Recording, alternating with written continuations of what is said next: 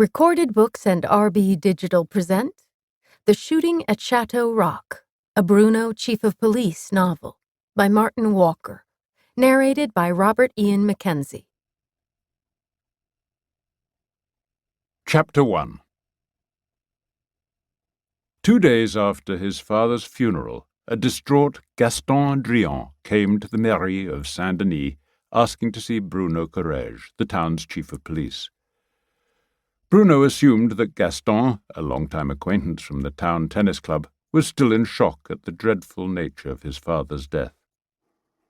The old man, a widower, had been alone on his remote farm when he had suffered a fatal heart attack. He hadn't been found for several days.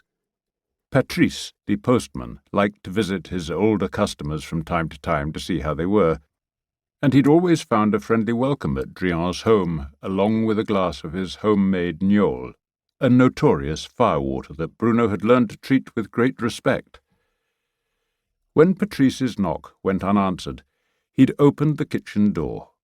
2 cats had darted out, and then Patrice had reeled back from the smell. Then he had thrown up when he saw what the cats, desperate for food, had done to the dead farmer. When he recovered, he'd called Dr. Geletro, who he knew had been Drian's physician, and waited outside in the fresh air for his arrival. Geletro had come within the hour, accompanied by an ambulance. Once he'd seen the body, he wrote a prescription for sleeping pills for Patrice, along with an instruction for the post office to grant him 3 days' leave. Given the circumstances, Geletro's death certificate, citing a heart attack as the cause of Drian's demise, had understandably gone unquestioned. And as the doctor later told Bruno, he had been treating Drian for heart trouble for the past several months, and the previous month had written an authorization for a pacemaker to be installed in Drian's chest. Bruno was surprised when Gaston firmly refused his offer to take him down for coffee to Café Cauet, saying, "This is going to be official, Bruno, so we'd better stay here in your office. I just came from the new notaire in Périgordian for what I understood to be the reading of Dad's will. He'd sent a letter for me that was waiting at the funeral parlour. My sister, Claudette, was with me. She came down from Paris. We were stunned by what the notaire told us. Anyway, on the drive back here, we agreed I should come and see you as an old friend. I mean, you know the law, and we don't." There was nothing left of his father's estate, Gaston explained. Without telling his children, Drian had sold the farm and put all the money into an insurance policy that would pay for him to spend the rest of his days in an expensive residential home for the elderly. He was due to go there in September. The notaire said that Drian had insisted on spending one last summer on the farm he'd inherited from his father. "Claudette and I can't believe that Dad didn't tell us what he planned to do," Gaston went on, "and we don't understand why he went to this fancy notaire in Périgordian when the whole family had always used Brosset for wills and anything official. I was going to see Brosset right after going to sit with Dad in the funeral parlour, but that was when I found the letter from the notaire in Périgordian." Bruno nodded in understanding. Brosset had followed in the footsteps of his father and grandfather as the local notaire in Saint-Denis.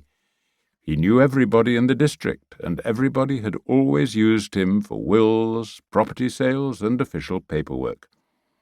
Brosset was something of a character, fussy and prim in dress and manner, and exhibiting a vanity that was so ridiculous that it was almost endearing, a private joke that the whole town enjoyed.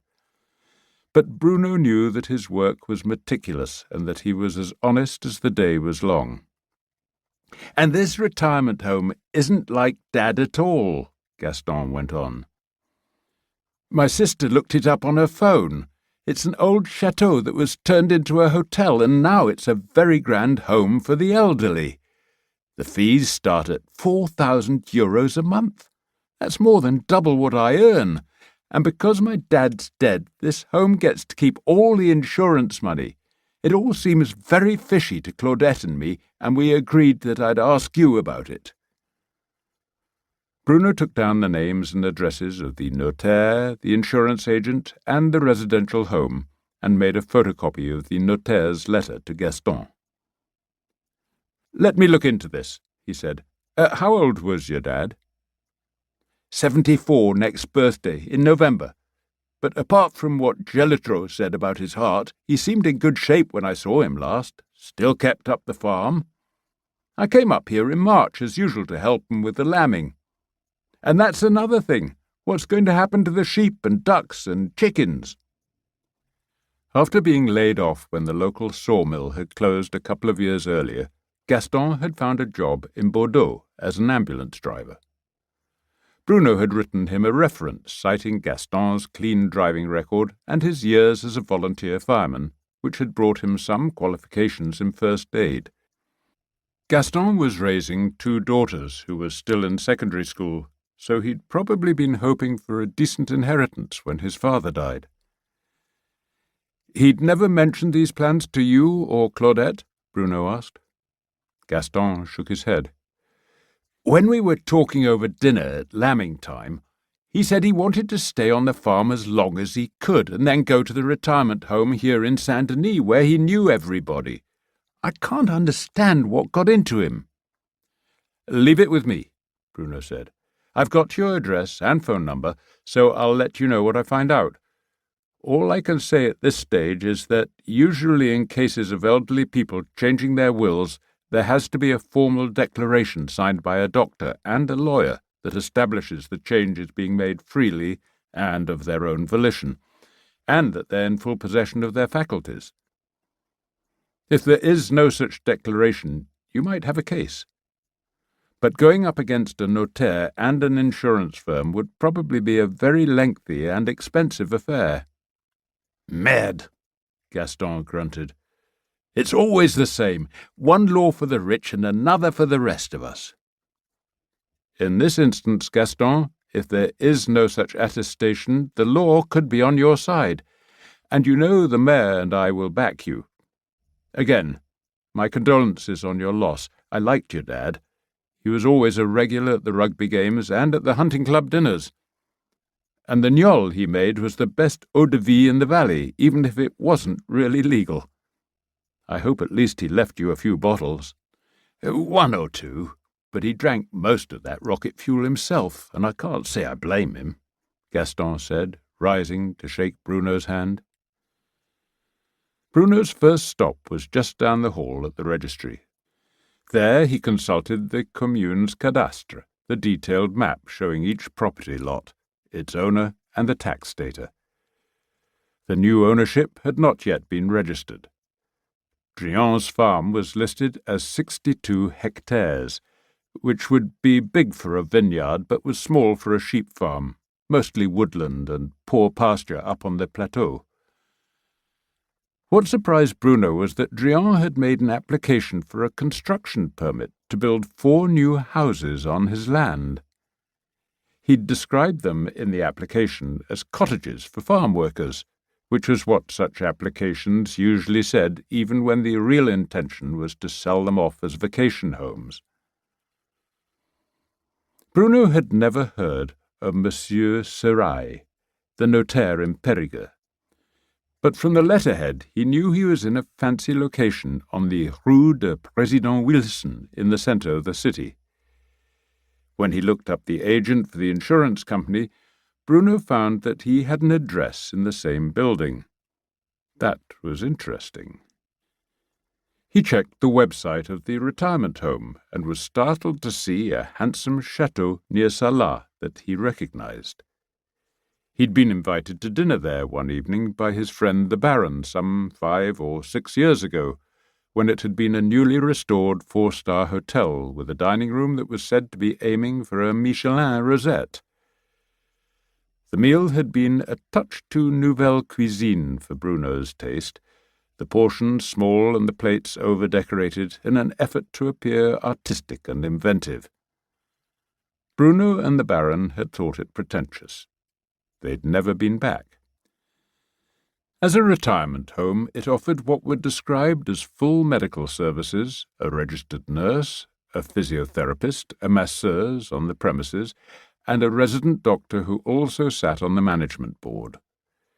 It advertised itself as a luxury establishment for the discerning customer modelled on an exclusive private club.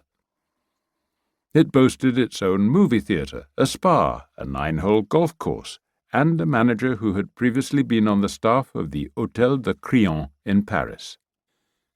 The chef was said to have served his apprenticeship at a restaurant in Geneva that Bruno had heard of, and had then been a sous-chef at the Relais Louis XIII in Paris. Bruno had been taken there for dinner one evening by his old flame Isabelle, and had eaten the finest quenelles of his life. Why on earth would Drian want to go to a grand retirement home like that, where the old sheep farmer would be sneered at by the other inhabitants and probably also by the staff? Subscriptions by application, the website said. Bruno found the manager's name on the website, called the Hôtel de Crillon in Paris, and asked for the head of security. He introduced himself and found that he was speaking to a former detective of the Préfecture de Police of Paris, who had heard of Bruno from their mutual friend JJ, the chief detective for the département of the Dordogne. Bruno said he was checking on a luxury retirement home in his region that claimed the manager had worked at the Crillon. The old detective laughed at the name. The man in question had indeed worked there for a few months as one of several junior assistant concierges, whose main duty was to take care of the guests' baggage and to collect and deliver their laundry and dry cleaning. He had been competent, the detective said, but had been asked to leave after one affronted female guest complained that he had offered his services as a gigolo. Bruno then phoned JJ at police headquarters in Périgordian to ask if he knew anything about the notaire or the retirement home, and whether this sounded like some kind of insurance scam. "I haven't heard about the retirement home, but this is something new in the notaire system," said JJ. "He's the first one here, but there are several in Paris, a notaire who forms a partnership with an insurance agent, an accountant and an investment advisor to offer full financial consultancy, usually for rich people. They call it wealth management. So far I've heard nothing bad about the guy in Périgordian, but it's not really my field. I can have a discreet word with a colleague from the fisc, if you like." Bruno felt reassured. The fisc was the slang term for the Brigade Nationale pour la Répression de la Délinquance Fiscale. Although they sometimes worked closely with the police, they were not police officers, since they applied the fiscal code and reported to the Ministry for the Budget and Public Finances, not to the Ministry of the Interior. Bruno passed along what he'd heard about the manager of the retirement home from JJ's friend at the Crillon, which left him laughing. Bruno then went to ask Claire, the secretary at the mairie, if the mayor was free. The mayor must have heard him, since he called through the half-open door to tell Bruno to come right in. Bruno explained what he'd heard and asked if the mayor knew anything about Drian applying for a construction permit. "Yes, and he got it approved by the council," the mayor said. "It was a matter of professional courtesy. Drian served 2 terms on the council for the commune before your time, Bruno. You know how councillors tend to support one another's projects, and with all these retirees coming here from the rest of France and Europe, we're getting a housing shortage. But I agree it sounds odd. I'll find out what my colleague in Salah knows about this retirement home. It doesn't sound at all like the kind of place Drian would have enjoyed." "You know Drian's farm," Bruno said. "What do you think it would be worth?" "They'd never sell it these days for raising sheep, not since Brussels cut the hill farm subsidies. Drian had one of the last of them," the mayor replied. "The house and barns alone might fetch 150,000, but only if somebody wanted to make it into a small hotel and gîte. I assume that's what the construction permit was for. It would depend on how much repair work would be needed. But the place has a great view. It could be popular in summer with the right management. Maybe you should talk to Brosset, then find out whether Drian had sworn a statement of competence, and we'll talk again. Bruno found the fussy little notaire in his office on the Rue Gambetta. Short and getting plumper, Brosset was always so neatly dressed in a suit and tie with a flower in his buttonhole that he had a reputation as something of a dandy. In Saint-Denis, few men wore ties to work, not even the mayor. Brosset was respected rather than liked. His wife, one of the dwindling number of women in town who stayed at home and prepared the traditional daily lunch rather than take a formal job, was a faithful churchgoer and a stalwart of the Action Catholique charity. Bruno, however, knew Brosset had hidden depths. He'd heard from female friends that Brosset was a star of the dance floor, the best ballroom performer in town. He went twice a week with his wife to nearby clubs in Bergerac and Périgordian, where they and their fellow enthusiasts could twirl to their heart's content. Bruno could just about waltz, but had no idea of the difference between a quick-step and a foxtrot. He simply circled the dance floor, moving his feet in time to the music while trying not to step on his partner's toes. But he recalled from the last Pompier ball that Brosset had indeed been the master of the dance floor. Bruno's friends, Pamela, Fabiola, and Florence, had each returned starry-eyed from their waltzes with Brosset, saying he was such a skilled partner that they had never danced so well. "This comes as an unpleasant surprise," Brosset said after Bruno had explained the reason for his visit. "It's not considered good form to go poaching in other notaires' districts, and Drian was my client. It's also a breach of professional courtesy not to let me know that the old will had been superseded. I drew up and filed Drian's original will for him. How he heard of this new notaire, Sarai, in Périgord, I have no idea. This means that in effect Drian has disinherited his children." The insurance aspect of the deal was also questionable, Bruno was told. Under the usual actuarial tables, Drian could have expected to live another 5 to 10 years, so the fees of the retirement home could reach as much as €500,000, and the farm could only hope to recoup that money if it was sold with the gîte as a going concern. But building the 4 gîtes would cost at least $300,000, plus repairs to the farm, building a swimming pool, terraces, a decent-sized parking lot, furniture. The numbers don't add up. They wouldn't get their money back. I can't see any reputable insurance firm agreeing to such a deal, Brosset said, ticking off each new expense on his well-manicured fingers. Unless, of course, they somehow knew that the old man had heart trouble. For someone of that age, any insurer would want to see medical records before agreeing to a contract. So I agree with Drian's son. It sounds fishy. Have you spoken to the mayor about this? He was the one who suggested I talk to you. What do you know about this notaire Drian used? Not much, Brosset replied. Sarai is new to the region. I heard he came from Marseille or Nice, somewhere on the coast. He's obviously well-financed, judging from the office he's leased. Still, with so many retirees moving to the Périgord and the new hotels and restaurants being launched, he probably knows the region is a promising market. I'll ask around. If I learn anything useful, I'll let you know. Brosset paused, tapping a finger against his lip. It might be useful to get hold of whatever documents Drian signed with this insurance firm and with the retirement home. I checked on the registry of wills when I heard of his death, and no new will had been registered that would invalidate the old one. That's why I'm surprised Drian's son went to Sarai rather than to me. As far as I know, Drian's original will is still valid, and along with his son I'm named as an executor. I could certainly request a copy of any financial agreements he made that would affect the will. The more I think about this, the more irregular it appears to be." "Please do that.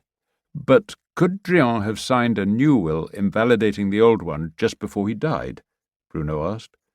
"If so, the registry might not have had time to be updated." "That's possible, but they are usually pretty quick. I can check. And if you're in touch with Gaston, ask him why he went to Sarai. How did he know Sarai was involved in his father's estate? Did Sarai contact him?" "Sarai sent a letter to the funeral parlour. It was waiting for Gaston when he got there," said Bruno. He pulled out his notebook and scribbled down the questions Brosset had raised. At the back of his mind, another question was starting to surface. The crucial evidence in all this might turn out to be the death certificate signed by Dr. Gelitreau, which listed a heart attack as the cause. Bruno would have heard if there had been an autopsy. Gelitreau may have made some kind of post-mortem examination, but more likely the doctor, almost as old as Drian, had simply filled out the form on the basis of Drian's age and history of heart trouble. If so, since the old man had been cremated, any contrary evidence was no longer available. As he went back to his office, Bruno pondered calling his friend Fabiola, who was by far the best doctor in town and always willing to help him. Phoning her at the town clinic where she worked with Gelitreau did not seem like a good idea. Bruno knew he'd be seeing Fabiola that evening when they went out to exercise the horses. He could ask her opinion then. As he entered his office, his desk phone was ringing. It was Brosset to say that he had checked with the registry of wills, and Drian's new will had been registered on the previous Tuesday, having been signed and formally approved on Friday, 3 days earlier. Bruno checked the calendar. Patrice had found Drian's body on the Friday after the will had been registered. The funeral had taken place on the following Wednesday. It was now Thursday. "Sounds as though Drian may have died on the very day the will was formally registered," Bruno said. "Which is the crucial date for the will, the day it was signed or the day it was registered?" "The day it was signed and witnessed," Brosset replied. "Meanwhile, I've just written to Sarai to request copies of the deeds of sale for Drian's farm, the insurance contract, and also evidence that the sale of the livestock has been properly registered. That's very important in these days of European subsidies and regulations." "Tell me more," Bruno said, and scribbled down notes as Brosset explained the arcane procedures that only a country notaire accustomed to dealing in livestock sales would be likely to know. "What if the notaire and new owner haven't followed these procedures with the livestock?" Bruno asked when Brosset had finished. "In a really serious case, the entire sale could be in question, and the notaire involved could lose his license. He could even be sued for professional negligence by the new owner. In this case, though, they probably have a way out by saying that Drian agreed to take care of the formalities about the livestock but died before doing so. That's the way I'd play it, and I imagine these men aren't fools." "What happens if Sarai won't let you have those documents?" "Deeds of sale for properties and livestock and wills are public documents which have to be filed and registered at the Préfecture. One way or another we'll get copies of them. Whether we can get the notaire is another thing."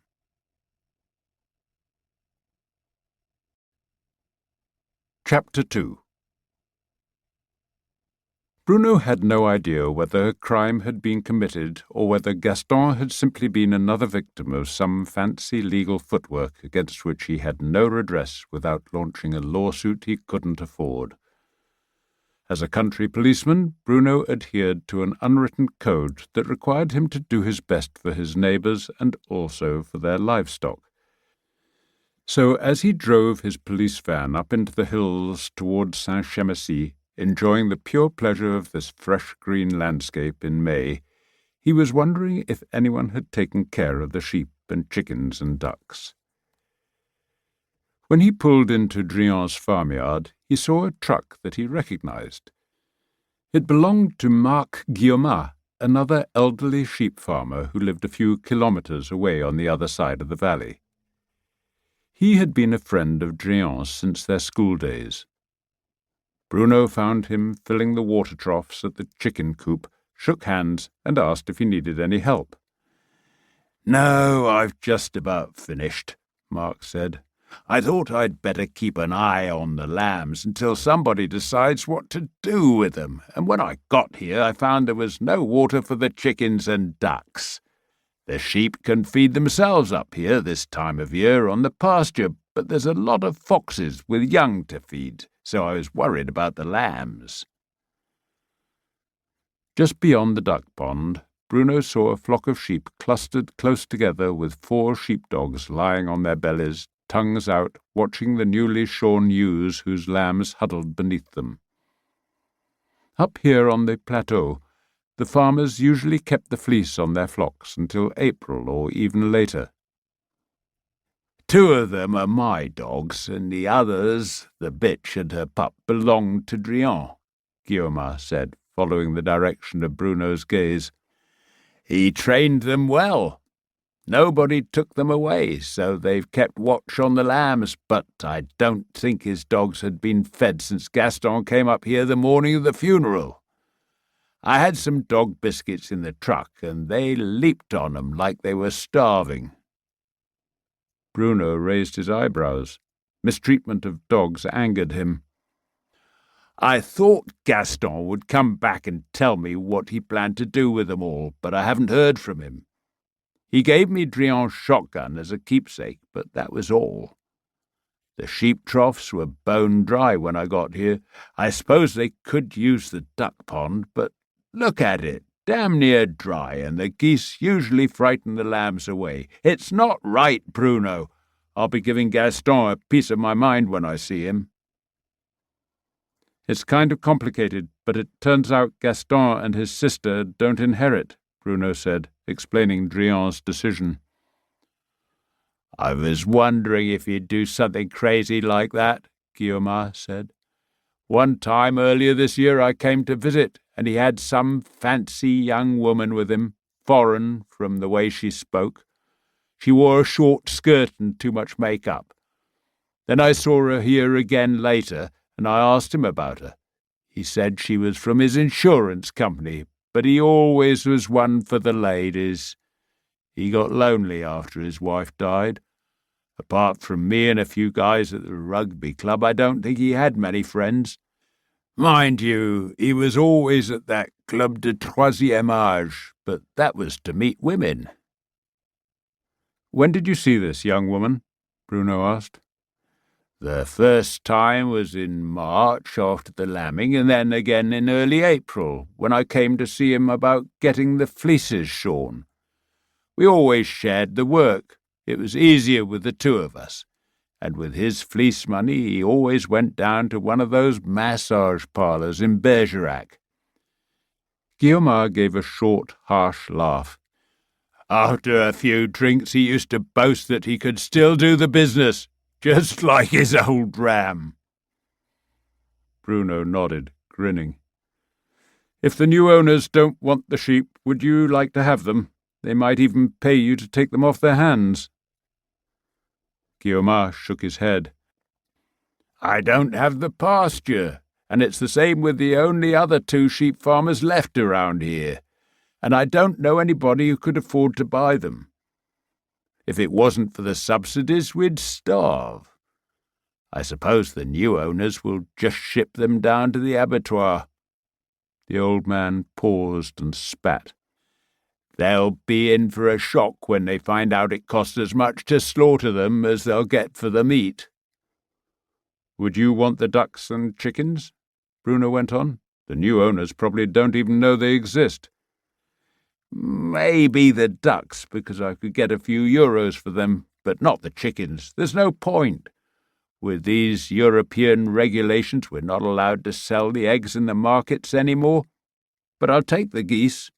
Come December, I can get 50, 60 euros for each one." Will you keep an eye on the sheep until I can find out what the new owners want to do? I'll make sure they pay you for your time." "In that case, certainly. I'll come by every couple of days." "By the way, how did you learn about Drian's death?" Bruno asked. "In the market. I ran into Dr. Chateau. Funny thing was, I'd called the doc when I couldn't get through to Drian on the phone. He sometimes forgot to recharge it, but Chateau said not to worry because he'd just seen him about getting a pacemaker." When Guillaume drove off, Bruno found the door to the farmhouse open, the rotten, sweet smell of Drian's death still lingering. He opened the available windows and looked around. Somebody had emptied the ancient fridge and washed the plates, stacking them in the dryer rack on the sink. There were 2 wine glasses, 2 water glasses, 2 side plates, 2 dinner plates, and 2 soup bowls. Had Drian not been alone for his last meal? There were 4 rooms on the ground floor: the kitchen, a primitive bathroom, a seldom-used living room with thick dust on the windowsills, and an untidy study with a desk piled with unopened mail. A narrow staircase led upstairs to 1 large bedroom, 2 small ones, and a junk room filled with ancient trunks and women's clothes hanging on rails in plastic sacks. They looked very old-fashioned, as likely to belong to Drian's mother as to his late wife. It seemed that Drian had slept in the main bedroom, since the bed was unmade, and a pair of grubby striped pyjamas hung from the post at the foot of the bed. 1 pillow still had the depression that showed where Drian had laid his head. The other looked clean enough, but when on a hunch Bruno turned it over, he saw a stain that looked like lipstick. He bent down to sniff and caught the faintest of scents. Inside a drawer of the bedside table he found a small bottle, without the usual pharmacist's label, containing lozenge-shaped blue pills. Beneath them were 2 well-thumbed porno magazines and a vibrator. There was no landline phone in the house, and Bruno could find no mobile phone, even after searching through the mess in the study. But there was a mobile phone bill from Orange, on which a quavering hand had scrawled, "Paid." In a drawer he found a checkbook with tabs showing payments to Orange, the Trésor Public of Saint-Denis, and the local supermarket. Bruno took the checkbook, leaving a signed receipt, noted the number of the mobile phone, and tried calling it. There was no response, not even a recorded message. That was odd, since the payments were up to date. There was little more to be done in the house, so he made sure the sheepdog's feeding bowls were filled with biscuits and croquettes he found in the barn. Still angry at the neglect of the animals, Bruno drove straight to Périgord to confront Sarai. A young woman in the outer office looked startled at his arrival and asked if he had an appointment. "The police don't make appointments, mademoiselle," he said briskly, and strode past her to the open door that carried Sarai's name. He found a sleekly groomed man in his 30s speaking a foreign language. Bruno heard the phrase, "Da konieczne wsio pariadke." It sounded Russian. Sarai was wearing a pinstriped suit, a brilliantly white shirt, and a silk tie that looked expensive. He was sitting behind a very modern desk of steel and glass that carried a large computer screen, a notepad, and a Mont Blanc fountain pen. He was rising angrily at the intrusion until he took note of Bruno's uniform. He gestured to Bruno to take a seat, turned away and spoke again briefly in Russian before putting down the phone and asking how he could help. "Monsieur Sarai?" Bruno asked. The man nodded. "Where did you learn your Russian?" "At school, but I kept it up. I have some Russian clients, and who would you be?" Bruno handed him a business card and explained that he was investigating a complaint from Drian's son about his father's new will. Had there been any formal statement of his fitness to create it? Because of his age, I insisted on it, said the notaire in an educated voice with a slight northern accent, from Lille or maybe Belgium. He sounded calm and self-assured. Behind him on the wall was a large modern painting that featured battling superheroes from comic books, rendered in harshly clashing colours of orange, pink and green. Drian had appeared before a panel of 3 qualified assessors in Périgordian, Sarai explained, and went on to name them. One was a psychologist from the local hospital, the second was Maître Debenet from the Palais de Justice, and the third was François Manory, currently serving his 3rd term as city councillor. The new will was handled in the usual way. The assessors satisfied themselves that Drian was competent to sign it. Sarai had then read the will aloud. Drian confirmed in the presence of the assessors that this was a precise statement of his intentions. Then he read the will aloud and signed it. At my suggestion, Drian then read out the act of sale and the insurance policy and his letter of application to the retirement home, and showed them the home's letter of acceptance, Sarai went on. The assessors asked him whether he intended in effect to disinherit his 2 children, and he replied in the affirmative. I forget his exact words, but Drian said they had each moved away and he seldom saw them, so he felt he couldn't count on them to see him through his old age. He wanted to make his own arrangements. He also made a disparaging remark about his daughter's lifestyle. I felt it proper to add that the children were not disinherited. All his other goods, including a small life insurance policy, along with his furniture and personal possessions and vehicle, went equally to his children. It was all completely above board, and after some more questions the assessors were satisfied that Monsieur Drian knew exactly what he was doing. Each of the 3 signed the will as witnesses. When was this? Bruno asked, thinking Sarai's remarks sounded carefully rehearsed. 12 days ago. Very shortly before he died, said Bruno. He paused as if reflecting. Did you register the new will? Yes, but not that day. The meeting with the assessors was on a Friday afternoon, so I registered it on Monday. And how did you learn of his death? I read it in Sud-Ouest. I at once wrote to his son at the address of the funeral parlour in Saint-Denis, where the paper reported that the body had been taken. What exactly was this complaint from the son? I can imagine he wasn't happy with the new will, but that's not unusual among families. Did you visit Drian's home? Around here that's usual in the case of someone who drew up the will. No, I didn't, because the farm was not part of the will. It had already been transferred to a new owner, the insurance company. It's now in their hands. Some of the contents were bequeathed to his children, but I gathered they had already taken those when they visited the farm.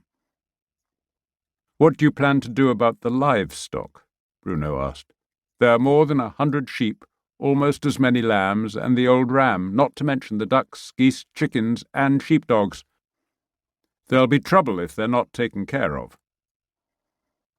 There was a long silence, and Bruno could see the notaire was thinking carefully, and then he began scribbling on his notepad before he answered. Again, that's the responsibility of the new owner, but I'll look into it and make sure they are disposed of without delay. Thank you for informing me. Is there anything else? Convinced that the notaire couldn't care less about the sheep, Bruno wanted to press the matter. He asked for the name and address of the new owners, and the lawyer simply referred him to the insurance agent in the same building, information Bruno already had. Would you have the name of the young woman from the insurers who visited Monsieur Drian in April? Bruno asked. No, but you might try the agent himself, came the curt reply. The last time Gaston Drian saw his father a few weeks ago, the old man had said he planned to live and work on the farm as long as he could, and then go to the retirement home in Saint-Denis where he knew people, Bruno said. Gaston couldn't understand why his father had suddenly chosen this much more expensive place without even letting his son and daughter know. "I see," said Sarai. "There could be many reasons for that, not even allowing for the resentment with which Monsieur Drian spoke of his children during the assessment process. As long as he was judged to be in his right mind, it is not for the notaire to question his client's wishes.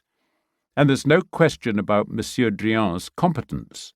If you'd like to speak with any of the assessors, I can give you their names and phone numbers and print out a copy of their assessment for you. Will that be all?" "Are you in contact with the insurance agent?" Bruno asked. "He seems to share your address." "Monsieur Constant and I sometimes work together if a client needs insurance advice," Sarai replied cautiously. "Why?" "You might want to let him know that willful neglect of livestock is a criminal offence. I've been up to the farm, and those animals have been left without food or water. This can be a serious matter if, as in this case, the animals and farm in question are receiving subsidies from public funds." "I see. I will let Monsieur Constant know about this when he returns. He's out of the office, travelling on business. Of course, it's an issue for the insurance company, not him personally. I imagine such matters are outside his usual sphere. Do you have any suggestions I might pass on? Coming from a rural commune, I imagine you know more about this than I do." Sarai uncapped the fountain pen and held it poised over the notepad. Bruno explained that the new owner should either sell the livestock, and he would find markets listed at the Préfecture, or take them to a licensed abattoir to have them killed and sell the meat.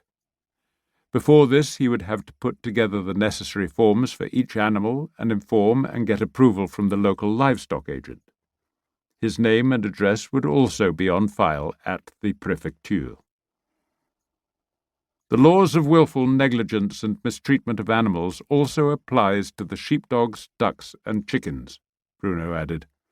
"But I'm not sure whether they qualify for subsidies under the new hill farm rules." Sarai said nothing, but began scribbling notes. "As the notaire who handled the will, did you also take care of the sale of the farm to the insurance group?" Bruno asked. He was starting to enjoy this. "If so, you will naturally have filed details of the new owner of the livestock with the proper authorities, both at our own agricultural ministry and with the European Commission. And of course you'll have ensured the new owner had a proper license to be the owner of subsidized livestock that may be used for human consumption." "I see," said Sarai, avoiding Bruno's question about drawing up the deeds of sale.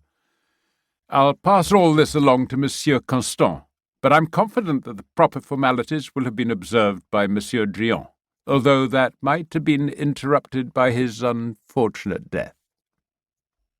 I hope you understand, monsieur, that any failure to meet the livestock regulations could throw the whole sale of the farm into question, quite apart from the legal liabilities for taking due care of the animals. I will naturally try to reach Monsieur Constant too, but I count on you to ensure he is aware of these concerns and that he faces serious charges. Please ask him to contact me as soon as possible. May I wish you a very good day, Monsieur Sarai, and, by the way, welcome to the Périgord." Bruno rose and left, trying to suppress a grin at the thought of these city slickers learning the expensive lesson that animals have rights too. Then he tried the door of the insurance agent in the next-door office. It was locked, and there was no response to his knock. He scribbled a brief message on his business card explaining that Monsieur Constant should contact him as soon as possible, and pushed it under the door. For the first time he began to think that there might be hope for Gaston and his sister to inherit something after all.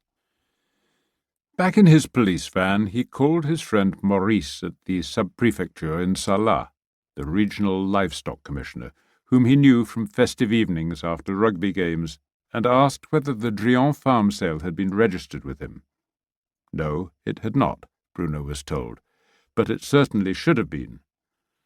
Bruno then told Maurice, with only a little exaggeration, that without him and old Guillaume, Drian's sheep might have died of thirst by now. Bruno explained the whole story and agreed to meet Maurice at the farm the following morning at 8. Then he called another friend, Annette, a young magistrate in Salat, and asked if she would draw up a summons against the agent of the insurance company for mistreatment of livestock, with himself as witness of negligence.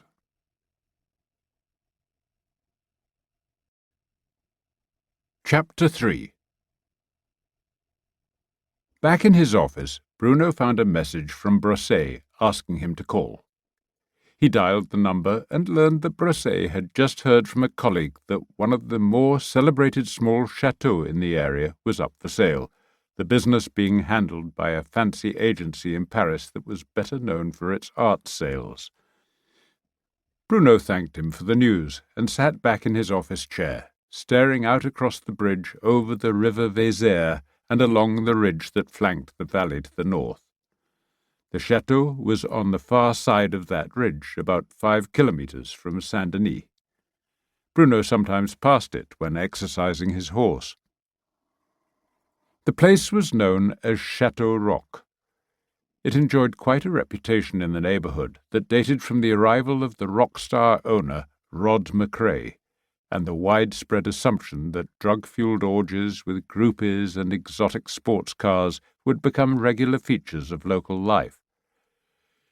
Older inhabitants of the region professed to be shocked, but their younger counterparts were thrilled. This would put Saint-Denis on the map. Even the appearance of the heavily pregnant Madame McRae and their sedate Volvo had not stilled the salacious expectations of the locals, nor the way teenage boys would dare one another to creep through the undergrowth to spy on the rock star's private life. By the time Bruno arrived in Saint-Denis, the novelty and the fantasies had long faded. But the region was glad to have a famous inhabitant, and a faint echo of the chateau's old notoriety remained. Bruno was surprised at his ignorance of McRae's decision to sell. He thought he knew the family better than that. He'd visited Chateau Roc regularly when Rod McRae and his wife Megan held their annual birthday party for their 2 children, born on the same day although 3 years apart. Bruno knew them both, for they had each spent years in the tennis classes he ran for the local youngsters. The children, Jamie and Kirsty, had both gone to the junior school in Saint-Denis and then to the town's collège until the age of 15, when each of them had been sent to a boarding school in England. Jamie, the elder by 3 years, was now at the Royal College of Music in London, and Kirsty was hoping to go to Edinburgh University in the autumn. Bruno knew Rod quite well from the local rugby club, less for his appearance at local matches than through his almost religious attendance at the broadcasts of the Six Nations matches on the club's big screen. Whenever Scotland was playing, he brought along a litre bottle of scotch for all to share. In Bruno's early years in Saint-Denis, when the recording studio that McRae had built on the chateau grounds was still busy, he'd been invited to attend the post-recording party that McRae always threw after a new album was complete. But there had been no such party for some years, Bruno reflected, wondering if this decline had inspired McRae's decision to sell.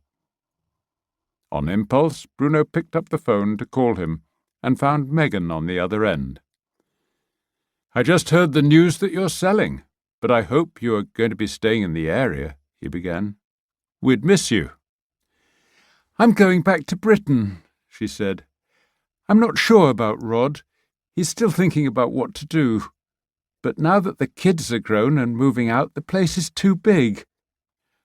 We're getting a divorce while I'm still young enough to start a new life. We'll have a last family summer here, though." "I'm sorry to hear that," Bruno replied. "I half expected Jamie and Kirsty to turn up one day to start new families of their own." "They love it here, so they might, but not at Chateau Roc. Still, they'll be here this summer. Jamie is giving some concerts for local music festivals, and he'll be recording his first CD. Rod calls it his studio's last gasp. And you're also staying on through the summer? It all sounds amicable. It is amicable, and we'll stay friends. At least I hope so. I'm still fond of him, but I was a child bride, Bruno. Rod's getting on for 70, and I'm not quite 40 yet. I have no intention of spending the rest of my life as his unpaid nurse. Are you going back to Scotland? Rod might do that, but I'm off to a teacher's training college just outside London. You remember I took that degree in French and Spanish through the Open University. With 1 year of training I can be a full-time teacher, and I'm looking forward to that. I haven't yet decided where to go. My sister lives in Manchester, so I might move there.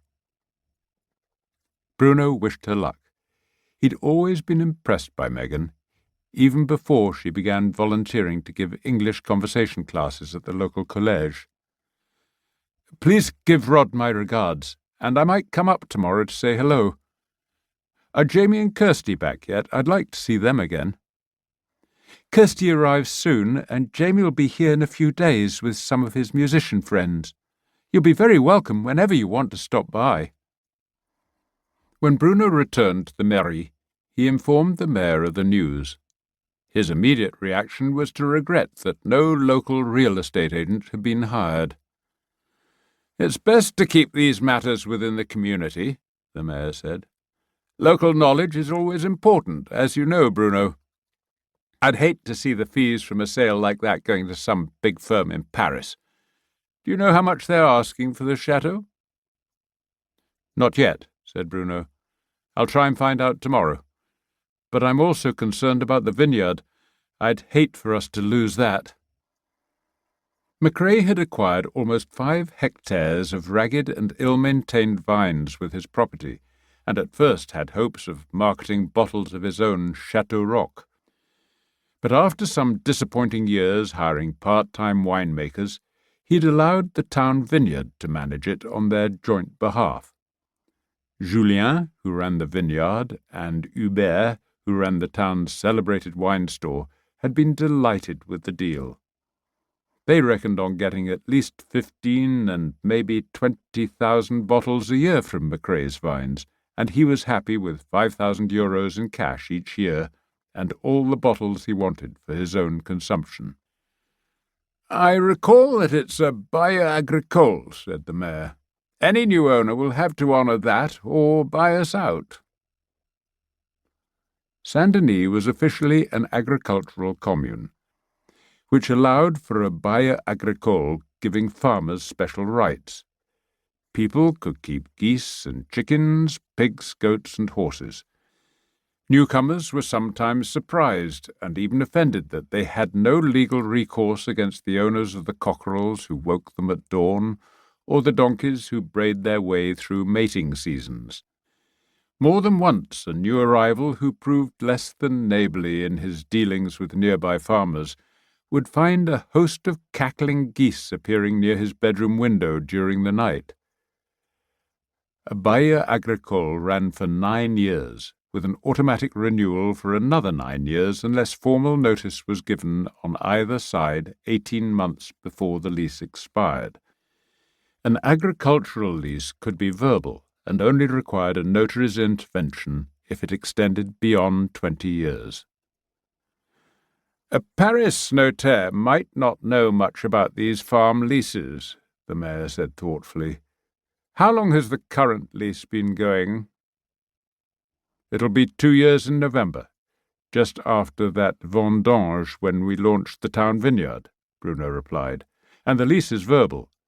You and I were there to witness it when McRae and Julien shook hands. Even though he's never turned up for board meetings, McRae is on record as a director of the company, the mayor added, stroking his chin in the way he did when thinking hard. And he signs the company's annual reports, which means he cannot claim to be unaware of the bail agricole. I think he only became a director because of his daughter, Kirsty, who enjoyed working in the vineyard, said Bruno, wondering where the mayor was heading. Most of Bruno's savings were invested in the town vineyard, which made a modest profit every year, employed 6 locals, and would soon pay off the bank loan the mayor had negotiated to buy out Julien's failing business. Every school holiday, Kirsty was out there in the vines, pruning in winter, trimming in springtime, picking in September, Bruno went on. Julien even offered her a job, but Macrae always insisted she should get a degree first. She starts at Edinburgh University this autumn, and I imagine she'll be there during this year's harvest. The mayor waved aside Bruno's remarks. It will be up to us to ensure that due account of our lease is taken in the event of a sale, he said, adopting a pious air that Bruno recognized. It meant the mayor was up to something. We have a duty to consider the interests of the town vineyard. After all, the town has made significant investments and improvements there, clearing out dead vines, replanting new ones, taking on new staff. Until we took it over, that vineyard was a liability, and now it will doubtless enhance the value of Macrae's property. Bruno nodded. And let's not forget that we've started the process of turning it into an organic vineyard, he said, grinning as he realized the way the mayor's mind was working. Right. Nothing could be more important than the new owner recognizing the ecological stewardship the town vineyard has displayed, the mayor replied. It's a great responsibility. They might be well advised to come to an amicable arrangement to let us take over the vineyard altogether. The mayor smiled at Bruno. They understood each other perfectly. The mayor did not need to spell out all the endless little obstructions an experienced mayor, armed with an agricultural lease, could deploy to ensure that the vineyard remained firmly and probably permanently within the town's control. I suppose it will depend on who buys the property, Bruno said. Given the history of Chateau Rock, it's likely to be another foreigner. If so, we should make him or her very welcome and suggest that the mutually advantageous partnership between the new owner and the town vineyard continues for many years to come. And we have some time. The sale won't go through until October, since the Macraes want a last family summer together at the Chateau. Good, said the mayor. Let's keep this to ourselves for now, though you could let Hubert and Julien know about it in confidence.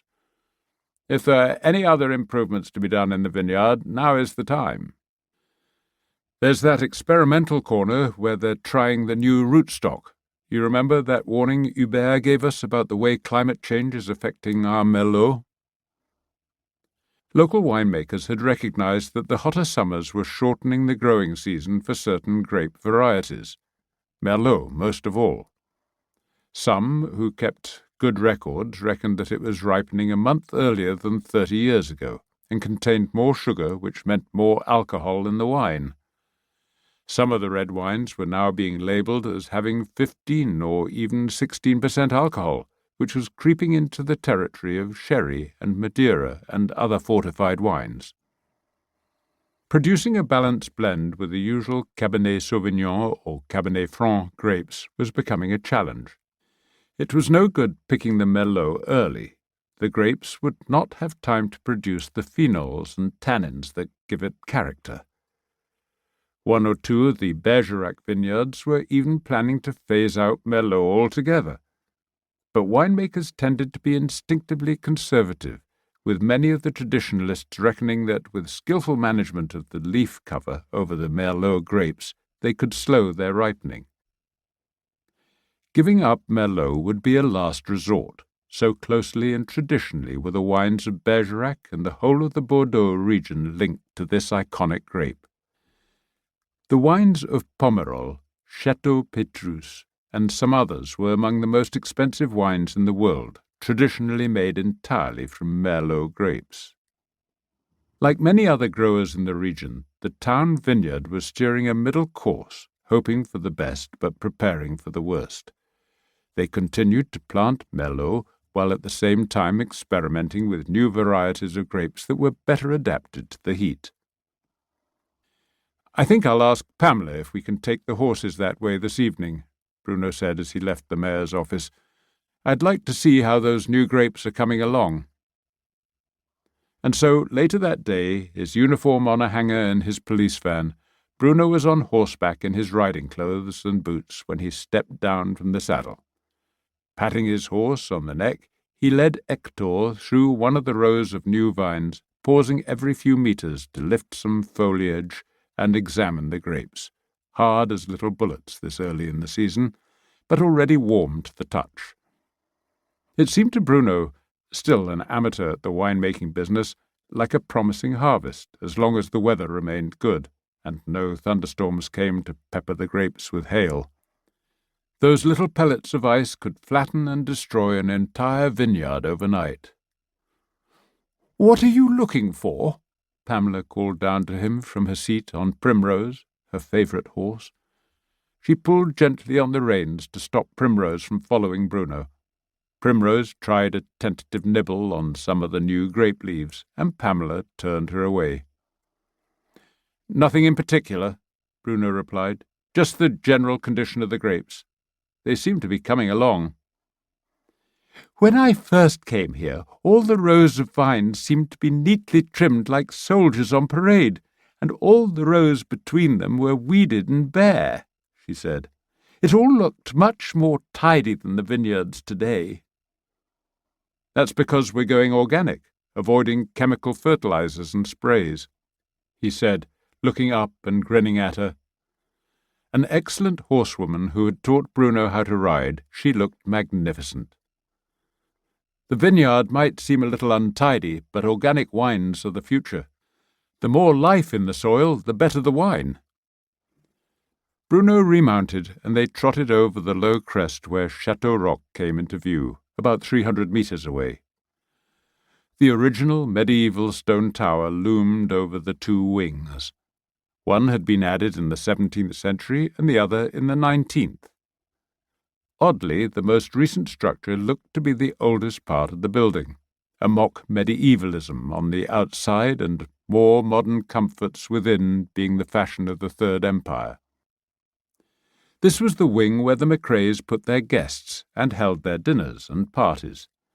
Its broad terrace led to the swimming pool and tennis court. Beyond the court was the old barn, once used to dry tobacco. Now it housed the recording studio. The family lived in the other, older wing, whose plumbing and bedrooms had been thoroughly modernized when Rod Macrae had first bought the place. This family wing opened onto a tidy but sprawling vegetable garden. Scaffolding had been erected, and the whole facade was evidently being overhauled and the windows repainted before the chateau went on sale. Bruno had expected to see at least one of the Macraes on the terrace, enjoying the evening sun over a glass of wine, but the place seemed deserted. Maybe they were out to dinner. "There's Félix with the rest of the horses," Pamela said from behind him. Bruno turned away from the chateau to follow the direction of her finger, to see the stable boy with a string of horses on a leading rein behind him. Pamela waved, nudged her heels in Primrose's sides, and set off at a brisk walk down the gentle slope to the hunter's track below. Bruno gave Chateau Rock and the valley stretching below a final look, and followed her to join the others.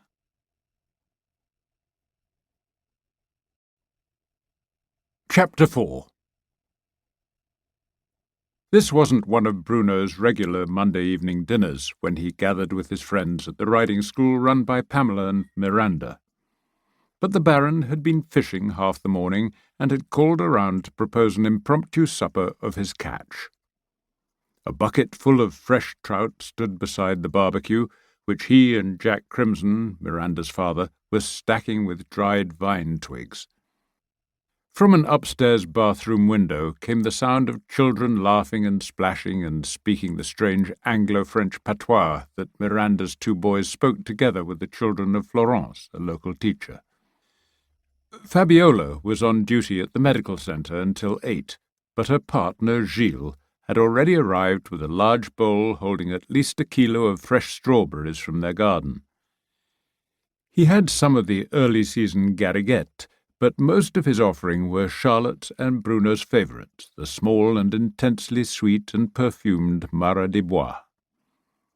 Gilles had embraced with enthusiasm the Périgord's reputation for producing the finest strawberries in France. It was the only region in Europe to have its own trademark protection. Balzac, Bruno's basset hound, greeted his master's return with his usual sonorous howl of welcome and trotted along at Hector's heels until they reached the stables. Along with Félix, Bruno and Pamela rubbed down the horses, refilled their water troughs and mangers, changed in the pool house and had a refreshing dip in the swimming pool before rejoining the others.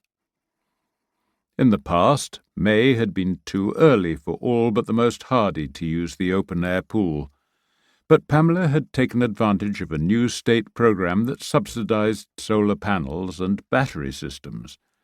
With new panels now installed on all the roofs of the barns and stables, the riding school had energy to spare and sell back to the national grid, and also to heat her swimming pool. Jack had set the table on the terrace under the trellis of vines. Bruno looked to see whose wines Jack had bought on his latest foray into the Bergerac vineyards. His weekly research expeditions were now taking Jack to winemakers who were new to Bruno and his friends. So it was today. Bruno had heard of the sweet, golden Montbazillac wines of the Domaine de Pécula, but he'd never tasted their dry white wines and looked forward to doing so. Each one of them fell into a separate task without being asked, so accustomed were they to working together. Bruno took the bucket of trout into the stable and began to gut and clean them in the stable sink. Pamela had gone to the kitchen to slice lemons for the fish and to peel garlic and potatoes. Félix took the bucket of fish guts to the compost box. It had a sealable lid so the foxes couldn't get inside. He buried the guts deep in the box and forked some grass cuttings on top. "How's the new book going?" Bruno asked Gilles, who was preparing the strawberries he'd brought. They'd first met during the siege of Sarajevo, when Gilles had been an eager young reporter for Libération, and Bruno had been wearing the blue helmet of a United Nations peacekeeper. Gilles had left Paris Match to write books and freelance. "It's tough when most people in France hardly know Ukraine is still a war zone, and most of the rest think Russians and Ukrainians are two different peoples, when half the Ukrainians have relatives living in Russia. Ukraine's foreign minister was born and educated in Russia, and his father-in-law is the Russian general who seized Crimea. It's complicated." "Politics usually are," said Bruno. "But I thought you'd almost finished the book." "Me too, but events on the ground keep changing. I have to go back there for a week or two. I'm trying to arrange an interview with a guy called Stichkin, a judo friend of Putin when they were boys in St. Petersburg. Stichkin was born in Ukraine, but counts himself as a patriotic Russian. He's as rich as Croesus, and I'm told he helped finance and organize the Russian takeover of Crimea and eastern Ukraine." "Fabiola won't like you going back," Bruno said. He recalled Fabiola saying she'd first realized she was in love with Gilles when he was in Kiev, covering the occupation of the Maidan by young Ukrainians protesting their pro-Russian president's blocking of an association agreement with Europe. It had turned into a slaughter, with dozens of the protesters gunned down by mysterious snipers. For several frantic hours, Fabiola didn't know whether Gilles had survived. "She's not happy about it, but she says she understands." "She says that because she loves you and knows that you want to get the story." "It's more than a story, Bruno," Gilles said sharply. "People here say Europe has known peace for 70 years, but it's not true. You and I were in the Balkan wars in the 90s, and now we have the Ukraine war today, and all along the Mediterranean coast there are wars and revolts and refugees. Those Maidan shootings triggered everything," he went on. "The Russian occupation of Crimea, the separatist war in eastern Ukraine, Russia's first massive disinformation campaign on social media to try and put the blame on the protesters. I remember the Russians leaking that recording they'd made of some high American diplomat saying "fuck the EU" to the US ambassador in a phone call. "Victoria Nuland, Assistant Secretary of State for Europe," said Gilles, grinning now. I remember thinking it was refreshing for people to hear how top officials really spoke to each other, and about each other. Anyway, I think we'd better join the others. Bruno had brought Pamela a dozen eggs from his chickens when he arrived to exercise the horses, and Miranda had hard-boiled them before rounding up the children for their bath. In the kitchen, Bruno peeled the eggs, cut them in half, and spooned out the solidified yolks. He chopped some allumette, thin strips of smoked bacon, and fried them in their own fat, while Pamela passed him some mayonnaise she'd made. He used a fork to crumble the hard egg yolks, added salt and pepper and 2 spoonfuls of Dijon mustard, and then stirred in the bacon bits and the mayonnaise before spooning portions the size of walnuts into the halved egg whites. He set them out on a large plate and sprinkled a small amount of paprika onto the œuf mimosa before taking them out to the terrace and putting the dish in the centre of the table. He draped a dishcloth over the bowl to keep away any flies. Félix came in with 2 new lettuces from the garden and a bowl of radishes already washed in the stable sink.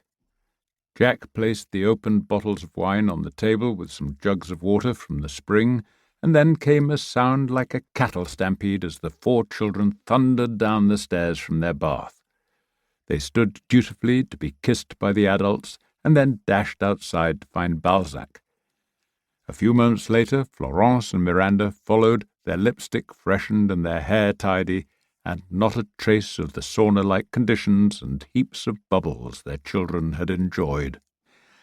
"I need a drink," Miranda declared, and Bruno poured splashes of crème de cassis into 6 wine glasses, filled them with white wine, and handed around the kir, their usual pre-dinner aperitif. "I have a message for you from the choirmaster, Bruno," said Florence. "He needs to talk to you about the programme for the summer concerts. We're singing Beethoven's Choral Fantasy for the Musique en Périgord concert, and he wants to know if that suits you for the open-air event as well." "I thought you were doing your standard programme of Handel, Tchaikovsky, and the Mozart piece. What is it? Laudate Dominum?" Bruno said, knowing how much Florence enjoyed singing the soprano role. "I think people like the old favourites." "I tend to agree, but you'd better discuss it with him. And now that the pool is warm enough, when do you plan to start teaching the children to swim? Remember, you promised them." They arranged to meet on Sunday morning when Bruno would join them for breakfast at 8. Gilles' phone rang out with the opening bars of the Piaf song La Vie en Rose. He answered, talked briefly, put his phone away, and reported that Fabiola had a late patient and they should not wait. Bruno began sawing off slices from the big round torta of bread, and the children were called to the table. The Baron laid all but 1 trout on the barbecue and joined them, asking the youngsters if they recalled the lesson he'd given them on how to eat a fish while avoiding the bones. Their mouths full of fresh bread and œuf mimosa, they nodded silently, and dinner was under way. Bruno looked around the table at his friends. The Baron he'd known for more than a decade, since he'd first come to take up the job of policeman in Saint-Denis. They'd met at the rugby club, again at the tennis club, and then at the hunters' club, 3 of the crucial associations that helped bind together the community of Saint-Denis. Jack Crimson he'd known slightly for some years, at first accepting his claim to have been a boring civil servant and diplomat, enjoying his retirement in France. It was only in subsequent criminal cases, the first after Jack's home was burgled, that Bruno had learned he had been more than just a diplomat. Crimson had retired after running Her Britannic Majesty's Joint Intelligence Committee and had contacts with senior figures in security and intelligence on both sides of the Atlantic. One of them, to Bruno's surprise, had turned out to be General Lannes, from the staff of France's Minister of the Interior, who appeared from time to time in Bruno's life when matters of state security erupted in the peaceful Périgord. When he'd first met Pamela, she was known locally as the mad Englishwoman, who parked a horse in front of Fouquet's café and did the crossword puzzle of the previous day's Times over her croissant and coffee. She spoke unnervingly correct French and watered her horse in the river at the end of her morning rides, dressed English style in riding coat and jodhpurs, with her red-gold hair spilling out from beneath her riding cap. It was after Bruno had lost Isabel, the woman he still thought of as the great passion of his life, that Bruno had come to know Pamela better and started their initially happy but later interrupted affair. The interruption had been Pamela's idea. She insisted he needed to find a woman who would, unlike her or Isabel, settle down with him and raise a family. Bruno had agreed, wondering whether such a paragon would ever appear, who combined maternal instincts with the fiery spirit and independence of Isabel or Pamela. When such a perfect woman failed to appear, Pamela had welcomed him back to her bed, but only at times of her choosing. Bruno's eyes lingered on the last of the grown-ups at the table, Florence, the single mother of the two toddlers, Dora and Danielle, whom Bruno adored. He had met her as a downtrodden divorcee. She was working as a quality controller in a local truffle market for an odious boss who harassed her. Learning that she had a degree in chemistry, Bruno had helped her to find a job teaching environmental science at the Saint-Denis College. Her confidence had soared since Florence had launched the school's computer club and been elected to the regional council of the Teachers' Union. She was now on the mayor's list for the next council elections, which would make her into one of Bruno's bosses. They had just begun to clear away the plates from the main course when a horn tooted, and Fabiola's Renault Twingo turned into the stable yard. She parked and walked briskly toward them, declaring she was starving before kissing everyone and sitting down to devour the last two œufs mimosa. The Baron rose to put her trout on the still glowing embers of the grill, and Jack poured her a glass of white wine, which she finished in 3 gulps before holding out her glass for more. "Sorry I'm late. One of the usual local hypochondriacs," she said. "These œufs are delicious, Bruno. And your wine, Jack. What were you all talking about?" "Food, wine, and horses," Pamela replied. "The essentials of a healthy life." "So you haven't heard the gossip about the Macraes at Chateau Rock?" Fabiola went on. "I'm told they're getting a divorce and selling their home." "I was about to mention that to you, Pamela, just when Felix and the others showed up," said Bruno.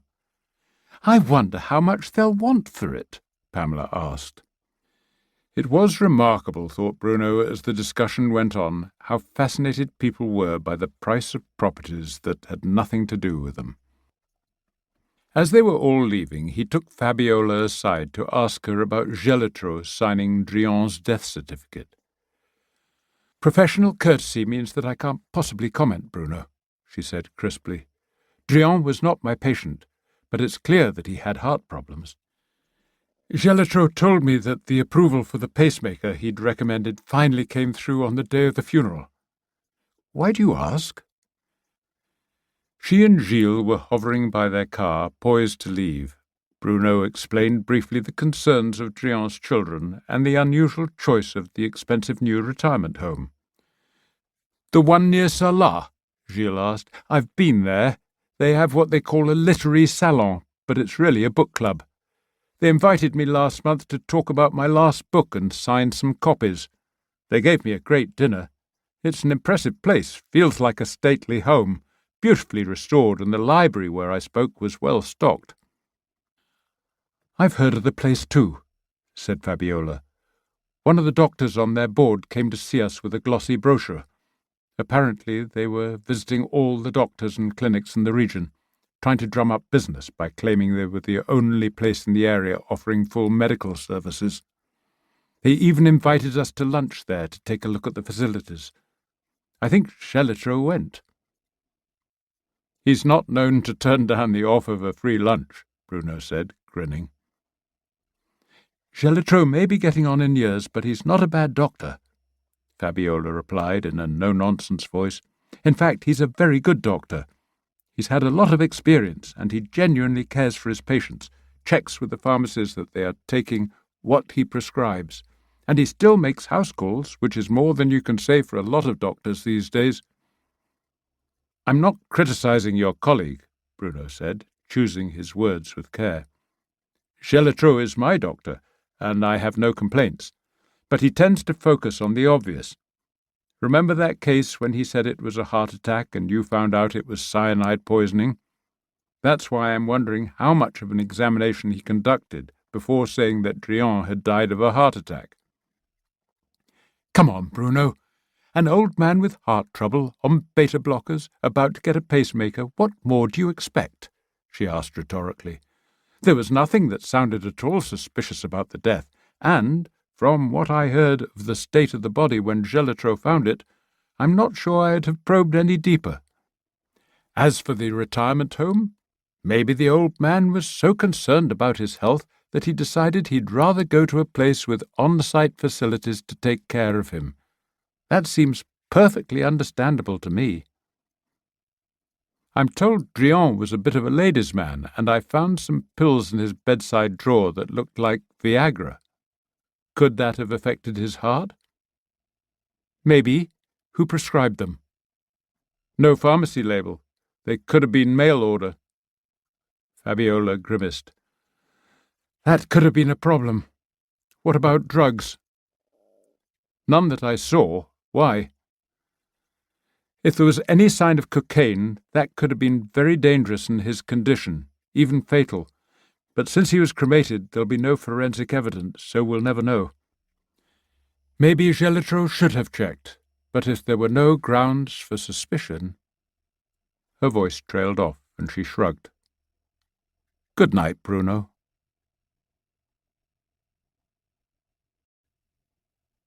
Chapter 5. At 8 the next morning, Bruno met Maurice, the livestock commissioner, at Drian's farm. Balzac was with him, on a leash in case the lure of the sheep or the prospect of new friendships with the sheepdogs proved too tempting.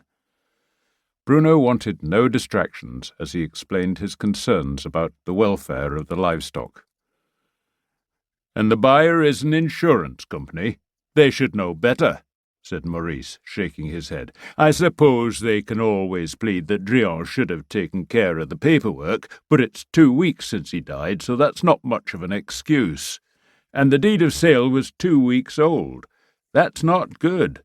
And in all this time no representative of the new owners has been here to check on the livestock. That's not just irresponsible, it's criminal negligence." Bruno nodded agreement. The only people who have been here since Drian was found dead have been his son, who fed and watered the stock, and then yesterday I came here and met Guillaume from across the valley, who was doing the same. I filed a statement of mistreatment with Annette, the Salar magistrate we've worked with before. Right. I'll visit Guillaume next to take a statement from him, and then I'll talk to Annette. It'll be up to her whether I file a complaint through the commission or add mine to yours. I presume this notaire who handled the sale hasn't had much experience with farming." Bruno smiled and shook his head. "I'm told that what he does is called wealth management." "He can probably expect to lose some of that wealth in fines," said Maurice with a contemptuous snort. "Honest farmers who have to deal with all this paperwork will be delighted to read in the paper that some financial guys are getting punished." "How much can the fines be?" "Depends on the court, but it's usually between 50 and 100 euros for each animal. 100 ewes, almost as many lambs, so at most it could be 20,000. By the way, I don't like the look of some of the lambs, so I'll take them to our vet. They need lots of water when they come off their mother's teat." "You'd better let Guillaume know how many you've taken. I've asked him to come over every day or two to take care of the animals. I presume we can bill the new owners for that?" Certainly, and I'll build them for my time as well. If I had my way, these bastards would go to prison. They're not fit to deal with livestock." They said goodbye, and Bruno headed to Chateau Rock, sad at the prospective sale, but still looking forward to seeing Rod McRae, a guitarist whose riffs and songs had been part of the soundtrack of his boyhood. When Rod stood up from the garden chair on the Chateau terrace, he was as tall and as skinny as he'd been in his days of rock music fame several decades earlier. He still dressed the same way, black jeans tucked into high-heeled boots, a Stetson hat perched on the back of his head, and a denim shirt with a black leather vest that was shiny with constant wear. With lines etched deep into his face, McRae looked his age. Bruno assumed he was wearing the hat out of vanity. Bruno knew him to be bald on top, but he'd grown out the grey hair on the sides of his head to keep his trademark ponytail, and he still kept a hand-rolled cigarette smouldering on his bottom lip, as he had in his days on stage. "Ça va, Bruno?" he asked in a slow, almost lazy voice. He reached out to shake hands before bending to greet Balzac. "This is one hell of a fine-looking dog," he said, scratching Balzac at that spot on his chest the hound couldn't reach. Balzac almost purred with pleasure. "He's purebred, isn't he? A real pedigree hound." "Yes, from the best hunting pack in France, I'm told. I was lucky to get him." "I know the story. After your last dog was killed in the line of duty, somebody in the government arranged for you to get this one. You planning on breeding him?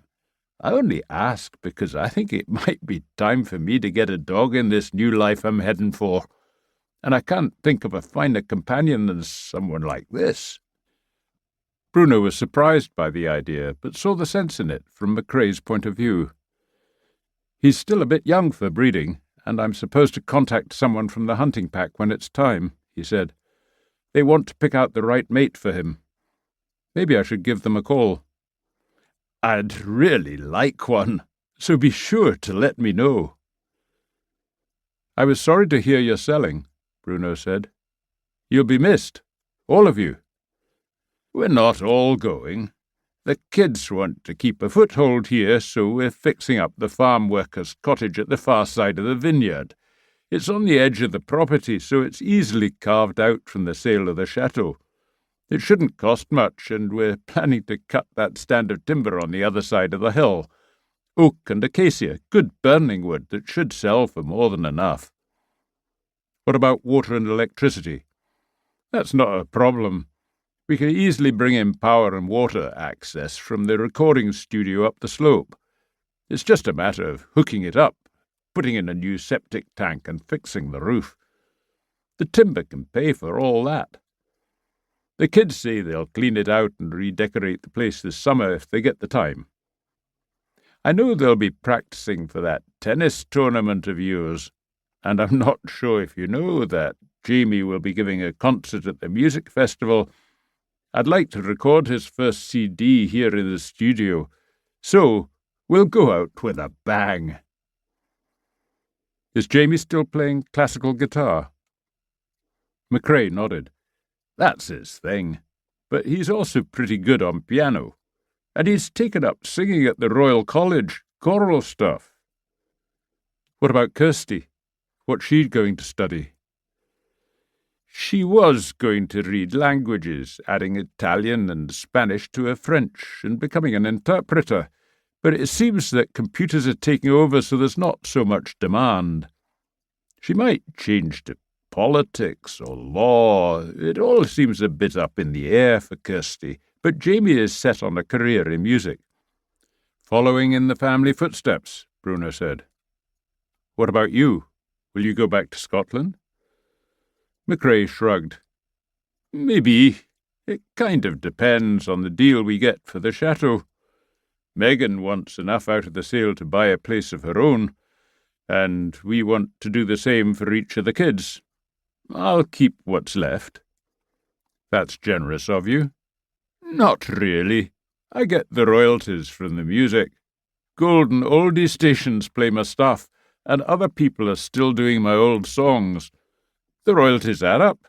Britain, America, Germany, Australia, even some from France. I do okay." He spat out the stub of the cigarette and ground it into the earth with his boot.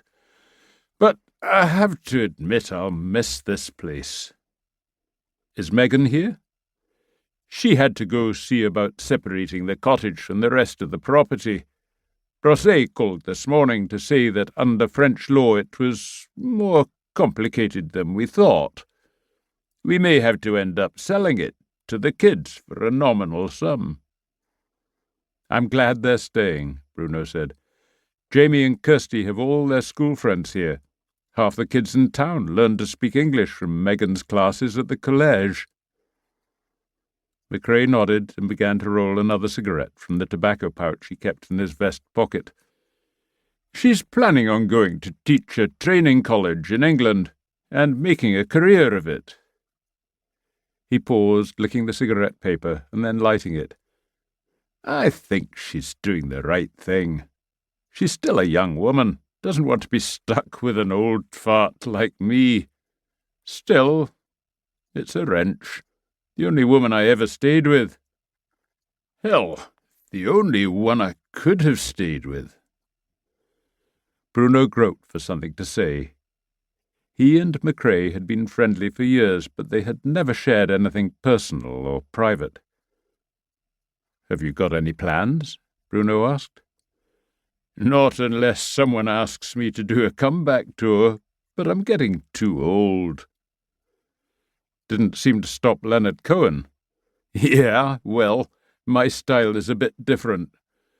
I've been working on writing a few songs, just playing around with my guitar, indulging myself like old men do." "That's good. I'd be interested to hear them," said Bruno, who remembered as a boy hearing on the radio the surging, infectious chords of McCrae's group and his raucous voice. "I grew up with some of your records. One of the guys in my unit in the army had all your songs on a cassette." "That was a long time ago," McCrae said. "This new stuff I'm working on is different. Songs and ballads more than the old heavy rock. Just me and my guitars. When Jamie was here over Christmas, he and I played some numbers together. Mainly I'm just having fun, but maybe I can make something out of them. We'll see." "I'd like to hear them, the new songs," Bruno said. "Yeah? That's nice of you." McCrae nodded vaguely, making no commitment, but looking pleased. "Let's go see what the lady from Paris has been doing. She's filming the place with a drone. Apparently it's the thing now for high-end property sales," McCrae said, and began heading across in a slow, rolling stroll that reminded Bruno of the way cowboys walked in films of the Old West. Maybe it was the boots. A young woman, dressed in casual chic, shook hands with Bruno and asked him to call her Nathalie. In the shade at the side of the chateau, out of the direct sun, she turned on the small screen on the control panel. She had done a high shot of the whole property, then dipped the drone down to float slowly over the vineyard and the gardens before circling around the chateau itself.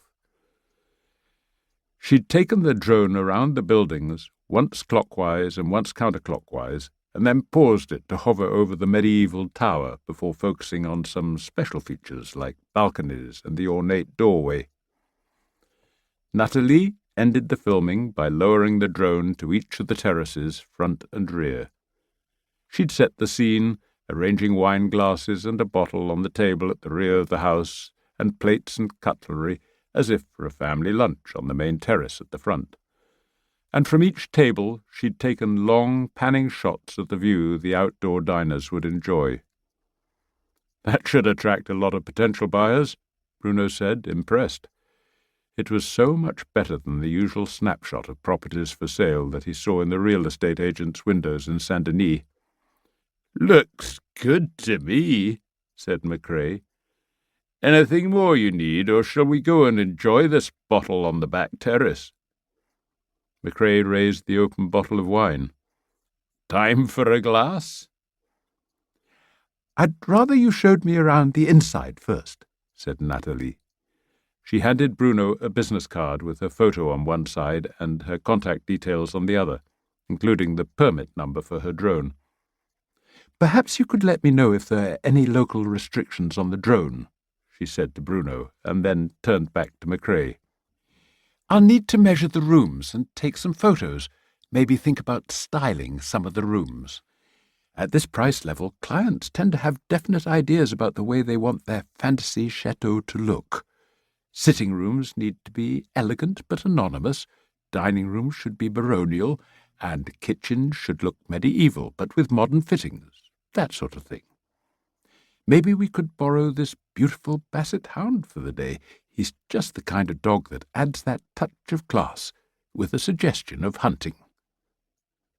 She turned to McCrae. "Do you have a shotgun? Or a gun room? Maybe we could have a shot of the dog in the kitchen, a shotgun leaning against the sink, and a couple of game birds lying there, waiting to be plucked." Bruno and McCrae exchanged baffled glances. "You can borrow Balzac if you think it will help, so long as you get him back to me at the mairie before 6, said Bruno. "We're out of the hunting season, though we could shoot a couple of pigeons." "We've got some rabbits I shot early this morning, when I saw them eating their way through the garden," said McCrae. "And Megan should be back soon. I think this is something you'd better work on with her. Meanwhile, I'll show you around indoors." "And I'd better get back to work," Bruno said, rising and telling Balzac to stay. "But you'd better tell any prospective buyers the dog won't come with the house." McCrae grinned and went into the house. He came out with a small, square envelope and handed it to Bruno. "Here's a CD of my latest stuff. Let me know what you think." Bruno drove off. He slipped the CD into the slot of the player in his van, wondering what sort of music McCrae had been making. He'd been a classic rocker, not heavy metal, but steady, driving rock with a hint of country. Bruno recalled that some of the songs were almost ballads. He remembered McCrae had played bass and had done some of the vocals with that urgent, yearning voice. He'd been the songwriter, which probably explained why he'd done well out of royalties.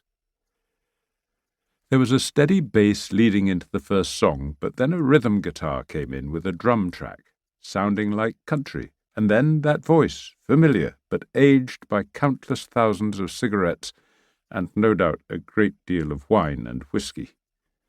It was slow, melodic, a little mournful, and while Bruno couldn't quite make out the drawled English words, the mood felt right. What surprised Bruno was the solo, a different guitar altogether, and McCrae using a slide, the metal glove on a finger that changed the sound into something sharper and left a lingering, almost plaintive tone behind it. The second number was a classic ballad, a love song, and this time Bruno caught the words of the chorus, "Watching you sleep." Again he heard the different guitars, and the melody was sweet and new. He liked it, and told himself he'd play it again when he had time to note down the words, or when he saw Pamela so she could translate. He hit the fast-forward button to get to the duets with Jamie, intrigued by how the old man would balance his son's classical guitar. He recognized the notes of the Spanish classic Rodrigo's Concierto de Aranjuez. At home he had a CD of Paco de Lucia playing it on guitar while backed by an orchestra, the delicacy of the guitar against the deep sound of the strings and the sharp counterpoint of the clarinet. But this was different. Bruno tried to work out how it had been done. He assumed that Jamie had played the classical guitar, but then McCrae had laid down a separate bass guitar track to play the orchestral role, and then used a steel guitar with a slider instead of the clarinet. It was different. Not so different as to be odd or ungainly, but instead sounding fresh and genuine. Was this something that McCrae could put together only in a recording studio, Bruno asked himself, or might the father and son be able to reproduce this live on stage? What a coup it would be for the Périgord if Macrae's first comeback event were to be staged in Saint-Denis, an open-air concert on the riverbank. If Macrae wanted publicity, Bruno could certainly arrange that through Sud-Ouest and the local radio and TV stations. They would jump at the chance, and once word got around, the riverbank would be packed with people. He might even be able to stage it on a Tuesday evening, when the town held its popular marché nocturne, filling the flat land behind the medical centre with benches and tables and stalls selling food. Just across the river from the stage, where the free concerts were held, the diners at the night market would be able to see and hear the performance, or eat first and stroll across the bridge to the concert. Excited by the prospect, Bruno pressed the replay button to hear Macrae's music again. When he reached the Saint-Denis Collège, Bruno climbed the steps to Florence's apartment, but there was no reply. He walked to the school's science lab, where he found Florence running the popular computer club she'd founded. A dozen pupils were at work on laptops and desktops, and Florence's 2 young children leaped up from the corner where they'd been playing with a tablet to greet him. They dragged him to the small chairs where they'd been sitting to show him the electronic painting they'd made, a rather geometric version of a dog in brown, black and white, with long ears sniffing at some red flowers. It was evidently meant to be Balzac. Bruno admired it and told them to save it so that when they next saw his dog they could show him his portrait. Bruno wasn't sure that Balzac would recognize himself, but the children already seemed more at home with computers than Bruno could ever be. He offered Macrae's CD to Florence, asked if she could copy it for herself and email a copy to their friend Amélie in Paris, a magistrate with a splendid voice who would be singing at the riverfront concerts in July. "Let me know what you think, and I'd like to know what Amélie thinks too," he said. "It's new songs that Rod Macrae has been working on, and a duet with his son. I think it's pretty good, but I'm not sure how to copy it." Florence gave him a pitying look, put the disc into the tower of a desktop, downloaded it, and then pressed a few keys before explaining that she was emailing a copy to Amélie and another for herself. "It's his copyright, so I thought I'd better password protect it, and I'll let Amélie know the password separately," she said. She handed him back the disc. "If you like, I can send a copy to your phone so you'll have it there, and I'm sure we can find an app that will transcribe and then translate the lyrics for you." "Really? You could do that on my phone? Translate the words from the music?" Florence gave him that pitying look again. "Maybe you should start sitting in with us here at the computer club and learn a few more of the basics." Feeling suitably chastened, Bruno was pulling into his driveway when his phone vibrated. He checked the screen. It was Annette, the Salat magistrate. "Filing the mistreatment charge has been delayed, Bruno," she began. "The procureur in Périgord and my boss here in Salat are arguing about jurisdiction, who brings the prosecution. If you want to hurry things up, I suggest you talk to your friend at Sud-Ouest and get some animal rights enthusiasts involved. Nothing speeds up lawyers like bad publicity." Bruno made 3 calls. The advantage of being a country policeman for 10 years was his range of contacts. So his first call was to the local secretary of SPA, the Société Protectrice des Animaux. The second was to the head of Jeunes Agriculteurs, an energetic young man whom he'd taught to play rugby. The third was to Philippe Delaurent, the local correspondent of Sud-Ouest, and he made sure Philippe had the first 2 phone numbers and the number of Sarai's office. That should work, he thought.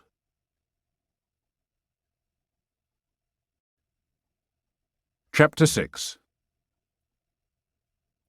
After his dawn run through the woods with Balzac, and a brisk 30-minute exercising the horses at Pamela's riding school, Bruno was showered, shaved, and dressed in uniform, ready to perform his traditional stroll through the Saturday morning market. But the ritual of coffee and croissant at Fouquet's with a corner of a croissant for Balzac was not to be missed, and only after that did Bruno begin his patrol of the market, greeting friends, enjoying the sight of the stalls loaded with fresh strawberries, cherries, radishes, and all the bounty of early summer. Bruno's nose twitched at the familiar smell of the chickens turning slowly on their row of spits on the rotisserie. He felt the heat from the grill as he paused to greet Raoul, who wore a thin jersey and a cotton headband to keep the sweat from his eyes. "Hot work," said Bruno, shaking hands as he admired the rows of quail, pigeons, chickens, and capons on the grill. He always marvelled that Raoul managed to sell them all. "It's good standing here in winter, but not so much now." You get used to it," said Raoul, taking a swig from a bottle of water and then turning to attend to a customer. Bruno walked on to find his friend Stéphane, who was sitting at a folding table behind his cheese stall with Michel, who sold the best fruit and vegetables, and Germinal, who was selling wines from the town vineyard. The table was placed strategically at the point where their 3 stalls backed up against one another, and they were enjoying their usual casse-croûte, the meal of cheese and bread and pâté that the market people relished all the more, having started loading their vans before 6 in the morning. A half-empty glass of red wine stood before each of them. Without asking, Germinal took from his stall another glass to pour Bruno a welcome drink while they passed on the market gossip. He finished his wine, thanked them, and moved on, pausing when he saw Megan scurrying across the bridge toward the market, empty shopping bags in both hands and across her shoulders. "Bonjour, Bruno," she said, presenting her cheek to be kissed. "I had to park miles away behind all the camping cars, and I'm in a panic. We just got a call from Jamie to tell us he's arriving this evening from Paris with a minivan full of friends. And Kirsty flies into Bergerac airport this afternoon, so I'm going to have to shop to feed them all tonight and tomorrow. Rod's in his damn studio working, and I have beds to make, bathrooms to clean. He's got no idea how much work goes into getting ready for a house full of guests. What the hell do I feed them all?" "You know the old rule. When in doubt, roast chicken." "Yes, but half Jamie's friends are vegetarian or even vegan." "No problem," said Bruno, who always enjoyed thinking of menus. "It's warm enough to eat outside, so give them gazpacho to begin, then a couple of roast chickens from Raoul to save you cooking. You buy some cheese from Stéphane and some cherries and strawberries from the market. The asparagus is great this year, served with melted butter for most of the guests and lemon for the vegans. I saw you already have lots of lettuce in your potager at home. And if you go to the bio stall, they have different kinds of vegetable pâté, hummus and tofu. Get some soy sauce, ginger, mung beans and mushrooms, and make a big Chinese-style stir-fry. With a bag of potatoes, another of onions, and a third of carrots, plus lots of fruit, pasta and rice, that will take care of the vegetarians. I'll help you carry the bags to the car if you like. Now that that's settled, let me get you a coffee at Fouquet's." They took a table on the terrace shaded from the sun by a large orange parasol and ordered coffee for Bruno and a hot chocolate and croissant for Megan. He asked what she thought of the drone video of Chateau. "I thought it was great, really stunning, and I loved the styling stuff she did indoors, like a cross between a baronial mansion and a classy hotel. I've no talent for that kind of thing, but I can't wait for Kirsty to see it. She's different, really gifted that way. Got the artistic gene from her dad, I expect." "I thought Kirsty wasn't coming until later, when she'd sorted out her courses." "That's one of the things that's worrying me," Megan said. She looked as if she'd dressed in a hurry or come straight from gardening, in grubby jeans and a checked shirt that had seen better days. This was unusual, thought Bruno. She normally dressed with care. Her hair was straggling from a loose bun, a style that didn't suit her. Still, she smiled as Balzac rested his head on her knee and gazed up at her with appealing eyes. Bruno knew his dog was thinking of Megan's croissant. "She said she's made a decision and wants to come and let us know. which makes it sound as though it's not something that we'll want to hear. Rod's already in a bad mood after the woman from the estate agent said he should forget about asking for $3 million and set his sights a lot lower. He'll cheer up when the kids arrive, said Bruno. I'm not so sure, she said. He's unhappy about this divorce, although he says he understands and he accepts it. He doesn't like being alone, never has. At least now he's back making music, which I'm very pleased about. But he says he'll really miss his recording studio when the Chateau is sold. I can tell what he's thinking. Everything seems to be going wrong for him at once, and it's all my fault. I feel guilty, but I owe it to myself to live for me for a change, and not just for Rod and the kids. I got married so young. You're entitled to your own life, Megan. Rod told me he understands that.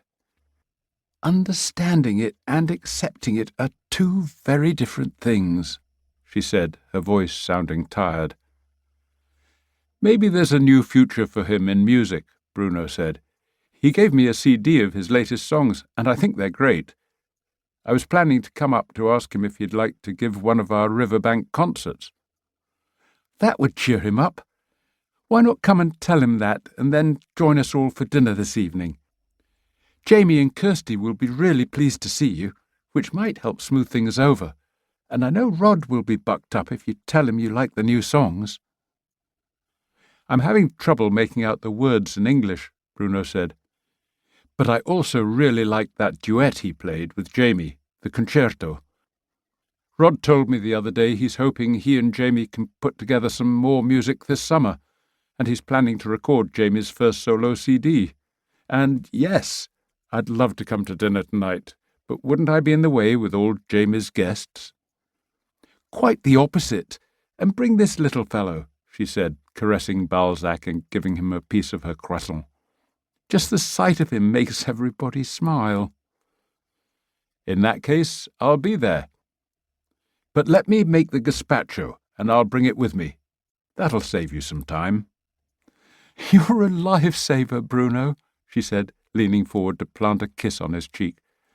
It's funny, but even in that uniform I can never think of you as a policeman. I won't wear it tonight. I wouldn't want to intimidate Jamie or his friends, he said, smiling. Their friends seem interesting. One of them is a girl that Jamie seems very keen on. Another is at the Royal College with Jamie. The others are all at the Paris Conservatoire, where they've been rehearsing for these summer concerts they're doing all over the region. You must have had an interesting youth with Rod and his band, Bruno said, glad of the chance to ask Megan some questions that he had been curious about for years. Were they at the height of their fame when you got to know him? Looking back, I think they were past their peak by then, but I didn't really know. He was still famous, or at least the band was, and I loved their music. I was just 16, although I told Rod I was older when we met. And he told me he was only in his 30s. In fact, he was 44. The local paper had a competition, and the prize was to meet the band and then to be allowed to go backstage after the show. I was the lucky one, and went with my kid brother, and we all sort of hit it off. One thing led to another. Were you still at school? I'd just left, and was training to be a hairdresser, and I was starry-eyed. Me with a real rock star, and I think Rod was ready to settle down. Life on the road is pretty exhausting, and the band was in that phase where they knew they were starting to break up, but stayed together for the sake of the money, so the music suffered. Some of them blamed me, which made the arguments worse. I was pregnant by then. We spent days on the bus, going from gig to gig, nobody talking except when some of them started making snide comments when I had to stop the bus to be sick on the side of the road. I never knew why they call it morning sickness. I had it all the time. Was that when you came here, very pregnant with Jamie? Bruno said. Yes. Rod had been here a couple of times before he met me, staying with friends from music. Pink Floyd, Deep Purple, 10cc. Several of them had places down here back then, and doubtless they had some wild times. But Rod had fallen in love with the landscape and the food and wine, and he was fascinated by the caves. He still goes off to visit them, buys books on prehistory, even collects old flint tools. After the rain, sometimes he goes walking, looking to see if some new ones have been unearthed. "I wish I'd known that," said Bruno. "I do the same. It's amazing how beautiful some of them can be, those perfect leaf shapes." Megan nodded politely, but seemed to want to get back to her story. "Anyway, when the band broke up, we hit the Périgord trail for a new life together. And it worked. We were happy and raising the kids. But when they went away to school in England, it started to change, for both of us. Even though I'd started giving those English classes at the collège, we had time on our hands. Rod was getting visibly older. The chateau felt almost empty and far too big, needing too much work keeping the place up. That's why I did that Open University degree. And then I realized I could start a new life on my own. Does that sound selfish?" Bruno shook his head. "You only have one life." "That's what I tell myself, and I suppose it's what I'll tell Kirsty when she lets us know whatever it is she's decided to do. I've got a feeling she wants to stay in France rather than go to university in Edinburgh. She was born here, after all." "So she's a French citizen. She could go to university here." "I hadn't thought of that. But why not?" Megan sat up and collected her bags. "I'd better get the shopping done. Potatoes, asparagus, strawberries, and the rest. At least, thanks to the town vineyard, we've got lots of wine at home." Bruno was heading back into the mairie when he was hailed. He turned and saw Brisset waving at him from the bio stall, with a rose in his lapel, wearing patent leather shoes and dressed as carefully as if he were off to a ballroom dancing contest. Bruno went across, shook hands, and waited while Brisset put his change into a small leather pouch that he slipped back into a pants pocket. "The notaire in Périgord sent me a copy of Drian's new will along with the other documents that he swore before the 3 assessors," Brisset said. "I thought you'd like to see them." "Thank you," said Bruno. "Do they tell us anything new?" "Not really, except that Sarai handled both the will and the sale, which isn't exactly illegal, but it's not recommended for obvious reasons. It also means he's responsible for ensuring the livestock regulations were observed, and we know they weren't. We also now have the name of the insurance company that was involved. I also received an invitation for me to visit the retirement home tomorrow afternoon.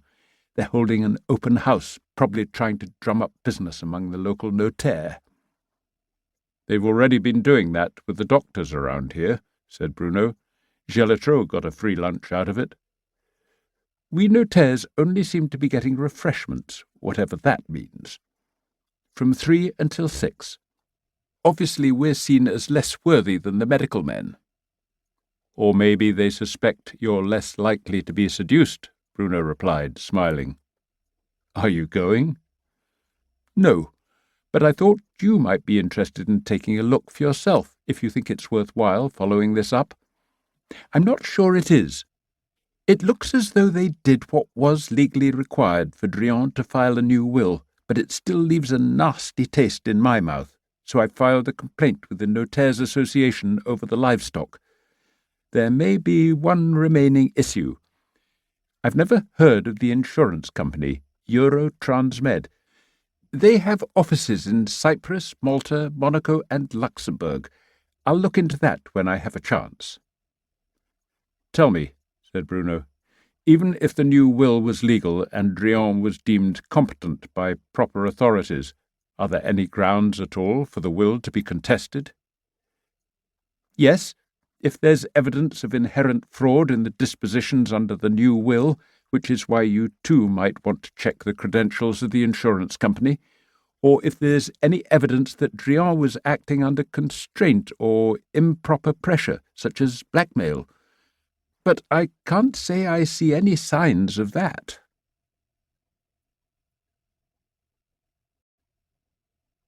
Chapter 7. Thinking he'd better try to wrap up the loose ends in the Drian case, Bruno called the medical centre to ask if Dr. Gélatreau was free. He was with a patient, but his shift was about to end, so Bruno strolled across the bridge to the clinic and glanced through one of the well-thumbed glossy magazines as he waited. They mostly contained celebrity gossip and photos of Britain's royal family and various lesser stars among Europe's old rulers, including some German princelings he'd never heard of. Bruno wondered whether these publications represented the doctor's own subscriptions or came from patients, or maybe there was some central depository that stored magazines until they were deemed sufficiently ancient to be distributed around the waiting rooms of France. Beneath the glosses he found an ancient issue of Pèlerin, a Catholic weekly he'd thought long since discontinued. He was halfway through a moderately interesting article on pilgrimages to Lourdes when Gélatreau appeared. "You wanted to see me, Bruno," said Saint-Denis' oldest doctor, ushering him into the consulting room where Bruno explained the concerns of Drian's family and asked if Gélatreau was confident of his diagnosis of heart failure as the cause of death. "Short of an autopsy, one can never be certain," came the reply. "But I'm confident, yes. Drian was my patient for years, and he'd had heart troubles, arrhythmia, and palpitations. He was on blood thinners, then beta blockers, and I'd recommended that a pacemaker be inserted. I didn't think a heart attack was imminent, but in view of his lifestyle, I wanted to take no chances." "His lifestyle?" Gélatreau smiled and leaned forward. "Just between us, I can tell you he was a chaud lapin, damn near insatiable, or as much as he could be at that age." Chaud lapin, literally hot rabbit, is the French phrase for any man who is sexually active, eager, and indiscriminate. "That's why he joined that club for the troisième âge, so he could meet women, usually widows who were prepared to accommodate him," Gélatreau went on. "He was always pressing me to give him a prescription for Viagra, which, in view of his heart condition, I refused to do. He may have gotten some through the internet, although I'd warned him against it. You can do a lot for patients, but you can't force them to take your advice. Frankly, the only thing that surprised me about his death was that he was alone and not in bed. That's probably how he'd have wanted to go, although I doubt whether that's what his kids would like to hear. What are they worried about?" "Apparently he signed up to move to that fancy new retirement home near Salah." "Really? The one at the Chateau? That's a surprise." "I thought he might have heard of it from you," Bruno said. "I gather they were contacting all the local doctors to offer their services." "It's a very fine place, but probably far beyond the financial reach of most people around here. But Drian knew about it already. He came to see me with a pamphlet about the place that he'd found at that troisième âge club he went to, and asked what I thought. I said it was very expensive, but that having medical care permanently available was probably a good thing, and it seemed to have a decent social life. They invited me to lunch when they took me on a tour. The food was excellent." "It seems Drian went along to look the place over and signed up." Gélatreau smiled again. "He probably saw all the single widows there and reckoned he'd found himself a happy hunting ground." "So you didn't recommend it?" "No. What I recommended was what I prescribed for him, installing a pacemaker to get his heart beating normally. I can't swear to his dying of a heart attack, but I'd be stunned if there'd been any other cause. It was obvious to me that he'd died at once. Otherwise he'd have tried to reach his phone. There was no need for an autopsy, nothing suspicious, just the sad death of a man who lived alone. Bruno nodded, making a private note to look into Drian's phone, and stood to take his leave when Gelitreau asked, "Where are you going with this, Bruno?" "Just trying to put the minds of his 2 children at rest.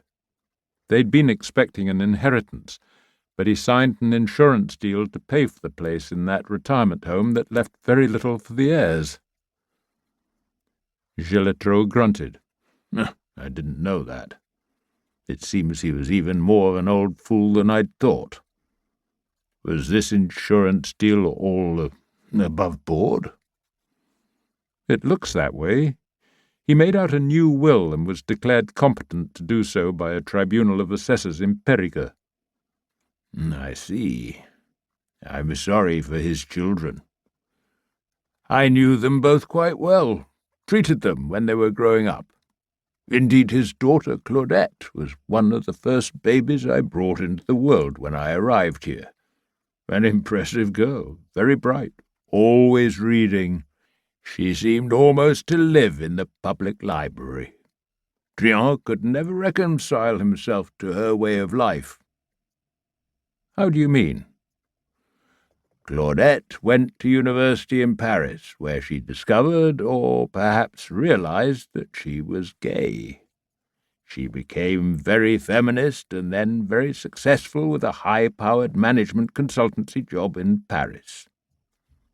Gelitreau shrugged and sighed and then sat back comfortably in his chair, the pose of an accomplished raconteur. "She couldn't wait to get away from the farm, and her father could never forgive her for not presenting him with the clutch of grandchildren. He was already a grandpa through Gaston's kids, but he was an old-fashioned man. Women should be getting married, looking after their husband, and staying at home to produce lots of children. That was his view, and he held to it very firmly. I know it saddened him, both the way Claudette lived and the estrangement, but at least she came to the funeral, so I give her credit for that," Gelitreau went on. "He was proud of her in his way, but he couldn't express it. I understand his views because that was the way I was brought up. But I understand Claudette's position too.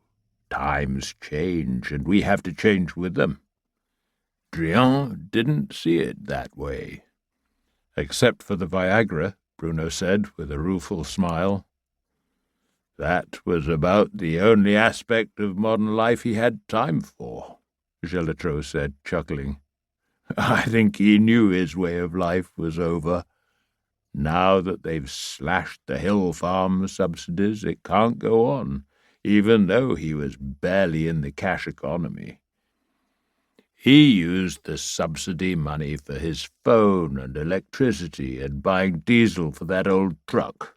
He lived on his mutton, his chickens, and that patch of potager for his potatoes and cabbages. He kept his own timber in a wood stove he used for warmth and cooking. And he got his pocket money from selling his geese, and that fire water he made." "The best gnôle in the valley," said Bruno. "Indeed it was, and I'm glad I have a few bottles to remember him by. Every time he came to see me, he left me a bottle.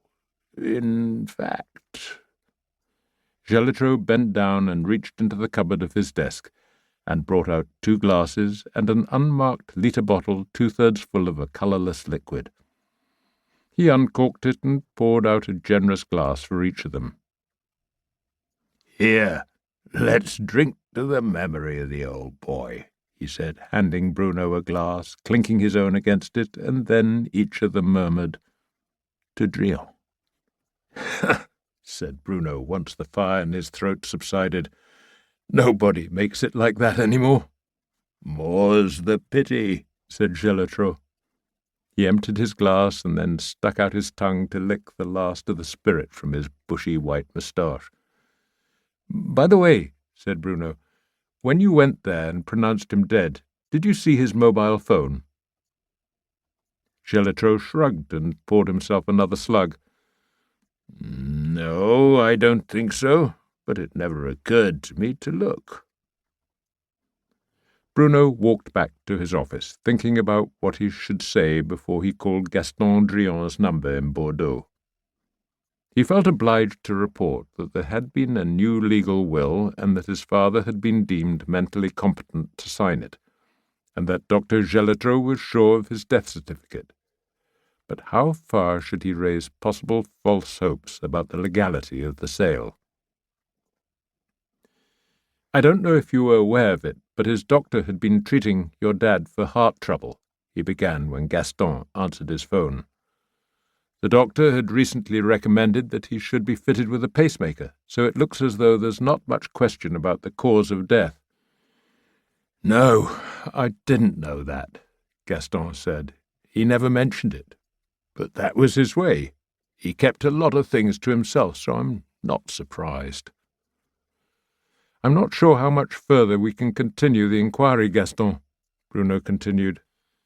I'm sorry, but your dad seemed pretty sure that he wanted to go to the new retirement home. He went there for a look around and told Chateau that he liked what he saw. Still, I gather he left you and your sister some personal items and family jewellery in the new will, so it's clear he was thinking of you. I suppose so, Bruno, and thanks for looking into it. What's going to happen to the animals? That's up to the new owner. The notaire assured me that he'll take care of it, though we may be able to get them for negligence. I think they'll send all of the animals to a local abattoir. But if you want to start raising chickens yourself, I'm sure there would be no objection if you took them away. It's a nice thought, Bruno, but we haven't got the space in the garden, let alone enough room in my car to move them all, and it would cost me a tankful of gas to come up again. Feel free to take any of the chickens you want and give the others away if you can find a home for them.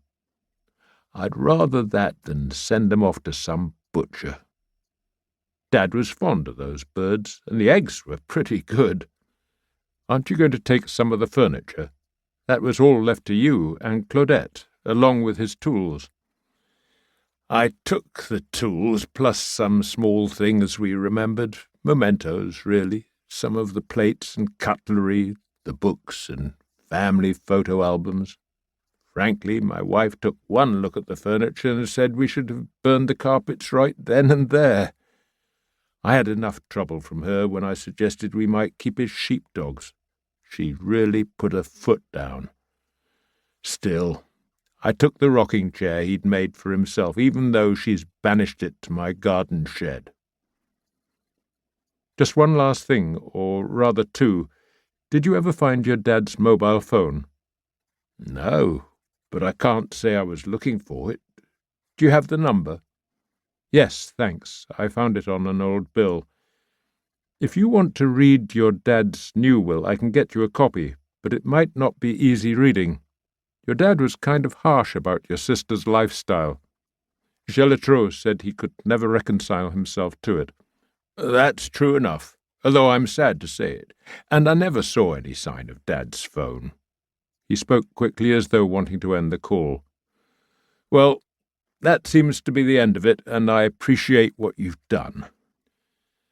After Gaston hung up, Bruno thought that was the end of the matter, until JJ called to invite Bruno to lunch in Périgord, along with JJ's friend from the Fisc.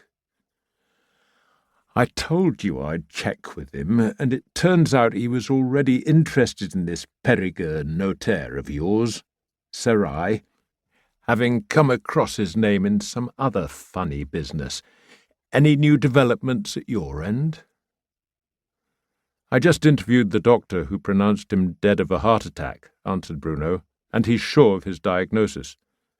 The old man already had heart trouble and was scheduled for a pacemaker. I also got the name of the insurance company that was supposed to pay out for Drion to go to the fancy retirement home, Eurotransmed. It seems to be based in Cyprus, Malta, Monaco, and Luxembourg. Our local notaire had never heard of it. "Nor have I," JJ said. "But my antennae start to twitch whenever I hear something involving money that's based in Monaco. I think the man from the Fisc will be more than interested in that." "What day is this lunch? Remember, Tuesday is our market day, so I'll be stuck in Saint-Denis until midday at the earliest." "I know. That's why I've arranged the lunch for Wednesday. My friend will take the train from Bordeaux that gets in at 11:30, so I booked us a table for noon." "Where are we eating?" Bruno asked. "Where do you expect three cops to eat in Périgordian? Where I can eat tête de veau. And I seem to recall that last time we ate there you raved about that turbot they do in a pot-au-feu with the scallops."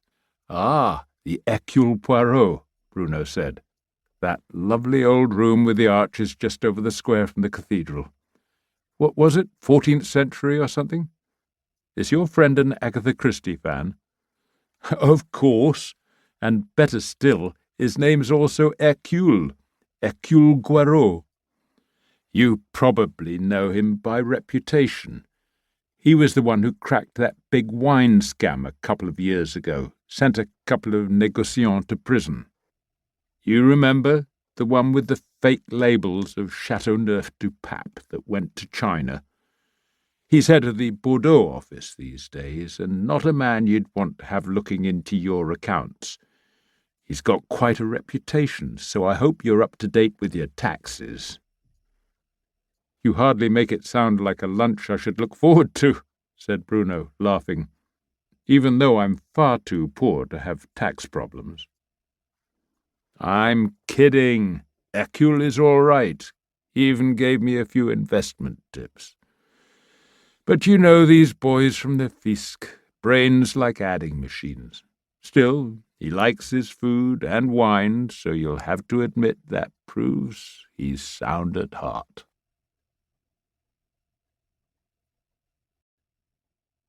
Chapter 8. Making gazpacho was for Bruno much more important than preparing a simple soup. It marked the moment when spring had turned indisputably into summer, when he routinely ate in the open air and the garden provided most of his meals.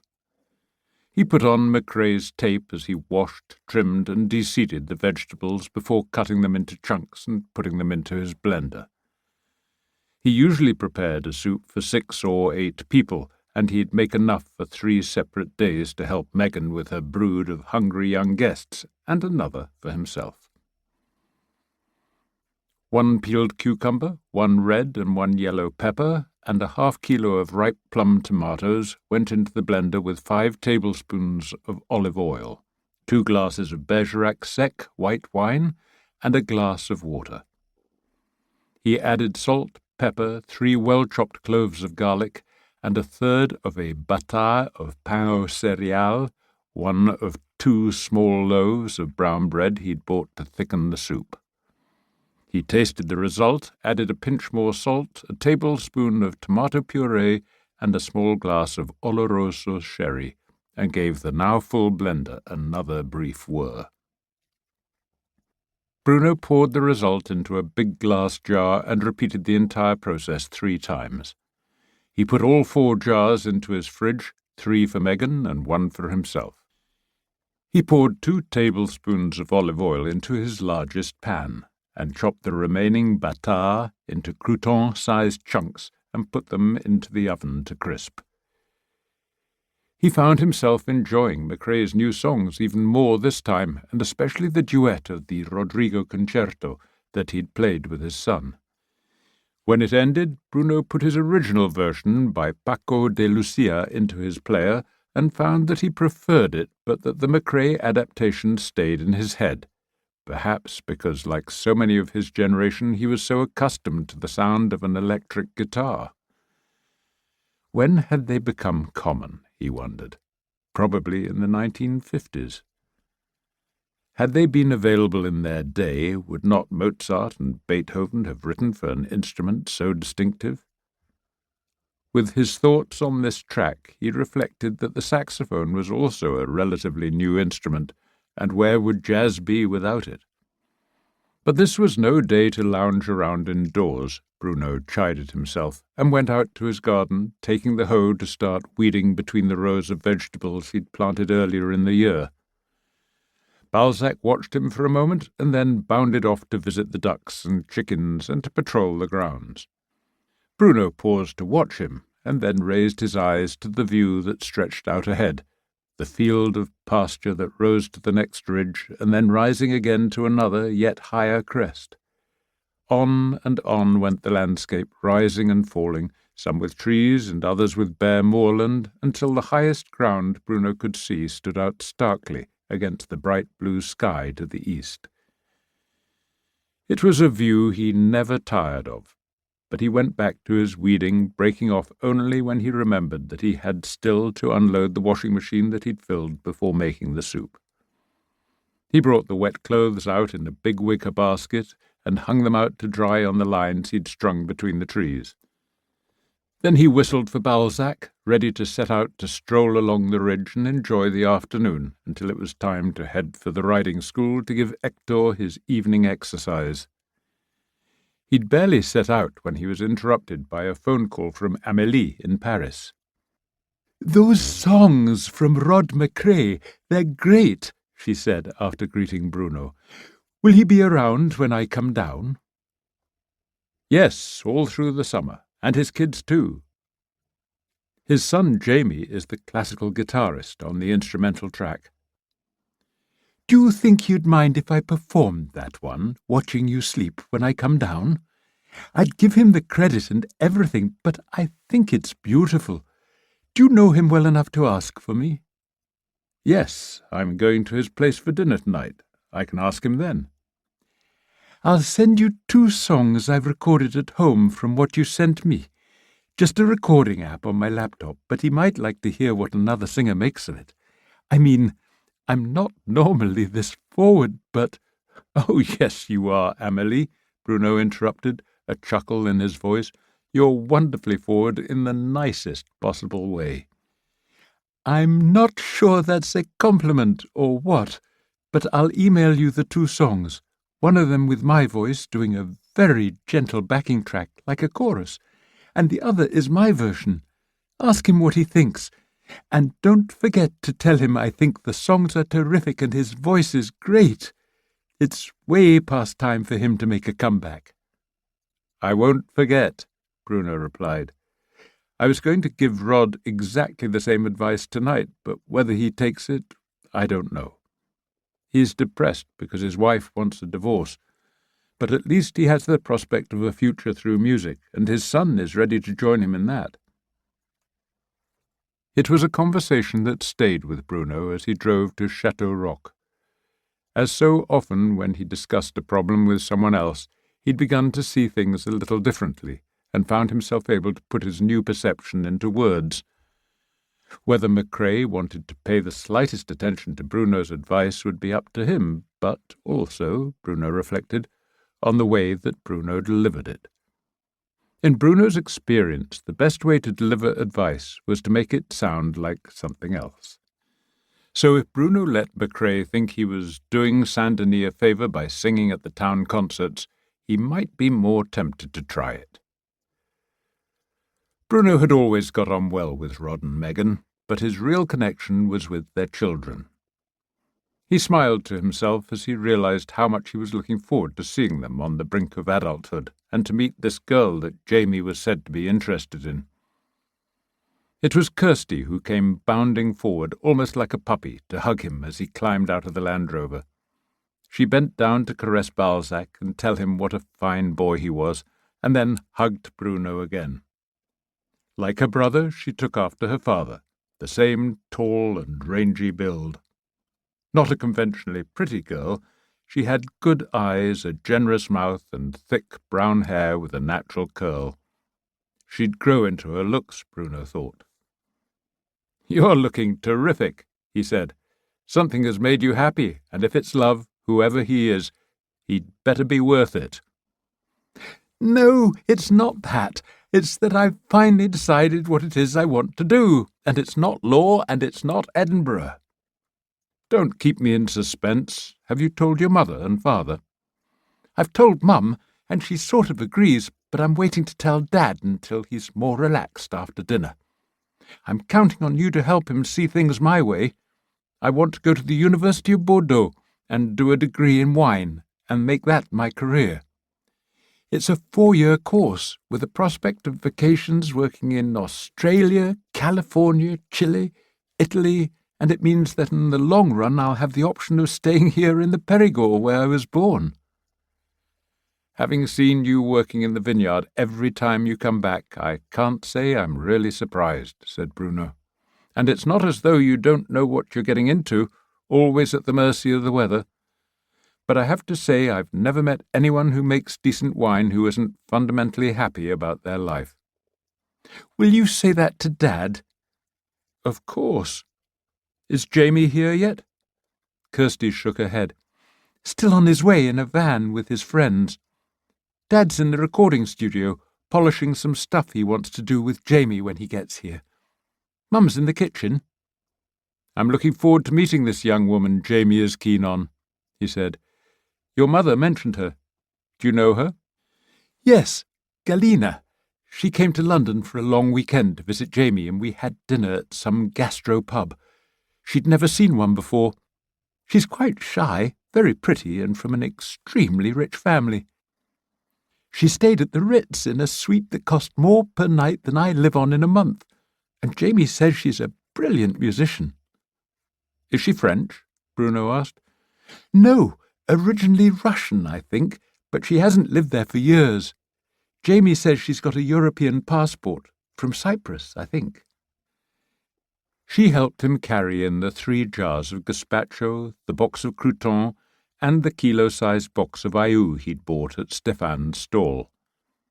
Gazpacho was never complete, Bruno believed, without a spoonful of the blend of crème fraîche and fromage blanc, herbs and garlic that his friend made fresh each day. In the kitchen they found Megan grappling with a mountain of peeled potatoes, carrots, and zucchini, and worrying whether she should leave the cheese out or put it back in the fridge. "Oh, Bruno, so good to see you," she said frantically. "Tell me, should I put the vegetables in the oven now, do you think?" Her hands half raised as though she wasn't quite sure what to do with them. Her face was red and her hair was hanging in tendrils. "Oh, dear, I've got to go and shower and change yet. Thank heavens you're here, Bruno, and with the gazpacho. Bless you." "Oh, Mum, the others are still on the way. There's lots of time," said Kirsty, a daughter who looked fully grown but was still young enough that she'd not learned to hide her exasperation with her elders. "I imagine the first thing they'll want when they get here is a bathroom or several bathrooms," said Bruno. "I'll put the gazpacho away and catch up with Kirsty while you go and change. I'm sure Kirsty's right. You've got lots of time. And if they do turn up early, I'll look after the vegetables while Kirsty gets them all a drink. Then you can make your big entrance as the lady of the Chateau." Bruno grinned at her and made an extravagant bow to make Megan laugh. She'd barely gone upstairs, still smiling, when Rod came in through the kitchen door, mobile phone in hand.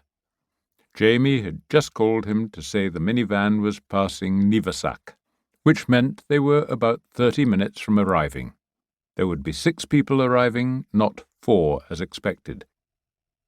"Jamie says they're a bit tight-packed in the van," said Rod, helping himself to wine. "They have the guitar and cello cases up on the roof rack with the suitcases." "You mean it's a sextet?" Bruno asked. "Basically, it's a string trio of a cello played by one of Jamie's pals at the Royal College and a violin and a viola from the Paris Conservatoire. Jamie plays guitar, and he can also play piano, and then there's his girlfriend who plays the flute. The 6th guy is some out-of-work distant cousin of hers, so he's coming as the driver, roadie, and bag carrier. It'll be good to have a house full of young people." There was a lot of contact between the musical schools of Paris and London, Rod explained. Jamie had told him that the pupils and teachers encouraged them to spend a term or two in the other capital, and the summer music festivals in each country offered a way to make some pocket money and improve their performance skills. "What about you?" Bruno asked. "Are you going to be performing? I really liked your new songs and that duet you played with Jamie. I'd love to see you doing your new songs at one of our riverside evenings in Saint-Denis. And there's a young jazz singer, a friend of mine, who liked Watching You Sleep so much she made a backing track for it. Have a listen." Bruno pulled out his phone. "I wasn't planning to share that stuff just yet. That was for your ears only." "Sorry, you didn't say so, and I was so enthusiastic about it." "That's okay. Let's hear what she's done with it." Bruno pressed play, and even through the tiny phone speakers the voices of Rod and Amélie blended well together. She sang along with him on the chorus lines, but in the separate verses she just let her voice croon discreetly, almost as a separate instrument. "She's good," said Rod, nodding. "I like it. Email it to me and I'll play it through my own speakers in the studio, get a better idea of how it works. She's got a great voice. Where's she from?" "Guadeloupe, but she sang in clubs in Canada when she was putting herself through university there, and she's living in Paris now. She'll be here for a week, singing at our evening concerts, and also doing a special show of Josephine Baker songs at Chateau de Milande. They're planning to make a recording, and the whole concert is going to be televised. I can get you tickets if you want." "I'd like to see that, thanks." Behind her father, Kirsty was trying to send some sort of discreet signal to Bruno, putting her finger to her lips in a universal code for silence. He assumed that she didn't want him to raise her decision to abandon the law for the profession of wine. He nodded briefly, then asked, "What is Megan planning to do with these heaps of vegetables?" "Drizzle them with olive oil and bake them in the oven," said Kirsty. "It's not fancy, but it'll do the job." "In that case, we'd better start slicing the potatoes and carrots. They'll take longer than the zucchini." Bruno and Kirsty set to work as Rod lounged against the sink, watching them. Kirsty suggested he might help by setting the big table on the terrace. "Dinner plate, side plate, soup bowl, knife and fork, and 2 spoons each," Kirsty suggested. "And don't take them out 1 and 2 at a time. Put them all on a tray, Dad," she said, with a hint of barely controlled impatience in her voice. It reminded Bruno that much as he longed to be a father, there were aspects of the parent-child relationship that he found unsettling. But then Rod was old enough to be Kirsty's grandfather, he thought, and caught himself. He wasn't much younger than Rod had been when Jamie was born.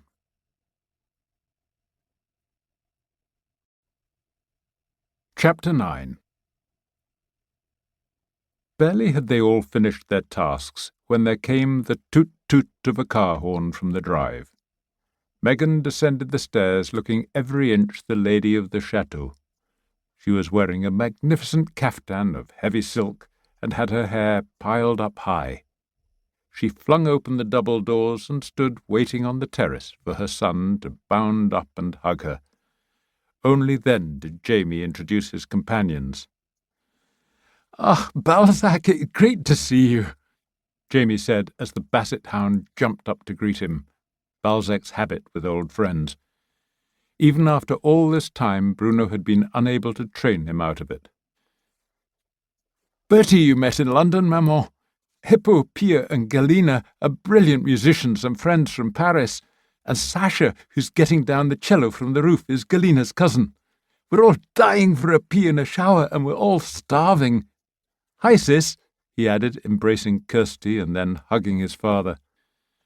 "Bruno, grand to see you as well," Jamie said, embracing him. "I knew you must be here when I had to fend off Balzac's assault." Rod was shaking hands with each of the guests and asked the plump Frenchman with the curly hair, "Is your name really Hippo?" "It stands for Hippolyte," the young man replied in excellent English. "I was named for Hippolyte Taine, a historian and a distant relative of my mother. And thank you for inviting us to stay here. It's very kind of you." "This place is magnificent," Pia, the young Frenchwoman, said to Megan. She was the BCBG type, bon chic et bon genre, good style and good class, instantly recognizable from the dress, accent and hairstyle of the well-born and fashionable young Parisienne. Hippolyte was the male version.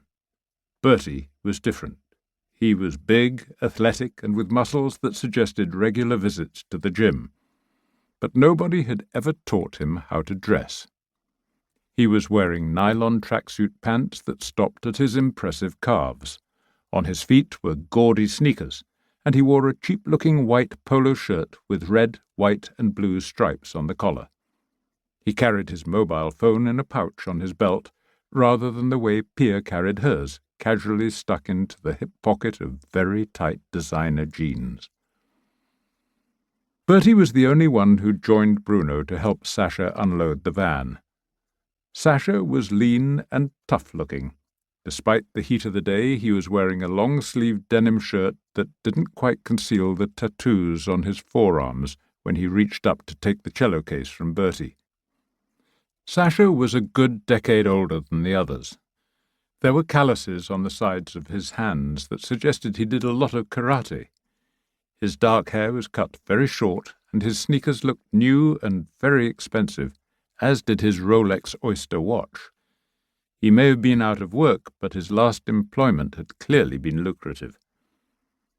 Unlike Bertie, he ignored Balzac's friendly approach, and his face remained expressionless throughout the introductions and unloading. Galina had shaken hands with Kirsty, Megan, Rod, and Bruno, in that order, had murmured a few polite words to each one, and then bent down, hiding her face behind a fall of fine blonde hair, to concentrate on Balzac. Bruno, who noted that she was wearing a Cartier Tonk watch, wasn't sure whether she genuinely liked the dog or was doing so to avoid human contact. Balzac, of course, was entranced. He always liked women. Kirsty and her mother showed them to their various rooms, and Rod and Bruno began opening wine bottles and placing them on the side table on the terrace. With a view down to the pool and tennis court, it was a sheltered and pleasantly warm spot in the sun that was still a couple of hours from setting. Bruno went into the kitchen, put the vegetables into the oven, and started boiling water for the asparagus. He poured one of his jars of gazpacho into a tureen and took it out to the table. Rod, wineglass in hand, was staring down at a view he must have known by heart. "I'll really miss this place," he said. His wineglass was empty, and, as if he'd just realized it, he stretched out an arm for a bottle and poured himself a refill. "I'll miss Megan, too. Christ only knows where I'll end up." "I'm no expert, but with those new songs of yours I don't think you have to worry about your future," Bruno said. "You must know they're good, different from what you used to do, but I think they're better, more real, a lot of life behind them. Maybe you should do a comeback tour. I'd stand in line to be a paying customer." "Thanks, Bruno." Rod gave a hollow laugh. "I believe you. Thousands wouldn't." "What did you think of our house guests?" "A polite and well-brought-up bunch of young people, but the older guy, Galina's cousin, seemed kind of out of place in that company." Rod nodded. "That's what I thought. Not the kind of guy I'd hire as a roadie." And then very softly, as if for Bruno's ears alone, he added, "I'd be a bit wary of meeting him alone in a dark alley." Footsteps and loud young voices heralded the arrival of the guests, and the terrace became crowded as glasses chinked and bowls of nuts and olives were passed around. Megan was being chatty and cheerful, evidently enjoying being the hostess, so Bruno went into the kitchen, Kirsty joining him. "Where are those chickens?" he asked. She opened the fridge and pulled them out, still wrapped in tinfoil, as they had come from Raoul. "Oh, God, they haven't been carved," she said. "Get me a sharp knife and I'll do it," said Bruno. He tested the knife she passed him, a Solingen. It sliced the chicken breasts perfectly. Kirsty went to a drawer and pulled out a dozen white linen napkins, murmuring, "Dad always forgets the napkins." She took them to the table and announced that dinner was about to be served. Since nobody else seemed to think of it, Bruno put the ayoux into a bowl with a teaspoon, dropped the asparagus into the boiling water, and checked his watch. He took a rectangle of butter from the fridge and cut cubes into a saucepan, which he put onto the oven top beside the asparagus pot, so they would warm rather than melt. Then he went out to the table. Rod was sitting at the head, and the other end was empty, so Bruno sat there with Kirsty and Galina on either side of him and Sasha beside Galina. They were talking in low tones, almost whispering, in a language Bruno thought must be Russian. With the food and wine vanishing fast, Bruno thought the gathering must, to an outsider, have looked enviably convivial. But at the table he felt the atmosphere was brittle and strained. He knew Kirsty was worried about telling her father her plans, that Rod was unhappy about the divorce and the loss of this place he loved.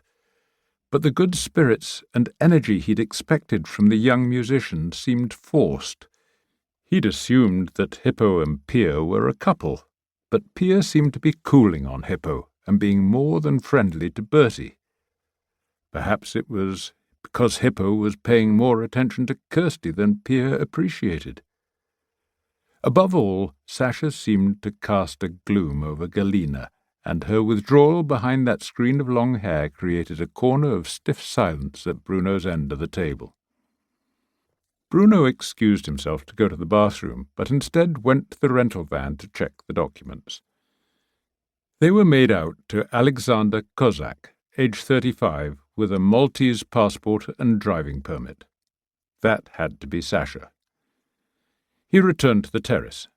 At once Megan rose, asked Kirsty to help gather the soup bowls, and announced that fresh asparagus was coming. Bertie was the only guest who began to help stack bowls and take them into the kitchen. Bruno headed to the kitchen to check on the asparagus. He blanched it with cold water and slid the saucepan with the softened butter onto the flame. "You know what you're doing," said Bertie, standing by the stove to watch. "Practice," said Bruno. "Is Bertie short for Albert?" "No, it's because I'm from Alberta, in Canada." Bertie bent down to open the dishwasher door and started to fill it. "Nobody can pronounce my first name, so they call me Bertie. I don't mind." "So what's your real name?" Bruno asked, glancing down and seeing a small tattoo on Bertie's upper arm as he reached into the dishwasher. It seemed to be a trident, or perhaps a yellow hand with 3 fingers raised on a blue background. "Matvienko. It's Ukrainian," Bertie replied. "My ancestors came to Canada before the First World War. There are well over 1 million of us Ukrainians in Canada."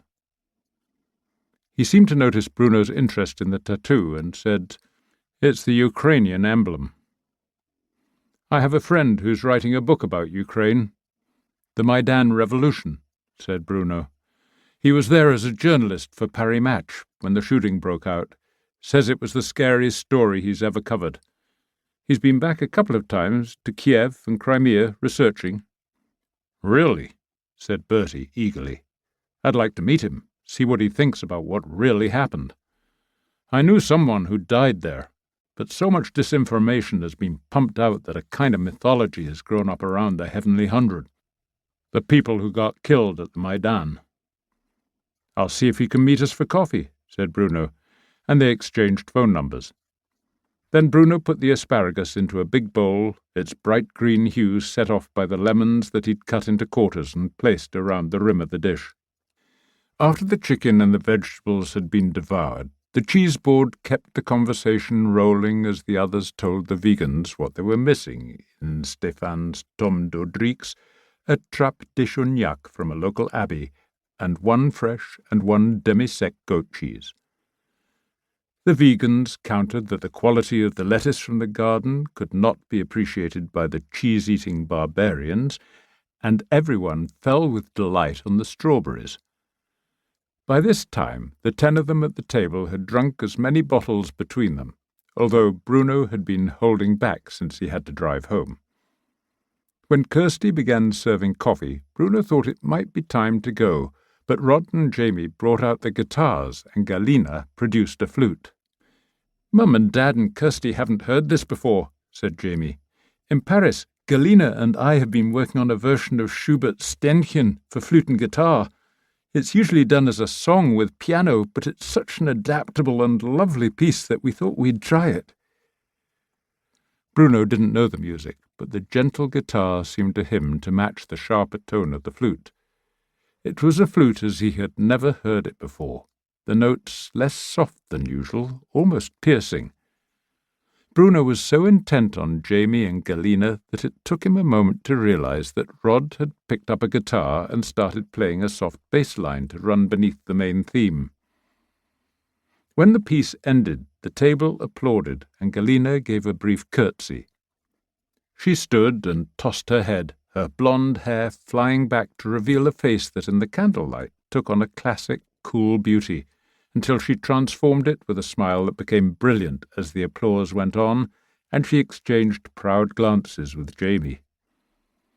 "We'll do one more Schubert, the famous Opus 100, which is usually performed by strings with a piano," Jamie said. "You'll see from the very different tone of this piece why I think that Galina is the best flautist I've ever heard. Some of you might know this Schubert piece from the Stanley Kubrick film, Barry Lyndon." Jamie bent to his guitar and then glanced up at the girl, an almost worshipful look on his face. "I learned that from Galina, who knows almost as much about movies as she does about music." Bruno saw both Kirsty and her mother shift their gazes sharply to Galina, as if Jamie had revealed more perhaps than he had intended of his feelings for the young woman. Jamie had already turned his eyes back to his guitar and started playing what seemed a military march, a steady beat, while the flute broke in, keeping the same rhythm, but then breaking away as though in search of freedom, or possibly of leadership. This was not music as Bruno had ever known or even thought of it before. Utterly intimate, the players within touching distance of him, and having just shared a glance whose intensity Bruno could still feel. What an extraordinary difference, Bruno thought, between the music he listened to on the radio or on his CD player, music he appreciated and enjoyed and sometimes felt transported by, and this far more powerful and personal closeness and human connection between the musicians. Music for him had been a pleasant backdrop, sometimes an exciting addition to his life, but suddenly he became aware how for talent such as these it could become all-consuming, a passion. Bruno found himself on his feet as they ended, applauding until his hands were sore. He had tears in his eyes and a lump in his heart.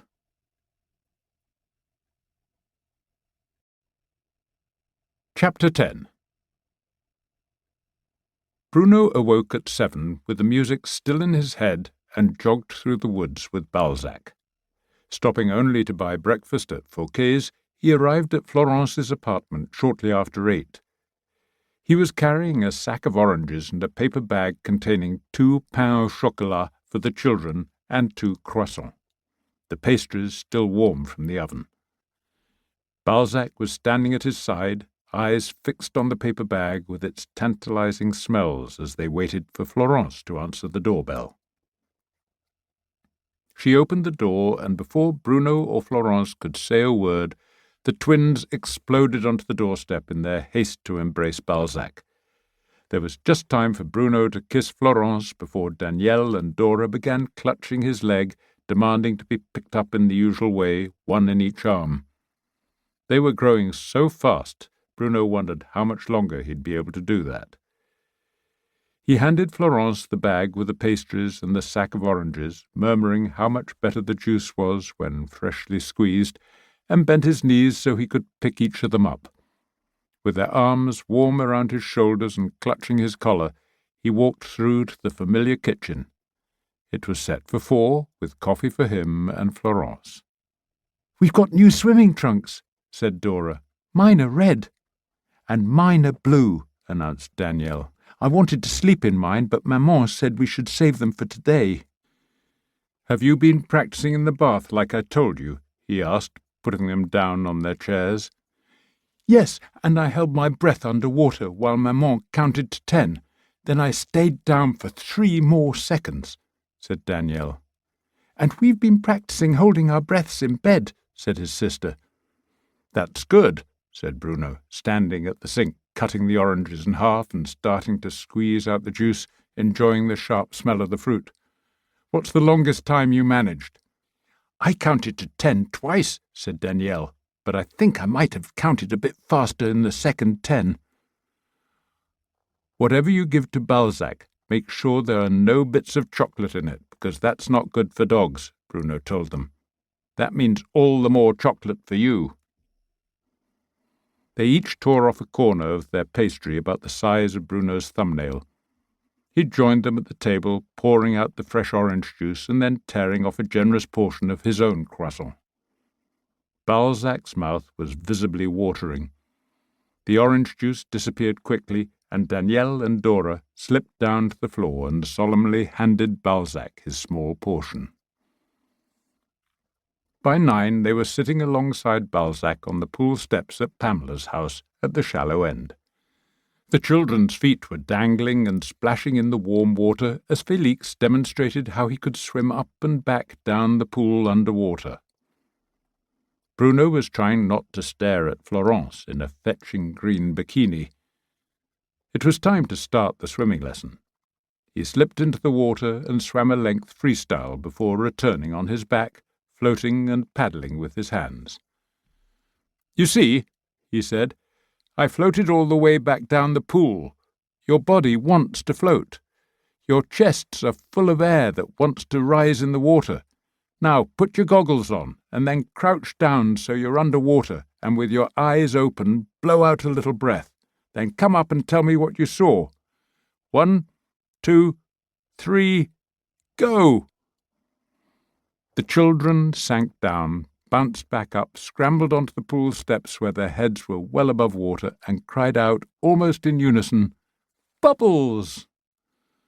Balzac barked to welcome their return and began licking the water from their arms. "I saw bubbles going up to the surface," said Dora. "That's why I said the air in your chest wants to go up, just like the bubbles. That's how you float," Bruno said. "If you lie on your backs and paddle a little with your hands and wave your feet gently up and down, you'll float just like I did. Do you want to try that?" "Me first," cried Danielle. "I know the rule is ladies first, but I want to go first for once." Dora agreed, albeit reluctantly. Danielle kicked off from the steps, his face just above the water, his hands paddling and his legs waving. Bruno had his hands beneath the boy, not touching, but just for safety's sake, and despite one splutter when a wavelet washed across his face, Danielle persevered and headed slowly up to the deep end. When he reached the far end, Bruno helped him grab the side of the pool and hold on. Standing in the shallow end, Florence was clapping her hands, and then Fabiola and Gilles arrived, both in shorts and T-shirts, to join in the applause. "Well done, Danielle," Bruno said. "You can float, and you can travel all the way to the deep end on your own. That's wonderful for your first try. Now it's Dora's turn. Will you swim beside her, Félix, as she joins us up here?" Dora set off, pushing too hard with her feet against the steps, and her head went under water.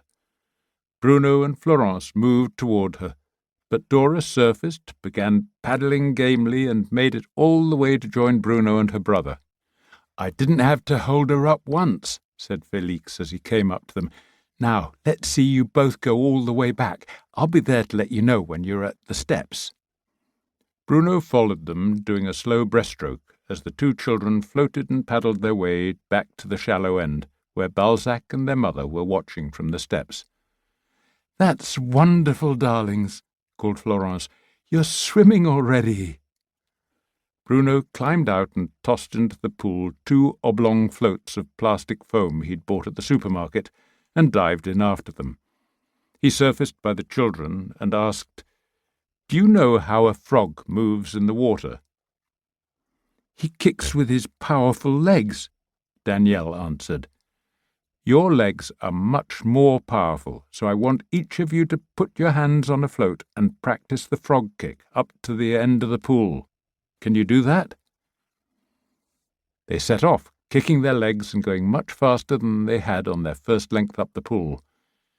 When they reached the end, Bruno told them to put the float onto the side of the pool and float back, but this time using the frog kick. "But only kick gently this first time," he said as they set off. "Don't forget to paddle with your hands." They pushed off on their backs, their faces tight with determination. Bruno stayed close to them all the way, encouraging them with praise and saying they were almost there until they reached the steps at the shallow end where Florence was sitting at the poolside applauding their progress. When they stood up, beaming with pride, Florence hugged them both, then jumped into the pool to hug Bruno. "I never expected you'd get them swimming today," she said, still holding him. Bruno was conscious of her breasts pressing against his chest. Then she turned to hug Félix and thank him for his efforts. By now, Miranda's children had arrived and dived into the pool. Bruno turned and made his way easily to the deep end and back, slowing as he saw how crowded it had become since Gilles and Fabiola had donned swimsuits and joined the throng. Florence climbed out of the pool and said she had to leave to get to her choral service. She went back into the house to change. When she returned, soberly dressed, she was carrying Bruno's phone. "I heard it ringing, but it stopped before I could find it in your shirt," she said. "I thought I'd better bring it in case it's urgent." Bruno clambered out of the pool, dried himself roughly on a towel and took the phone. It was the mayor, calling him from home. He'd left a message asking Bruno to call at his home at his earliest convenience. What could that be about on a Sunday morning when the mairie was closed and Bruno was supposed to be off duty? The mayor picked up immediately. "Bonjour, Bruno. Brosset came to tell me that he knew about this business with Drian and his will. He said that you might be going along to the open house this afternoon at the retirement home. I wonder, would you mind if I came along as well? I'm curious." Bruno replied that the mayor was welcome to join him at the open house. "Can you join me for a late lunch here before we head off, so you can brief me on what you know so far about this affair? Brosset said you were looking into the matter to see what could have persuaded Drian to leave his children with nothing." Bruno explained that he had to watch Florence's children for an hour, but that she'd be back by 1, so Bruno could join him after that. Back at the poolside, he asked Gilles if he wanted to meet a young Canadian-Ukrainian who was interested in his book, one of the group of musicians staying at Chateau. Might he have time for a coffee? "Not today, Bruno. I'm enjoying the pool. Maybe during the week, on market day when I do the shopping. Give me his phone number. What's his interest exactly?" He was talking about all the different versions of what happened in the Maidan, who did the shooting, and he said something about disinformation. He was hoping you might bring some clarity to it. "I wish I could," Gilles said. Despite hundreds of hours of video from mobile phones and forensic reports and three-dimensional models of the place to see where the bullets came from, there's still a lot of controversy. At first, everyone blamed the Berkut, the paramilitary police who supported the pro-Russian government. But it seemed that at least some of the bullets came from buildings occupied by the protesters. Then some Georgian mercenaries came forward and said they'd been paid to shoot at both sides to trigger a wider battle. The Kremlin disinformation machine went into overdrive, claiming they've been hired by the Americans. By that time, most of the Berkut guys had taken part in Russia's takeover of Crimea. Bertie, this Canadian musician, spoke of the Heavenly 100. Were there really that many shot? Altogether, over several days, more than that. When I went to the Kiev morgue on the last day of January, there were 26 unclaimed bodies, said Gilles. He looked around to see if Fabiola was in earshot and kept his voice low. I haven't told her the half of it, he said. On the 3 worst days, February 18th to 20th, there were 76 deaths from gunfire and another 50 died in the fire that was deliberately set in the trade unions building. It was chaos, the police targeting journalists, wrapping nails around stun grenades and tossing them at the press. One guy I knew was burned alive when he took shelter under a car, and then its gas tank blew up. Remember how we learned that in Sarajevo? Never hide under a car. Mon Dieu, I didn't know it was that bad. Nor does Fabiola. Let's go and enjoy the pool, and thank our lucky stars that we're here in the peaceful Périgord.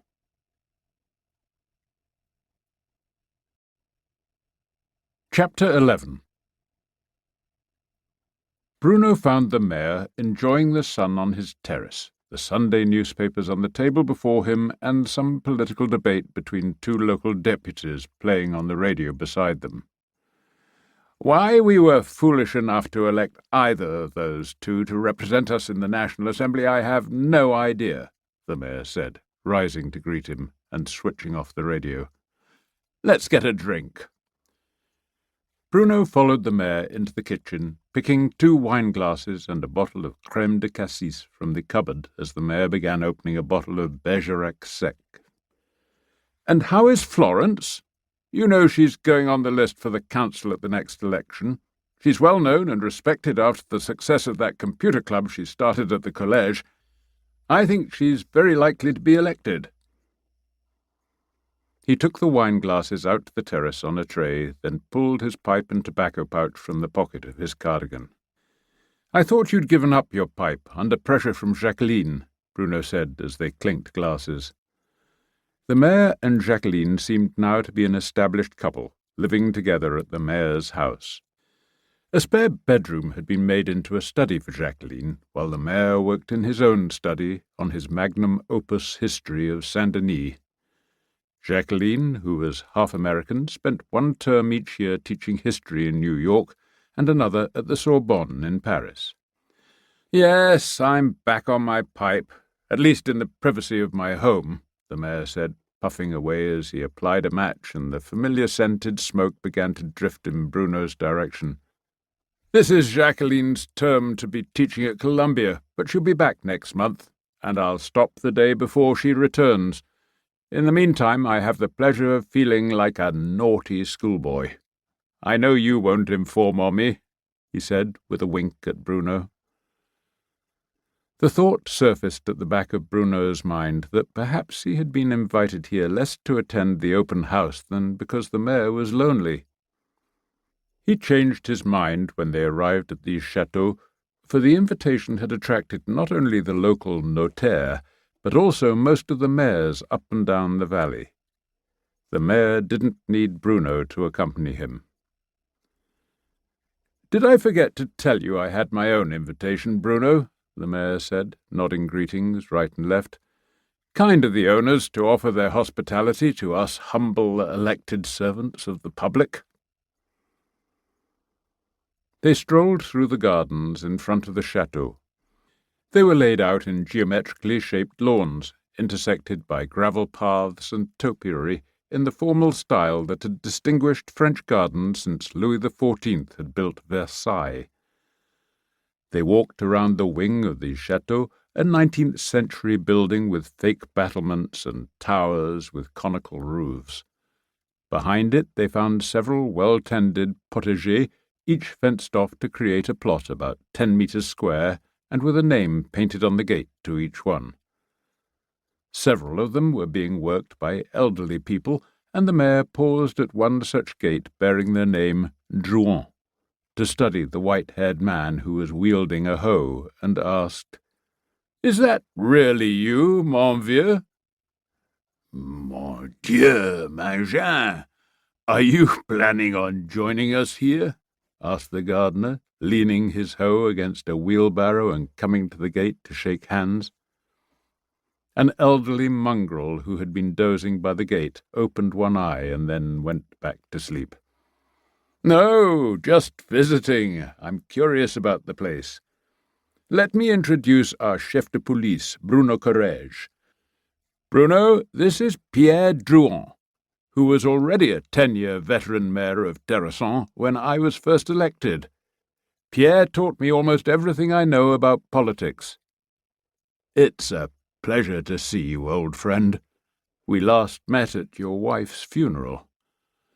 "That's why I'm here. Life became very lonely and I heard about this place from my doctor. I've been here since it opened. As you see, I have my own garden. I heard your wife died, so please accept my condolences." "Are you thinking of joining us?" he asked again. "Not just yet. I'm still mayor of Saint-Denis." "Well, when the time comes, you'd be very comfortable.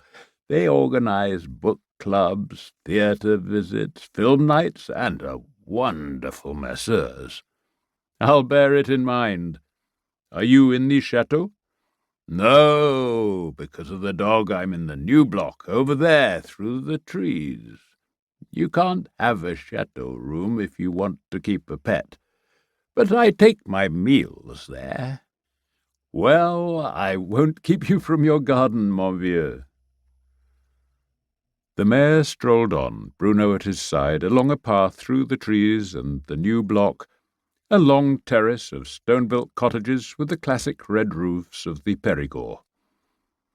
Two wings thrust forward to form a handsome courtyard with rustic tables and chairs where people were drinking tea and playing chess or watching a play area evidently designed for visiting grandchildren. The only sound was of the children's voices. Bruno counted 20 doors in the long terrace, 10 more in each of the wings. The mayor led the way back to the main entrance, and they went in to view the public rooms. The entrance hall was imposing, and the large dining room looked more like a restaurant than the canteen Bruno knew at the Maison de Retraite in Saint-Denis. A magnificent lounge was furnished with what looked to be genuine antiques and led into a comfortable, well-stocked library. "I could certainly be comfortable here," murmured the mayor as they went back to the lounge where visitors were gathering for what was billed as a short speech of welcome by the director, followed by questions and a reception.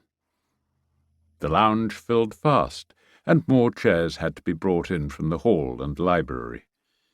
In a low voice, Bruno informed the mayor what he had learned of the director from the Hôtel de Crillon.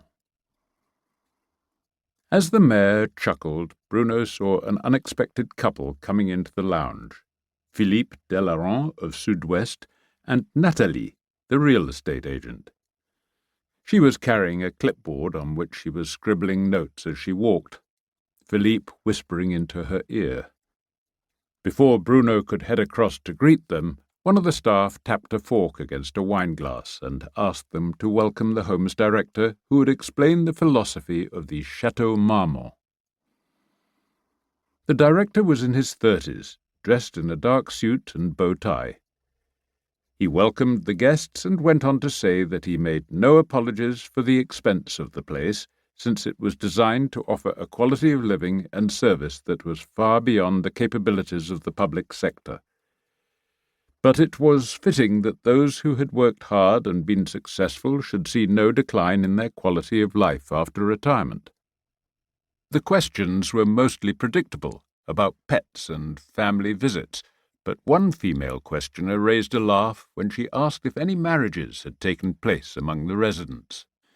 "We've been open for less than a year, but we have already celebrated 2, with one more taking place next month. It will be celebrated in our own private chapel here in the grounds," the director replied with a smile to a scattering of applause. "We pride ourselves on offering the fullest possible social life to our guests." "That will bring them in," murmured the mayor into Bruno's ear. Then a man with long white hair, a beard, and a scholarly air asked if they had any special facilities for those suffering from Alzheimer's disease. "Let me answer that," said a middle-aged man who had been standing to one side. "I'm Dr. Jean-Michel Dumouriez, and I'm the chief medical consultant here. I visit each day, and I'm permanently on call to support our local resident medical team. Of course, we have arrangements for our guests with any kind of serious illness to be treated privately in the most advanced facilities available. To my surprise, we have seen no case yet of the kind you mention. I suggest this may be because of the lively social and intellectual life that we offer our guests. What's more, the spa, gymnasium, and gardens we provide help our guests keep in the best possible physical condition." Beside Bruno, the mayor raised his hand and called out, "I have a question, and perhaps an indelicate one." Since he was one of the better-known local figures, his intervention caused a small stir. Many of us will remember what happened to the stock market, and in some cases to our savings in 2008, and in other years of financial turmoil. I'm sure I'm not alone in suspecting we may have another crash or crisis in the not-too-distant future. What happens to those who find themselves no longer able to afford your considerable fees? "Thank you for that important question, and I'm sure it will be on many minds," the director replied smoothly. "We've arranged with a leading insurance group a solution under which our guests may use current savings or the sale of shares or property to buy an insurance policy. This would cover the residential and medical fees, or the fees in a specialized medical facility for the policyholder's remaining years." "How would that work exactly?" the mayor asked. "Each solution has to be tailor-made to the individual taking out the policy, depending on their age, medical condition, disposable funds, and so on," the director went on. "Many of our guests have life insurance policies that are due to pay out in the not-too-distant future. Depending on the date and amount, these funds can be applied to the new insurance policy. This removes all cares and concerns about the guest's right to a stable, comfortable residence with us for the rest of the guest's life. And now," the director continued, "let us invite you to take a glass of champagne and some canapé, and we thank all of you for your interest and your visit." As he spoke, waitresses in long black skirts and white dress shirts with black bow ties entered the room bearing silver trays with glasses of champagne, mineral water, and fruit juice, followed by several more carrying trays of mini vol au vent, Vietnamese nems, and open-faced sandwiches of smoked salmon and foie gras. No expense spared, thought Bruno. He and the mayor helped themselves and began circulating around the room, greeting several acquaintances and political colleagues of the mayor, and hearing how impressed they all were. Bruno made his way across the room to greet Nathalie and Philippe, and asked quietly, "I know why Philippe is interested in this place, but what brings you here, Nathalie?" "Given rising longevity, it's an interesting concept. Brosset told me about this event and suggested that if the new home is a success, the organizers might be looking to expand and start looking for new chateaux. That's where I come in. And what brings you here, Bruno?" "I came to keep the mayor company, and I think I'd better get back to him." He returned to find the mayor surrounded by a group of colleagues, all discussing the director's remarks, the way he'd handled the questions, and whether the place would prove a lasting success. "I was particularly impressed by his response to your question, Mangin," said another former mayor. "Trust you, as a former member of the Senate, to get to the heart of the matter. How to afford it, and what happens when the savings run out. And the way this damn government is running the economy, that could happen to many of us." "Thank you," the mayor replied with a slight bow. "But I'm afraid the director moved on too quickly with the champagne before I could ask my follow-up question. And as you know, old friend, the follow-up is often the one that addresses the crucial and the unanswered point." "And that is?" What happens to our heirs, to our sons and daughters and grandchildren? Such a policy may take care of us for the rest of our days, but it clearly threatens to leave our heirs without the kind of inheritance that most of us here enjoyed, whether in land or houses or as life insurance policies. I inherited my house and a tidy sum from the thrift and generosity of my own parents, and so did you, my dear colleague, said the mayor, fixing his questioner with a stern eye. And what will our children say of us when we devour the patrimony of the family, perhaps built up over several generations to finance our own declining years in luxury? And what if we die the very year that we move in? So my final question is this.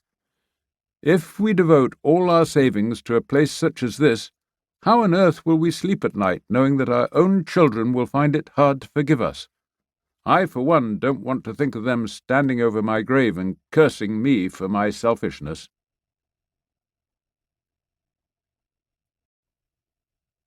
Chapter 12.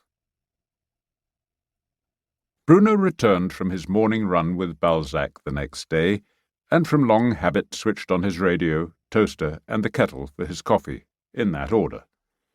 He gave Balzac 2 of the dog biscuits he made himself, loaded fresh coffee grounds into his cafetière, and put a spoonful of honey and crumbled 1/3 of a cinnamon stick into his mug.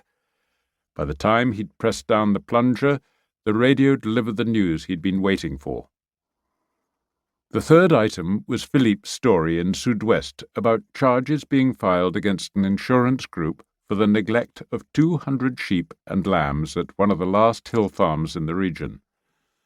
The newspaper was quoted saying that the charges came after a highly unusual sale and insurance deal by the farmer to buy lifetime residency in a luxurious retirement home.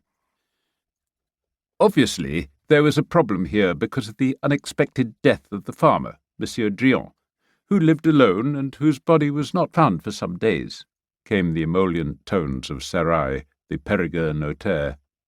Monsieur Drian had undertaken to complete all the necessary paperwork for the sale of the farm and livestock, but his unfortunate death interrupted that process, as we shall explain to the court. Suitable arrangements for the livestock are being made.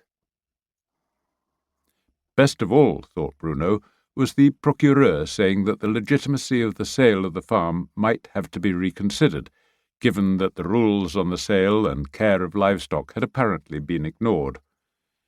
He couldn't help grinning as he loaded Balzac into his van and set off to exercise the horses. He was looking forward to reading Pamela's copy of Sud-Ouest.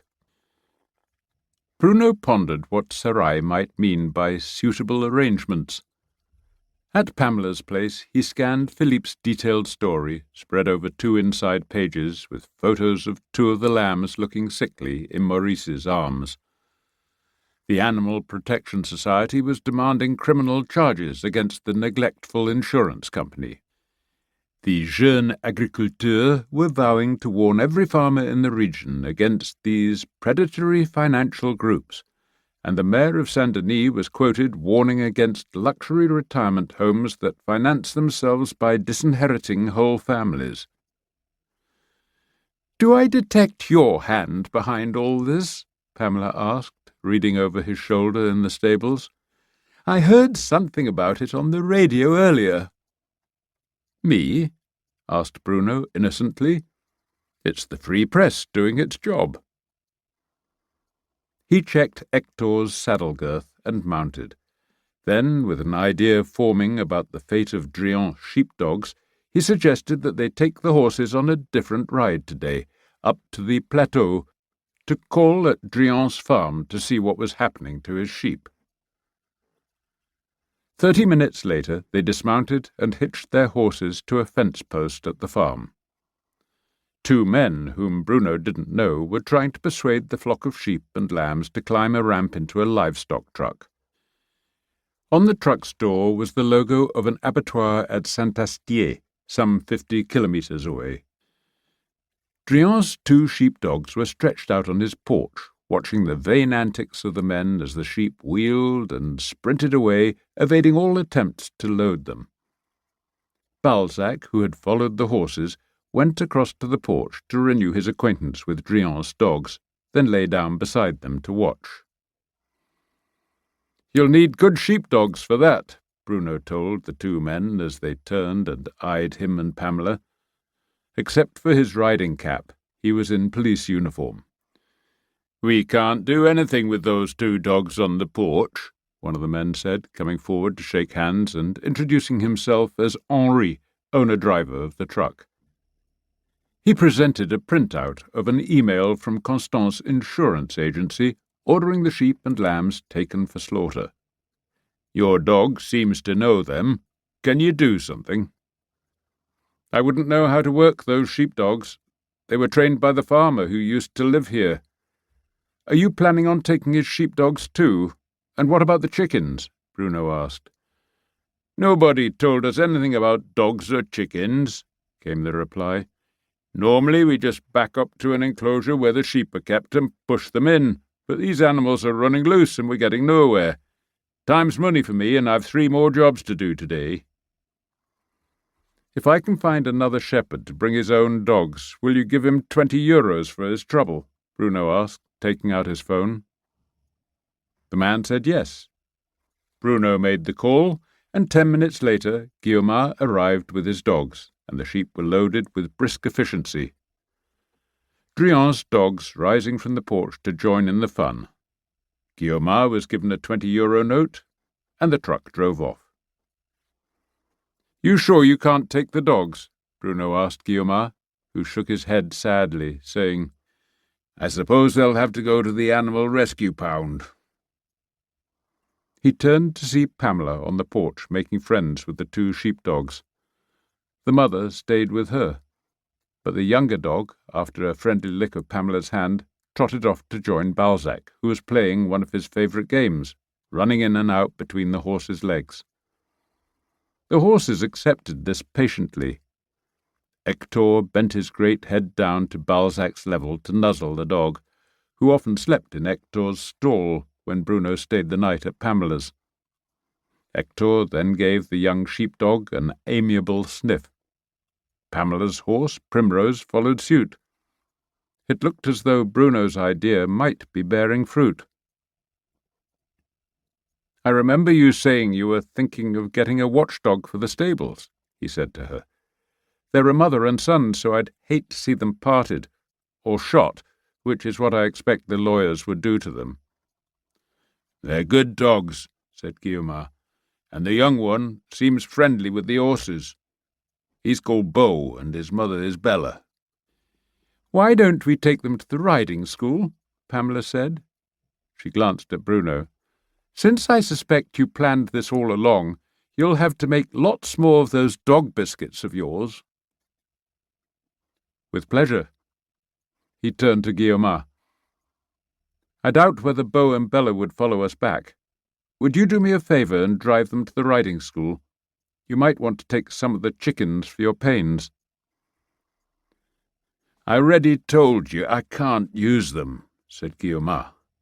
"But there's a couple of bantam cocks that I can take and raise from a table.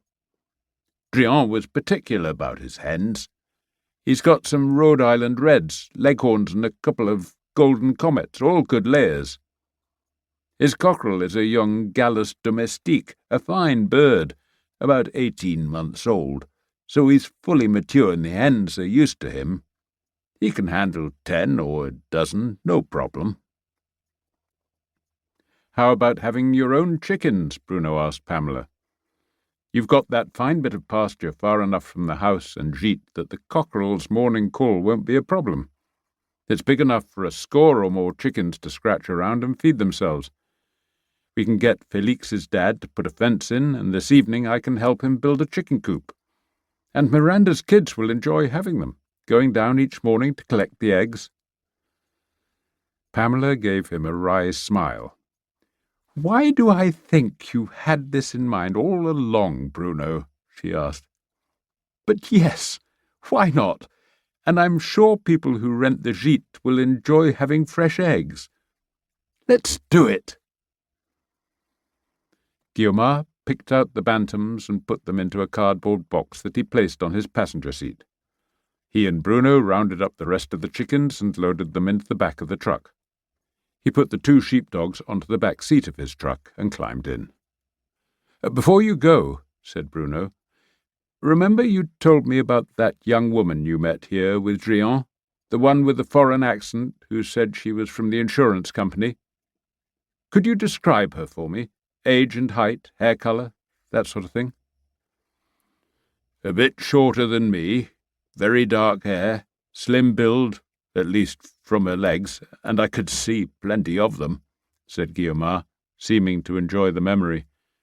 "She wore a lot of makeup and had amazing eyebrows, perfect, as if they were painted on. Until she said she was with the insurance company, I thought she might have been a model or—" His voice trailed off, and he glanced at Pamela as if embarrassed. "You mean you thought she might have been an expensive prostitute?" Pamela said, smiling at Guiomar.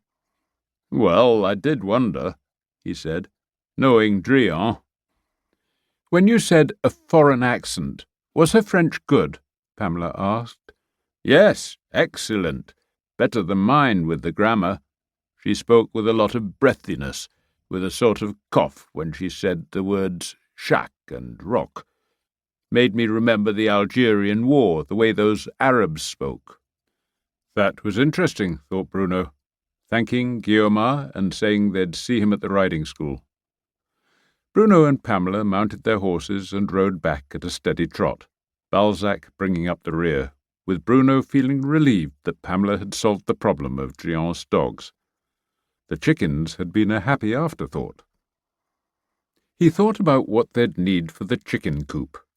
He had a big roll of chicken wire at home, but he should buy some cement and metal stakes. He would need to bury the wire deep, but he could borrow a machine for that from Michel at the public works. He had plenty of planks in his barn that he'd taken years ago from a neighbour's ruined tobacco-drying barn. 4 posts of seasoned wood, 10 centimetres square, would suffice for the frame of the coop, each sunk into a bucket filled with pebbles and cement. His old planks would provide the roof and walls, and there was straw in the stables. Waterproof felting would be good to add to the roof, and he remembered there was a roll at the back of Pamela's stables. If he made a sloping roof, he could put some corrugated plastic on top and add a gutter to catch the rainwater. Once they reached the stables, Bruno took Guiomar to one side. "That young Arab woman who was visiting Drian, did you notice what kind of car she was driving?" "Oh, yes, a nice one. One of those new Volkswagen Beetles, a convertible, in blue. Of course she had the top up when I saw it." Bruno thanked the old man and sent him on his way, then drove himself home to collect the planks and chicken wire. He stopped at the local sawmill to buy some wood, and then again at Bricomarché for some bags of cement and a piece of 2-metre square corrugated plastic for the roof. By chance the Baron was there buying light bulbs. He immediately volunteered to help, and at once bought a junction box, an outdoor lamp and electric wire to mount above the door to the chicken coop.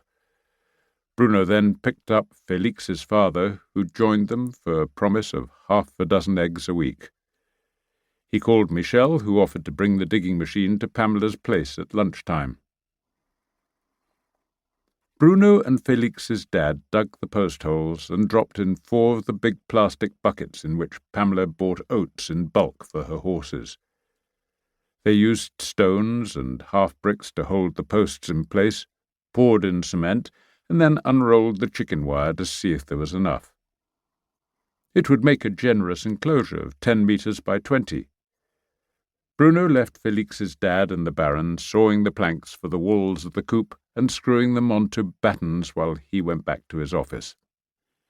He first called the prosecutor's office and was told that Sarai had been served with a demand that he present himself for an interview, but that Constant, the insurance agent, was said to be out of town until the following week. Then Bruno called Constant's office to find out if there was a number where he could be reached. The phone was answered by a young woman. He identified himself, saying he had good news, that he had seen the sheep and lambs taken from the farm, and added that he had found new owners for the sheepdogs.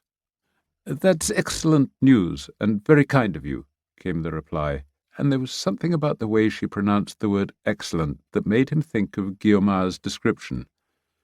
"I've been trying to reach Monsieur Constant about this every day since we got news of Monsieur Drian's death." "Chaque jour? Every day?" she replied, and Bruno heard it distinctly, that slight Arabic cough on the word chaque. "I didn't catch your name," he said. "Are you a colleague of Monsieur Constant's?" "I'm Mademoiselle Sacchi, Lara Sacchi," she said. "I'm an associate agent here, and I'm running the office while Monsieur Constant is in our Monaco office. I was the one who arranged the abattoir for the sheep, and I'm very relieved that has now been done. We've had such trouble with this business of the farm because of Monsieur Drian's unfortunate death." "I think you met Monsieur Drian's friend, another sheep farmer called Guillomar, when you visited the farm last month," he said. There was a pause before she spoke. "Everything was handled by Monsieur Constant in person." "I see," he replied. It wasn't quite a denial. This was not the time to push too hard, but he could try a little nudge. "We're trying to identify the young woman claiming to be from the insurers, who was visiting Monsieur Drian when his friend, another sheep farmer, called at the farm. Right now it seems she may have been the last person to see Monsieur Drian alive, so you'll understand why we are anxious to question her. Do you have another female associate in the office?" "You would have to ask Monsieur Constant about that," she replied. "He's in charge of personnel." "Of course. Do you have a number for him at the Monaco office, or a cell phone? There are still some legal matters to clear up." She gave him the number of the Monaco office, pleaded an imminent meeting with a client, thanked him for his help, and ended the call. Bruno was left staring at the dead phone in his hand. He felt sure this was the woman Guillomar had seen. She might well have been the last woman to see Drian alive. But what did that mean, and what did it prove? Bruno couldn't be sure whether he was making mountains out of molehills.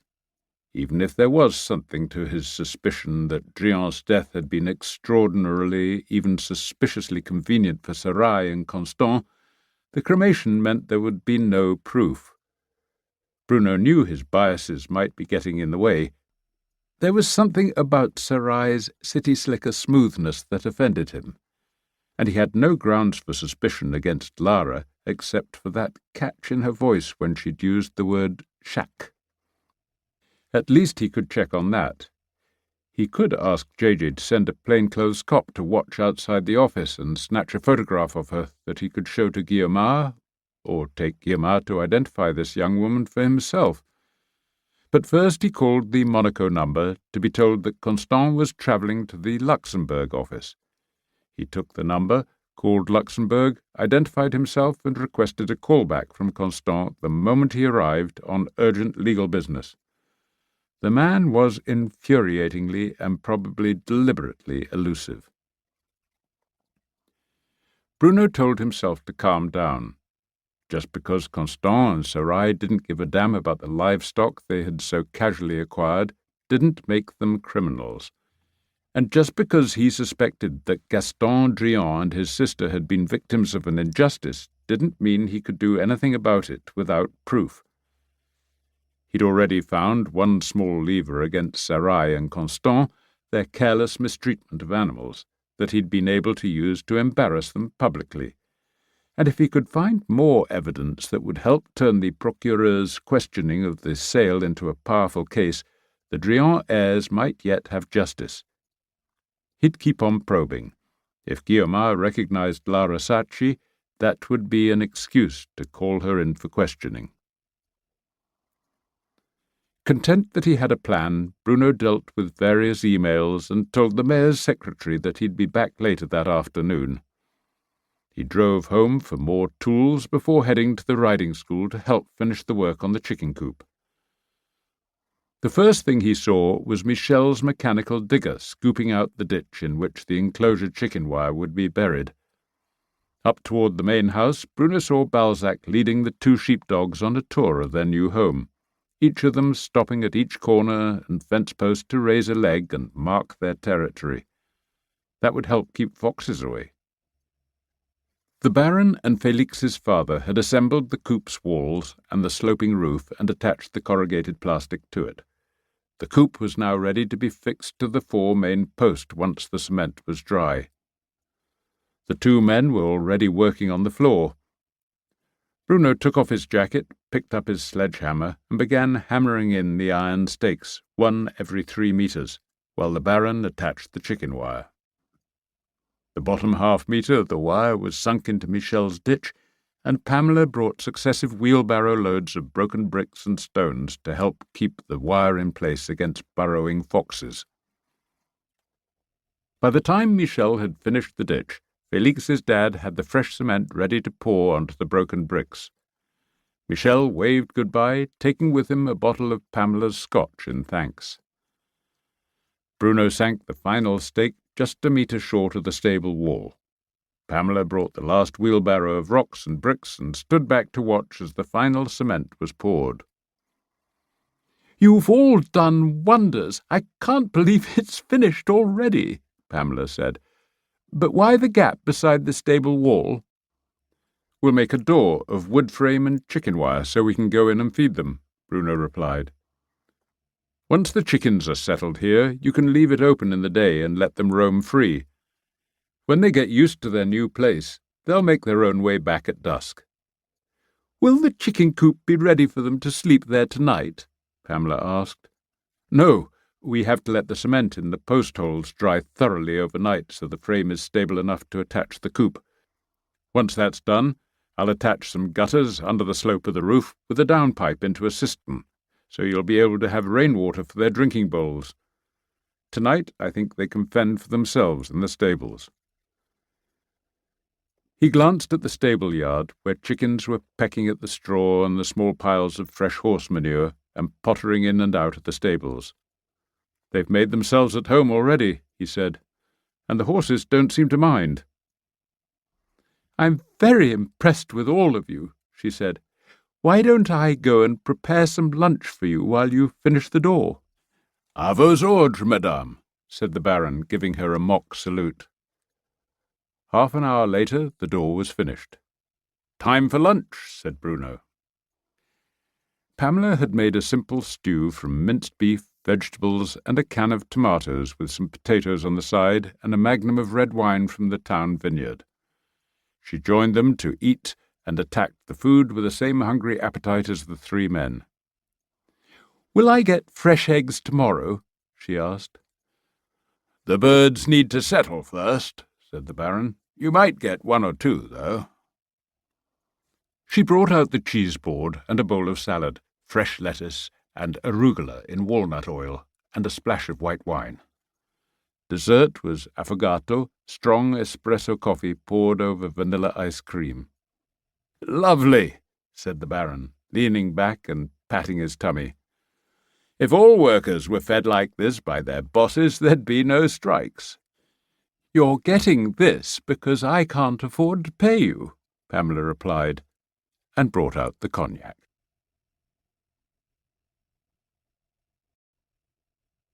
Chapter 13. Back in his office, Bruno felt in no mood to work, so he looked up the number for the 132e Bataillon Cynophile, the French military kennels at Sweep.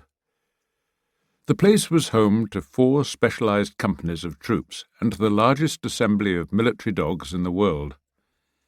It was the place that raised and trained the 2,000 war dogs currently deployed by the French armed services. There were 2 companies of troops training to deploy with guard and patrol dogs. A 3rd company worked with dogs being trained to detect mines and explosives, and a 4th was training them to find narcotics. Bruno had seen these war dogs at work in Bosnia when he'd been attached to the United Nations peacekeepers. He'd been deeply impressed at the way they and their handlers guarded military compounds, ran security patrols, detected minefields, and guarded suspects. He'd heard from old friends who were still in the military that use of war dogs had expanded dramatically in Afghanistan, where French troops had been deployed as part of the NATO forces, and had seen how much more use the American troops had made of dogs. They'd proved invaluable on night patrols, in guarding prisoners, and in searching vehicles for car bombs. Their main new task was to search in advance of patrols and convoys for IEDs, improvised explosive devices, or roadside bombs that the Taliban favoured. The canine specialist base at Sweep had gone into overdrive to keep up with the fast-growing demand for war dogs and for the sniffer dogs increasingly deployed at airports and rail stations. There were now 300 dogs being trained at Sweep every few months. The French and British troops had followed the American military in equipping their war dogs with harnesses carrying a camera and microphones and sending them to search for the human ambushes and snipers. The Allied war dogs had been so effective that the Taliban had started targeting the animals, shooting them on sight and sending in their own dogs to attack them. In response, the Allied dogs were given thick, spiked leather collars to protect them against the Afghan hounds. Bruno also knew that the NATO forces in Afghanistan were under orders to play down the role of the war dogs in the media, wary of the effect on public opinion at home. Instead, the military public relations team focused on the use of tracked robots and drones, but Bruno knew most of the troops preferred to rely on the dogs. They weren't rendered useless by dust storms, nor were they vulnerable to the small plastic-covered mines that the Taliban laid around their IEDs specifically to knock out the robots. While Bruno knew himself to be as soft-hearted as anyone else when it came to one of the dogs being wounded or killed, he understood that preventing human casualties took precedence. At least now the French military no longer euthanized dogs at the end of their active service, but allowed them to retire with their human handlers. When his call was answered, Bruno asked for the adjutant's office. Every old soldier knew that while officers come and go, the adjutant's top sergeant is always the person who knows how to get things done. "Yeah, I remember. You're the cop with the basset hounds," came the answer when Bruno identified himself. "Your last dog is listed on the memorial here, killed in action. What can we do for you?" Bruno explained that when the bataillon had arranged for a new basset hound puppy to be delivered to him, it had come with the message that they would want in the future to breed from him. Since his dog was now getting to be old enough, he was calling to ask whether that requirement still remained in force.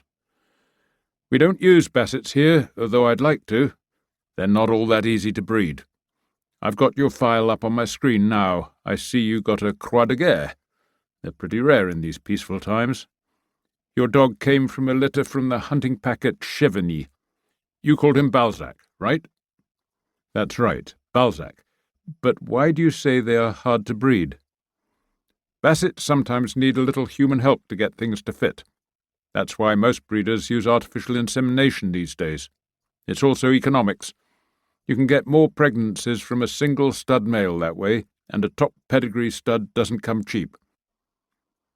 I can give you the phone number of the Master of Hounds at Chevigny, and you could talk to him. Or I may have a better idea." "Go ahead." When a sergeant-chef came up with a better idea, Bruno knew that it was worth paying attention. "You're in the Dordogne, is that right? We had a caporal-chef here, terrific woman, great with dogs, a lifer who did her 20 years and retired around the time your last hound was killed. In fact, I think she was the one who arranged your replacement basset, and she's a real fan of the breed. Now she runs a kennel, raising them in the Dordogne near Exideuil. Her name is Claire Monnier, and I'm sure she'd like to hear from you. Give her warmest best wishes from Sergeant-Chef Plarin. And tell her we all miss her, particularly the dogs. Let me know how it turns out." "I certainly will," said Bruno. "But why don't you train bassets at Sweep? They're brilliant sniffer dogs." "Don't tell me, I know," Plarin replied. I'd use them for sniffing out explosives and narcotics and as trackers, but the problem is that they're just too popular, too lovable for our kind of work. Whenever you get a crowd at an airport or station, kids gravitate toward the Bassets.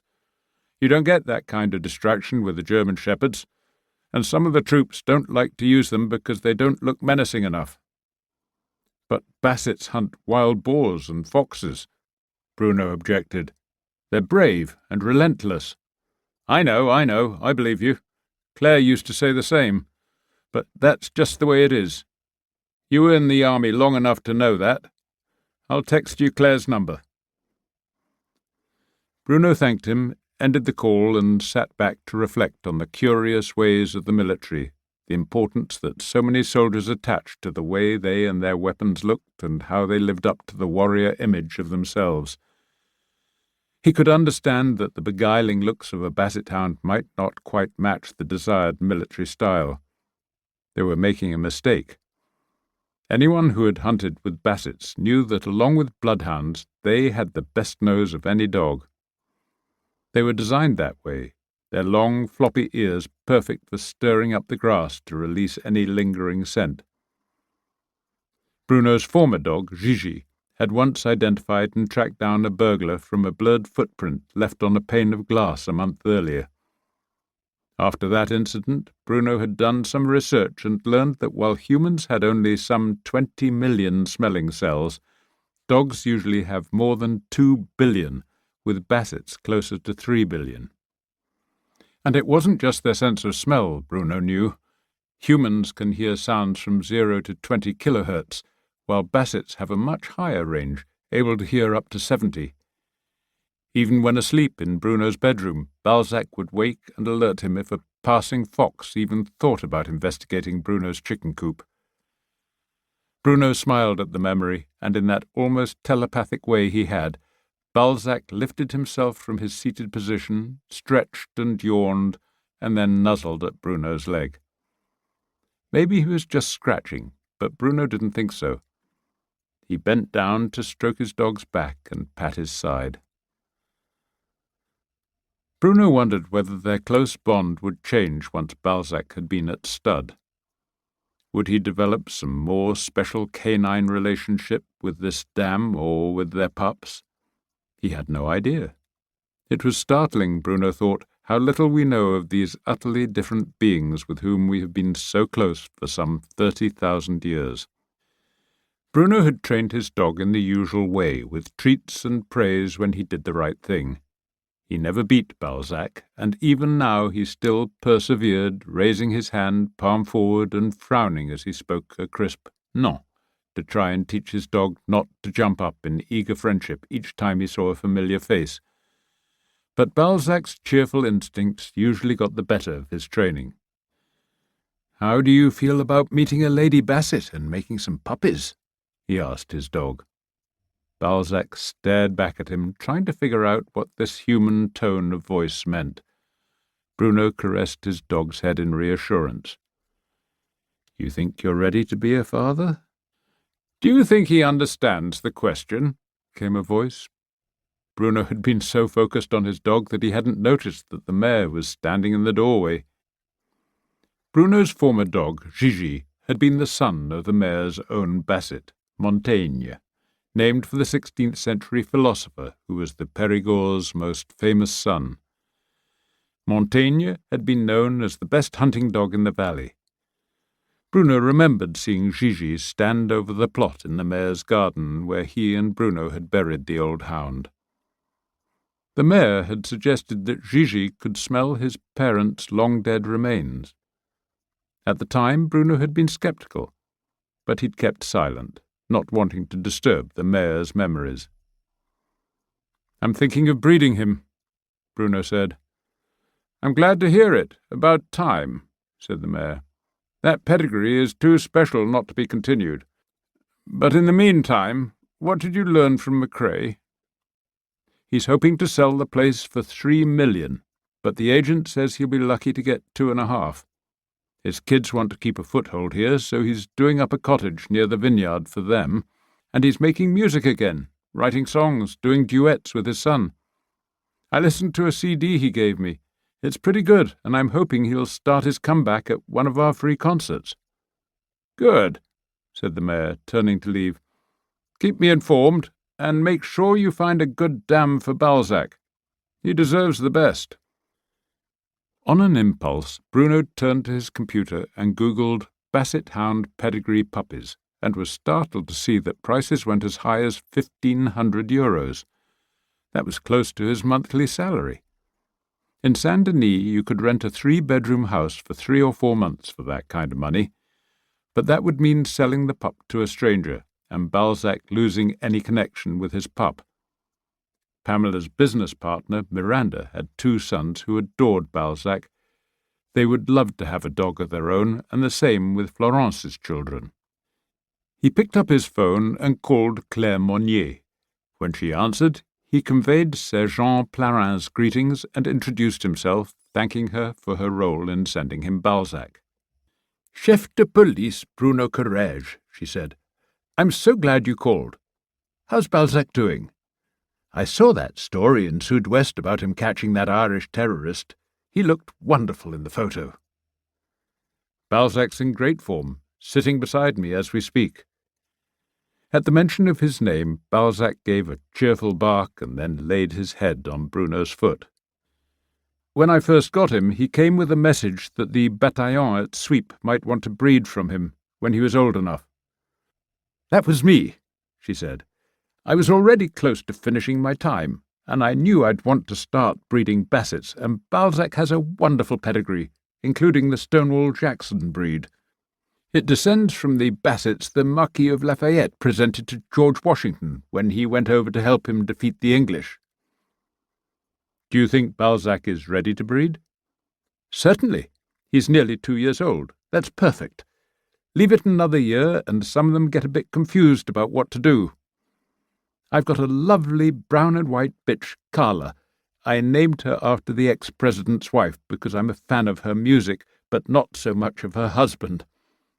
Carla's formal name for the kennel club is Diane de Poitiers, and she likes Carla Bruni's music too. I think they find it restful. I never play heavy rock or pompous classical stuff for them." "Balzac likes music as well. He even likes my singing and sometimes howls along when we're in the car." "It sounds like these dogs are made for each other. Carla is just a little older than Balzac and has recently started her 3rd time in heat." "How do we go about this?" Claire explained that Carla would be in heat for 3 weeks. She would like to do the breeding on day 11 and leave them together for a couple of days. A month after that she would be able to hear the puppy's heartbeats with a stethoscope. Pregnancy normally lasted about 2 months. "If you waive the stud fee," she went on, "you get to choose the pick of the litter if there are 7 pups or fewer. 8 or more and you get a second pup. If she doesn't get impregnated, you might want to get a vet to examine Balzac, and then we can try again in 6 months' time." "That sounds fine. I don't need the stud fee, so I should bring him up to you in, a few days from now?" "Let me check the calendar. Yes, Sunday would be good, and I presume that will be a day off for you. You could bring Balzac here Saturday afternoon, get him used to the place, and I have a spare room where you could stay. Bring a friend if you like. It's a double bed with its own bathroom. That way you can help me feed the pack, and we'll introduce Balzac to the gang before we sit down to enjoy a petit apéro, and I'll cook us dinner. I'll be delighted to see Balzac again. I still remember him as a puppy. He was a lovely little fellow, always good-natured and inquisitive. I'm glad he's gone to someone like you." "I'll bring wine and some of our foie gras, maybe a few eggs from my chickens and salad from the garden," he said, warmed by her kind welcome. "Sounds like a feast." Bruno ended the call feeling cheerful about Balzac's intended date and about Claire. She seemed very competent and was obviously devoted to dogs. He checked his watch. Knowing it was his turn to make the Monday night communal dinner, he had started over the weekend.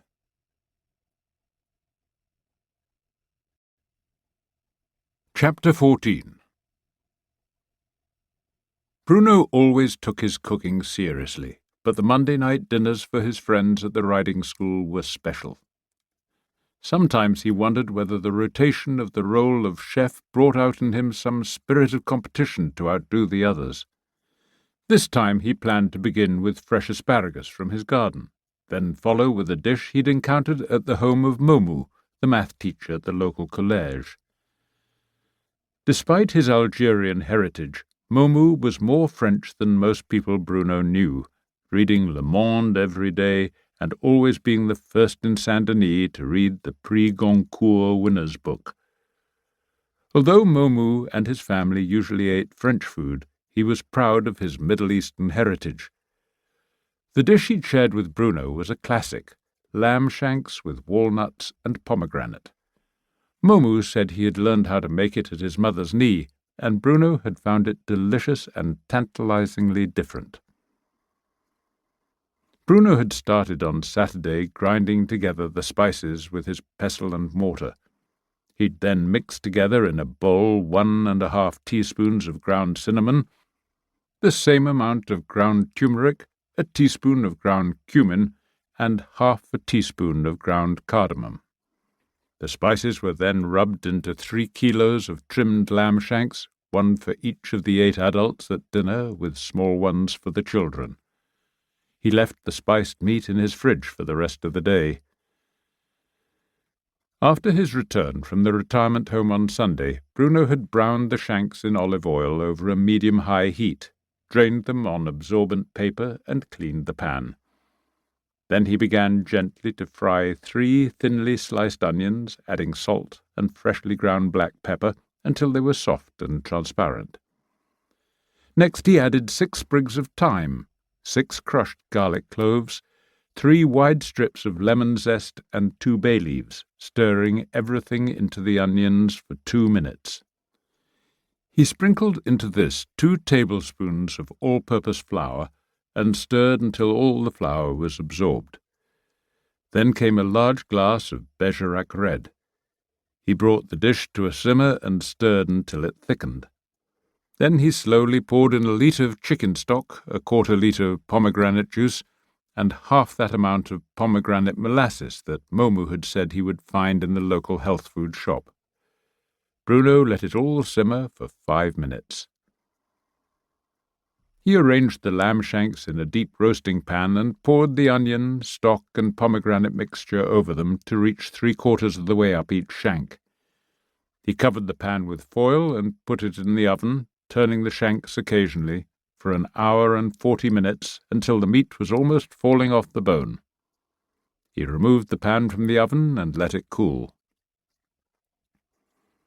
He ran the braising liquid through a sieve into a saucepan and added a 1/4 kilo of shelled walnuts before simmering the liquid over medium-high heat until it had been reduced by 1/3.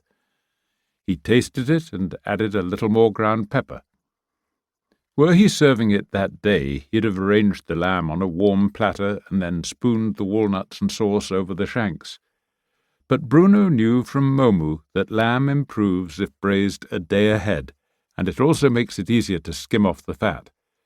So he left it overnight, planning to take the dish to Pamela's the next day for supper. For dessert, he had planned something special as a treat for the Baron, which he made late Monday afternoon.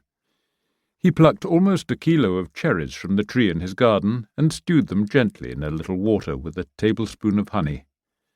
He let the cherries cool in individual glasses, reserving 6 tablespoons of the juice. He poured ½ litre of whipping cream and 1/3 of that quantity of crème fraîche into a saucepan, stirring over a gentle heat. He removed 2 tablespoons to a separate bowl and beat 2 large egg yolks and a whole egg into it. He added the zest of a lemon to the main saucepan, which he brought slowly to a boil and immediately turned off the heat. He poured a little hot cream onto the egg mixture, whisking hard. Then slowly he tipped the egg and cream mixture back into the saucepan, whisking continuously. He added a tablespoon of sugar, and over a medium-low heat, he gently heated the egg cream to thicken it, stirring attentively, careful not to let it boil. When it seemed thick enough, he turned off the heat and let it cool before drizzling it over the cherries. Once the cream had set, he added the reserved juice and packed the glasses carefully in a cardboard box with separate compartments that he normally used to store wine glasses, and drove to the riding school. At Pamela's, after serving the asparagus, he reheated the lamb shanks in their sauce and began to prepare the couscous. He brought to a boil 1/2 litre of duck stock and 50 grams of butter. He stirred in the couscous, covered the pan, and turned off the heat. He let it sit for 5 minutes before adding 2 large spoonfuls of olive oil, 1 of lemon juice, and salt and pepper. He stirred it all together with 50 grams of grated Parmesan cheese. Feeling a little nervous, he took the lamb shanks and couscous to the table. "It smells wonderful," said Pamela. "What's that rich fruit I smell?" "I think it's pomegranate, and if it's the dish Bruno and I once enjoyed at Momu's house, it's a real treat," said the Baron. Fabiola was the first to taste it. "Good heavens, it's glorious," she declared. "Try some of that sauce with the couscous." The children, fresh from the bath after running around the stables chasing chickens, were just as enthusiastic. Jack Crimson announced that it was the best meal Bruno had ever cooked for them. "I'm glad I brought some of that cuvée l'Odyssée from Clos de Bray," Jack added. "You need a wine of that depth to go with a meal like this. Did you really get this recipe from Momu? I'll have to get to know him better." The whole dish was devoured, lamb, couscous and all, until only the bones were left. Bruno carefully picked out the 3 biggest and gave 1 each to Balzac, Beau and Bella, who had been sitting patiently at the foot of the table, drooling. "I'm glad you put me in touch with Bertie," said Gilles. "We met this morning for coffee, and he forwarded me some emails his cousin had sent from Kiev before he was killed." "Killed? I didn't know that," said Bruno. "He was killed in the fighting in Odessa in May," Gilles replied. "Bertie says he's never forgiven his parents for refusing to let him go to Kiev, although he was just a schoolboy at the time. I told him his parents were right. More than 6,000 people were killed in Ukraine that year." "That puts our own political troubles in perspective," murmured the Baron into the silence that fell over the table. "Time for dessert," said Bruno. Over the cherries, which went down just as well as the lamb shanks, Bruno recounted his visit to the retirement home the previous day, saying he agreed with Gilles that the place had been well restored and he'd found the overall system impressive. But when he described the question-and-answer session, quoting from memory the mayor's final speech, the whole table fell silent. Bruno understood why. For the Baron, well into his 70s and a wealthy man, the luxurious retirement home might have been designed with him in mind. That was probably also the case for Jack Crimson, whom Miranda was eyeing coolly. For her and her children, inheritance was a deeply personal issue. For Pamela, who until her mother's death had faced the prospect of supporting an elderly parent who no longer even recognized her, it was a question that struck close to home. They wouldn't be sitting in this riding school without the legacy from Pamela's mother. For Fabiola, who believed passionately in a high-quality health service being available to all for free, with no extra privileges for the rich, it was a reminder that even the fine French health system couldn't afford to provide quality homes for all the elderly.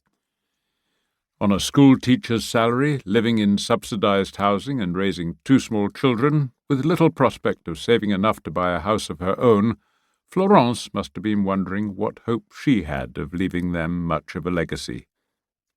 Félix had gone back to his Périgord lycée that morning. Bruno could imagine the young man changing the mood and making them all smile by reminding them that it was irrelevant as far as he was concerned. His parents lived in social housing, and he was unlikely to inherit anything except his father's old boots and some pots and pans. Bruno reflected that while he had a house to pass on and his shares in the town vineyard, he had nobody to whom he really wanted to leave his bequest. The only will he'd ever made was the one he had been required to draft while in the army, where he'd left everything to his aunt in Bergerac, who had taken him into her home from the church orphanage. He'd never been happy there, the poor relation living on the charity of people just as poor, and he had escaped into the army as soon as he could. He should visit Brosset to make out a new will, he thought. He'd kept putting it off, hoping that he'd meet a woman who would become his wife, and they would raise children together and leave their worldly goods to them. But he was beginning to wonder whether that would ever happen. And he had faced the prospect of death more than once in his work in recent years. He could always change his will later, of course, if the right woman came along.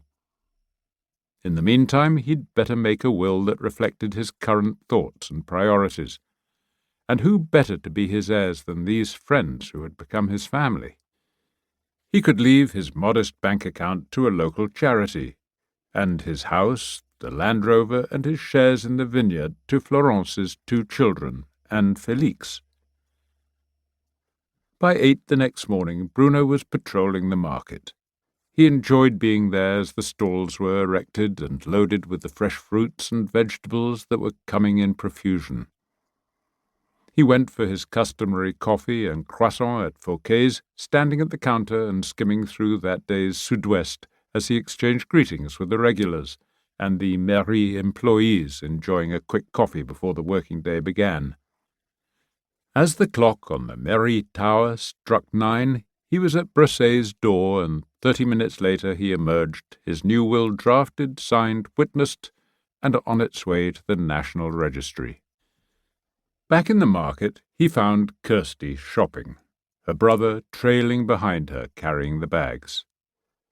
Galina and Sasha strolled along beside them, munching hot nems from the Vietnamese stall. Bruno was told that Pierre, Hippo, and Bertie were all enjoying a second croissant at Fouquet's, having raved over their first. "How do you feel about revisiting your past?" Bruno asked Kirsty and Jamie. "I'm doing a training session for the junior team at the tennis club at 4:30. They'd love to knock some balls around with you two, since I told them you were our stars just a few years ago." "Can Galina come too?" Kirsty asked. "She's a much better player. I heard she wiped the floor with Jamie at a club in Paris. Why don't we have a doubles match after the training session? Girls against guys."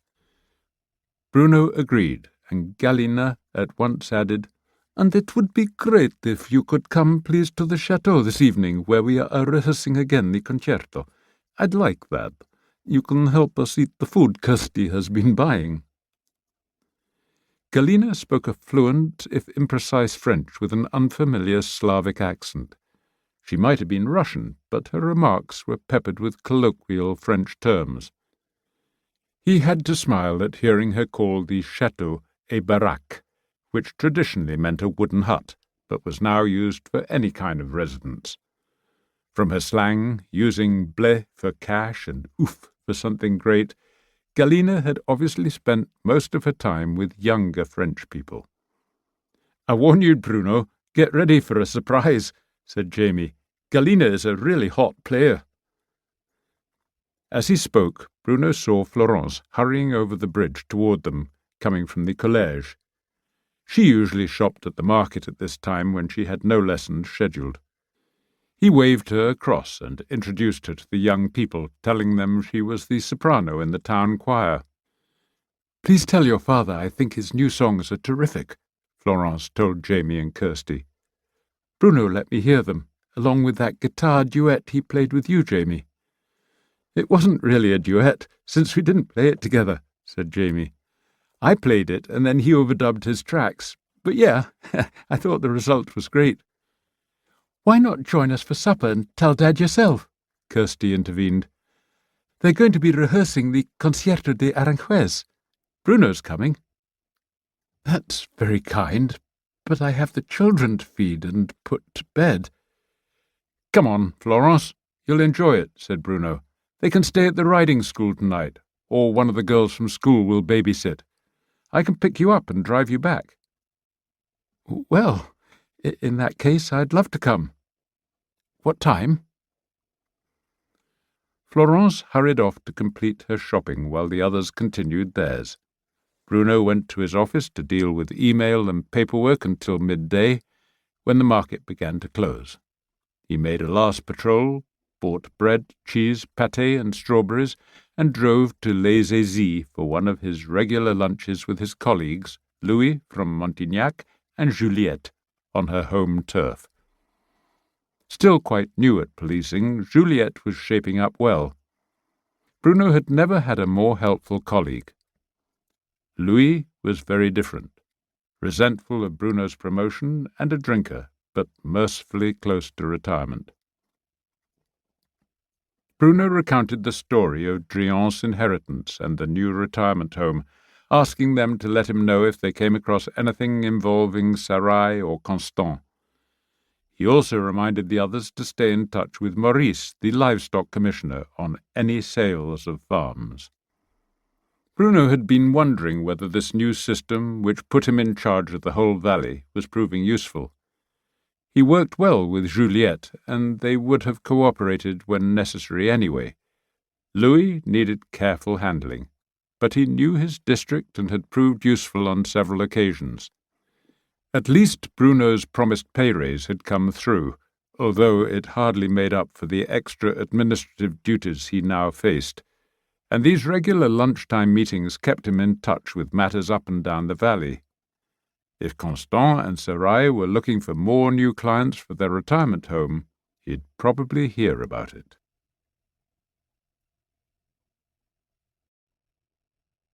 Chapter 15. Bruno spent the afternoon doing more paperwork, the worst part of his job. When the mairie clock struck 4, he packed up and drove to the tennis club. He changed into his whites and joined the junior tennis team, 4 boys and 4 girls, all under the age of 16, for his weekly coaching session. He trained each one of them except for one new arrival, a Dutch girl named Lottie, who was probably the best player of them all. Bruno suspected that she would be beating him before the season was over. Balzac sat just outside the court, watching the progress of each ball as though eager to join this game.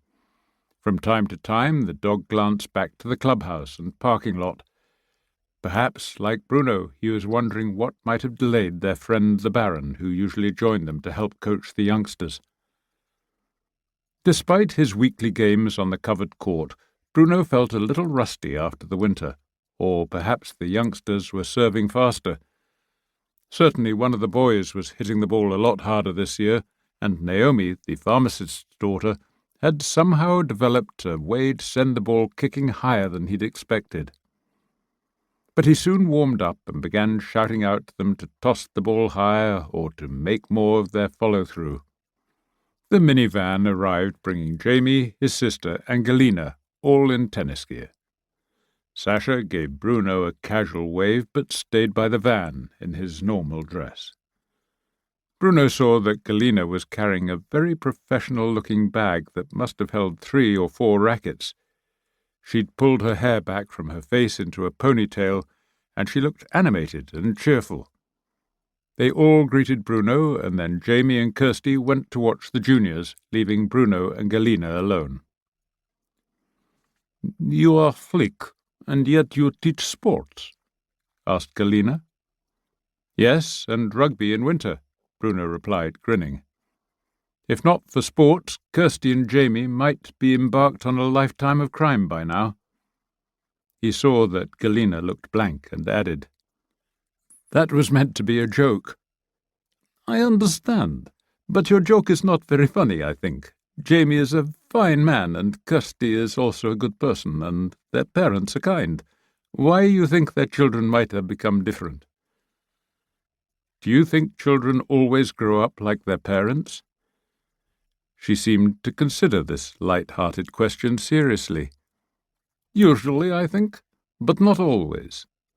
Children can learn what not to do if they do not like one of their parents and try not to grow up like that." "Is that what you did?" he asked from simple curiosity. She gave him a startled look, nodded and then shrugged in reply and went to join Jamie and Kirsty. Bruno followed her and invited the three of them to use the covered court to hit around until the juniors had finished. But the juniors who had been playing singles decided to play doubles and leave one of the open courts for Bruno's friends. They soon stopped playing and gathered around to watch when they heard the power of Galina's strokes, even while warming up. When she made a few practice serves, Bruno knew he'd never faced a service that fast. He was going to be way out of his league. Jamie and his sister decided to play together, so when Galina won the toss, she offered the ball to Bruno. He shook his head. He wanted to watch her serve. Her first service was not nearly as fast as her practice serve, but it kicked high and spun, forcing Kirsty to scramble to return it. She looped the ball high, and Galina smashed it down the centre between the two siblings. Her next serve to Jamie was very fast. He managed to return it, hard and low, to Bruno, who had an easy volley to make it 30-love. Galina's third serve was almost slow, but placed perfectly in the corner and spinning wide of the receiver. Kirsty just reached it, made a decent cross-court return, and Galina slammed it down the sidelines too fast for Jamie to react. Her final serve was an ace, right down the middle, and screamingly fast. A love game. The juniors gathered around the court, applauded, and Bruno was tempted to join in as he took his place on the baseline to receive Kirsty's first serve. The only game that went to deuce was Bruno's service, and Galina won that with 2 brisk volleys. They won the set by 6 games to love, and Bruno could claim at most 3 points of the 30 or so that had been played. "You're the finest player I've ever shared a court with," he told Galina as they shook hands at the end of the set. Whereas Jamie and Kirsty looked as though they'd played a very hard set, Galina looked as cool and unruffled as she had before the game. The junior players were gathered at the doorway to the court to meet Galina. A couple had pens and pads of paper to get her autograph and ask where she usually played. "Would you do us the honour of taking part in our club tournament in August?" Bruno asked her. "The prize is modest, but just watching you would raise the game for the whole club." "Why not?" she answered. "I enjoy playing like this. Trees all around, a simple country club, and a hard court, no crowds and no pressure. It reminds me why I love this game, when I was a child. Will you be my partner in this tournament?" "I think you should play with someone much better than me," he said. "Or maybe with one of our juniors. They could learn a lot. But tell me, where did you learn to play like that?" "When I won my first junior championship, my father sent me to a tennis academy in Florida," she said as Jamie and Kirsty crossed the court to join them. "It was very hard, and I began almost to hate the game. Then a friend suggested it was not the game, but the intense competition that I disliked. So now I only play when and where I want." "What did you think of that, Bruno?" asked Jamie, shaking hands to congratulate the winners. "Now you know what a shock I had when I first played Galina." "She's extraordinary," he replied, turning back to Galina when the 2 McRaes went into the changing rooms to shower. "Where did you win the junior championships?" "Cyprus first, then Ukraine." "Why those 2 countries?" Bruno asked. "I am now a citizen of Cyprus, but was born in Chateau, in Ukraine, so I was also citizened there. I could qualify for the 2. My father tried to insist I become tennis professional, but my mother is a musician, piano, and she understood that I wanted music to be my life. Tennis should be for play, for fun." "Is that what you meant about not wanting to grow up like your father?" "Yes, of course. I would never want to drive a child as he pushed me. But I understand his ambition for me, and I try to forgive him. He is just as hard on himself, which is why he is successful. He says he had to be strong to succeed in the Soviet Union and in the bad time that came after. He tells me that since I didn't know those years, I could never understand. He is right, I think." "Did you grow up in the Ukraine?" Bruno asked. No, in Moscow, until I was 12, and again I was lucky. My mother put me in a school that had a strong reputation for music. It was when he saw I could play tennis that my father took an interest in my future. Putin liked to play it, so tennis was very much in fashion with the Silviki, the people of influence in the Kremlin. I have a feeling that you may be more like your father than you think, said Bruno. It must have taken remarkable self-discipline to become so good at both tennis and music. They were interrupted by the two McRaes coming out from the clubhouse, their hair still wet from the shower. "We'd better get back, Bruno," said Kirsty. "Aren't you going to shower, Galina? I'll come back with you rather than make you wait for me." "Okay, Bruno. We'll see you with Florence around 7. Bruno was changing after his shower when his phone rang. It was Albert, the captain of the Pompiers and one of the 2 professional firemen on what was mainly a volunteer team. "Bad news, Bruno. It's the Baron," Albert began. Apparently some young idiot on a motocross bike skidded into his car. The airbag exploded and slammed his head back, causing a concussion. Bruno's old friend was on his way to Périgordian, and Fabiola was with him. "She says he should be okay, but at his age she wants him in the hospital and put through a scanner. Don't go up there, she said to tell you. You'd just be in the way, and she'll call you as soon as she has any news." "What about the kid who hit him?" "A broken leg. He's in the same ambulance. It's young Thibautin, the one whose dad works at the holiday village. His mother's on the way to be with him." "Thanks for letting me know. Where did this happen?" 50 metres from the Baron's house about an hour ago. Raymond was coming back from the supermarket, saw the crash and called us. The Baron had a nosebleed, so it looked worse than it probably is." Bruno went and told the youngsters who were having a drink at the bar. They were all fond of the Baron, who helped drive them to away matches. They might even have to start thinking about finding a replacement for him, Bruno thought. When he arrived at the riding school, Pamela said she'd already heard the news about the Baron's crash and had invited Gilles to have supper with her and Miranda and Jack Crimson, Miranda's father. "Please join us," she said. "It's going to be onion soup, a big lasagna I made, salad and cheese, and then the new cherries straight from the tree. We've got a fine crop this year, and they're delicious." It was that cusp of the seasons for Pamela, just before her gîte was solidly rented out from June on, and after the last of her cooking courses had ended the previous week. This was the time her gîte had to be thoroughly cleaned, and any minor repairs and repainting done, and the Maréchal made his annual visit to replace horseshoes.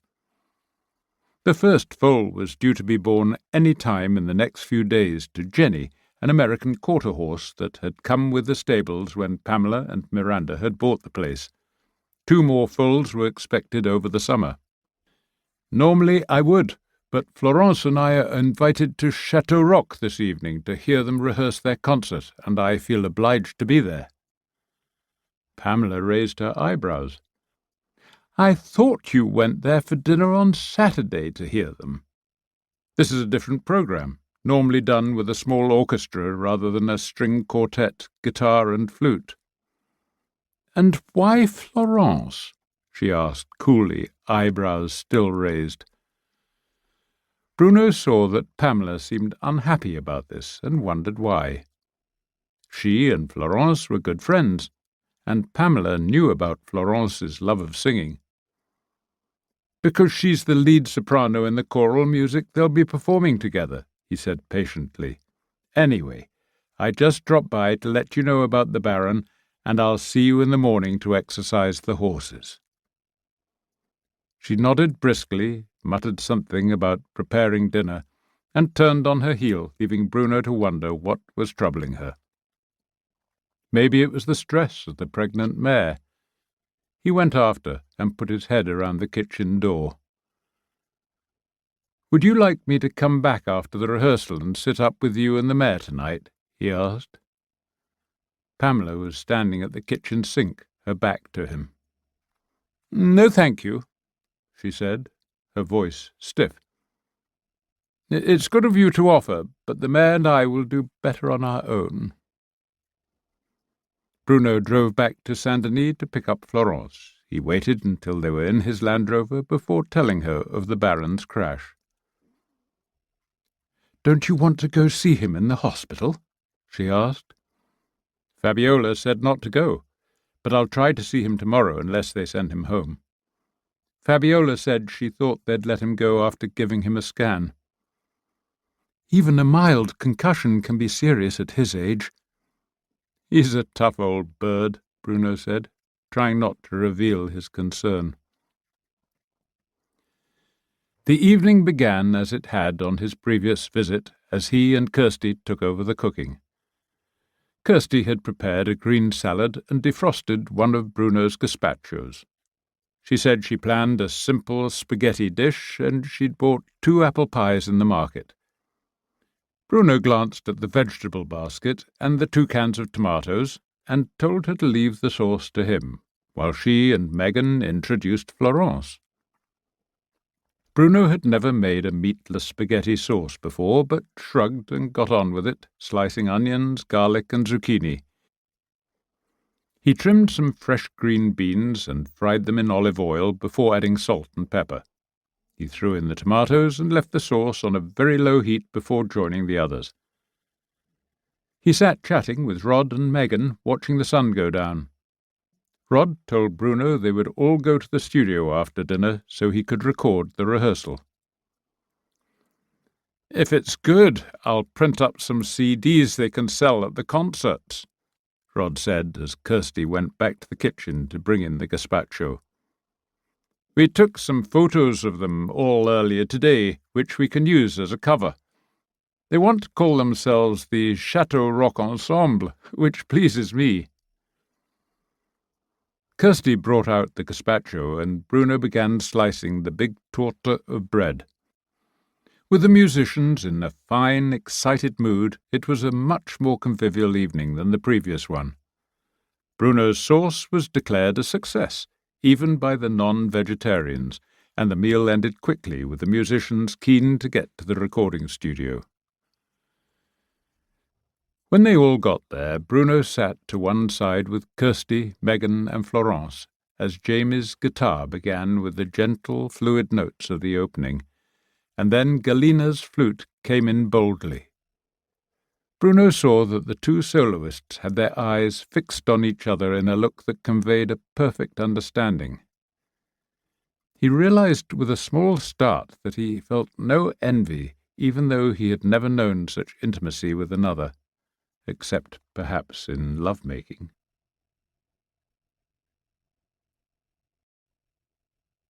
Chapter 16.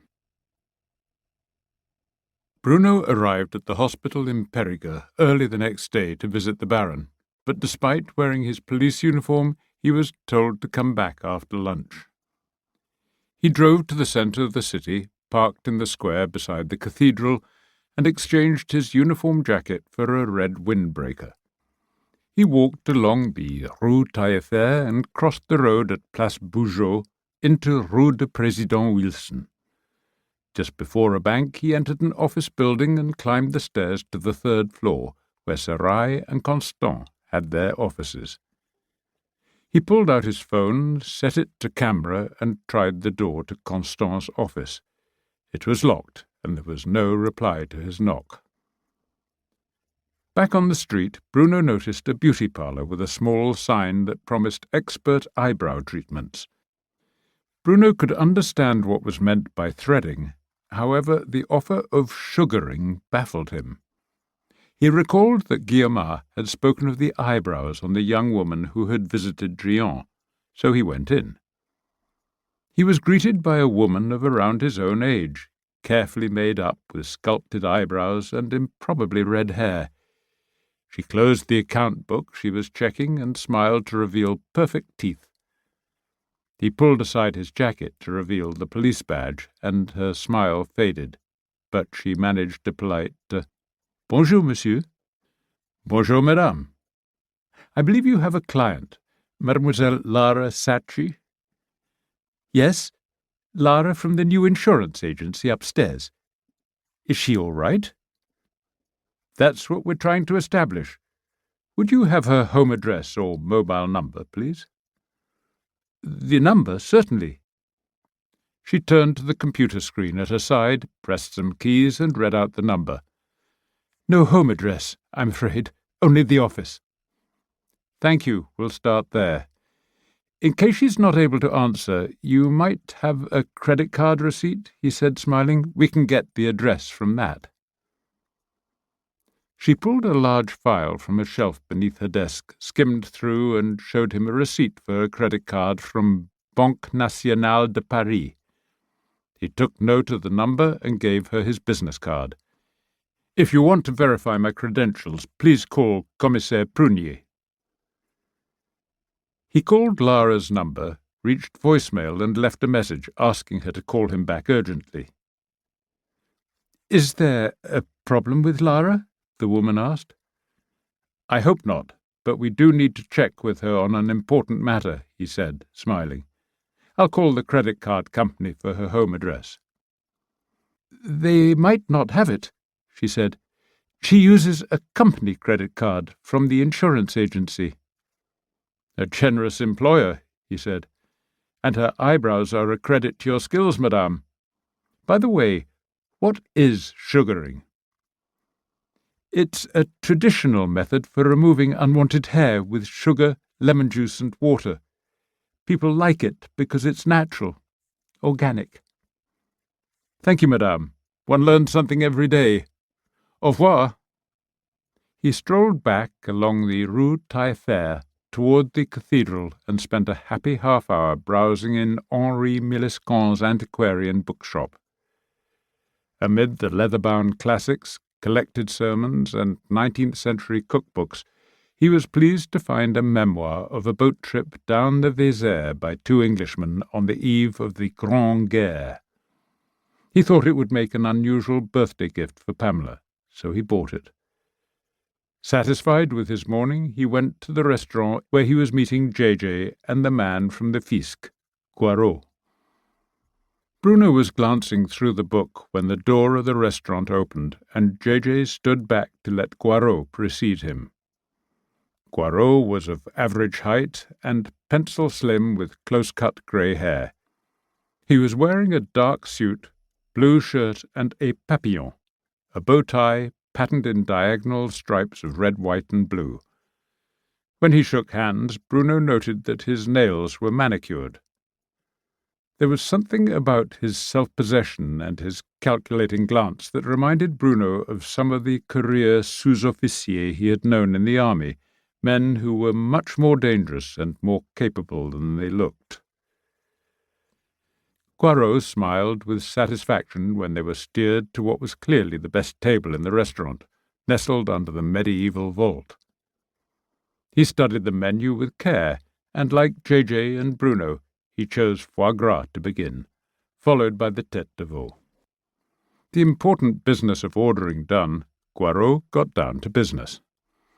Gustave Sarai is a Belgian citizen from Charleroi, but did his studies in Lille and then Paris before moving down to Menton in the 90s, just as the Russian nouveau riche began looking to buy property on the Riviera. He paused to taste the wine JJ had ordered, a lovely Montravel red from Chateau Moulin Caresse that Bruno always enjoyed. "How agreeable to find a wine as good as this with such a charming name," Poirot said, smiling. It was a remark that made Bruno like the man more, but he remained wary. So far in his career, Bruno had encountered few members of the Fisc, but he'd heard legendary tales of their skills, of people who played chess in their heads without looking at the board, filled in a Sudoku grid after a cursory glance, and mastered the cap stock market in Paris, making fortunes from their investments. Sarai enrolled in intensive Russian-language classes, the first French notaire to do so, hired a pretty Russian girl as his assistant, and began to make his fortune, Poirot went on. He didn't come up on our screens until we realized that a great deal of this Russian money was dubious in origin, and that he was one of a small group of notaires who worked closely with the private banks that were handling much of it. We suspected that he was getting it laundered through banks and investment companies that Russians had opened in Cyprus. Once the euro currency arrived, it all became much easier and Sarai prospered, in particular because he became closely associated with an oligarch, now based in Europe, called Igor Ivanovich Stichkin. He's an ex-military man who turned businessman and an old acquaintance of Putin. He was born in the Russian-speaking eastern part of Ukraine that Putin has since virtually reoccupied, a project which Stichkin backed with cash for the pro-Russian militia. Bruno controlled his surprise at the name he'd heard from Gilles and said nothing. Poirot explained that this was Stichkin's way back into Putin's favour. A shrewd man who had long since realized that the Kremlin's favors came at an ever higher price. He had quit Russia in 2007 during Putin's second term. He left his wife in Moscow, but took with him his daughter and as much of his money as he deemed prudent. He bought himself Cypriot citizenship and a house in Limassol, an apartment in Monaco, and a luxurious yacht to cruise back and forth from one to the other. Unless you are a French citizen, there's no personal income tax in Monaco, Poirot explained, but the corporate taxes are quite high. So Stichkin kept his investment trusts in Cyprus and Luxembourg and took his income in Monaco. This neat solution was devised for him by the ingenious Monsieur Sarai, and the European context is important to this, Poirot went on, tapping a finger on the table for emphasis. We larger countries are having more and more trouble with the little ones. Malta, Cyprus, Monaco, Luxembourg, each of which seeks prosperity through the financial sector and making life easier for the rich. Then we came across a PowerPoint presentation that Sarai delivered to an investment conference in Luxembourg, which we found interesting, Poirot said, before pausing as the first course of foie gras arrived with a small glass of Montbazillac to accompany it. The conversation turned to the food, and Poirot didn't resume his account of Sarai's presentation until the plates were cleared. Sarai's lecture had stressed that European demographics would shape the future. Europeans had almost stopped breeding. Only Ireland, France, and Britain were anywhere near reproducing themselves, and even there, growing life expectancy meant that for the foreseeable future, the fastest-growing age group would be the over 60s. There would be fewer and fewer young people to pay the taxes to finance the pensions and health care of the elderly. Since the European welfare states could therefore no longer afford their traditional generosity, catering to the elderly would be a huge growth business for the private sector. High-quality retirement homes offering comfort, good food, health care, and an interesting social life would be an excellent investment. Stichkin decided to invest in a pilot project, the one near Salah, that interests you, Bruno, said Poirot. Stichkin's investment funds financed it, and Sarai can't afford to let it fail. Stichkin would never forgive him. It sounds like a reasonable and legal investment idea, Bruno said, cutting at the flesh that had been rolled around the veal tongue and then cooked for at least 5 hours. It was a classic dish that he seldom ordered, but today, with his companions choosing it, he'd felt in the mood for it. To his delight, instead of the conventional sauce ravigote, it was served with the rich broth in which it had been cooked. "Yes, but they may have their timing wrong," Poirot said, putting down his knife and fork and fixing Bruno with a sharp eye. "France's health and retirement model may be under pressure, but it's a long way from collapse. And their target market of wealthy old people has other options. A lot of them have second homes in the sun, Morocco or the Caribbean. They have airports nearby so they can come and go, and their children and grandchildren can visit them easily. They have doctors and hospitals on hand, golf courses, and a choice of restaurants.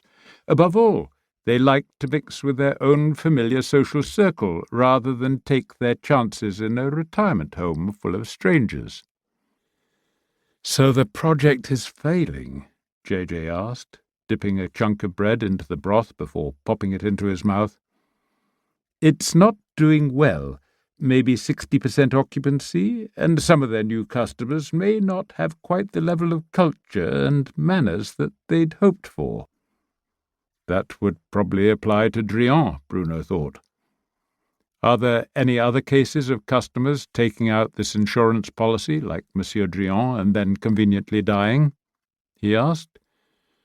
"Not that we know of, but I'm hoping you might help us. I should add that Stichkin, as you can imagine from his past, has a reputation as a very hard man. There are rumours about people who have crossed him simply disappearing, perhaps from that yacht of his." "Who were these people who disappeared?" J.J. asked. "A couple of foolish burglars in Cyprus who made the mistake of breaking into his house when he was away," said Poirot. "There's no proof, of course, and the Cyprus police don't seem very concerned about the burglars' fate. They were just two of the 15,000 refugees who washed up on the island, mainly Syrians. The island has had more refugees per capita than Italy or Greece." A silence fell, and Bruno wondered what was becoming of this Europe that had been launched with such high hopes and idealism. After a while, he asked, "Constant, this insurance guy who shares offices with Sarai, doesn't he have to have some kind of license? Doesn't he have to file his taxes? Doesn't his paperwork leave a trail for you to follow?" "Yes and no," Poirot answered. "He's an agent, not an insurer. He should supposedly be looking for the best deal for his clients. He can pick any insurer who is licensed to operate in Europe, from the giants like AXA and Allianz to smaller, local ones. There are more than 100 in Luxembourg alone, where Constant is officially resident and where he pays his taxes, and there are more than 200 in Cyprus. Stichkin himself has one, or rather some of his investment trusts have minority shareholdings which, combined together, could give him effective control." "What's the problem with Stichkin?" J.J. asked. "You said he pulled out of Russia with his money and became a European citizen. When you first mentioned him to me, I checked, and he's not on any of our sanctions lists. Do we assume he's fairly clean?" "I certainly don't assume that," said Poirot. He explained that Stichkin had left a lot of money in Russia, but he didn't abandon it. He still had important shareholdings in banks and insurers, in a big nickel company, and in a major car distributor. He must have close to €1 billion there, if not more. That gives the Kremlin a great deal of leverage over him if they want to use it, which may explain his sudden enthusiasm for Ukrainian politics," Poirot went on. "And he had family there, a younger brother, nephews and nieces. More leverage. But since he was born in Ukraine, Stichkin was not officially listed as Russian, so he appeared clean, at least on the surface. That gives Stichkin a freedom of action in the West that the Kremlin may well find useful," Poirot added. "I'd be surprised if he isn't still doing them some discreet favours, just to make sure his Russian funds don't get confiscated. That's standard Kremlin procedure for oligarchs who don't toe the line. There are lots of precedents. In certain cases, they go to jail or die, sometimes in suspicious circumstances. But Stichkin still seems close to Putin. Like most dictators, the older they get, the more they trust only immediate family or their oldest friends."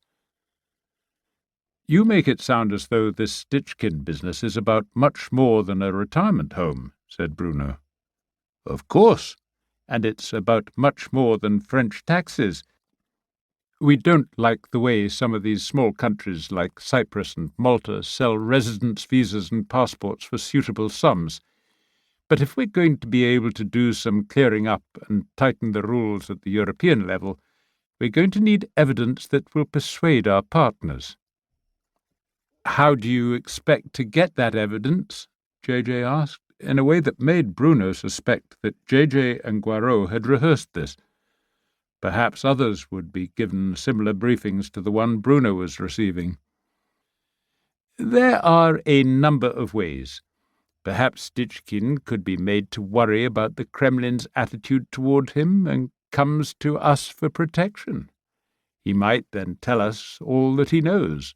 Or if we found sufficient evidence of money laundering or other offences, we could put pressure on him. Or if a member of his team were to start secretly helping us and telling us Stitchkin's every move, that would be ideal. Delicate, certainly, and dangerous, perhaps, but perfect for us." Poirot paused to take a slow, appreciative sip of wine, and then glanced from J.J. to Bruno. "Finally, there is the personal angle. He has an only child, a daughter who is studying music at the Paris Conservatoire, and young people these days seem to lead such unruly and wayward lives." Again he paused, shaking his head and glancing meaningfully at Bruno. "Sex and drugs, so many risks." "Mon Dieu, I know what's coming," Bruno thought, "and I don't like it." Poirot could only mean Galina. Rather than mention her, he said, "This is France, a law-abiding country where we don't target the innocent, so I presume you must be thinking of his tame notaire Sarai. You want him to turn informer." Poirot winced. "I don't like to use such loaded terms. I prefer to think of inviting him to do his civic duty by helping the French authorities." His keen blue eyes turned toward Bruno. "That's where I think you might be best placed to help us, Bruno," he said. "Your role will be to pursue your inquiries on behalf of Drian's children and demand copies of every relevant document. What I'd really like is some indication that Sarai is involved in the ownership of the retirement home. If we can find that, while he was also acting as the notaire for the sale of Drian's land, the conflict of interest could lay him open to a lawsuit from Drian's children for breach of trust." Poirot leaned forward and gripped Bruno's hand that was resting on the table. "I should add that I greatly admire your own imaginative use of the livestock regulations in this business so far, but you haven't gone far enough. This gives you an excellent lever, and I count on you to use it." "In hunting terms," Bruno said, "you want me to flush the game toward you while you wait for a good shot." "Somewhat dramatic in expression, Bruno, but yes. That is pretty much what I'm expecting you to do. Not just me, and not just the Finance Ministry. The Interior Ministry is equally interested in Stitchkin from a security aspect. Bearing in mind his role in Ukraine, your friends in the piscine are also interested," he added, using the slang term for French intelligence, because its traditional building was near the pool of the French Swimming Association. Poirot sat back, a smugness settling over his features before he spoke again. "It turns out we have a mutual acquaintance in General Lannes." "Our old friend, the Brigadier," said J.J., rolling his eyes at Bruno as if to indicate this involvement of General Lannes came as news to him as well. "Feel free to call him Bruno," said Poirot. "And Lannes asked me to let you know that the usual letter seconding you to the Minister's staff has been sent to your mayor, with his best regards to you, of course. That means you'll be covered under the emergency regulations. You won't need to lose time applying for search warrants." Bruno sat back, took a deep breath, looked from J.J. back to Poirot, and sighed. Then he picked up his glass and sipped, gaining time as he thought about what to say. "You confirmed many of my own suspicions about Sarai and Constant, so of course I stand ready to help," he began. "But there are some things I need from you. I want every security camera in the Rue de Président Wilson checked for film of a young woman, tall, slim, dark hair, probably Arab origins. She gives her name as Lara Sacchi, and she works for Constant. She drives a blue VW Beetle convertible, and I would bet she regularly parks it in the underground garage around the corner, and you have surveillance cameras in there. I have a witness who saw her with Drian at his farm not long before his death, supposedly from heart failure. I need that film to show it to my witness because she could be the last person who saw Drian alive. I also want a forensic team to go over the Drian farm to see if any trace of this young woman can be found." "But Drian died of natural causes. A heart attack," said J.J. "And he was cremated. That's why I want a full forensic search of his farm." Bruno tore a page from his notebook, scribbled down the number of Drian's mobile phone, and handed it to J.J. "I also want a full readout of Drian's phone for the 3 months up to his death. His phone was missing from his house. I asked a magistrate in Salah to apply for the warrant, but apparently the livestock regulations aren't sufficient for such a telephone search. As for Constant, here's the number of a company credit card issued to Lara Sacchi." He added her name and mobile number to the page torn from his notebook and saw Poirot's eyes light up. "That should help you look into Constant's accounts. And one last thing," Bruno added. "There's a young Ukraine-born student at the Paris Conservatoire, a very gifted flautist named Galina. She's just turned up in Saint-Denis with a bunch of student musicians to play in some concerts at local festivals. She's accompanied by a cousin who looks to me like a professional bodyguard. Could she be in any way related to this inquiry of yours?" "She's Stichkin's daughter, his only child," said Poirot. "How interesting that you know her." "Her boyfriend is a friend of mine, a fine musician and a decent guy. So if you want my cooperation, you'll leave Galina out of this," said Bruno, folding his napkin and rising from the table. "Thank you for lunch, and now if you'll excuse me, I have to visit a sick friend in the hospital."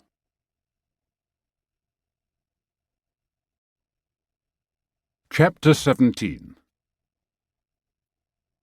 Bruno took from his van the bag with clean clothes, tracksuit and sneakers that he'd picked up from the Baron's home, and found his friend sitting by his hospital bed in a dressing gown.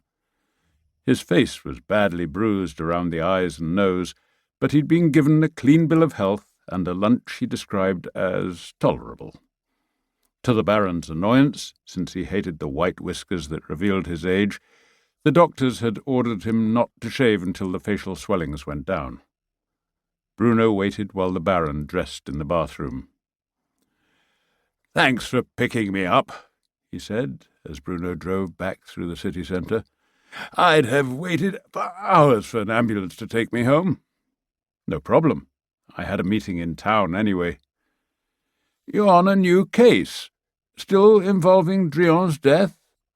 "In a way. I should have asked how well you knew him." "Oh, we went to school together, played on the same rugby team. One by one, the friends of my youth are going. He and I weren't bosom pals, but even the ones you weren't close to, you miss them." "You know he hadn't been speaking to his daughter." "Because of her sex life? I'd heard that. He was old-fashioned that way. Are you suspicious about his death?" "I'm not sure. He did have heart problems. I'm certainly curious. There are some open questions, including about his own apparently active sex life." "Lucky him, at his age. I remember he told me Viagra had changed his life." "It might have ended it," said Bruno. "Gelitreau refused to prescribe it because of his heart condition, but Drian got hold of it anyway, I saw some of those blue lozenge-shaped pills in his bedside drawer when I searched the house." "It's easy enough. I often get ads on the internet for it." "They must know my age." The Baron paused. "If it helps, there was a massage parlour in Bergerac he talked about." He paused again. "Evidently you suspect something. Can you tell me about the case?" Bruno gave a guarded summary without mentioning the fisc. He started at the beginning, with the visit from Drian's son, and describing his and the mayor's visit to the retirement home before explaining his difficulty in reaching the elusive Sarai and Constant. "Why don't I try?" the Baron asked. "I'm a likely candidate for this Chateau Marmont home of theirs. I'm the right age, wealthy enough. They'd jump at the chance to sign me up, and I can go in wearing a wire if you like. I owe that much to Drian's memory, and all the time I knew him." "Let me think about that," said Bruno. "We seldom use wires these days. They're clunky, too easily spotted, and legally speaking that requires authorization from a magistrate." When Bruno got back to his office in Saint-Denis after dropping off the Baron at his home, he found an email from JJ with an attachment of the list of calls to and from Drian's phone.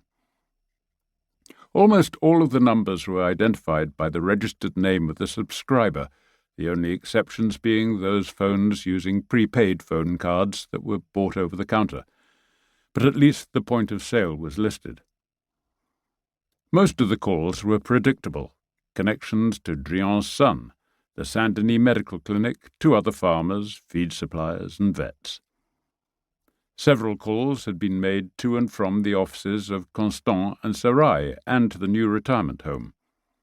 But there were 2 kinds of calls Drian had made that seemed odd. The first was regular calls to an 08 number, which carried a premium charge. Bruno called it and found it was a sex chat line. The other was 4 calls to a massage parlour in Bergerac. It was probably the same one the Baron mentioned. Bruno called a colleague, an inspector in the Bergerac police, who laughed when Bruno asked what was known about the place. "It's not what you'd call a medical establishment, more personal relaxation massage," he was told. "And you know what that means? Don't tell me you're interested, Bruno." "No, I'm working on a case of someone who died in possibly suspicious circumstances, and he made several calls to the place. Is it on your map?" "Not really. It's discreet, not known as a brothel, seems to be well run, causes no trouble, so we turn a blind eye." "Was this guy elderly, living alone?" "That's right. That's the usual clientele. Old guys getting a little personal service. The place is run by a local woman, middle-aged, used to be a nurse, no criminal record. Most of the girls seem to be foreign."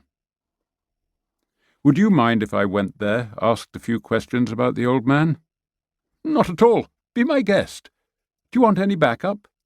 "No, thanks. I'll keep it low-key and let you know if I learn anything interesting." 40 minutes later, with his tie off and a red civilian jacket over his uniform, Bruno parked in a dowdy side street near the station in Bergerac and entered the only modern-looking shop on the strip. It was sandwiched between a small hardware store and a tired-looking boulangerie whose window carried cream cakes that had seen better days. A handwritten notice offered a sack of stale bread for pets for €2. "Bonjour, monsieur. Always a pleasure to see a new client," said the woman at the front desk. She wore a white coat, had dyed blonde hair, and wore lipstick that matched her fingernails. Her eyebrows were black and sculpted in the way he'd seen at the beautician's in Périgordian. There was something familiar about her, but he couldn't place it. "Bonjour, madame," he replied. But before he could pull aside the jacket to show his badge, she suddenly eyed him intently and said, "I know you. Wait, it'll come to me. School. You're Benoit. Remember me? Cécile. You could never stop looking at my boobs. And not just looking." Bruno broke out in delighted laughter. Cécile, mon Dieu, your breasts were the first ones I ever saw, the first ones I ever held and kissed. I'll remember them to my dying day. We were what, 15? She stood and presented her cheek to be kissed, and he gave her an affectionate hug. She sat down, still smiling, but with something steely in her eyes as she said, "You're a cop these days. From time to time I see your photo in the paper. Is that what brings you here?" "Afraid so." He sat down on a bench along the side wall and glanced at a wall poster offering Thai, Swedish, and deep tissue massage. "It's about a client of yours, an old man in his 70s named Drian, who died a couple of weeks ago." "I read about it. Heart attack when he was alone at his farm, it said in the paper. What makes you think he came here?" "He told one of his old friends about you, and there were 4 calls here on his phone. Don't worry, Cécile, this isn't official, and I'm not here for a freebie." "That makes a nice change for a cop." "Yes, he came here a few times. Always wanted a different girl." "How many do you have?" "Is this between you and me, Benoit, off the record?" "Yes, I'm just looking for background." He smiled, less to reassure her than hearing himself called by the name he'd been given at the church orphanage, a name he hadn't used since his school days. "There's a Vietnamese who pretends to be Thai, an Albanian blonde who pretends to be Swedish, a Congolese girl and a Syrian, a new one, plus a couple of part-timers, French girls who really are masseuses. And then there's me, the qualified nurse with the credentials." "And whatever extra services the girls offer are between them and the client? Is that how it works?" She shrugged. "Clients want their privacy. I don't go behind closed doors, but if a guy wants to pay extra for a hand job or something more, that's their business." "I see you charge €50 for a massage. How do you split that?" "Don't tell the fisc, Benoit, but it's half for me and half for the girl." Bruno did the math in his head and gave a low whistle. 5 girls, even at just 4 clients a day each, you're making over 2,000 a week. Less than half that after the rent and taxes and a few payoffs, and you wouldn't believe how much I spend at the laundrette every day. All the sheets and towels. I have to buy new ones every few months. Massage oil is a bastard to get out." "How's your life, Cécile? You married? Kids?" "Once widowed, once divorced, with a daughter who works on the railway who's just made me a grandmother. I had her at 18, and a son in Bordeaux, training to be an architect." "Good for you. I haven't got any kids yet. Never found a woman who wanted to settle down with me." "Don't look at me, Benoit," she said, returning his smile. "Sometimes I wonder how you and I might have turned out, but I've had more than enough of men." "So, what can you tell me about Drian?" "As I said, he wanted a different girl every time. From the time he was in there, I suppose it was hand jobs. He was a sweet old guy, very courteous, tipped well. The girls had no complaints. When he called, it was always to ask if we had someone new." "What do you know about this business?" "Nothing at all."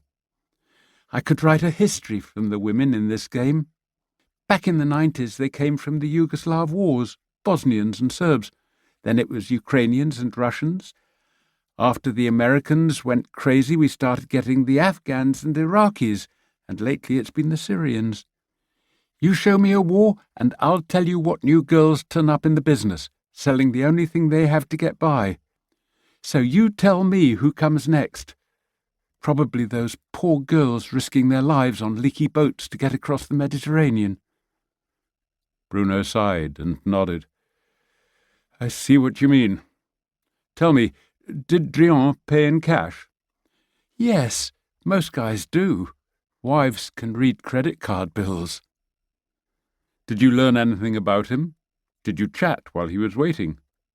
"Not much. He always asked for a glass of water when he came in. Took one of those little blue pills. Viagra. It worried me a bit.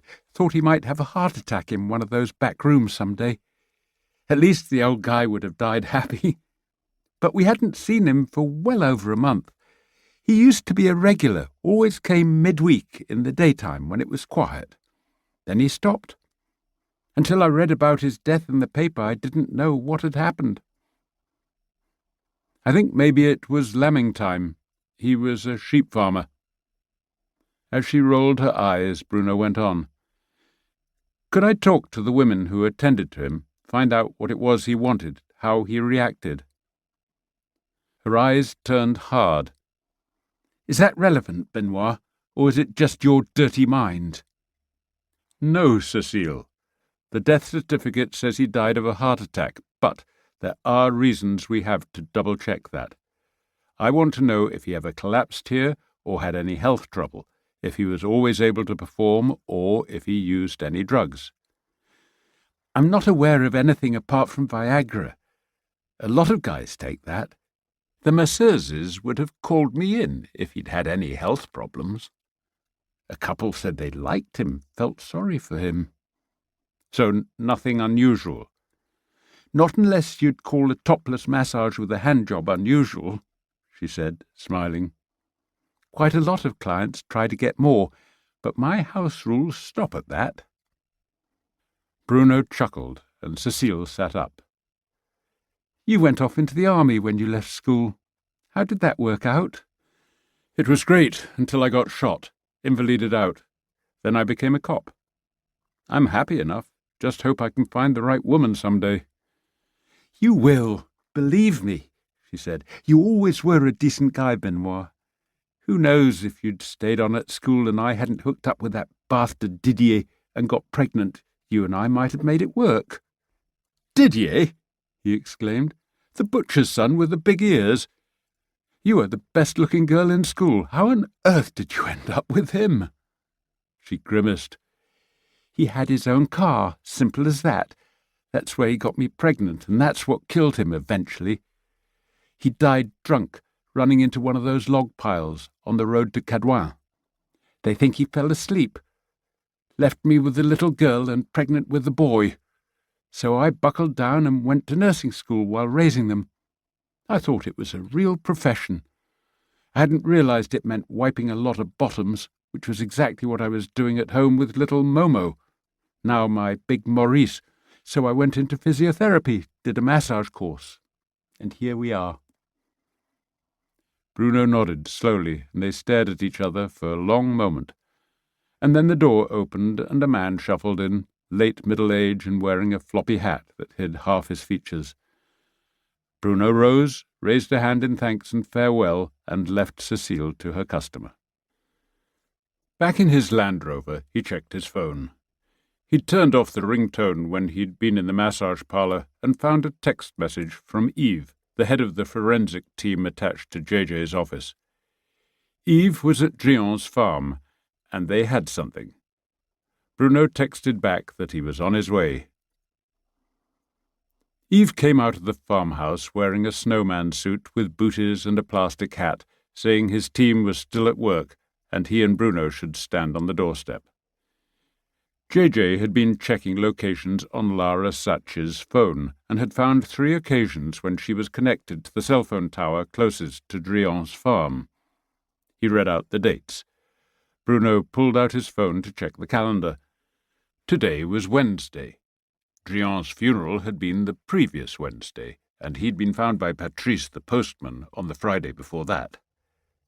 Time of death had been estimated by Dr. Gelatreau at some time between the previous Sunday evening and Tuesday at the latest. The last time her phone was here was that Sunday evening from just before 6 until just after 9, Yves said. She could have been there when he died. We could even be looking at a murder, but with the body cremated, we'll never prove it, not unless she confesses. Where is she now? Bruno asked. The last location we had was this morning in central Périgord, but then it went dead. She must have taken out the battery. We have an automatic trace for when she turns it back on. Have you found anything else in there?" "Cosmetic traces in the bathroom and long black hairs on the towel, lots of fingerprints, and somebody washed up some dirty dishes. They were wiped clean, but we have prints on the handle of the dishwashing brush." "That could be Drian's son or daughter," said Bruno. "They came to pick up some family souvenirs, but neither of them has black hair." "I'll go back in," said Eve. "Can you keep an eye open for any sign of cocaine?" Bruno asked. "I checked with the doc. That could have been what killed him." Eve raised an eyebrow, but nodded as he went back inside. JJ's voice was excited when he answered Bruno's call, the way he sounded when he was on the trail and the quarry was close. "I think we've got an image of your Lara Sachi," he began. "We went by your description, but then we got confirmation from that woman you mentioned in the beauty shop by her office.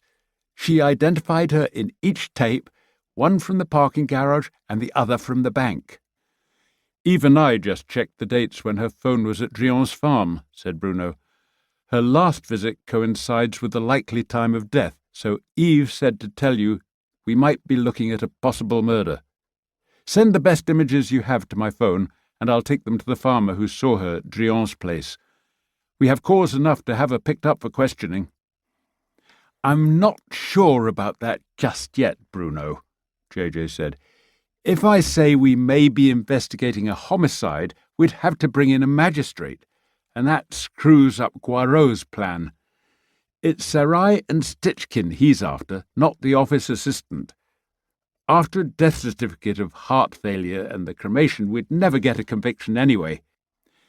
Even if the old man died when this Sachi woman was there, we might not get more on her than failure to report a death." "It's your call," said Bruno. "I think it's suspicious that she's dropped off the map. Eve said she must have taken the battery out of her phone. By the way, I visited that massage parlour. Drian called 4 times. He was a regular customer.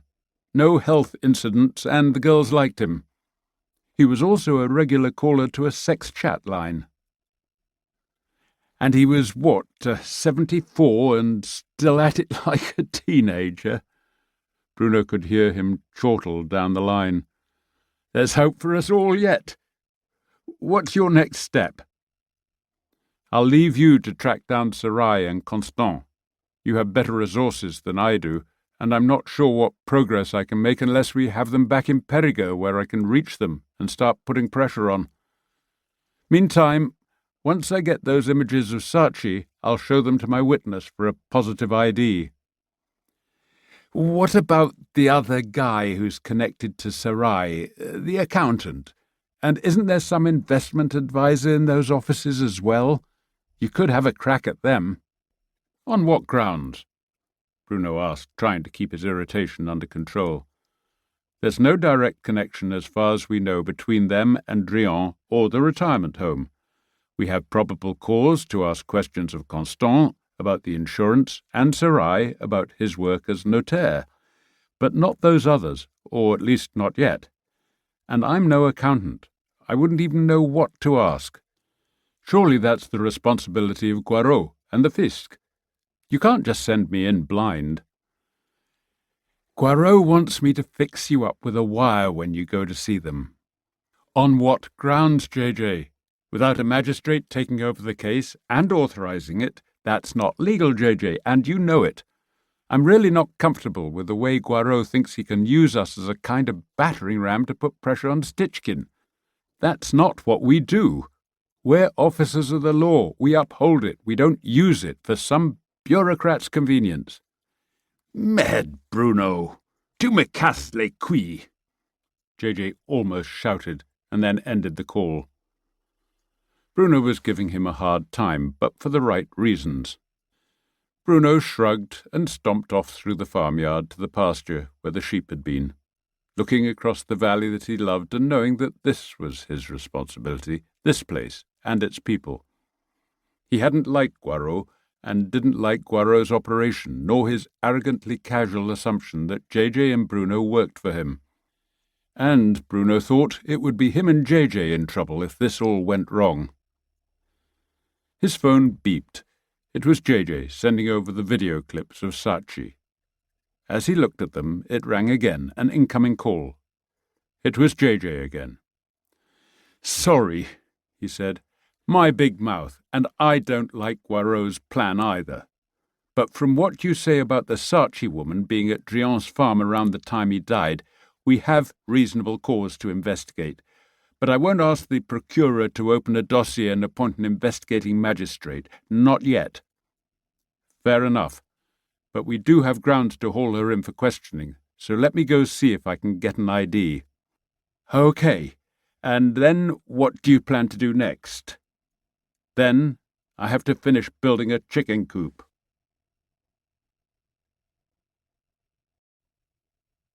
Chapter 18. When Bruno called at Guillemard's farm, he confirmed that the images of Lara Saatchi on the phone were indeed of the young woman from the insurance firm whom he'd met at Drian's place.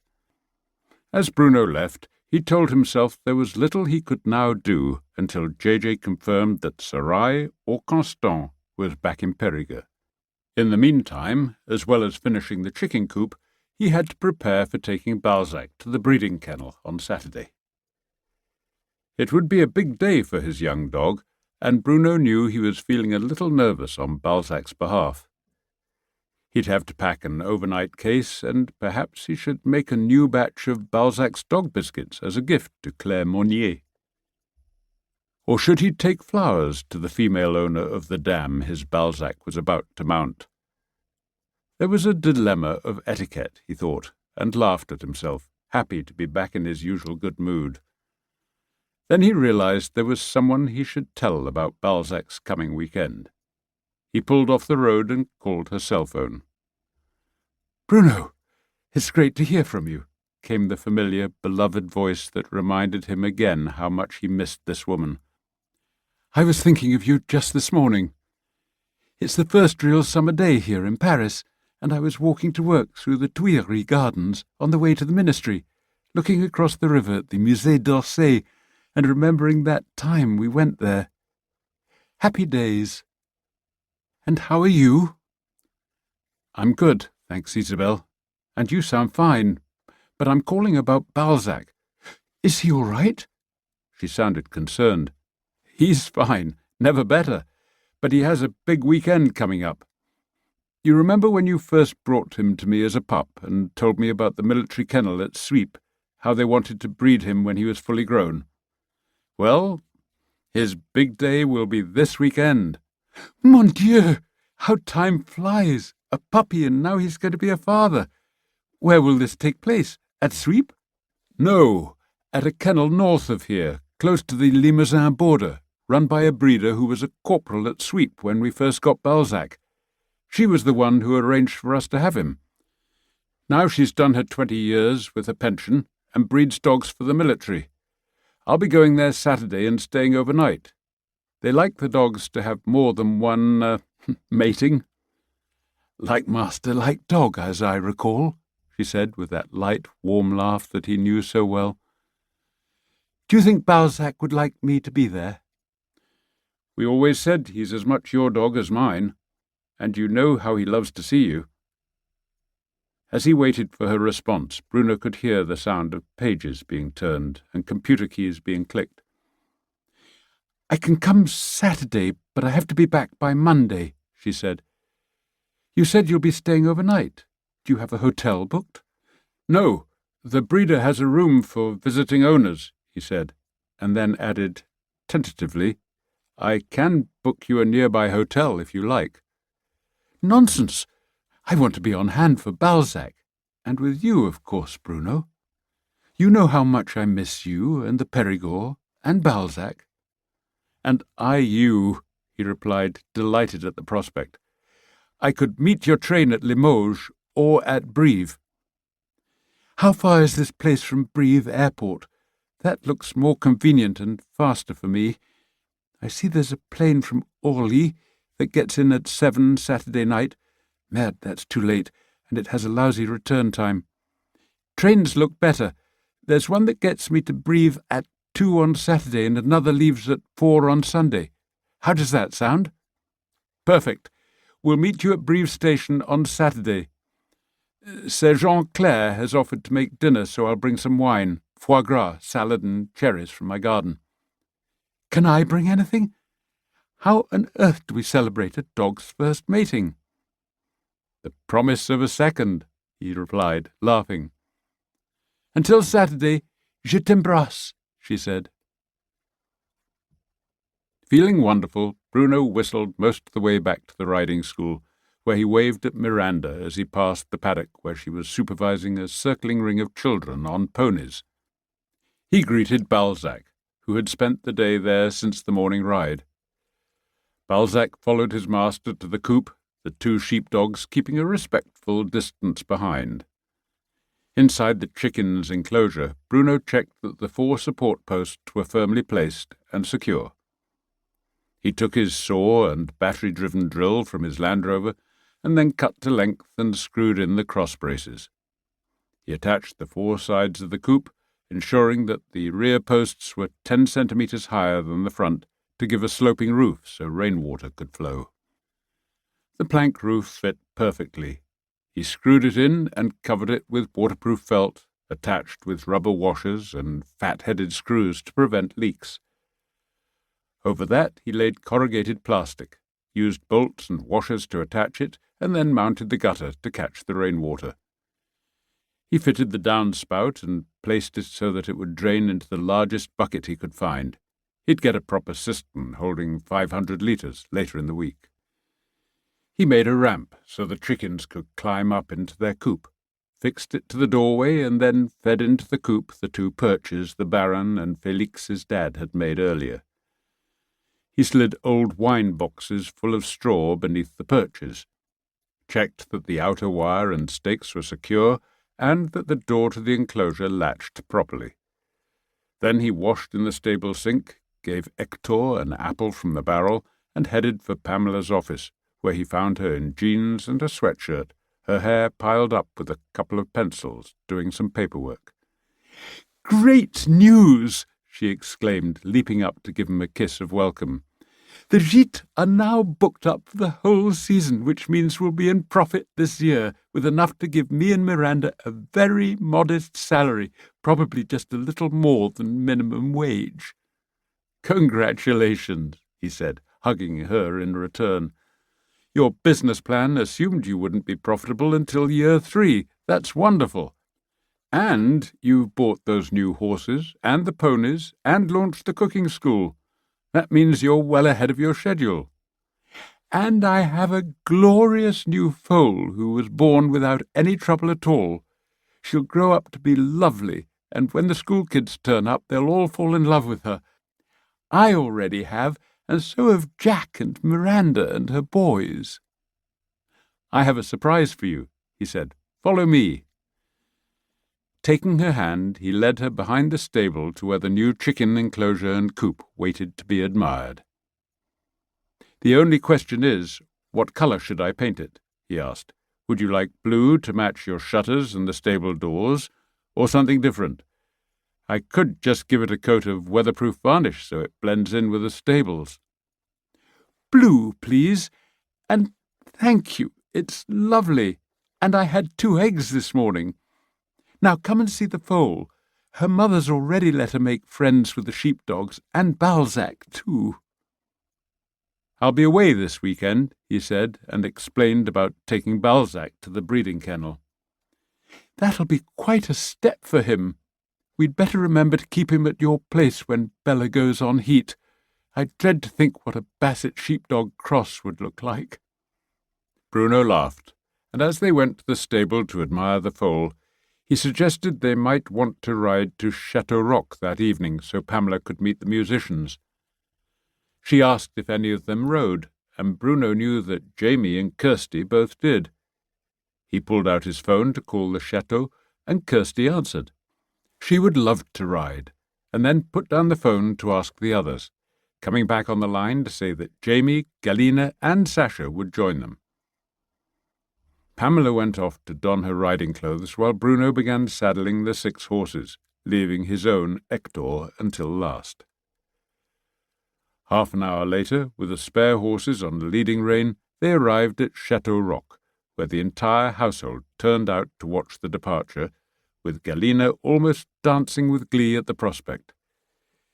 It was soon evident that she was by far the best rider among the newcomers, almost as good as Pamela.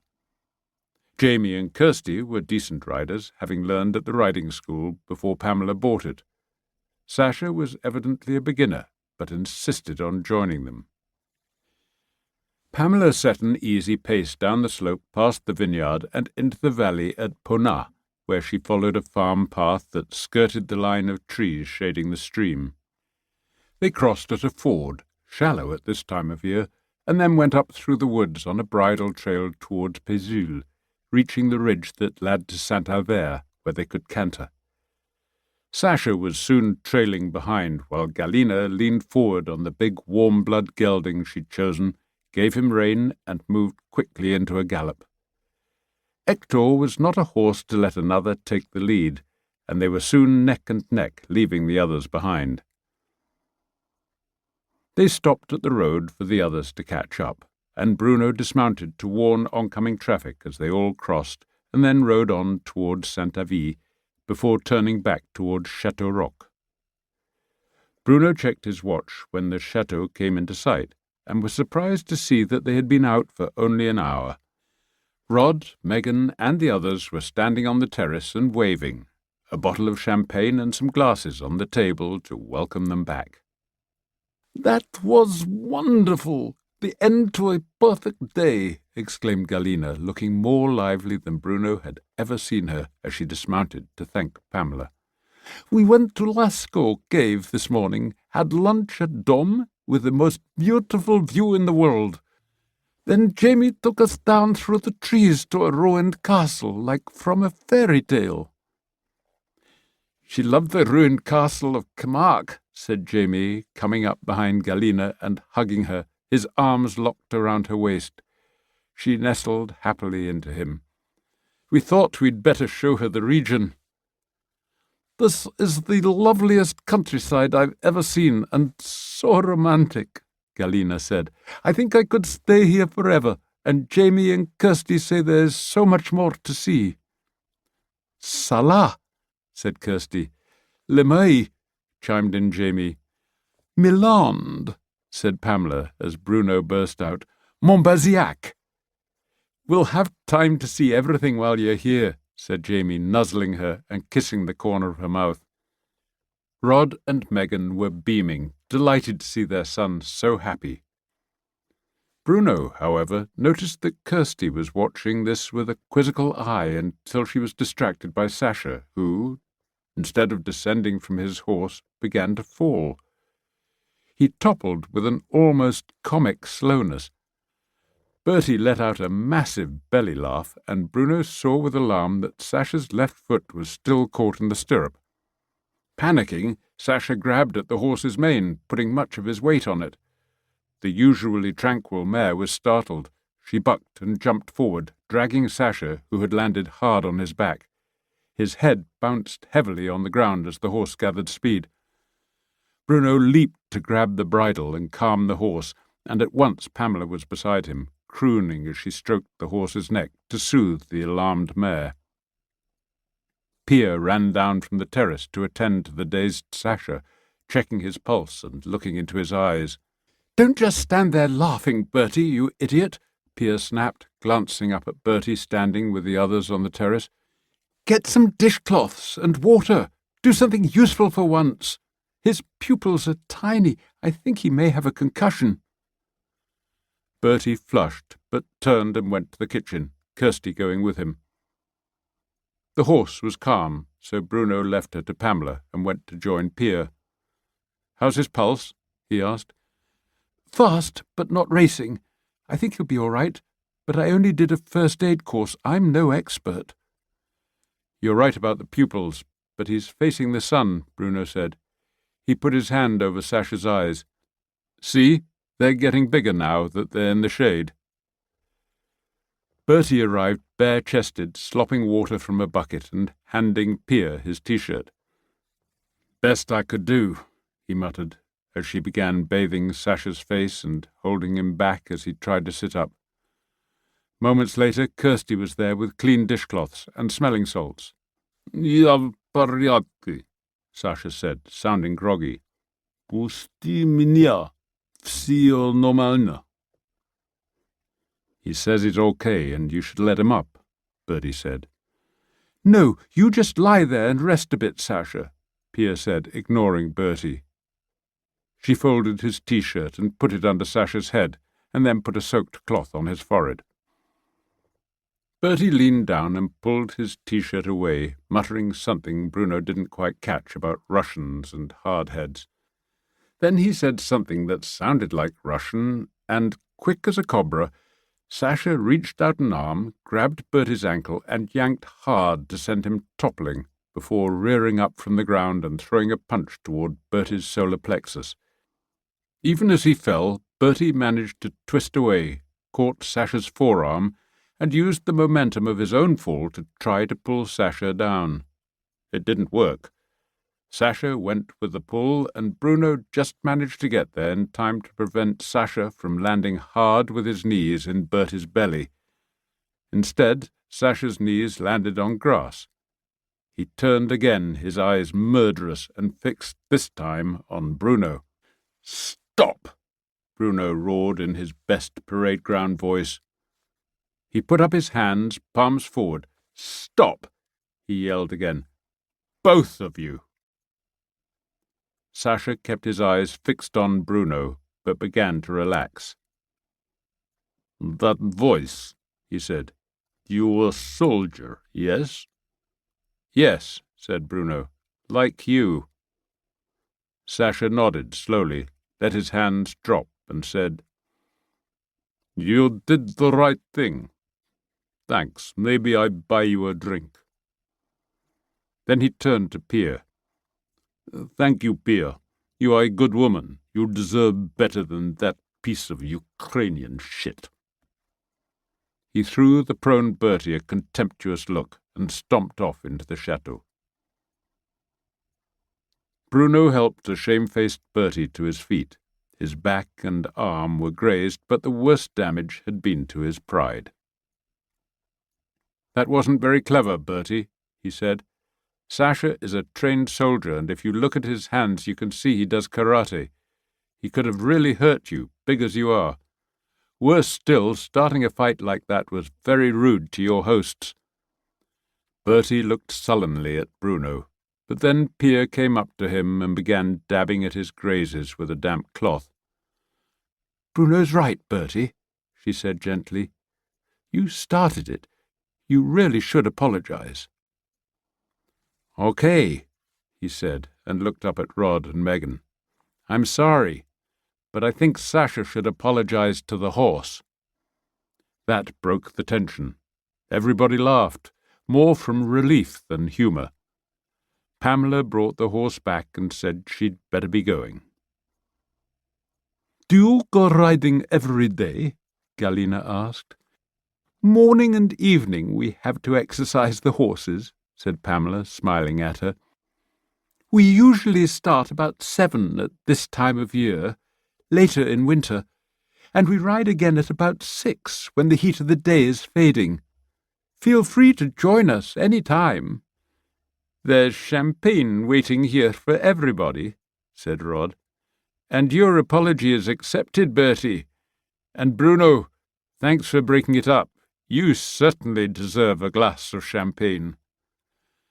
"I'll help Pamela hitch the horses to the railing and join you," said Bruno. "Would you like to stay for dinner?" Megan asked as Rod poured out champagne and handed around glasses. "That's so kind, but we have to take the horses back while it's still light," said Pamela. "But anyone who wants to ride at 7 tomorrow morning will be welcome. And I'll provide some breakfast." "Yes, please," Galina said, pirouetting out of Jamie's arms and taking a glass from his father.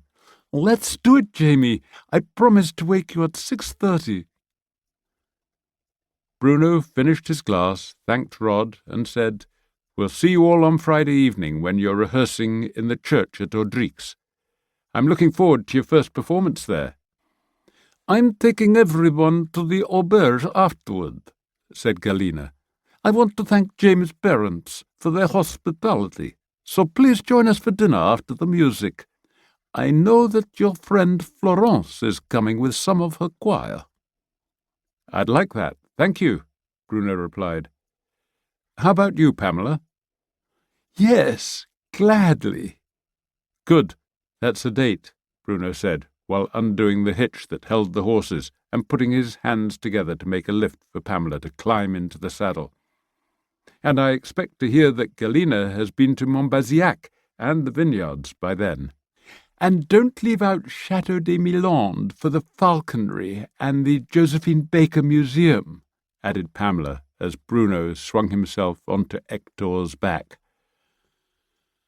The trail was wide enough for Bruno to move up and ride alongside Pamela, the other horses trailing behind.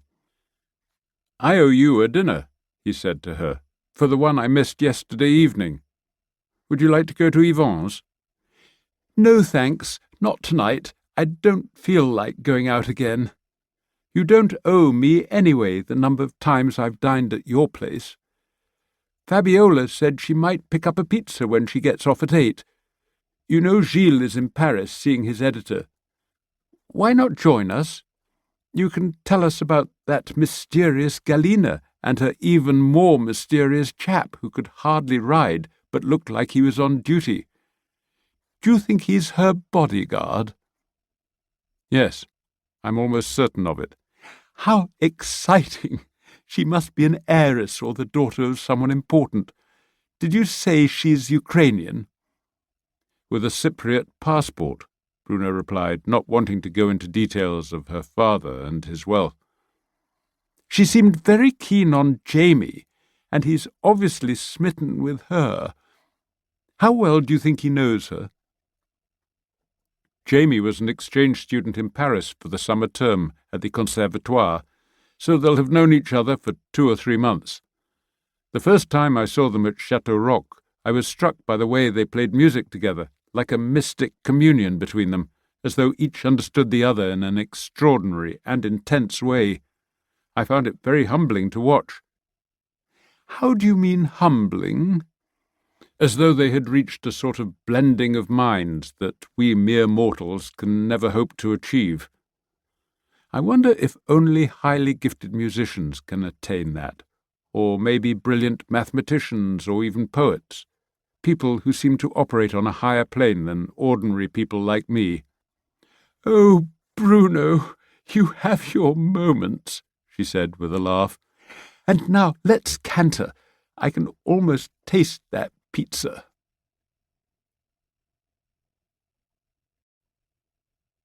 Chapter 19.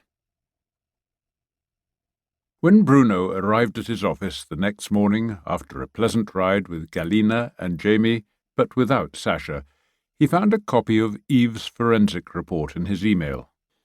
The blue pills in Drian's bedside drawer were indeed Viagra, and the packet carried coding that indicated it had come from a mail-order service in Holland. The key findings were fingerprints on the opened foil condom wrapper found beneath Drian's bed that matched prints taken from the desk and other items in Lara Sach's office. And there were traces of cocaine on the wrapper, so this now could be classed as a possible homicide. Yves was still waiting for a lab report on the long strands of black hair found on one of Drian's towels, but Yves was certain that it matched some hairs taken from a hairbrush in Lara's office desk. There was no added note from JJ saying that the case was now being handed to a magistrate who could order Lara mise en examen, detained for questioning. When Bruno checked, JJ had not even opened a case file. Bruno tried to think what was holding JJ back, other than Guarot and the Fisc. Lara could be detained pending possible charges of failing to report a death, and at least required to account for her movements and Drian's state of health when she had last seen him. There was also clear evidence to suggest that she had a sexual relationship with the old man while also dealing with him as a business client, This in itself raised the suspicion that the insurance contract had been improperly obtained and that Drian's heirs had thus been cheated out of their inheritance. Bruno had little doubt that if they brought a civil case against the insurers, they would win. So why was JJ being so cautious? Bruno picked up his phone and called him. When I briefed Prunier and said I wanted to get a warrant to bring her in for questioning, Prunier said I was being too hasty, JJ said, referring to his boss, the Commissioner of Police for the Département. Prunier didn't say so, but he gave me the clear impression that he was under pressure, from Guarot at the Fisc, but mainly from the Brigadier. You know Prunier.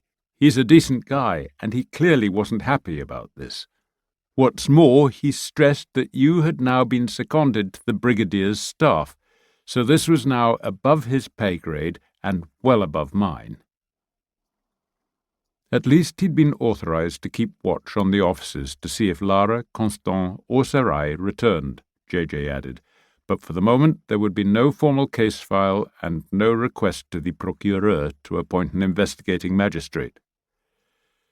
So I'm on my own, without even getting a briefing from the Brigadier, Bruno said. This stinks. What am I supposed to do? Wait until the Brigadier contacts you. Your mayor has acknowledged receipt of the Brigadier's letter seconding you, so you're now legally under his orders. Again, agreed JJ with a short, bitter laugh. Despite the forensic report and my eyewitness?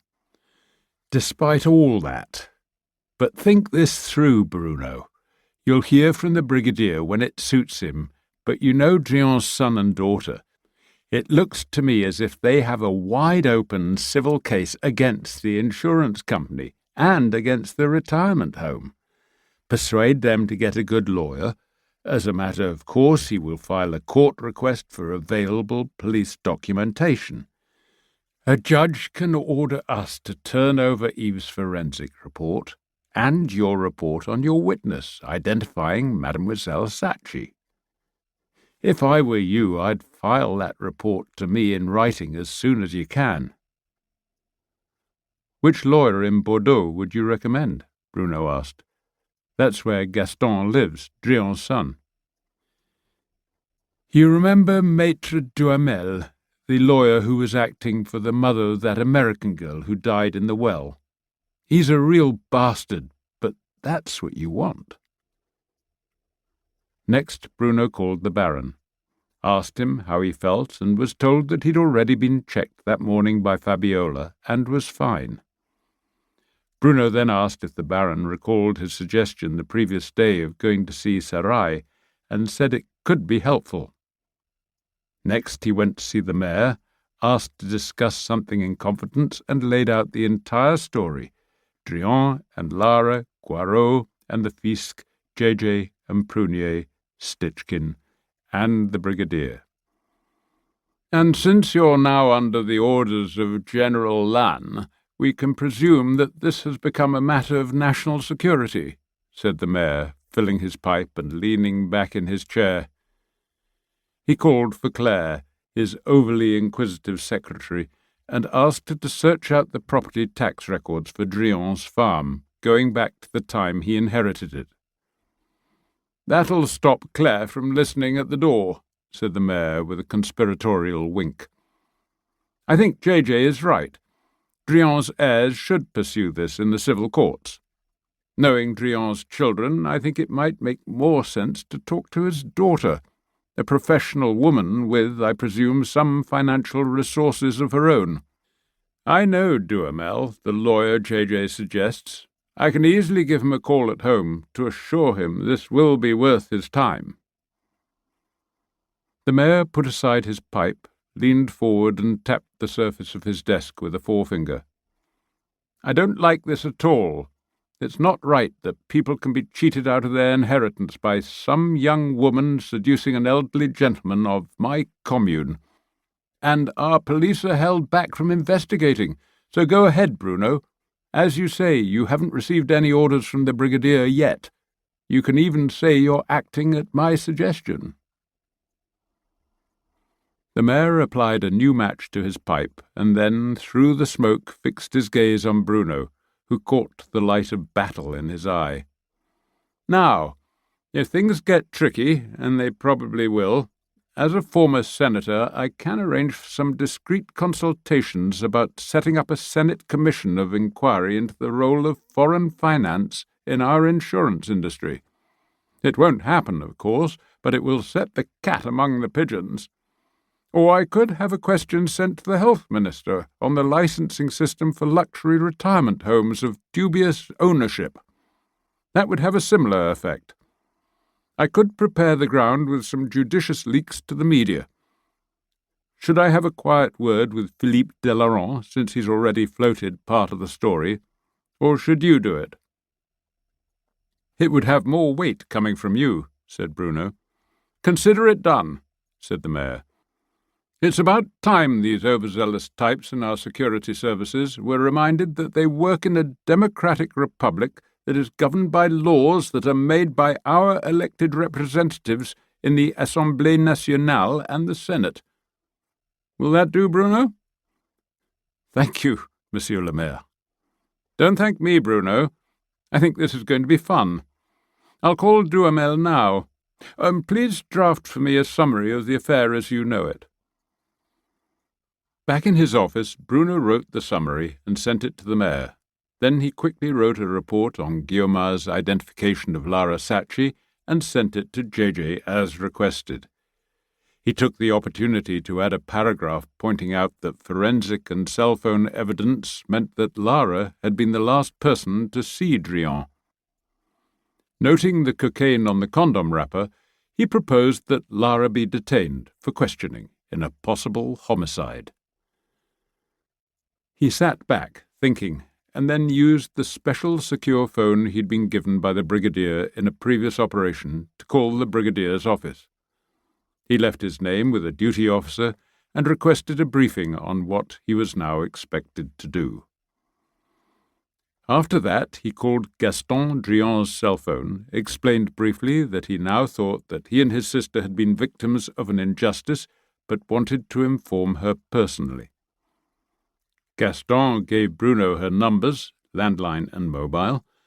Bruno called the mobile number, introduced himself, and asked if she was able to speak privately. "Go ahead," she said in a brisk voice.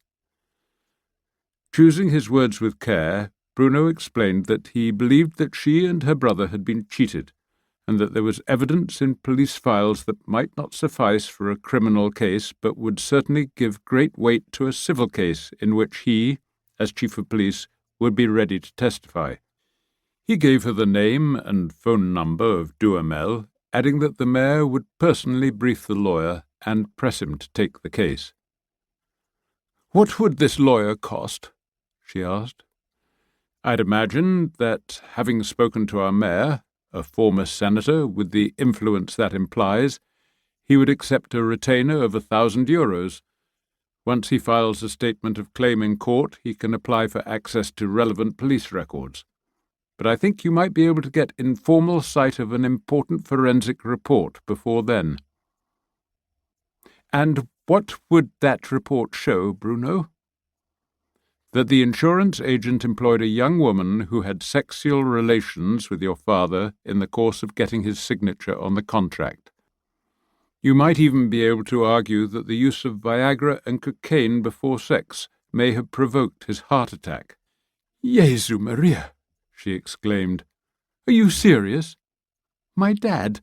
Coke?" "One thing at a time," said Bruno. "We both know your brother doesn't have the financial resources for the lawyer's retainer. I assume that you do?" "Correct." "You are aware that the insurance company is already facing legal action for negligent treatment of your father's sheep?" "Yes. Gaston told me about the story in Sud-West. I figured that would be the end of it." "I haven't let this matter drop, mademoiselle. I want to see justice done, and you and Gaston receive your proper inheritance." "Thank you, Bruno. Please call me Claudette, and not Mademoiselle. I remember your first few weeks as village flic. I was home on vacation, and Dad took me to the rugby game, and you were playing. He pointed you out and said you were the best number 6 he'd seen play for Saint-Denis since he was on the team. And you know that he used to play at number 6. I didn't know that. I'm touched. May I have your private email, Claudette? She gave it, and Bruno sent a copy of his own summary of the case, including Eve's report, telling her over the phone never to reveal the source, but it would allow her lawyer to demand the full reports. How much can I tell Gaston? Up to you, he said. You know him best and how far he can be discreet, but you realize all this is sensitive. Yes, I'm just looking at your summary now. Mon Dieu, you've put some work into this. Merde, this implies my dad might have been murdered for his money. Not quite that, but it's very strong evidence of highly improper, if not fraudulent, manipulation of an old man on the part of the insurers, and we'd have to prove the cocaine was brought by the young woman. Do you know where I work, Bruno? Gaston said you're a management consultant. Yes, but my main client is the Ministry of Health, with special focus on managing the challenges of longevity. So you'll understand why I think I'd better let Gaston put his name to this case rather than mine. I can pay the retainer, of course. Very wise, said Bruno, as he saw the green light flash on his other phone, which meant someone from the Brigadier's office was calling. I have to go. We'll speak again. He answered the secure phone and heard the Brigadier's familiar voice saying, I'm surprised you want a briefing, Bruno. As I recall, you go your own way, whatever I might suggest. As a former soldier, I always respect the chain of command, sir, he replied. Stop it, Bruno. I'll tell you what we want you to do in good time. But keep up the pressure on these 2 men in Périgord, the notaire and the insurance agent. That's how we'll get to Stichkin. You know I went horseback riding with his daughter this morning? No, but we knew you did so last night, the Brigadier said breezily. We're monitoring her phone, and she told Daddy. She also informed him she's in love. Stay close to Galina.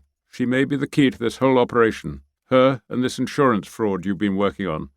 Oh, and Bruno, give my love to Isabel when you see her on Saturday, and give Balzac a pat from me. My best wishes for a successful mating. I'll be in touch again soon. Meanwhile, keep a very watchful eye on that so-called cousin of Galina's. He is a spook, Putin's watchful eye, ex-Spetsnaz, and as hard as nails. The call left Bruno wholly uncertain of his mission, or, rather, his small part in the much larger mission the Brigadier and the French security agencies had in mind. He knew that Spetsnaz, Wojska Specjalne Naczelnicze, were Russian military special forces, an arm of GRU military intelligence. Mon Dieu, he thought, to have such a professional killer in the Périgord acting as Galina's watchdog meant that the Kremlin put great importance on Stichkin's daughter. That implied that Stichkin himself was an object of serious attention from both French and Russian intelligence. Not for the first time since his initial encounter with the Brigadier, Bruno felt himself way out of his depth. But he had his orders, to stay close to Galina, to watch Sasha, and to pursue the insurance fraud, which meant depending on JJ to track Lara, Constant, and Sarai. For that, he had to wait. He checked his watch. It was close to noon, when the mothers would be gathering outside the maternelle to pick up their children.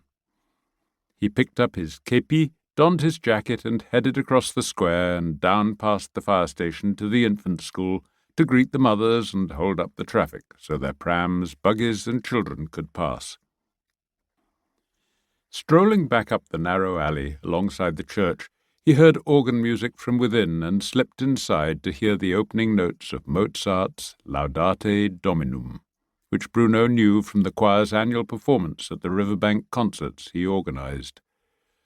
Florence was standing in the centre of the choir, gazing up to the vaulted roof of the ancient church.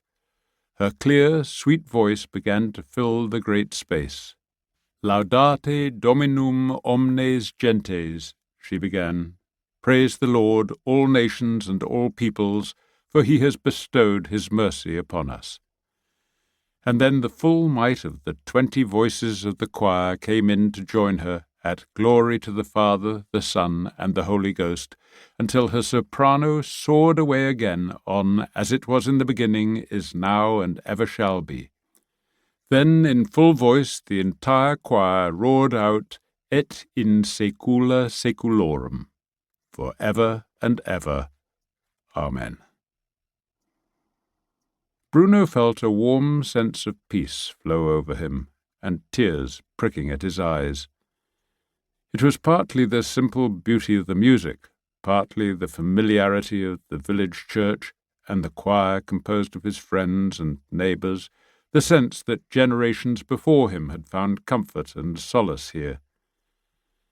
His last time here had been for Drian's funeral.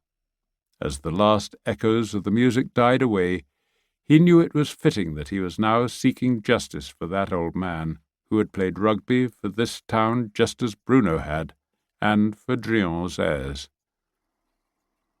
He felt rather than heard the church doors open and some people enter.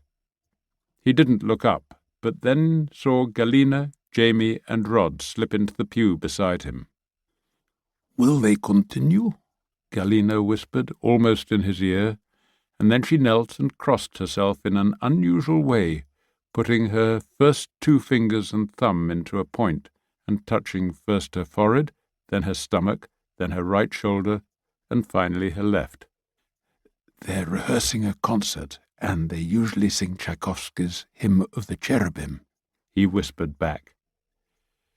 She turned to stare as if surprised, and then murmured, "Slava Bogu," and crossed herself the same way again as the first.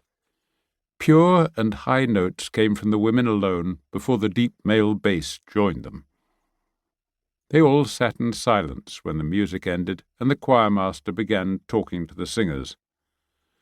Bruno turned his head and saw tears streaming down Galina's face, a wet handkerchief clutched in one hand, and Jamie's hand clutched just as firmly in the other.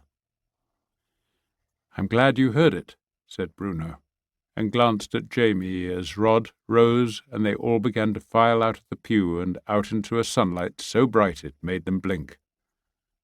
"What brings you all here?" "We were showing Galina around the neighbourhood," said Jamie, putting his arm around Galina, who folded her body against him but gazed up at the front of the church. "We took her to the abbey at Cadouin, and then to Limeuil and the chapel at Saint-Martin, where we'll be performing. She was stunned by the place and the frescoes, and then we sang so she could hear for herself that the acoustics are perfect. Just by chance we decided to stop here for lunch at Yvon's before going on to the museum at Les Zizis, and after we'd parked by the gendarmerie and were strolling back past the church, Galina heard the music, so we slipped in." "It was fate that I should hear this Russian music here, almost like a message from heaven," said Galina, her eyes still raised to the cross atop the church spire. "And so many beautiful churches in every village we see. It tells me that this Périgord is a very spiritual place, and that I am welcome here. It calms my soul to think that this can be my home." Bruno tried not to show his surprise as he and Rod quickly exchanged glances. Jamie, by contrast, was nodding in understanding. Rod cleared his throat, took his tobacco pouch from his vest pocket, and rolled a cigarette. "Well, it was certainly a lucky chance that we came upon such beautiful music," he said, lighting up and blowing out a plume of smoke. "But now it's time for lunch. You know Yvon's place, Bruno. Perhaps you'd like to join us." What's his plat du jour going to be? Thursday, that's usually blanquette de veau, but Yvon always has a vegetarian plate, and if you haven't been there for a while, you're in for a surprise. Sasha had suddenly appeared and joined the group.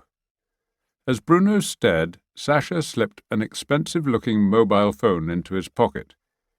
He noticed Bruno watching him and nodded coldly. They'd turned and begun walking up the Rue de Paris toward Yvon's when Bruno's phone vibrated. It was the Baron. He signalled to the others to go on without him. "We've hooked him," said the Baron gleefully. "How do you mean, hooked him?" "I'm meeting Constant, the insurance man, in the Glycine Bistro outside Les Aisies at 2.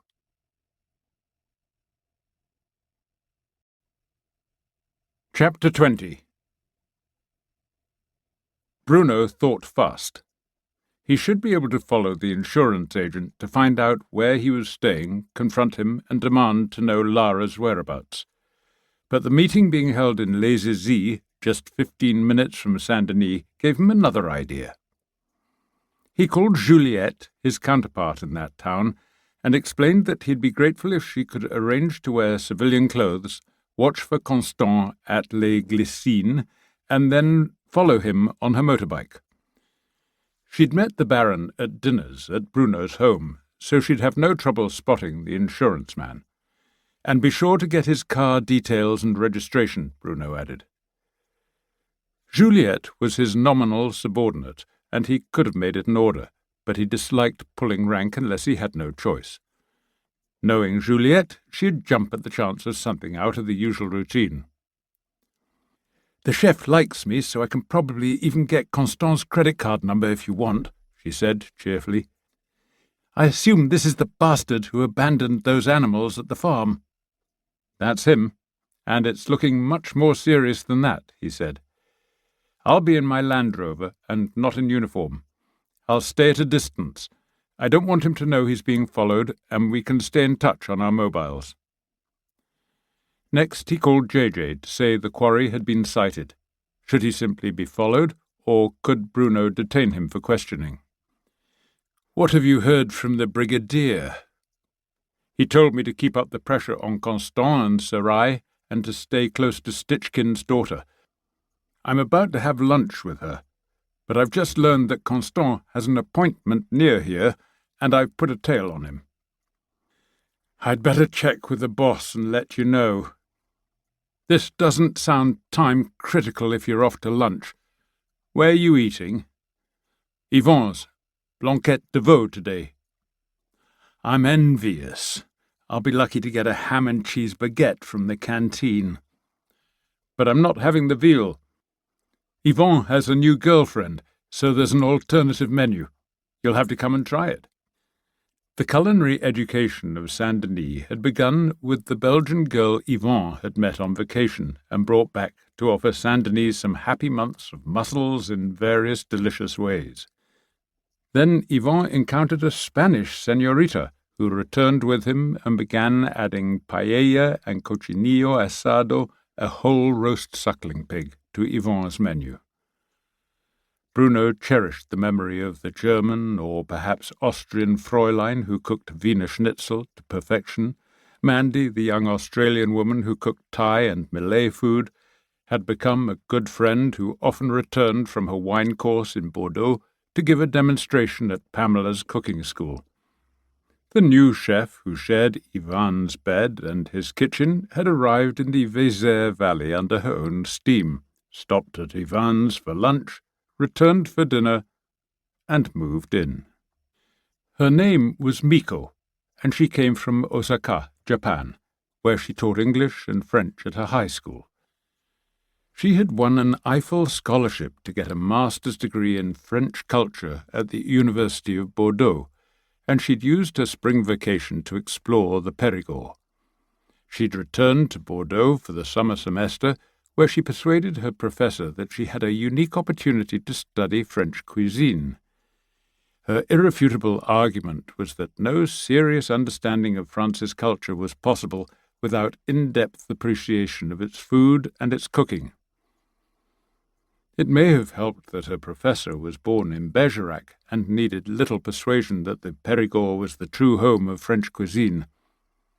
Now back with Ivan until her course resumed in September, Miko had begun, after the urgent pleadings of Ivan's customers, to add a daily Japanese dish to Ivan's menu.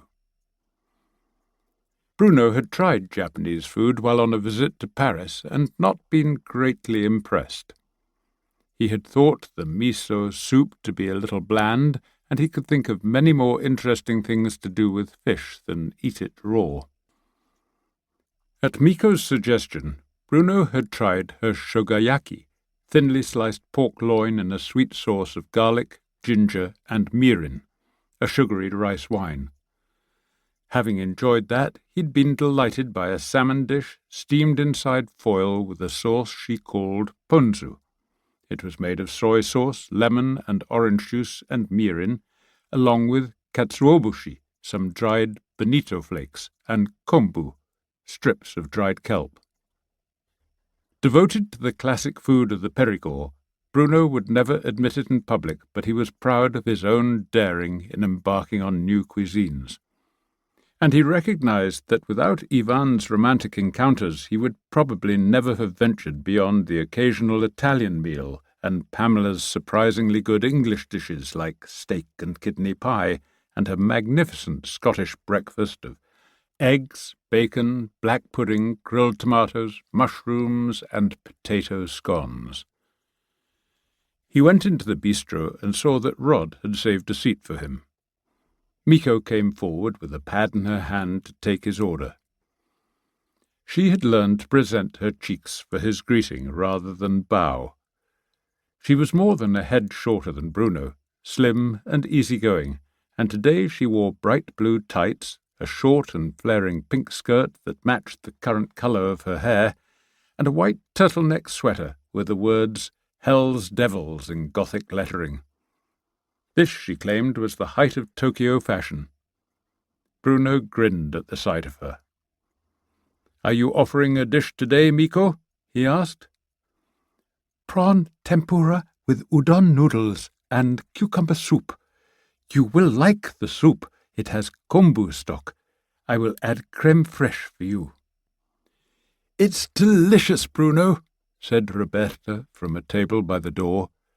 She ran social services at the mairie and was lunching with Sylvie, who ran the dry cleaner.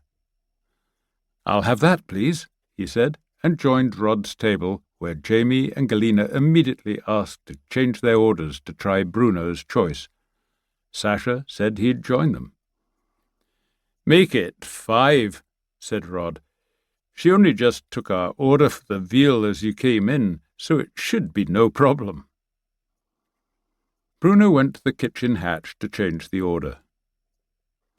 "Japanese food in the Périgord. There's a surprise," said Galina. Bruno explained about Ivan.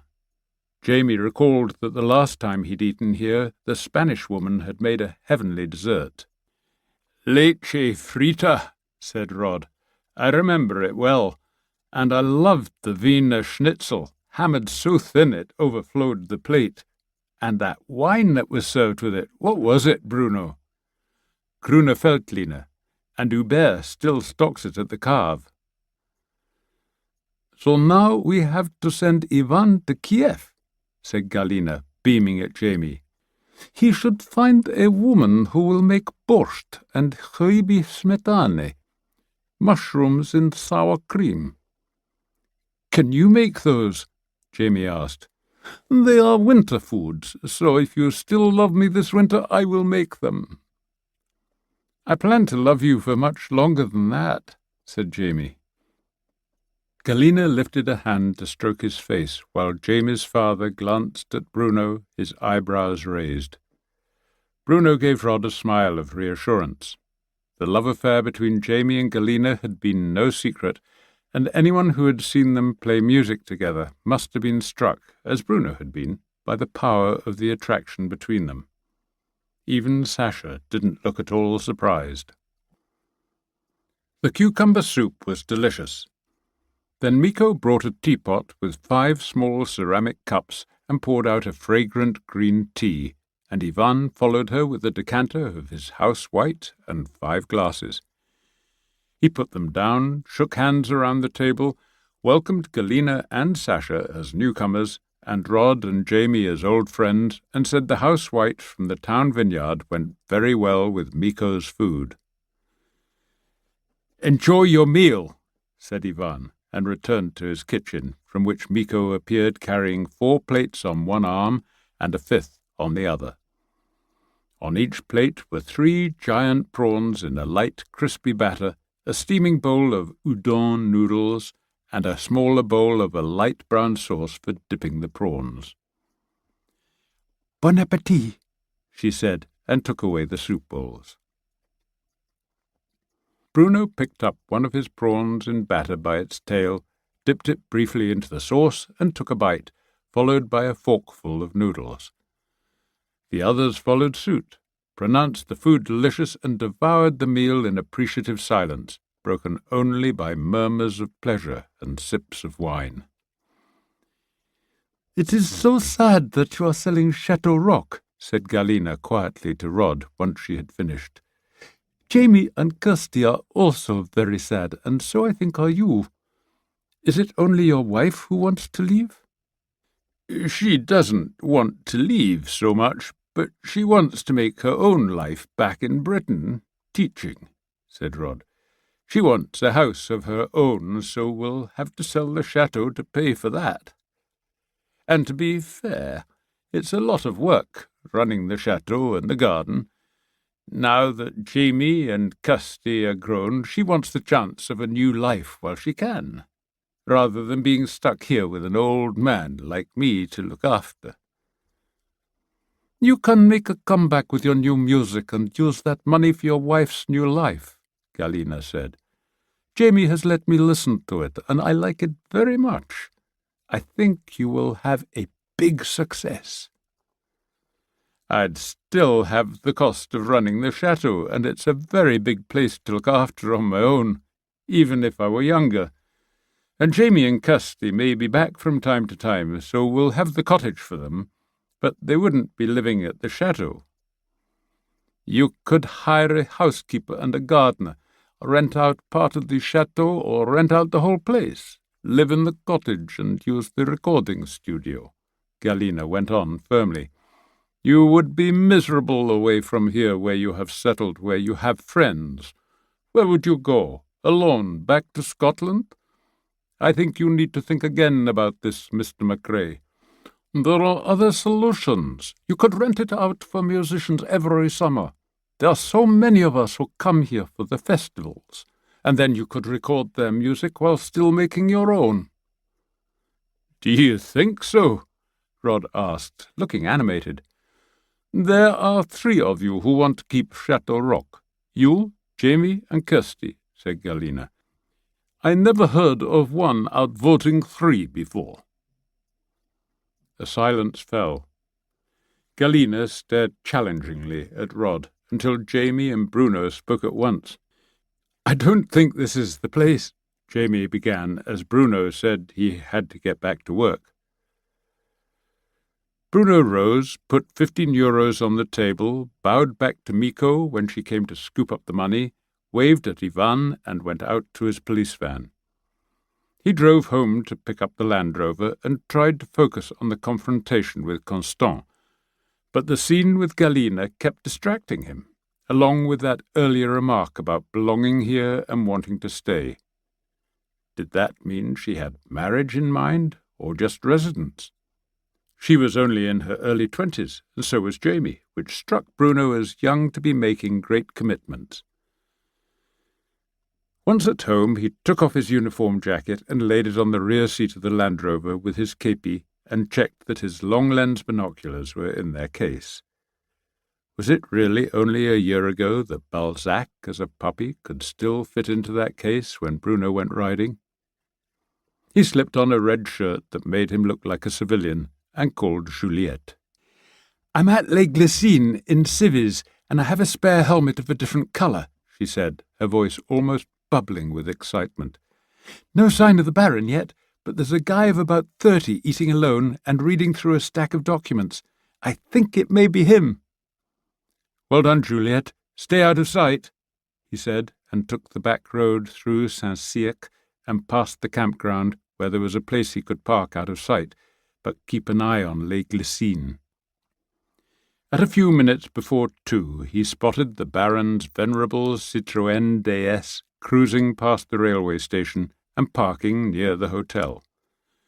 A slim figure carrying a crash helmet came out of a side entrance and disappeared. That would be Juliet.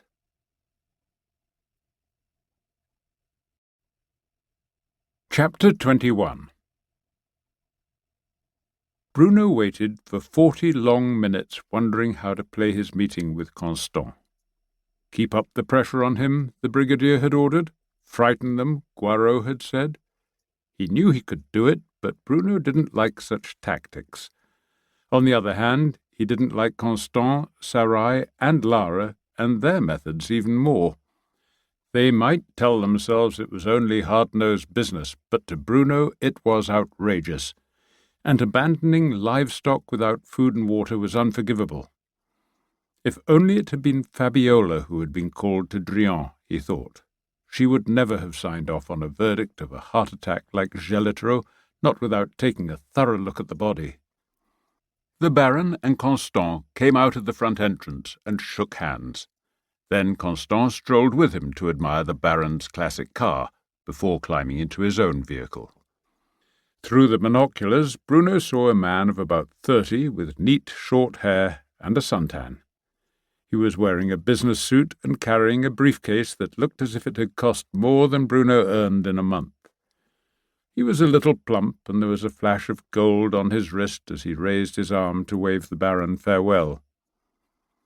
His Audi drove off sedately enough, Juliet's motorbike behind him at a discreet distance. Bruno followed them through Meral and past Saint-Cyprien on the way down to the Dordogne valley, and realized that Constant was heading for Chateau Marmont, the retirement home. Juliet had parked at the junction, where a turn-off led through some woods to the chateau, when Bruno drew alongside and thanked her. "Are we going to arrest him?" she asked. "No, we're going to make him panic, and I need you to be ready to follow him again if he leaves in a hurry after I do. So just hang on, and I'll explain it all later, I promise." He drove up to the chateau, parked, put on his uniform jacket and képi, and went to the front desk. A young woman in a black business suit rose from an antique table, just like the receptionist at an expensive hotel. "Can I help you, monsieur?" "I'm here to see Monsieur Constant, mademoiselle." "Whom shall I say wishes to see him?" she said, about to pick up a phone. "You don't," Bruno said, putting his hand down on the phone.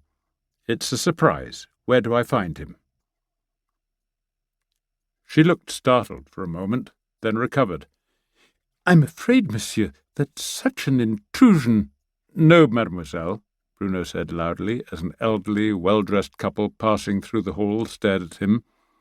"Any more delay, and I'll have a squad of armed gendarmes here who will tear the place apart in search of him. Your choice." He took his mobile phone from his pocket. The young woman glanced at the couple who had stopped and were watching, fascinated, and then said, "He has the Diderot suite, 3rd floor, at the end of the corridor. Turn left as you leave the elevator." "Thank you, mademoiselle," Bruno said politely. "But if you call him to warn him, you'll be arrested." He went up the stairs and knocked firmly on the door. As it opened, he pushed it hard with his shoulder, sending Constant stumbling backward. Before he could regain his balance, Bruno frog-marched him to an easy chair and thrust him into it. He then took a straight-back chair from its place by a desk, pushed it back close up against Constant's legs, and sat down, straddling the chair and locking the man in place. "What on earth—" "Where is Lara Sacchi?" "I have no idea." "She's supposed to work for you." "No, she works for a colleague, Monsieur Sarai." So why does she work out of your office in Périgord? I have the extra room in my office. I let Sarai use it as a favour. So why is she helping draw up your insurance contract by having sex with gullible old men? Constance's mouth flapped open and closed and opened again. I don't understand. You can't have forgotten Monsieur Drian, not after that heavy fine you're facing for leaving his livestock without food or water.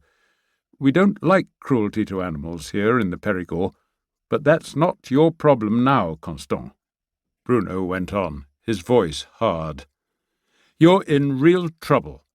Lara Sacchi was the last person to see Drian alive, but I doubt she left him that way. We have her fingerprints all over his place, including on the condom they used. I imagine she provided the cocaine we found. That's probably what killed the old guy. I suppose you knew about Drian's heart trouble. Conspiracy to commit murder for financial gain will be the charge. Sexy young insurance agent screws an old man to death for his money with you as the pimp. The newspapers will love it. You're going to be famous, you and Sarai and Lara Sacchi. Sex, drugs, murder, and cruelty to animals. Constant closed his eyes, and he seemed to slump as his face went white. For a moment Bruno wondered if the man was going to throw up. Is that how you usually do business, Constant? Let me see your papers. Stunned into silence, Constant took out a wallet and handed Bruno a carte d'identité that gave his first name as Benjamin, born in Neuilly, a wealthy Paris suburb, age 33. Bruno slipped it into his pocket. When did Lara Sacchi start working for you? She works for Monsieur Sarai, but she's worked with me since late last year when we opened the Périgord office. She'd worked with him before in Monaco. Tell me about Eurotransmed. It's an international insurance group, one of my clients. I'm their agent. So why is Lara Sacchi seducing old men into signing your contracts? Constance's eyes glanced at the door, the window, and then he looked down before he said, I only know that she sometimes helps with paperwork. Where is she now, and why is her phone turned off? I have no idea why, nor where she is. I want to talk to a lawyer. You're going to need one. Bruno leaned forward. May I? He plucked Constance's phone from his shirt pocket, and its screen came alive. He touched the phone icon and pressed the log function, which showed previous calls. You can't do that. Constance's protest must have sounded feeble even to him. Can't do what? I asked your permission. You didn't object until you realized I might find something you want to hide. So let's go to the gendarmerie, where I'll arrest you for obstruction of justice and put you in a cell until I get a warrant. Or how about I call the gendarme to come here and arrest you and march you out through the dining hall, the library, the lounge, and you still spend the night in a cell? Which do you prefer? This is surreal. I'm an insurance agent. You're a liar, Constant, said Bruno casually, skimming through the call logs. You said you had no idea where Lara was. This shows you called her this morning, and then she called you. And there's a call to Sarai, and you've been making a lot of calls to a Monaco number, and to a 357 number. That's Cyprus. You do get around. And who is this Stitchkin with a satellite phone number? You called him twice yesterday and again today. He's the owner of the insurance group. And where is your partner in crime, Sarai? Constant swallowed. He's at the Monaco office. Address? Bruno scribbled down the address and then pulled out his own phone and called Juliette. Are the gendarmes here yet? He demanded, holding the phone tight against his ear so Constant couldn't hear Juliette's startled questions. We've only got the small fry here, Bruno went on, so I want the European arrest warrant for Sarai delivered to the Monaco police by the end of today. He read out the address Constant had given him and added, "You might add Lara Satch's name to the warrant. I suspect that's where she's hiding. And see if they know whether Stichkin's yacht is in Monaco." Bruno closed his phone, took a page from his notebook, and wrote out and signed a receipt for Constant's phone and identity card. "If we don't round up Sachi and Sarai by tomorrow morning, we'll just have to make do with you." Bruno brushed aside the questions of the manager, the former junior concierge of the Hôtel de Crillon, as he strode through the entrance hall before driving down to join Juliette. He held up Constant's phone. "Can you download his call log, messages, and address book?" he asked. "When I opened it, there was no password." "I can do it back at the office. What was that about arrest warrants in Monaco?" "Just obeying my orders to frighten him a little. I think I owe you dinner, you and the Baron. Are you free this evening? My place at 7, very informal. Please download the stuff from the phone and print it out, and thanks for your help. Okay?" She nodded, looking solemn, and gazed after him as Bruno drove off and headed back to his office, where he phoned the Baron to thank him for his help, invite him to dinner, and to ask him how the meeting had gone. "Nothing very urgent. I'll tell you over dinner," the Baron said. "Constant is a smooth little devil, and I wouldn't trust him a millimetre. He'd done a fair bit of research on me. Is it just you and me for dinner?" "No, we'll be joined by that young policewoman from Les Aisies, Juliette. You've met her before at my place. She's involved. I got her to follow Constant after he left you." Bruno called JJ to report on his meeting with Constant and gave him the 2 mobile numbers he'd found for Constant and Lara Sachi. Eve would have a way of tracking their whereabouts, or at least the nearest cell tower. Bruno promised to send JJ a copy of the phone logs and warned him to expect a call from Maître Duhamel on the civil case being brought by Drian's son. Then he went shopping for chicken thighs from the bio shop and a pain campagnard from the moulin. Putting the chicken in the fridge in the mairie kitchen, he ran into the mayor. "Cooking tonight?" the mayor asked hopefully. "Yes.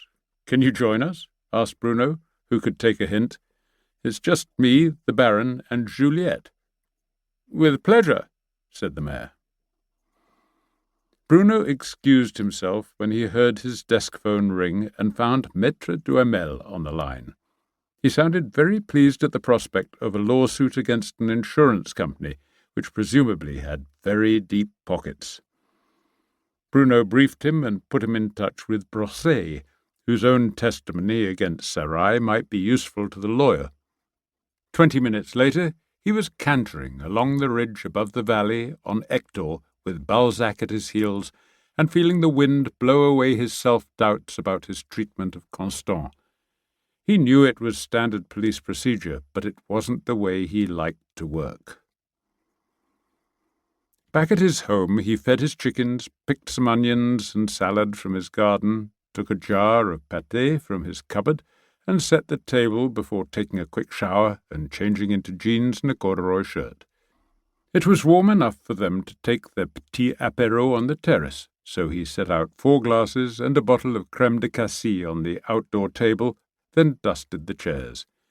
He took a bottle of Chateau du Roi, dry white wine, from the fridge to stop it from being too cold, and then went to his cherry tree and picked enough fruit for 4. In the kitchen he chopped 2 shallots and 3 cloves of garlic. He seasoned the chicken thighs with salt and pepper and took some of his homemade duck stock from his fridge. In the garden he picked a handful of fresh tarragon, put some to one side for garnish, and chopped the remainder. In a casserole dish he began gently to sauté the shallots in butter. Once they were soft, he added the garlic and the chopped tarragon, a generous wineglass of the stock, and a less generous glass of dry white wine, and brought it to a low simmer. Then he put the lid onto the pot and put it into the oven on high heat for 15 minutes, then lowered the heat to medium. Another 40 minutes and the chicken would be just right. He fed Balzac and refilled his water bowl and sat down to watch the subtle approach of twilight while awaiting his guests. It fell so slowly at this time of year, a very gradual but steady diminution of brightness. Sometimes out here reading he hadn't noticed the dying of the day until suddenly he could no longer make out the words on the page. As always, Balzac was the first to hear the distant sound and was standing in welcome at the head of the lane when Juliette's motorbike appeared. She parked, took off her helmet, caressed Balzac, and then shrugged off her black leather jacket to reveal a bright pink sweatshirt. She handed Bruno a large, fat envelope. "Printouts of Constance's phone logs, address books, texts, emails, and his photo gallery," she said. "From the intimate pictures, he obviously had a very close relationship with a young woman. I imagine she's Lara Sacchi, with whom he shares very explicit texts. I emailed them all to JJ like you asked." Bruno poured her a kir and began skimming through the printouts when Balzac barked again, signalling the arrival of the Baron's car with the mayor in the passenger seat. The mayor offered a bottle of Montbazillac from Chateau Belingard, and the Baron presented a chilled bottle of white wine from Les Verdot, whose label read simply, "Vin." Each man greeted Juliette with a kiss on either cheek. "I'd better decant this wine first," said the Baron, heading for the kitchen. Bruno poured a splash of cassis into the waiting glasses and added white wine for his guests, murmured that he had to check something and went back to his study to review the text messages for that Sunday when Lara Sacchi's cell phone had placed her at Drian's farm. His eyes widened as he read. He called JJ and said, "This is now beyond just putting a fright into Sarai and Constant. We've got them. Lara Sacchi texted Constant at 8:20 at night to say Drian had signed the insurance contract and backdated it. She added that he shouldn't worry, she'd be sure to use a condom. Then, at 9:17, she texted, 'He's collapsed, I'm leaving.' Then Constant texted her back, 'Leave, no traces.'" "Where is Constant now?" JJ asked. "I left him at Chateau Marmont about 3 hours ago, and I have his phone and ID card. Do we arrest him, or do we have to call the brigadier first?" "Let me call him, and I'd better talk to Prunier. I'll let you know. Which is the nearest gendarmerie if we do have to pick him up?" "Saint-Cyprien," Bruno replied. "I think the law is clear. You have to arrest him. This looks like conspiracy to defraud and to conceal a homicide, and now that Eve has found the cocaine, I'm tempted to call it murder." "I'll call you back." JJ ended the call, leaving Bruno staring at his phone in frustration. "If I understand what I just heard, she screwed the poor devil to death and left him," said the Baron, standing in the doorway. "Sorry, but I was in the kitchen. I couldn't help but hear. Do you want me to keep quiet about it?" Bruno shrugged and led the way back to the table where Juliette and the mayor were chatting over their drinks. "I think this may be a moment when 4 heads are better than 1. He read the key texts from the printout and explained why the role of the fisc and of the brigadier meant that he could not be sure Constant would be arrested. "That can't be right," said Juliette, shaking her head. "We don't know what the larger issues are, and, whatever they may be, they are the responsibility of General Lannes and the Ministry of the Interior," said the mayor. "But look on the bright side, Bruno. This makes it certain that Drian's heirs will win their civil case, and probably with punitive damages." Bruno put on the kettle to boil water for the rice, sliced the bread and led the way into the dining room for the foie gras with glasses of the mayor's Montbazillac. For the benefit of Juliette and the Baron, Bruno explained the case from the beginning, the lunch with JJ and Guarot, the Russian oligarch behind the insurance company, French government concerns about the sale of passports and insurance scams, and his own renewed secondment to the Brigadier's staff. I can't help but feel that if the Brigadier is this involved, there has to be more to it, Bruno concluded. His real concerns are national security and intelligence. This oligarch, Stichkin, Russia and Putin, that could be the real issue here, said the Baron as Bruno stacked the plates and went into the kitchen to cook the main course. He splashed olive oil into a saucepan, added the rice and stirred until all the grains were lightly coated. He added boiling water and put the lid on the pan. Then he took out the casserole, removed the chicken thighs to a warm plate and covered them with tin foil to retain their heat. The rice water was boiling, so he turned the heat down to a low simmer. Then he strained the sauce from the casserole dish through a sieve, poured the sauce into a sauté pan, added a wineglass full of crème fraîche and some lemon zest, and put it on the heat for about 5 minutes to reduce. He fluffed the rice with a fork, put it into one bowl and the chicken with tarragon sauce into another, and took them to the table, where the Baron was pouring the verre d'eau into fresh wineglasses. "Delicious," declared the mayor, just as J.J. called back to say that Commissaire Prunier had decided that Bruno's confiscation of Constance's phone meant that the evidence had been improperly obtained and thus would not be admissible in court. "You screwed it up, Bruno," said J.J. bluntly. "Worse than that, you tipped him off. You took his mobile, but that won't stop him from warning Lara and Sarai and everybody else what you're up to. You were told to frighten the little bastard, not send him into a complete panic."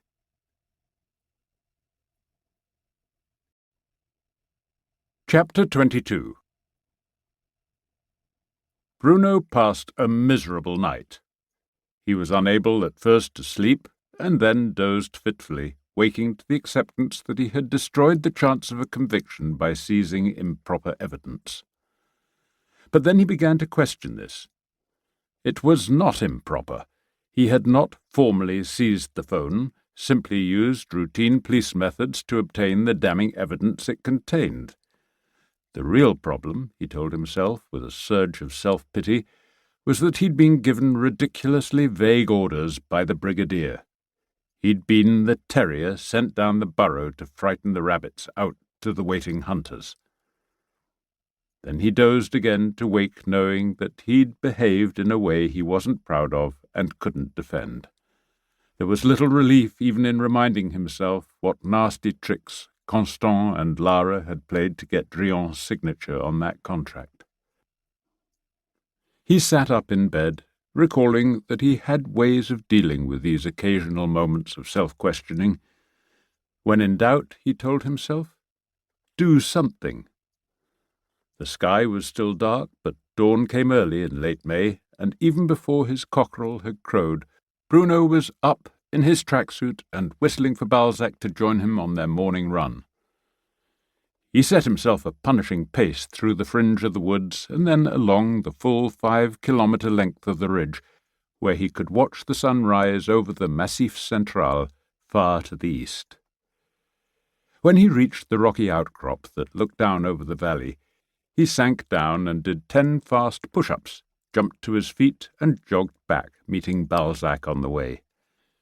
As always, the sight of his dog running with his tongue lolling out and his long ears flapping made Bruno smile. He profoundly admired Balzac's determination to keep up with his human companion, despite his short legs. Bruno stretched out on the grass and waited for his dog to jump on him and slather Bruno's face before tucking his head beneath Bruno's neck. He hugged his basset hound, enjoying the familiar smell and hearing that sonorous, affectionate growl of contentment deep in the dog's chest.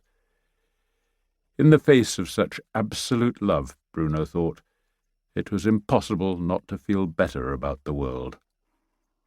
He rose, and they trotted back side by side, Bruno keeping to Balzac's pace. He showered, shaved, dressed, then turned on the radio for the news as he made coffee, boiled an egg, and toasted the remains of last night's bread, sharing it with Balzac. All the chicken from last night had gone, so at least that had been a success, and Bruno tipped the last couple of spoonfuls of rice into Balzac's bowl. 20 minutes later he was at the stables, greeting Hector with his morning carrot and watching his horse and his dog exchange their usual courtesies of greeting, sniffing each other while Balzac wagged his tail and Hector flicked his own. Then Pamela's dogs, Beau and Bella, came into the stables, waiting politely until at some signal of welcome from Balzac they came to the door of Hector's stall. Bruno smiled at this canine etiquette as he began saddling horses for himself and Pamela, not sure if anyone else would be joining them. This was the weekend when the season of summer rentals began for Herr Gite, and there might be strangers wanting to take part in the morning exercise. "You're early," Pamela said, suppressing a yawn and stamping her feet to settle them into her tight riding boots. "Jamie and his girlfriend aren't here yet, and we'll take it easy because Miko will be joining us, and she's still a beginner." "Miko from Ivan's bistro?" "Yes, she's been taking riding lessons, beginning with Miranda on the ponies. She's such a slim little person, but very keen. I like her. She's always cheerful, and the horses like her too. I'll put her on the Andalusian, and we won't do much more than a trot. If you want a gallop, go off ahead. How's that Drian business you're working on?" "More complicated than I thought," he replied, saddling the Andalusian and then checking the saddle girths before leading them out into the yard as Ivan's battered Renault Clio came along the lane, followed by Jamie's minivan. "Bonjour, Pamela. Bonjour, Bruno," said Miko. Bruno had to bend down quite far to reach her cheek, and even though the Andalusian was a small horse, he had to boost Miko to get her into the saddle.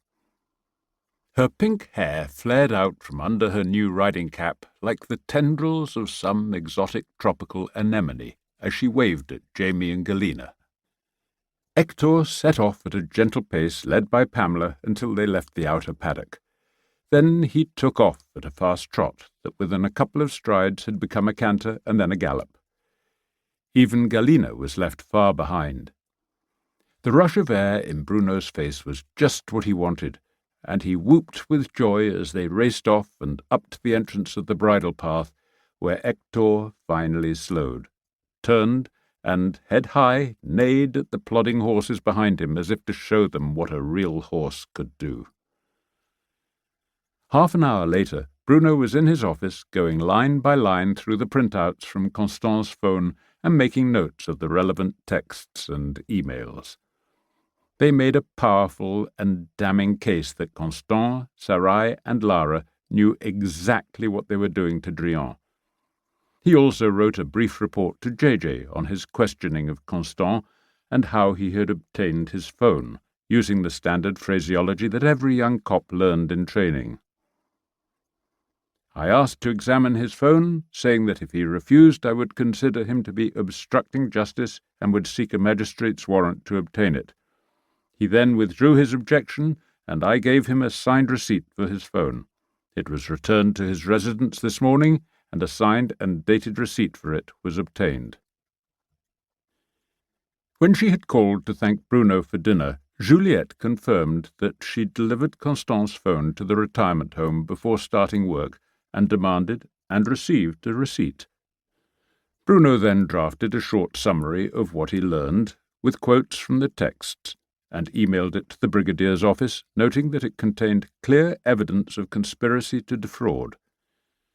He then attacked a pile of paperwork while waiting for JJ's inevitable call. "Your mayor is a piece of work," said JJ when he called just after 10. "He's told Prunier he wants to use Constance's text in a letter he's sending to the finance minister on the need for closer supervision of insurance firms. He also reminded Prunier that as a former senator he has the privilege of direct access to any minister. Then he said he just happened to have seen the texts as part of a routine time and motion study in his capacity as your legal employer. As if that wasn't enough, General Lannes has reminded Prunier that you've been seconded to his staff and are thus covered by the emergency regulations. I imagine Poirot will also be giving him a call, so I think you're in the clear.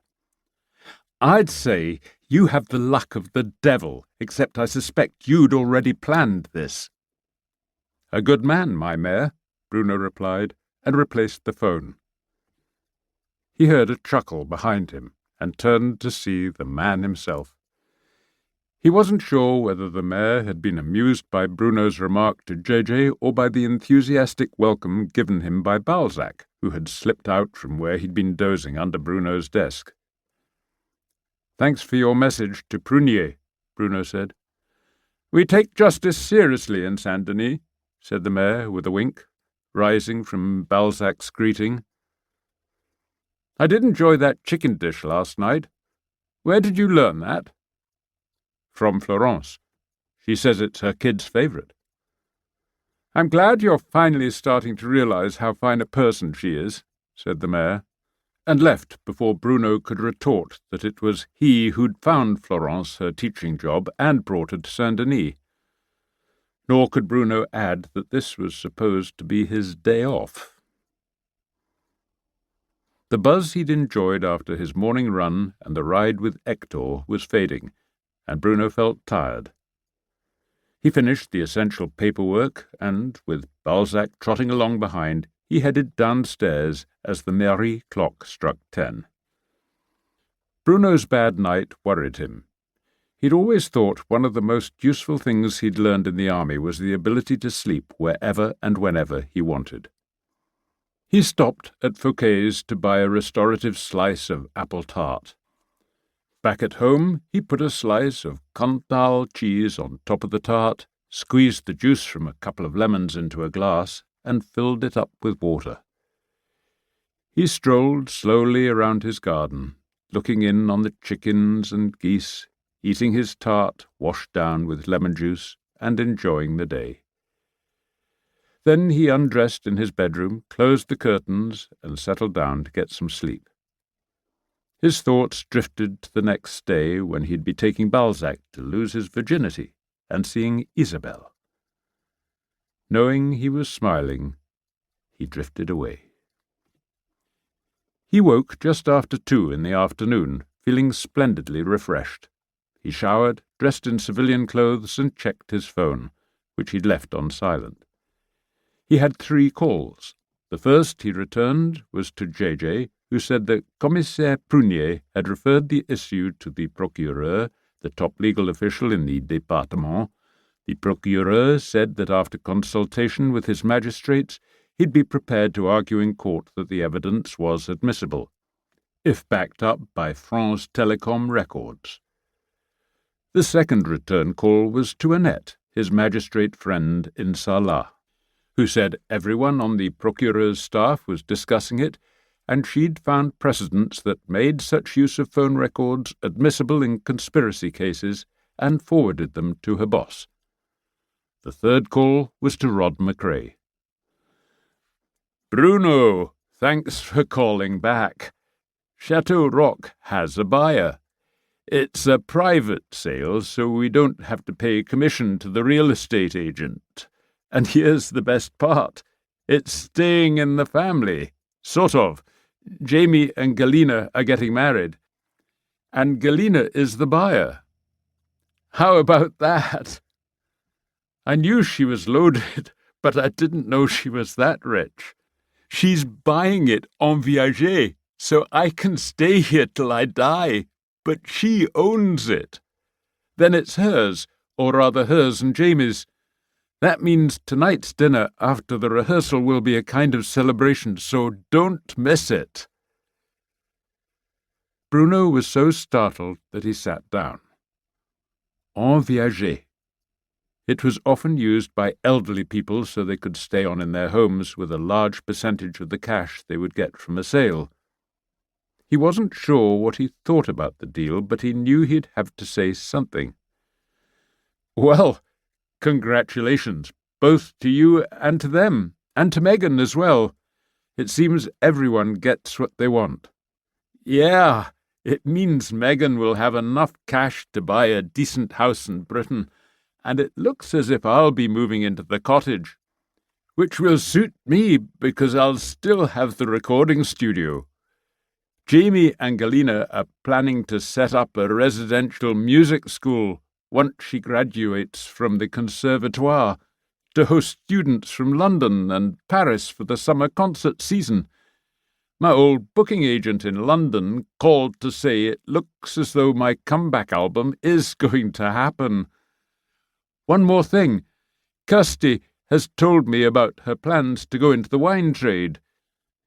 Since she'll still get a university degree, I'm happy with that. Kirsty and Galina say we have to call the wine Chateau Rock, with a picture of me in my wild days on the label. Mon Dieu, this is all happening very fast, said Bruno. That's what Megan said, until Jamie reminded her that she was a lot younger than him when she married me. We'll see you tonight. The champagne is on me. Have you told Natalie? She won't be happy at losing her commission. I haven't reached her yet, but I'll make sure she gets something out of the deal. Gotta go, Bruno. We're off to Brosset's office to sign the compromis de vente. See you at the rehearsal.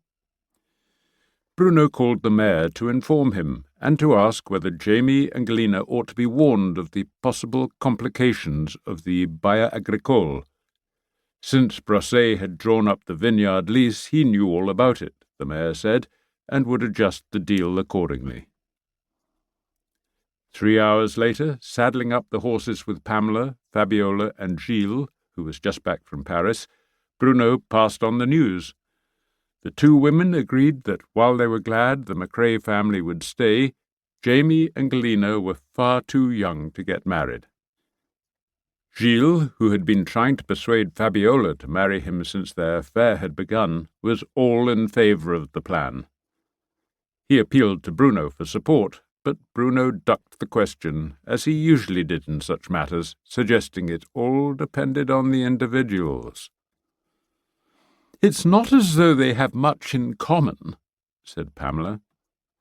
"They have a shared passion for music," Bruno replied. "Yes, but she's Russian and Jamie is Scottish by ancestry and French by upbringing and education." "Not exactly," said Fabiola. "When we were going through Megan's family medical history, she told me her grandmother lived till the age of 95, and she was from Ukraine. Apparently, during the war, she worked as a kitchen maid for a German family who was trying to settle in Poland. She went back to Germany with them, and after the war she married a Scottish soldier and moved to Glasgow. So Megan is 1/4 Ukrainian." "But Megan goes to church here, so she must be Catholic, not Orthodox," said Pamela. "The Uniate Church in Ukraine considers its worshippers Catholics, and the Pope agrees," said Gilles. "He even made their patriarch into a cardinal. I had to do an article on it years ago. And although her parents are Ukrainian and Russian, Galina is a citizen of Cyprus. At least, that's what her passport says," said Bruno. "What a jumble we are all becoming these days," said Pamela, laughing. "It's good for us. Mixes up the gene pool," said Fabiola. Bruno found himself thinking of the number of Ukrainian connections that suddenly seemed to have gathered around Chateau Rock. There was Megan herself, Galina and her father, and Bertie, plus Gilles' book. Bruno smiled, thinking of Pamela saying that whenever she came across a coincidence, it was just like London buses. None arrive for ages, and then 3 or 4 come at once.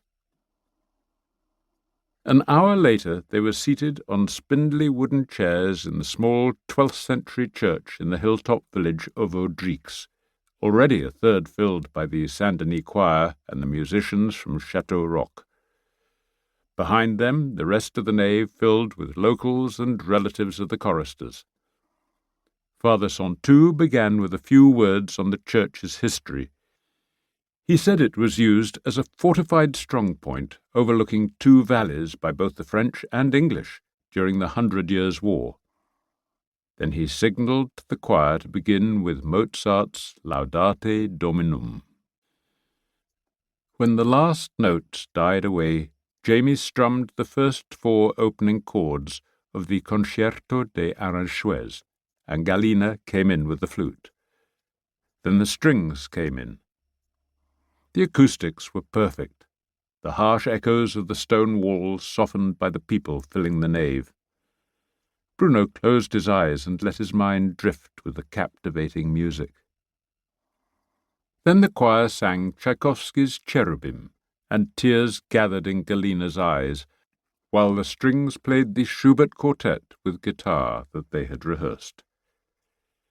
She kept her eyes on Jamie, and his were on her, as they launched into Schubert's Opus 100 with the strings, keeping it as lively as a march or perhaps as a formal dance, the flute punctuating each step. It was a good way to end the concert, Bruno thought, a cheerful yet haunting tune that the crowd could hum as they left. And then came the surprise. Jamie rose from his chair, propped his guitar against it, and moved across to something Bruno had not noticed, an electronic keyboard on a stand, and pumped out what sounded like a trumpet playing the opening notes of the Marseillaise. Then the choir came in chanting "Love, Love, Love," and choir and strings all together launched into the Beatles' song, "All You Need Is Love." First, Father Saintou stood to roar out the words, followed by most of the rest of the audience, who joined in with the choir. Bruno turned to see the people of Audric behind him, all singing away. Then he caught sight of Nathalie, arm in arm with Philippe Delaurent, joining in with the singing. Nathalie blew him a kiss, and Bruno blew one back, as Philippe hugged her close. Then Rod came from the back of the choir with his electric guitar and played the riff that George Harrison had made famous. The stones of the old church resonated with the voices, the instruments, and the choir together, as if after 900 years the church itself was rocking with the music. "Mon Dieu, that was magnificent," said Bruno, embracing Pamela, Fabiola, and even Father Saintou. In a moment, everyone in the church seemed to be embracing everyone else, clapping and cheering as they began to leave. Suddenly another riff came from Rod's electric guitar, instantly recognizable from his greatest hit. He repeated it a few times, and the crowd fell silent. "Thank you all for being part of this wonderful evening, and it's not over yet," Rod shouted in his primitive French. "Non, c'est pas fini. Tonight we celebrate not only music, but also love, because my son Jamie, the wonderful guitarist, and Galina, the beautiful young woman on the flute, have decided to get married. So, you are all invited to help us celebrate on the terrace of the auberge next door, where I have booked the entire terrace for champagne and a buffet supper for us all. Bon appétit, et vive la musique, vive l'amour."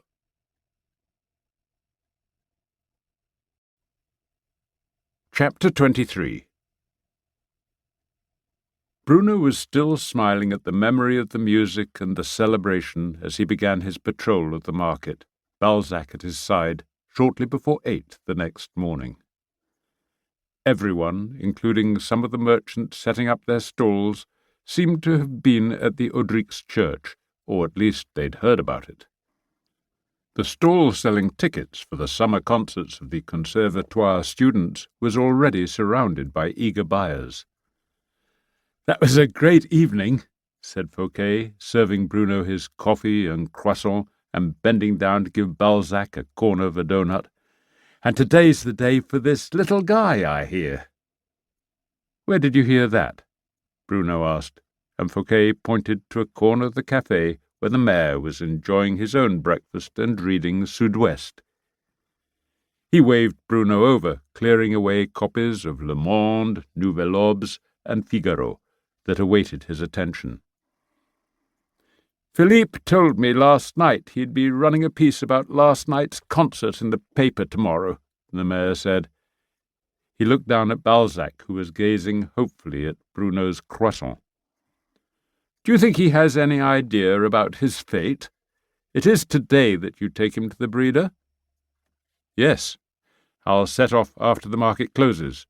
But no, I imagine it will all come as a big surprise for him. But he's old enough, and he couldn't be in better shape.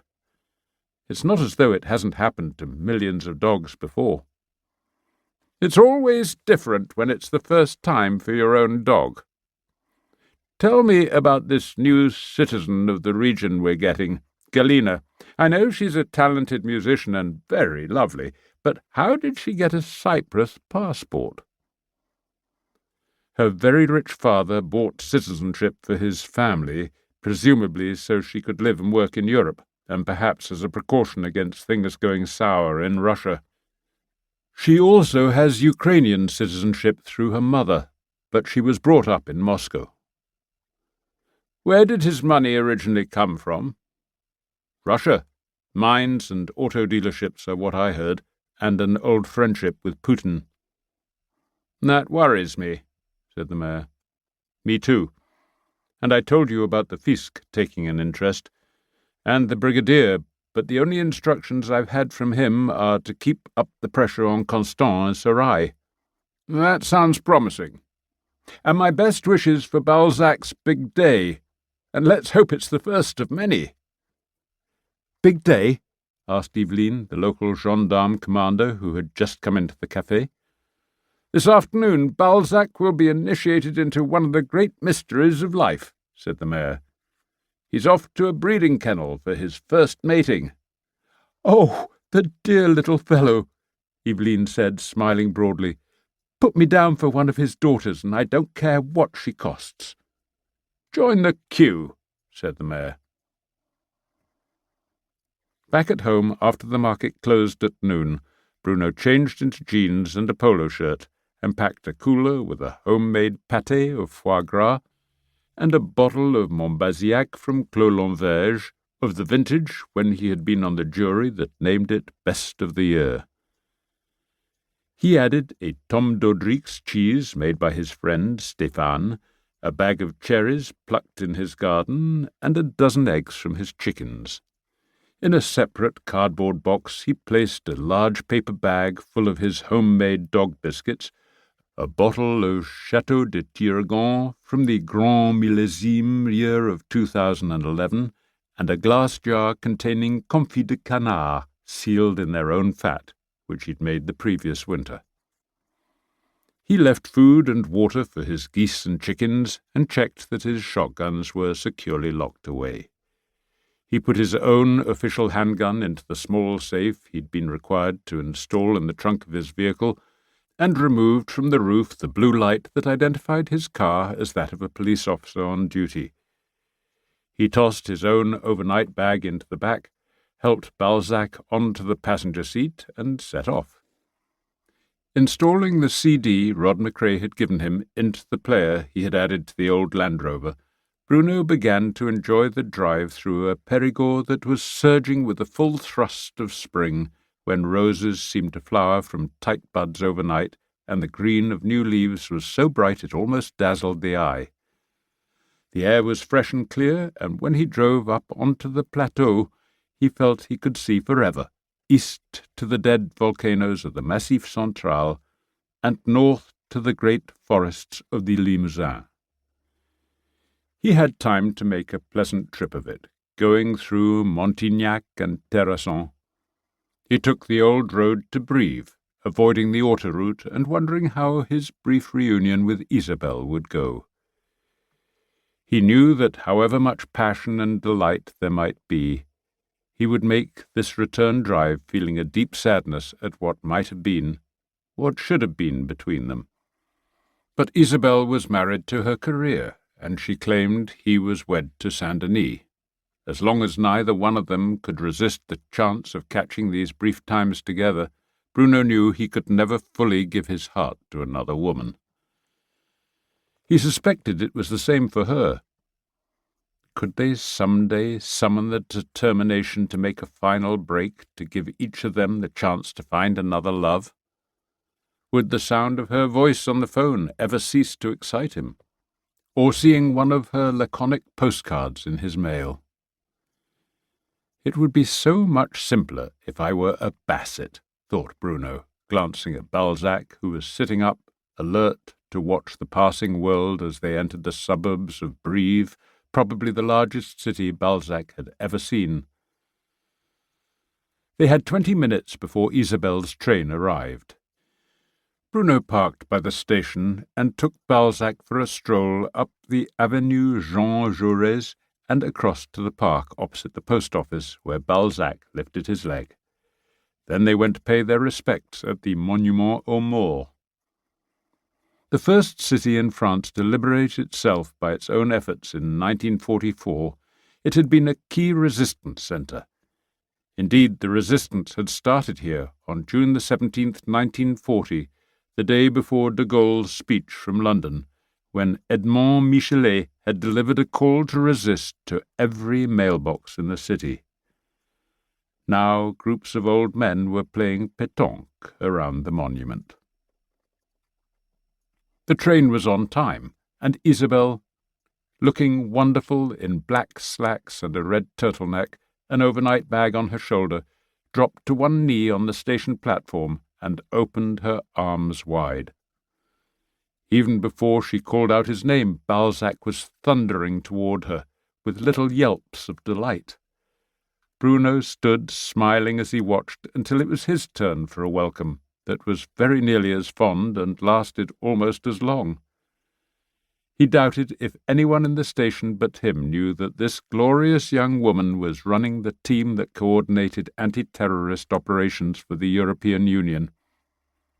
He took her bag, and arm in arm they went back to the Land Rover, where Isabel insisted on sharing the rear seat with the dog. "We'll go by a place you'll remember," he said when they got onto the road heading northeast out of town, after Isabel had commented that she didn't know this part of the Périgord. They drove along, chatting easily for a while, until the talk turned to work, and Bruno was reminded that, despite their intimacy, Isabel was a cool, self-possessed career woman who was rising fast in French security. Isabel explained that the previous day she'd attended a meeting in Brussels with her own group and General Lannes, who gave a briefing on the latest Russian operations in Europe. "You remember the Dutch caught a bunch of Russian military intelligence guys trying to hack into their computers," she said. "This was after they used the Novichok nerve agent in England. Lannes introduced a Ukrainian counter-espionage official who gave us a lot of details on Russian sanctions busting. The Ukrainians want Europe to get tougher, and so do we, and the interesting name that came up was Stichkin." "But Stichkin's operations in Cyprus, Malta and Luxembourg give him some protection," said Bruno. "That's 3 EU votes in his favour, right there." "Exactly. So we'll need something else. Remember what JJ always said? Trace it back the other way, in this case from the Ukrainian end. The experts on Ukraine are the Poles, who have a love-hate relationship with most of their neighbours, including Ukraine, but they love France, so they tell us things." "Why should they love France?" "History," she replied. "Did you know the Polish national anthem is the only one in the world that mentions Napoleon? That's because he created the Duchy of Warsaw with the promise of independence after they had been carved up between Prussia, Austria and Russia. Polish legions fought for France, even at Waterloo, and like Britain, France went to war against Hitler to protect Poland." "And what do the Poles tell us?" to watch out for trouble from extremist Ukrainian nationalists, some of them with very discreet backing from the military, and some of them Ukrainian expats who hate Russia. We have a few in France that we keep an eye on. You know at least two. One is that real estate agent, Nathalie de Villiers, born Natalia Vyshegora, whose elder brother was one of the scores shot dead in the Maidan in Kiev in February 2014. The other is Matvienko Bondarchuk, known to his friends at London's Royal College of Music as a Canadian called Bertie. The Brits tipped us off about him when he came for an exchange semester at the Conservatoire. He had a cousin among the dead. Ukraine considers them martyrs, the Heavenly 100. Bruno digested this, thinking back to Bertie's abortive fight with Sasha. "Anything known about Megan McRae, wife of the old rock star?" he asked. "She has a Ukrainian grandmother." "Not yet, but get me a family name, something I can give the Brits so they can check their records." "Galina, Stichkin's daughter, is she Ukrainian, Russian, Cypriot, or what?" "Yes, to all three. Stichkin is of Russian origin but born, like Galina, in Donetsk in the eastern Ukraine. The city used to be called Stalina, after Stalin. Since the region declared itself independent of Ukraine and the war began, posters of Stalin are now back openly on the streets, along with Russian troops in plain clothes. But her father bought her a Cypriot passport, which gives her European citizenship." Isabel paused. "Our sources on this are not just Polish. The most reliable sources are Dutch. They've taken a close interest in Ukraine since the pro-Russian separatists shot down that Malaysia Airlines flight from Amsterdam in July 2014, killing 300 civilians, 2/3 of them Dutch." Bruno nodded, remembering the story. "What do the Dutch say?" "They tell us that Galina's mother, Bohdana, is a Catholic from Lviv in western Ukraine, the place the Poles used to call Lvov. Bohdana has a nephew, Galina's cousin, who was also one of the Heavenly 100. The Poles tell us Bohdana divorced Galina's father because she supported Ukraine and he was loyal to Russia. He's the same age as Putin, grew up in Leningrad like Putin, and he and Putin were in the same judo club. Putin joined the KGB, and Stichkin joined the Air Force as a bomber pilot and saw action in Afghanistan. When the Soviet Union collapsed, the Air Force shrank fast, and Stichkin went into business with his friend, Putin. They've been close ever since. Putin got him involved in the restructuring of Aeroflot and in nickel mines, but he made his big money in car dealerships before he branched out into life insurance. "When we played tennis, Galina told me she didn't want to grow up like her father," said Bruno. "She rebelled against his ambition for her to be a tennis star." "From all we know, Galina takes no side for or against Ukraine," said Isabel. "She stays in touch with both her parents, calls them regularly, and since she's a person of interest, we listen in. That's why I know she's buying this chateau near you. She called to say she'd found the guy she wants to marry, and she promised to bring him to Daddy's yacht after the concert season. The real reason we're interested in her father is that he has a base in the West, and we think he's helping look after the money Putin keeps outside Russia," Isabel went on. "Stichkin seems to be accessible and reasonably friendly to us. Since Russia is the biggest geopolitical threat Europe has, we stay in touch. If anybody can give us an inside view of what comes after Putin, it'll be him." Bruno slowed the car as it topped a rise and pointed to a chateau with pepper-pot towers. "Remember this? I thought we'd stop to give Balzac a walk around the ramparts." "You and I came here that wonderful summer when we fell in love," she said, and reached forward from the rear seat to put her hand on his cheek. "Autrefois." a magnificent late Renaissance chateau that looked as if it might be more at home on the banks of the River Loire, Hautefort was for Bruno a personal shrine. He could still recall that magical sense of being newly in love as he and Isabel had strolled in the gardens and walked together through the magnificent old rooms. They could barely keep their hands off each other. "Let's stop here, off the road," she said. "I brought a picnic." Bruno took a path to a copse and parked out of sight from the road. He grabbed a picnic blanket from the trunk, while Isabel took a baguette from her bag along with ham, cheese, apples, and a bottle of Viognier. Bruno pulled out his picnic basket while Balzac sniffed his way all around the edges of the rug.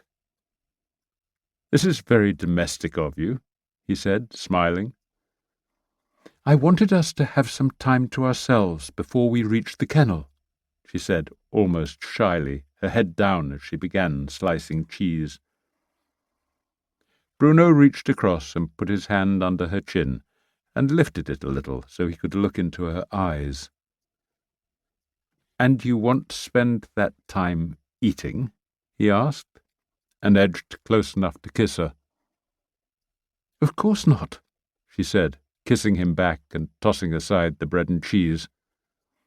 "I don't even want to eat."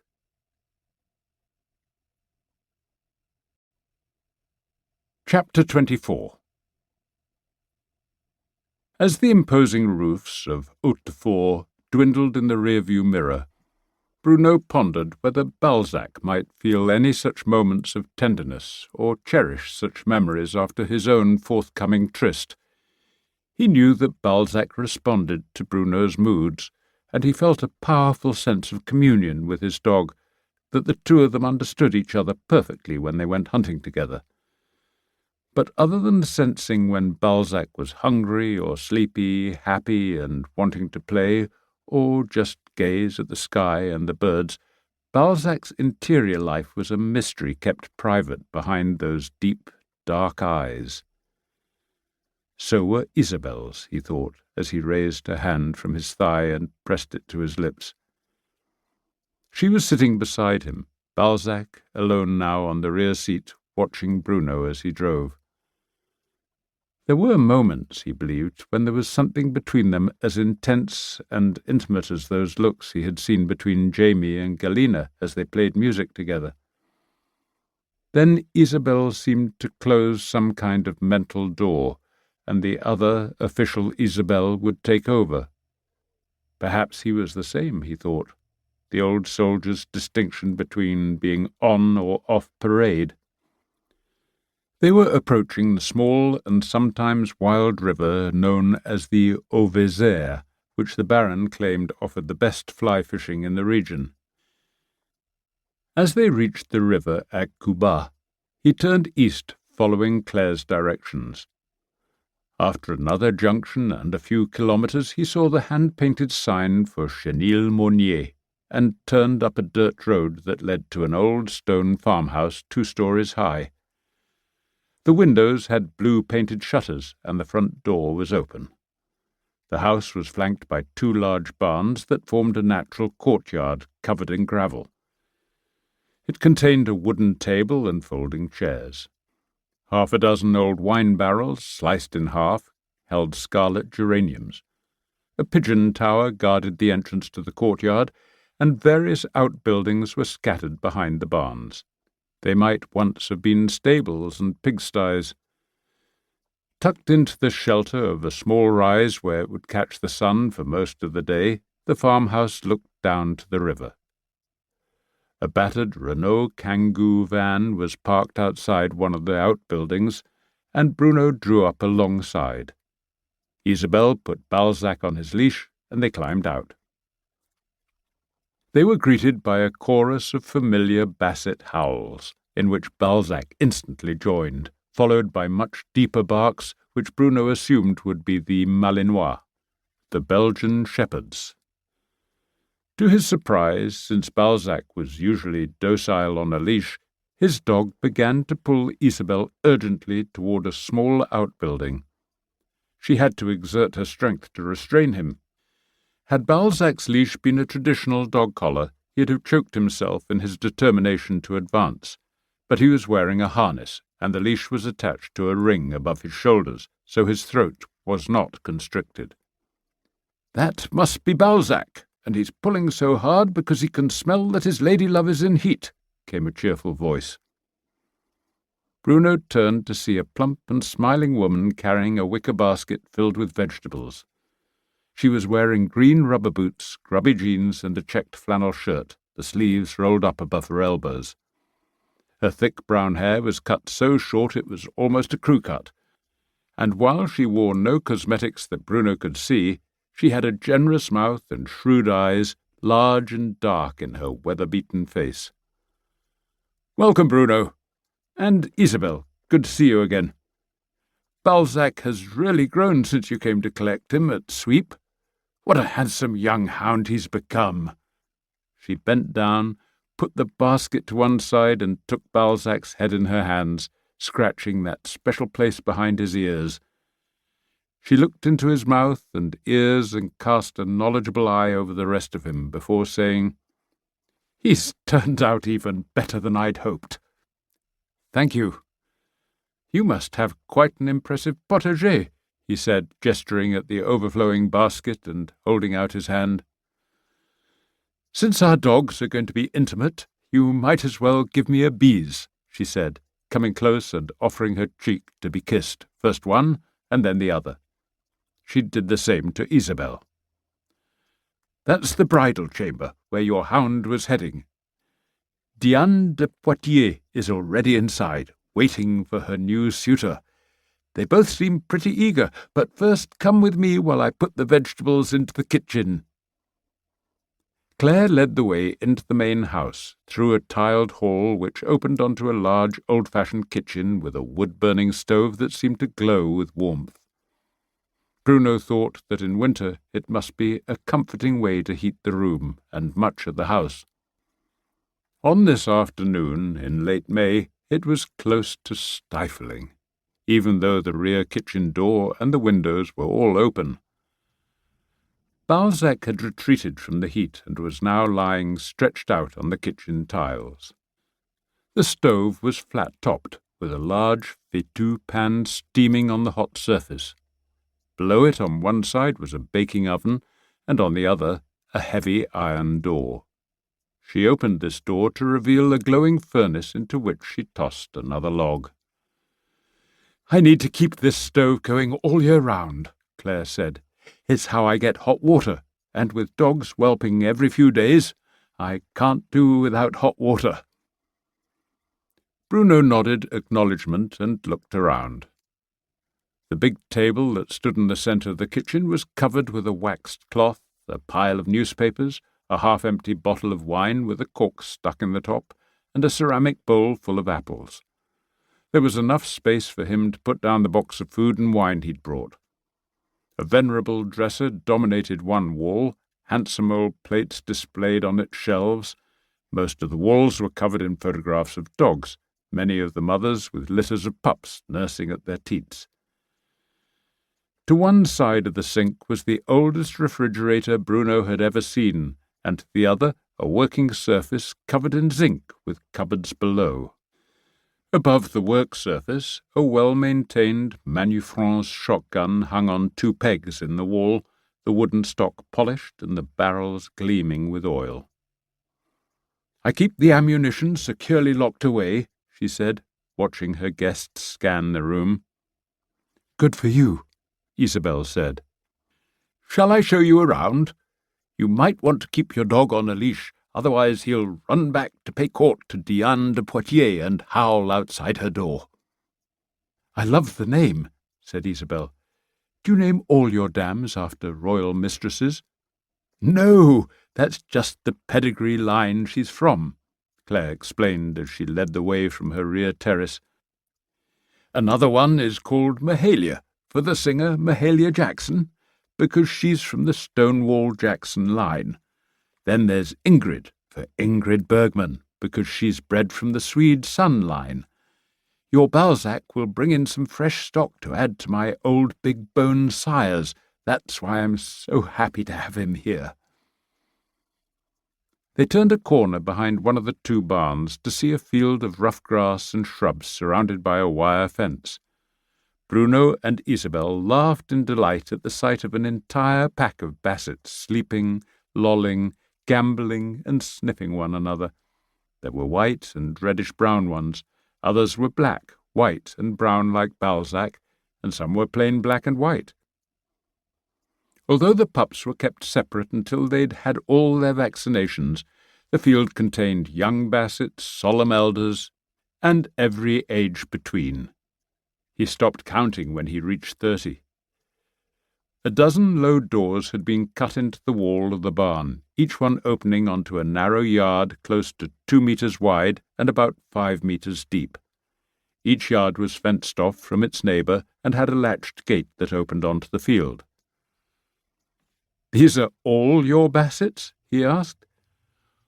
"All except the ones with red collars. They are boarders, just here for a week or two while their owners are away."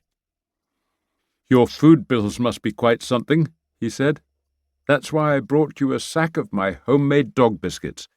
I thought Balzac might offer some to Diane de Poitiers, as a courtship gift." "Thank you.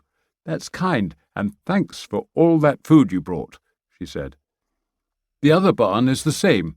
That's where I keep the Malinois, but their field is larger because they need more space. You can't see it all from here, but there's more than 1 kilometre of wire fencing here. I dug all the post holes myself." "Mon Dieu," said Bruno, deeply impressed. "How long did that take you?" 2 months. Fitting out the barn took even longer. But I had some help from the apprentices of the construction school in Exideuil. One of the teachers is a cousin, and he persuaded the director that it could count toward their coursework." "Did you buy the place?" Isabel asked. "No, I inherited it from my mother. I was an only child, and I could never have afforded it otherwise. Now I make a modest living, although I'd be in trouble without my military pension. This is what I always wanted to do." Claire showed them how a corner of each stall had been roofed into a large kennel, each about 1 metre by 2. "Dogs like the sense of being in a cave. It makes them feel secure, and that's very important when the dams are nursing their pups." "You run all this on your own?" he asked. "I get a day a week from 2 youngsters studying to be veterinary assistants. Next year I'm hoping to have 4, and that will make a big difference once I have them trained." "I take my hat off to you, Claire," he said. "You've done a fine job here. I just hope Balzac fulfills our hopes." "He looks pretty good to me," she said, bending to fondle him. "You saw how his penis came out of its sheath when he smelled Diane de Poitiers. I think Balzac is ready, willing, and able. Shall we take him to her boudoir?" "Perhaps we should call it the honeymoon suite," Isabel replied. "I hope you're not expecting soft lights and romantic music," Claire said, laughing. "Why not?" said Bruno. "Nothing but the best for Balzac. And you did promise music when we spoke on the phone. Carla Bruni, as I recall." The boudoir, as Claire called the small outbuilding that she said had been a pigsty in her grandparents' day, was the place whose tantalizing scent had already attracted Balzac. Now he strained at the leash as they headed toward it. She opened the door, and Bruno was surprised to see that the light inside was indeed a soft and rather romantic red from the infrared lamp which Claire had installed, she explained, for newborn puppies. Bridal chamber and maternity ward in one, thought Bruno. "Oh, she's beautiful!" exclaimed Isabel as she saw the female Basset who had risen to greet them. "Don't touch her. She might snap at you. It's a dog she wants now, not a human," said Claire firmly. Diane de Poitiers was magnificent, mainly reddish-brown and white, with long strips of black fur running from her ears to her haunches. Her ears were even longer than Balzac's, and they shared the same noble head and long muzzle, which Bruno always thought gave Bassett's a distinctly aristocratic look. The smell of her estrus was now powerful, and as Balzac began to whine and paw the ground, she helpfully turned her back toward him and lifted her tail. "Diane knows what to do," said Claire. "She's already had one litter. Balzac looks eager, but Bruno, you may have to use your hand to ensure that he goes where he should. Isabel, stay back by the door, please." Claire knelt at Diane's head, speaking softly to her and stroking her head and shoulders as Bruno released Balzac from his leash. His dog, panting hard and visibly ready to do his duty, almost leaped onto Diane's haunches, and at once made what Bruno perceived was the right move and began thrusting powerfully, his head at first raised as he did when he howled on the hunt. But then he lowered his head and began nuzzling at Diane's back in what seemed to Bruno like real affection. "Oh, he's a natural," said Claire, holding Diane close as the dam began making soft whining sounds. "You won't need to help him at all. Just stand by." Balzac raised his head and delivered a full-scale howl that must have struck terror into the heart of every fox and boar and badger for miles around, and then slumped onto Diane's back, his pounding haunches slowing to stillness. "Now, ease him slowly back and out," Claire said softly. "Sometimes they get stuck, but I think it will be fine." Bruno did as he was told, and the dogs separated, Balzac looking rather baffled as he backed away, and then sniffed once more at Diane's rear where her tail had been lowered. Claire motioned Bruno to reattach the leash and take him outside.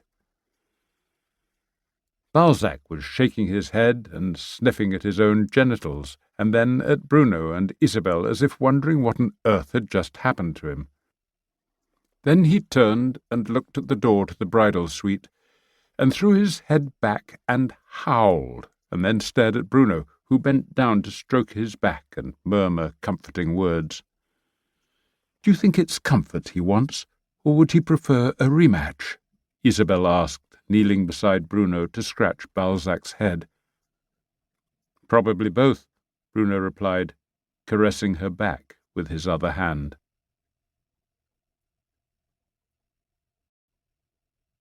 Chapter 25.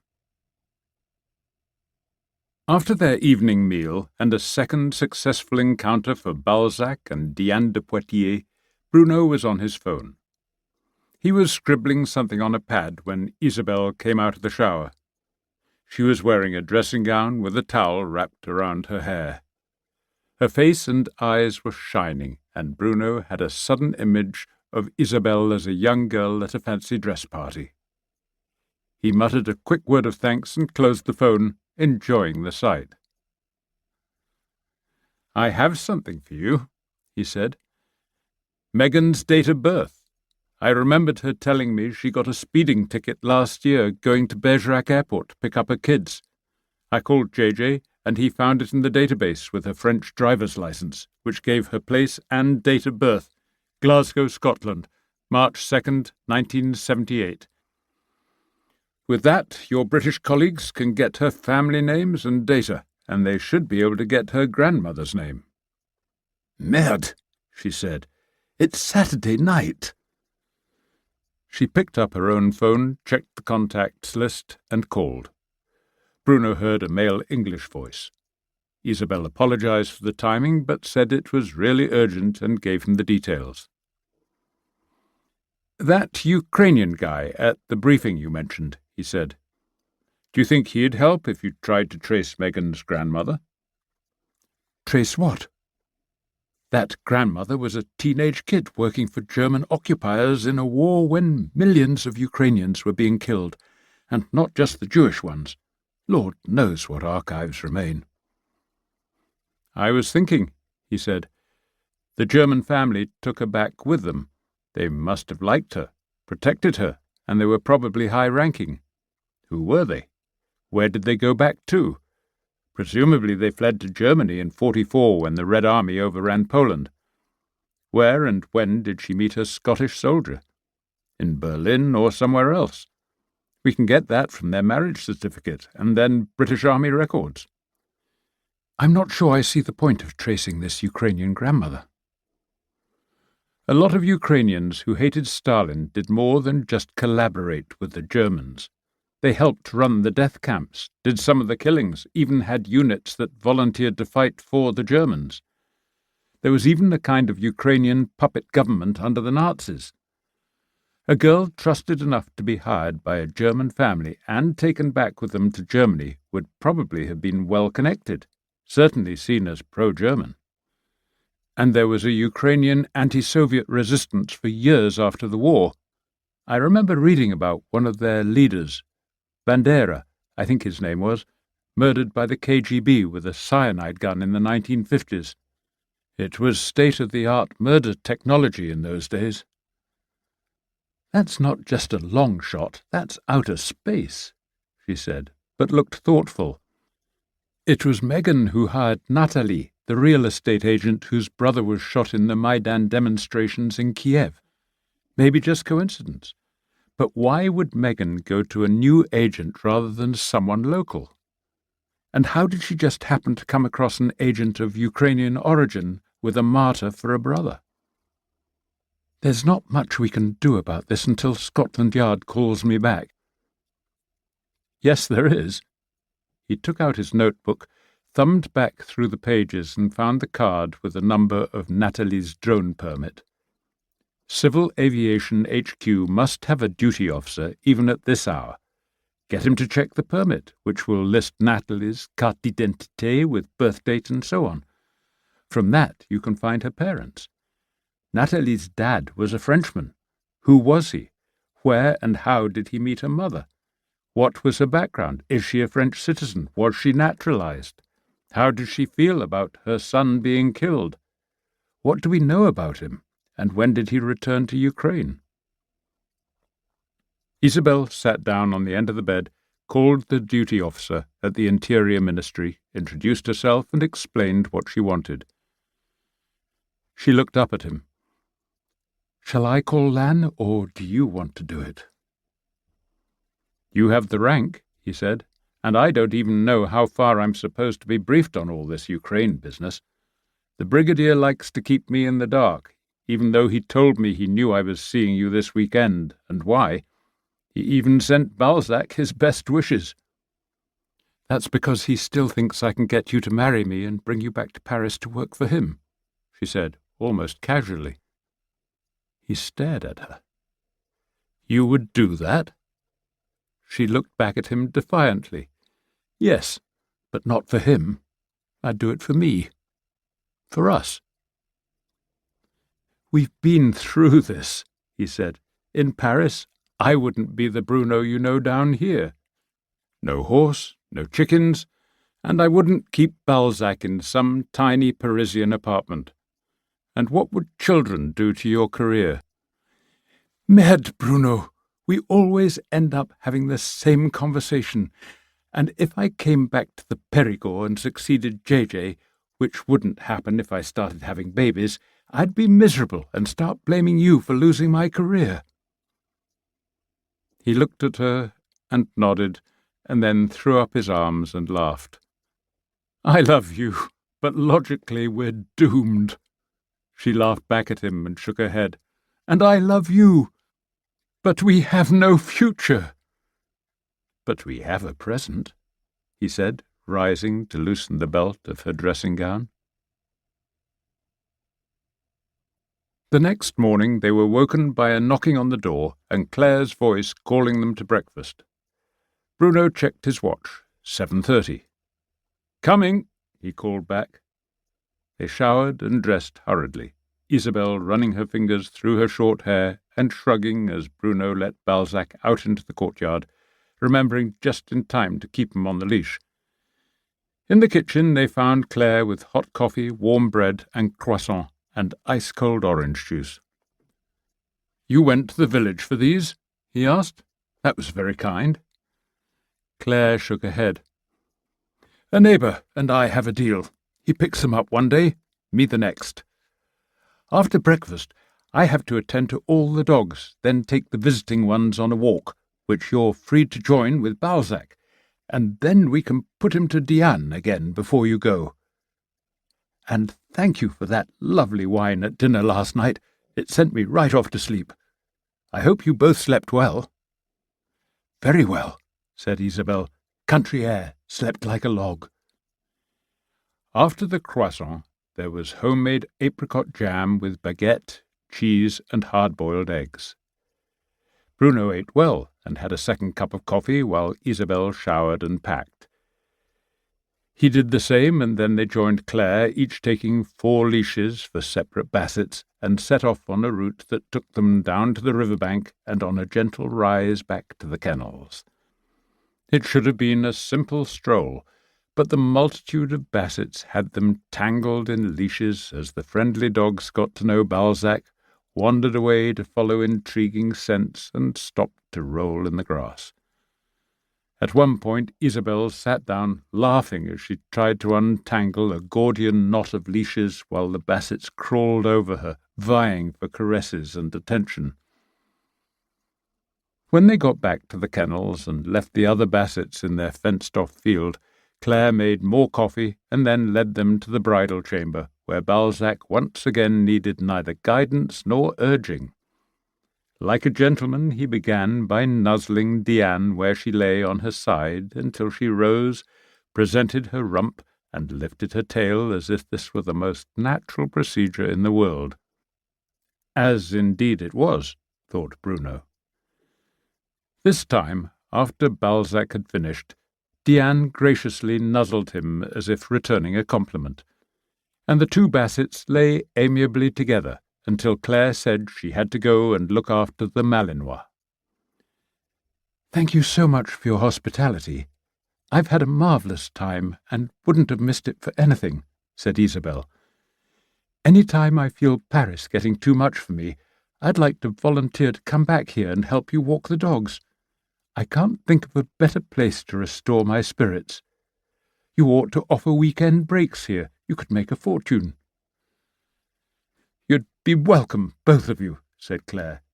"If all works out with Diane's litter, as I'm sure it will, I'd like to breed Balzac again and welcome you all back." Bruno hugged Claire, saying, "A bientôt."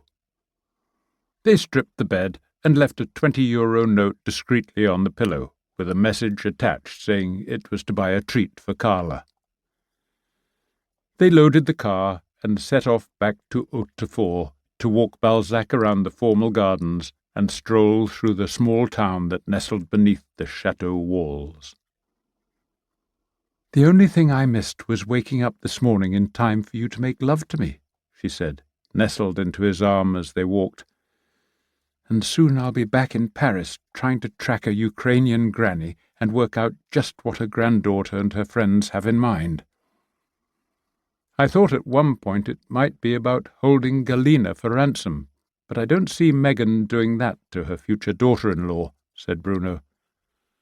"Then I wondered if there might be a plot to assassinate Stichkin, but I doubt whether he'd come here.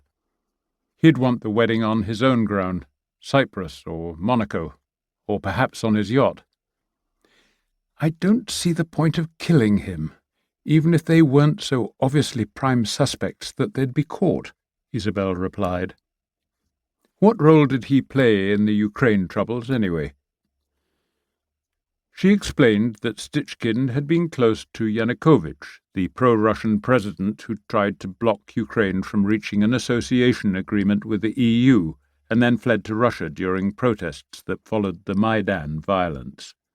Stichkin and Yanukovych both came from Donetsk, and Stichkin, with support from the Kremlin, then helped finance and coordinate the Donetsk Declaration of Independence from Ukraine, and then the clandestine Russian support. When the ceasefire came, Stichkin moved back to Cyprus along with his Ukraine assets in time to escape sanctions. So why would the Ukrainians target Stichkin now? Bruno asked. He seems to be out of the game. I don't know, Bruno. The Dutch say there are rumours that he was behind the secret police snipers brought in to shoot the Maidan protesters, but no more than that. And Kiev is always full of rumours. If Lan succeeds in recruiting Stichkin, maybe we'll find out for what good it does us. You sound bitter. Lan is a good man, but he's from the Cold War generation, like Putin, like Stichkin, playing the old Cold War games. She looked up at him. Look at Europe now, with Romanians, Bulgarians, now the Balkan countries coming in. Can you honestly say that's been good for us, the traditional Europeans? And now people talk of bringing Ukraine in as well. We have enough trouble with the Italians and the Greeks, not to mention the Brits. You ought to hear the Eurocrats in Brussels talk grandly of the United States of Europe, the new superpower. It scares me sometimes, the sheer unreality of it. I believe in Europe, but it will take years, maybe generations. So you weren't just being polite when you told Claire how much better you felt at the kennels? No, I meant it, but after a few months I know I'd go crazy. It's the difference between the same placid contentment every day forever and me aiming at something in the future while dealing with a new crisis every week. Aiming at what? Lan's job? No, I don't think so. I'd rather play in the European stadium than on the little French field. Why not? Somebody has to do it. And I'm ticking off box after box. Police, ministerial staff, EU justice coordination, counter-terrorism. And you're good at it. And I'm good at it, so I'm going back. How long before my train? 5 hours, which gives us time for a sumptuous lunch. After our country breakfast, I'm not that hungry. She reached up to kiss his cheek and whispered, I'd rather have another picnic at that place we went yesterday. I know you, he said, hugging her. It's that little thrill of risk that you want, the possibility of being caught. Of course, she said, laughing, taking Balzac's leash and running back toward the car. But not only that, she called from over her shoulder. On the way back to the station at Brive, she pulled out her phone and began replying to calls, pen and pad in hand. On the first one she spoke English. On the second and third she spoke French. On the fourth it was German. We have Megan's grandmother, she said. Elisaveta Tereshuk, married in Glasgow, 1946, to Company Sergeant Major James Angus Macpherson of the Scots Guards.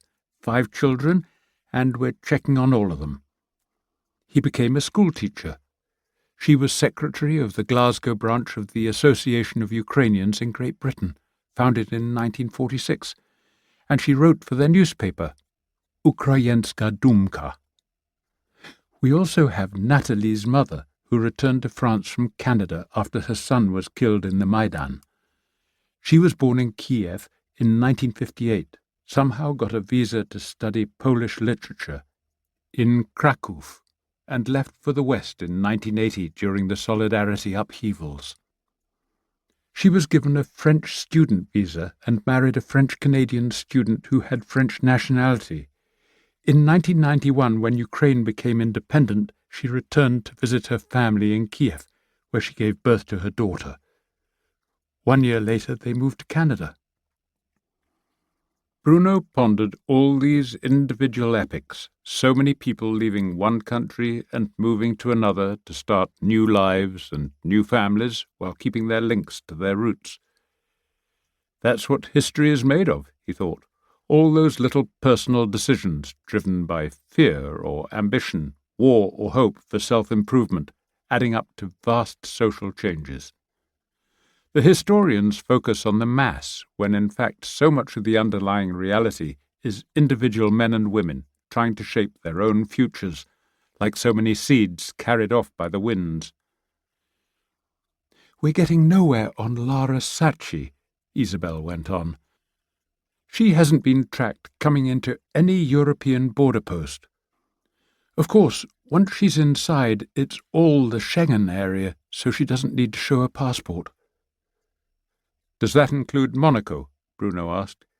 "Even if she comes in by ship?" "Certainly. So either she was born inside Europe and never left, or she got her passport inside the EU and never left."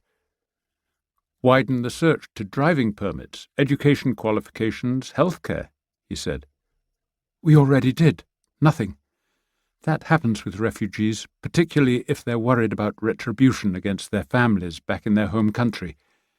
They can file their first registration under a false name or pay a bribe to register a new name.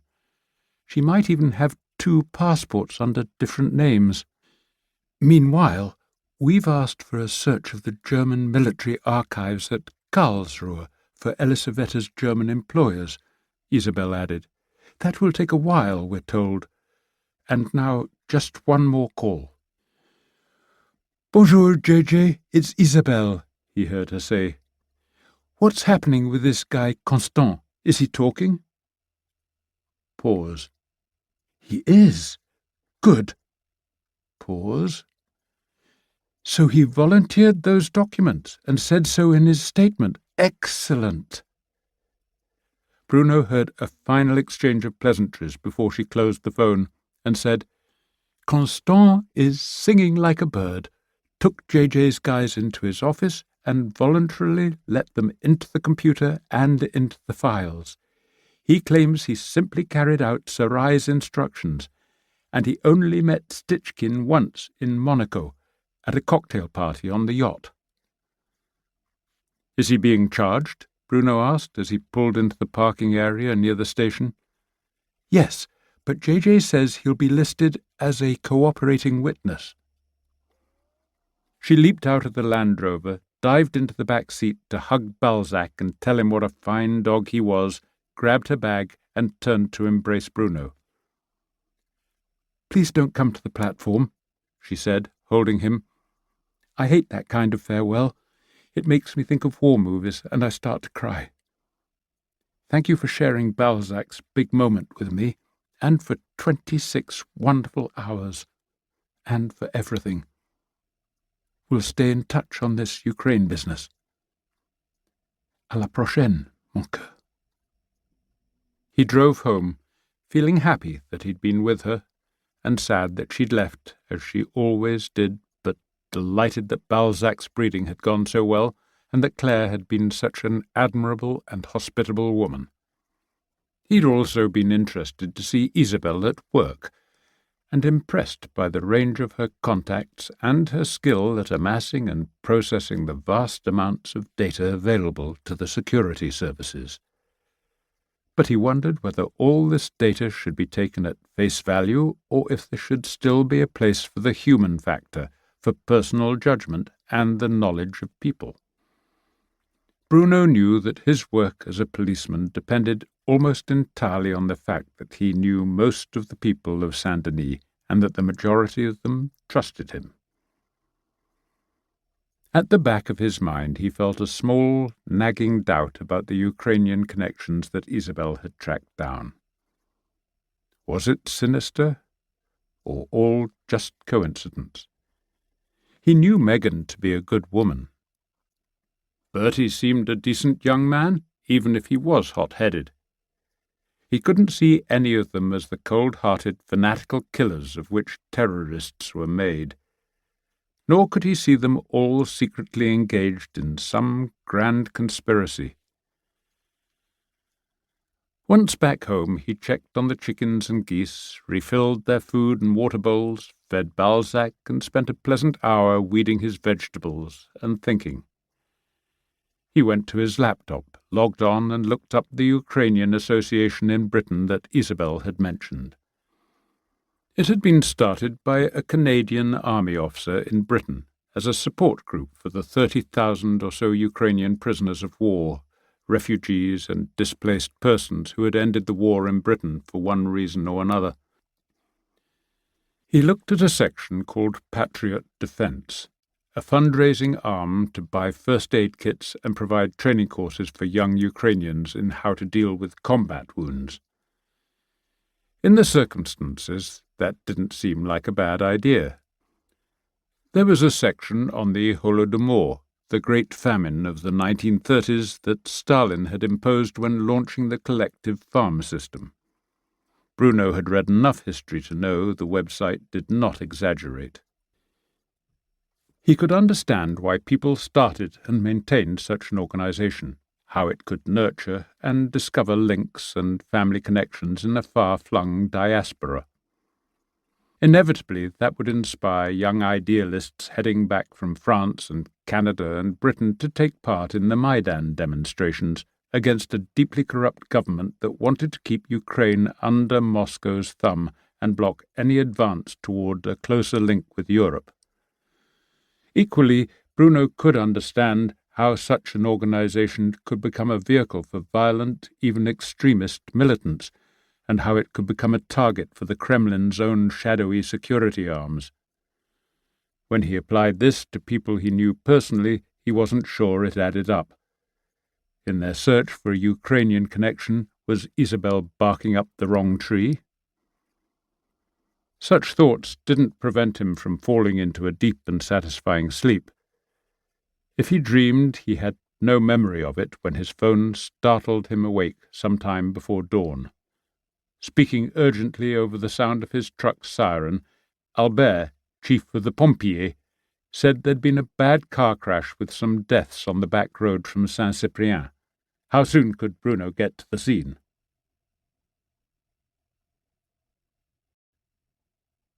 Chapter 26. It was not the worst road accident Bruno had ever seen. Pile-ups were the most gruesome, the most far-reaching in their consequences, but for a single car crash he had never seen anything quite like it. At least, he thought, the car hadn't burned, despite the pungent smell of oil and gas.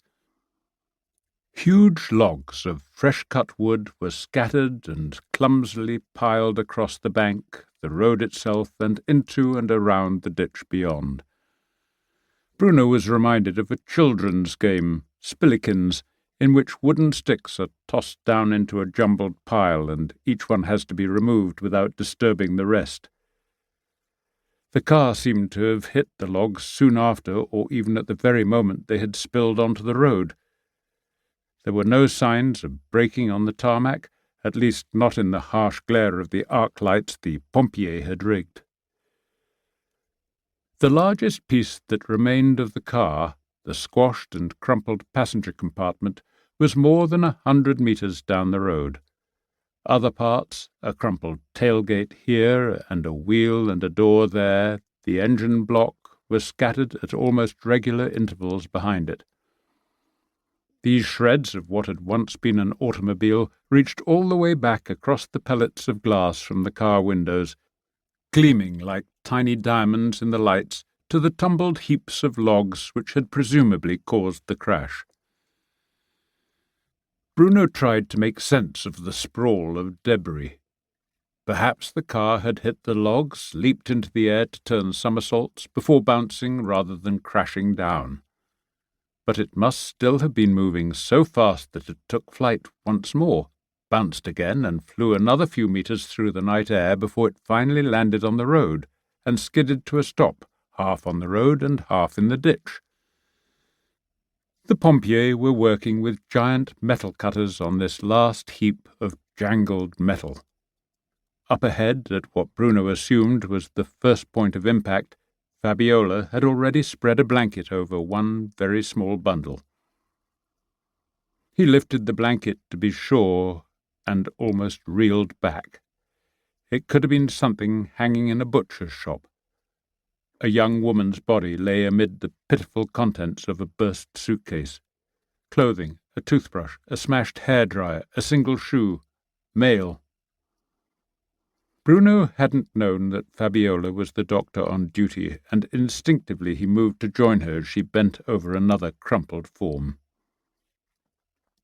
This one was a man, the remains of a shirt around his shoulders, and the rest of the body bare except for a pair of jeans that were still attached to his one remaining leg. The torso was a mass of bloody wounds, and the head bent at an impossible angle. An expensive-looking briefcase was attached with a chain and padlock to the left arm. The case itself was locked. Bruno used his phone to take a picture of the case before Fabiola draped a blanket over the body. She paused, wiped away some of the blood from the caved-in chest, and pointed. "Did you ever see tattoos like that?" she asked. A large crucifix emerged as she wiped the dead man's chest. It was topped by a saint's head and flanked by a church with a tower topped with an onion-shaped dome. There were more tattoos on the arm that held the briefcase, a large star on the shoulder, and on the wrist a series of dots, 4 arranged in a square with another dot in the centre. Below the church were some letters that seemed to spell CEBEP. Baffled by this, Bruno took more photos. "I'd better get to the car, what's left of it," Fabiola said. "The pompiers think the driver is still inside, but they're sure he's dead." "That would make 3 in the car," he said. "No other bodies. The small one you put the blanket on, what was that?" "Female and young, but that's all I could tell," she said. Bruno shook his head but said nothing, thinking that if he took enough photos of the scene, he should be able to reopen the road before morning. His first job had been to close the road, put up temporary diversion signs, and liaise with the traffic police. Then he'd called Lespinasse at home, waking him to say his tow truck would be needed before dawn to help clear the road. Now he called the owner of the funeral parlour to say they had at least 3 dead. Then he walked back with Fabiola to where the pompiers were working. "The driver's in there, dead," said Albert, the fire chief. "When the car first bounced, the engine must have come up and damn near cut him in half." "I took one look," said Fabiola. "I think he was male, white, enough of one hand left to say he'd been professionally manicured." "So we confirm 3 dead," said Bruno. "Any sign of another passenger or any ID?" "Not on the road. Maybe you can find something from those burst suitcases," Albert said. "There was a woman's handbag under the passenger seat with a fancy bamboo handle. We haven't opened it yet, but you might find some identification in there. It's a Gucci, so I assume expensive. We'll take care of the photography. I'll let you do the search for IDs. All I can give you is that the registration number starts with M, but I don't know if that stands for Monaco or Malta. And the car was a Maserati. Must have cost a couple of €100,000. Bruno was scribbling down the registration number when Albert spoke again. "The speedometer was stopped at nearly 140 kilometres an hour. Even if he'd seen the logs, the damn fool wouldn't have had time to slow down, let alone stop." "And there were no signs of braking," Bruno said. "Maybe the logs began falling just in time for him to hit them. That's a hell of a coincidence." He called the traffic police operations room again and gave them the registration number, and then retraced his steps, much more slowly this time, looking for luggage. Within 30 minutes he'd found the bodies of 1 mature wild boar and 2 young sangliers pinned beneath logs. He'd also collected 2 burst suitcases and 1 larger cargo bag of heavy-duty canvas, its zipper open and the bag filled mainly with women's high-heeled shoes that seemed to be of different sizes. He had the handbag that had been found under the car seat. Could there have been another woman in the car? He kept searching and found a second handbag in the ditch, along with a chicken head. What on earth was that doing there, around hungry wild boars? Maybe they hadn't finished eating when they were killed. The bag was black leather with the name Michael Kors on the flap in small gold capital letters. That meant nothing to Bruno, but a second handbag could mean a second woman, so he continued searching, walking along the ditch from the logs to the wrecked cockpit that contained the driver. He walked back up the other side of the road, shining his flashlight into the undergrowth along the bank and the shrubs and young trees above it until he reached the log pile again. He clambered gingerly over the unstable pieces of timber, each at least 3 meters long and up to 30 centimeters thick, aware that with a slip or one false step he could break a leg. He saw nothing except shards of glass. He scrambled up the bank to where the stack of logs had been, knowing that with daylight he'd have to try and establish just why the pile had tumbled and destroyed the Maserati. Various possibilities had already flashed through his mind. A rabbit warren that suddenly collapsed under the weight of logs, wild boars rooting nearby until the logs became unstable, somebody loosening the pile as they tried to steal some timber. But his immediate priority was to search for the possibly missing woman, although the kind of woman who was travelling in a Maserati could have owned 2 handbags. Could she have landed up here? He looked down toward the wrecked tailgate, close to where the man with the briefcase had been found. Suppose the car had hit the logs, catapulted into the air, losing the tailgate as it landed, and spilled out the man with the briefcase in the rear seat. If a woman had been in the rear seat, she could have been hurled from the rear of the car, and her momentum would have taken her forward. He pushed through the undergrowth on top of the bank, his flashlight scanning from side to side. Suddenly he was aware of broken branches brushing against his head. He shone his flashlight upward. The branches were freshly broken.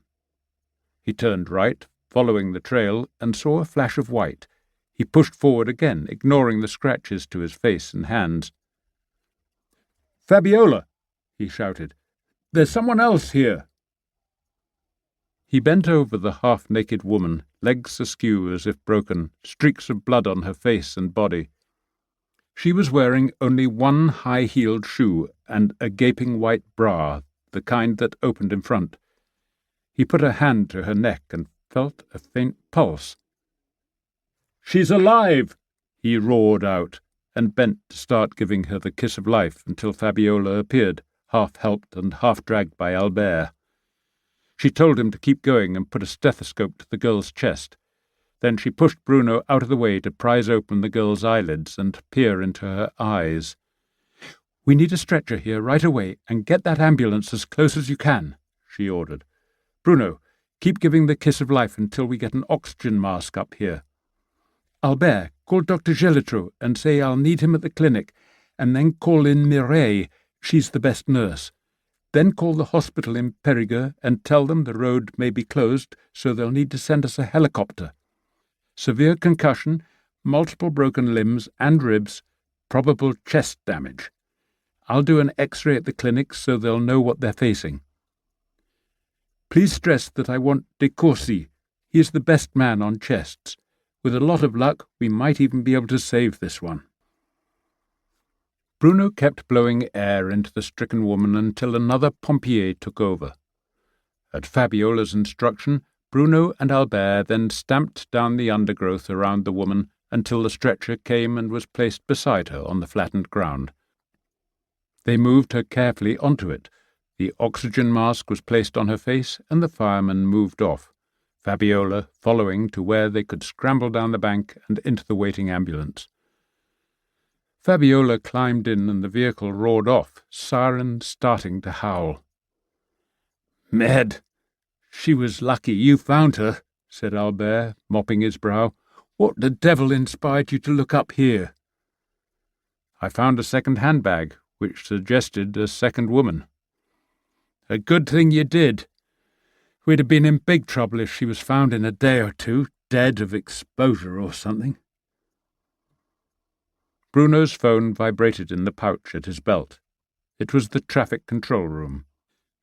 The Maserati was registered in Monaco to a Maltese citizen named Alexander Dmitrovich Falin. The police in Monaco had been informed and would follow up.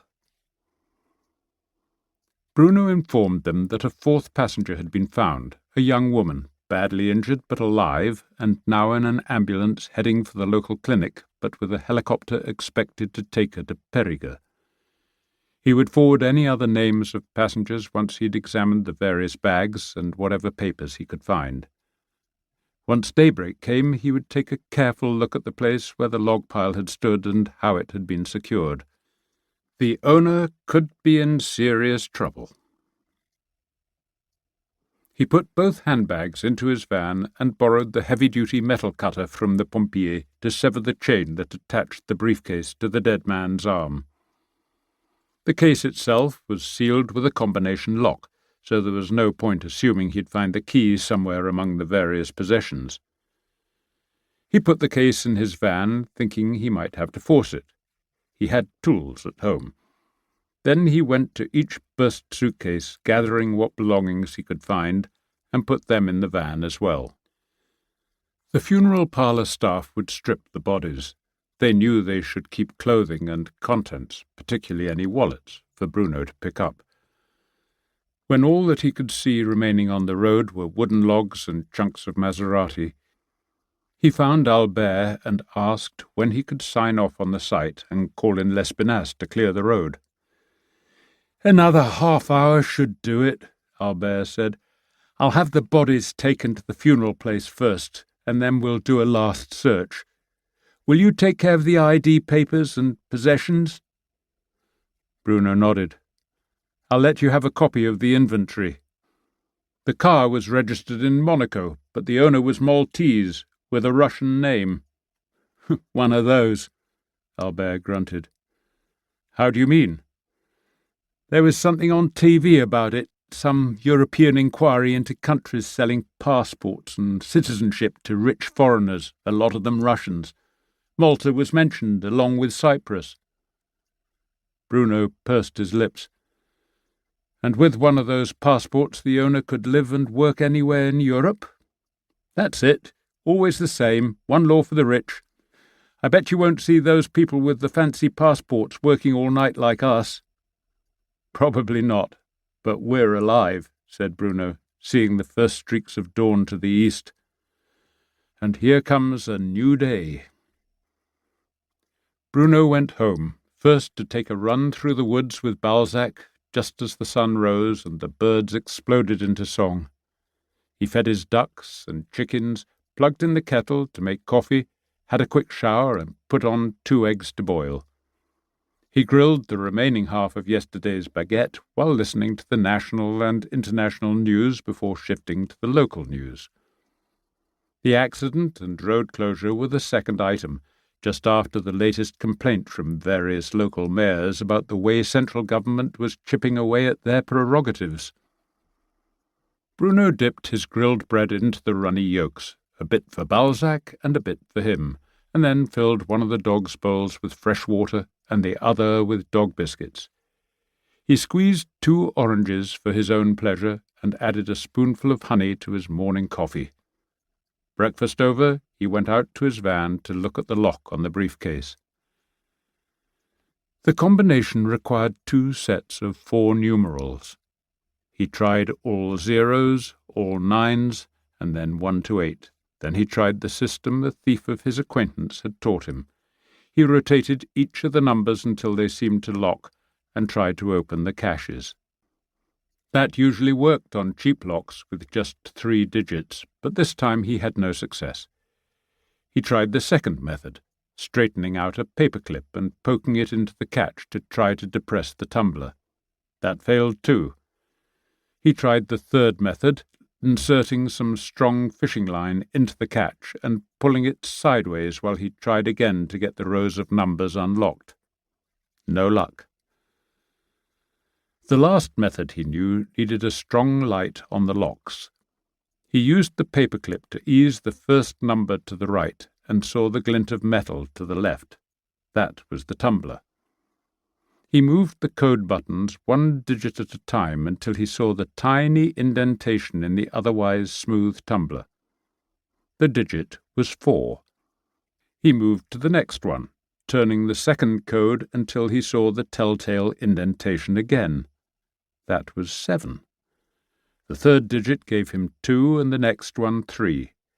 The lock didn't open, but he knew he had the tumbler lined up, so he advanced each of the 4 buttons by 1 digit.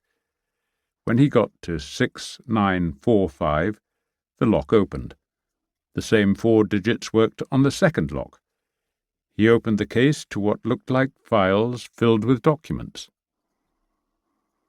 On top of them was a clear plastic envelope containing a cashier's cheque from a bank in Monaco for 300,000 euros made out to notaire Brosset for a client escrow account.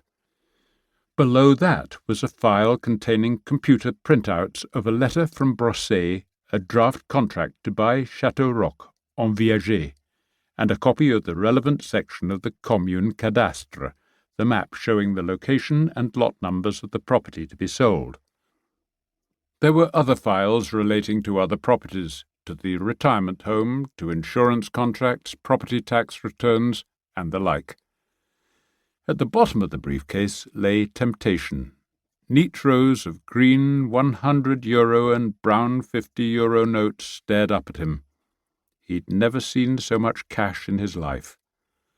The notes had bands of paper around their centres, each one printed with the digits 100 by 100, 100 by 50, just as if they had come from a bank.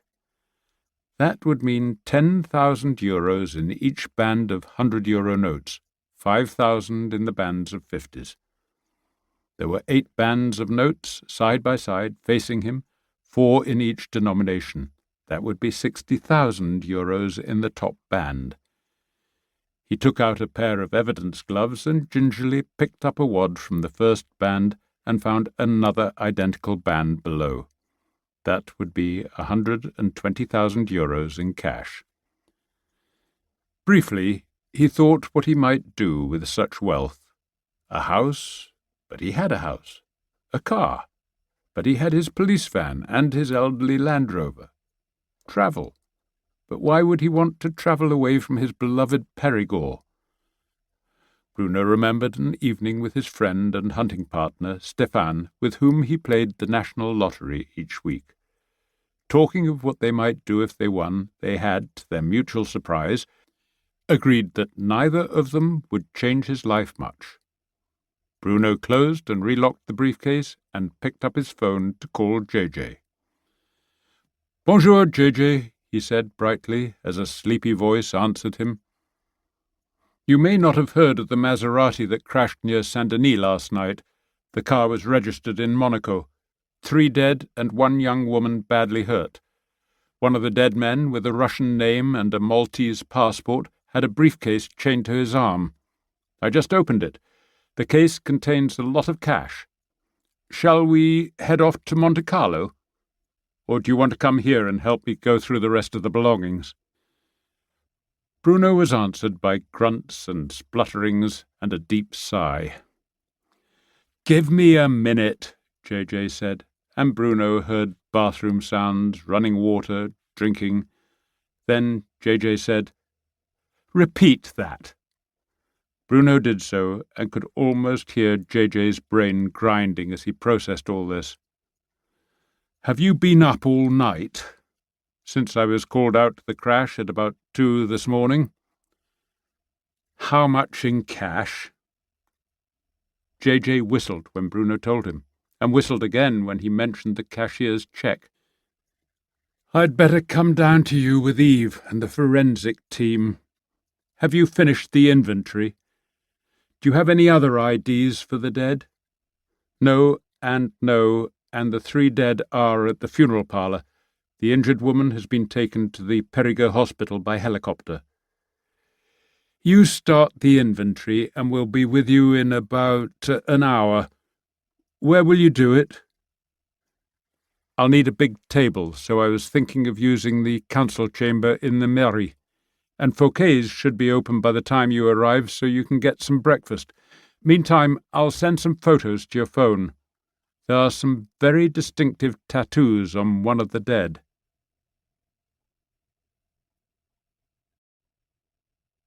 Chapter 27. Bruno made 5 trips up to the council chamber with the various belongings he'd collected. He took a roll of plastic sheeting from the storeroom and taped it over the table.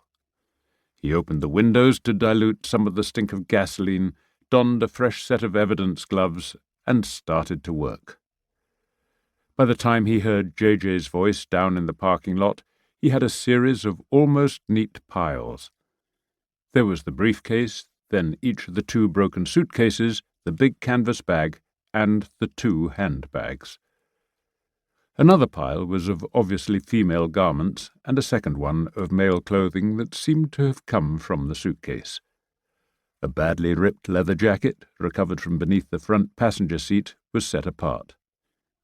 On top of it, Bruno placed the Maltese passport he'd found in the inside pocket, in the name of Alexander Dmitrovich Falin. Aged 35, according to the birth date in the passport, and born in Odessa, Ukraine, when it had still been part of the Soviet Union. Alongside it he put the blooded pair of jeans in whose pockets he'd found a Mont Blanc wallet, which contained €400 and credit cards from Deutsche Bank and the Bank of Cyprus, both in the name of Alexander Falin. A battered Samsung smartphone had a smashed screen, but technicians might be able to get something from it.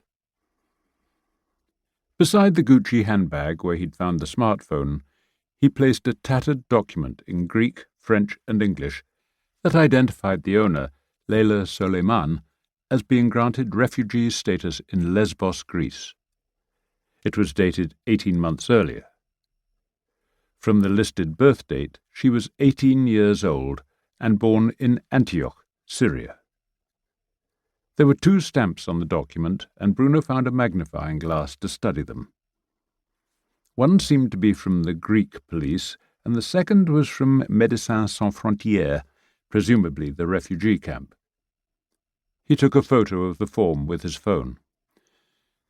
There was also a residency permit for Cyprus, with the same name and details, dated 7 months ago, and a Visa credit card in the same name from the Bank of Valletta in Malta. The bag also revealed an intact iPhone and what looked like a diamond bracelet. From an almost hidden pocket at the base of the bag, he removed an envelope that contained $1,500 in $100 bills and €2,000 in notes of €50.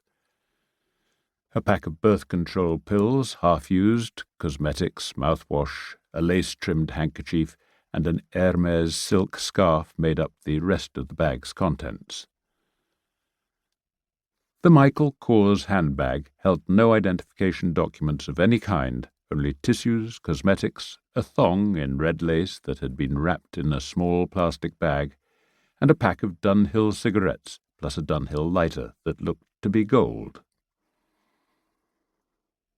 As Bruno was completing the inventory, JJ pushed the door open with his shoulder and entered with a tray carrying 6 paper cups, steaming and smelling of coffee, and a heap of croissants and pain au chocolat. Eve, head of the forensic team, followed with another tray holding glasses and bottles of assorted fruit juices. An old friend of Bruno's, he nodded approvingly at the piles of belongings Bruno had sorted. 2 more members of JJ's team followed them in, carrying plastic evidence bags and a couple of official police laptops. "Get those gloves off, Bruno, and have some breakfast," JJ said. "But first, where's the money?" Bruno pointed to the briefcase. "The cashier's cheque is made out to a local notaire.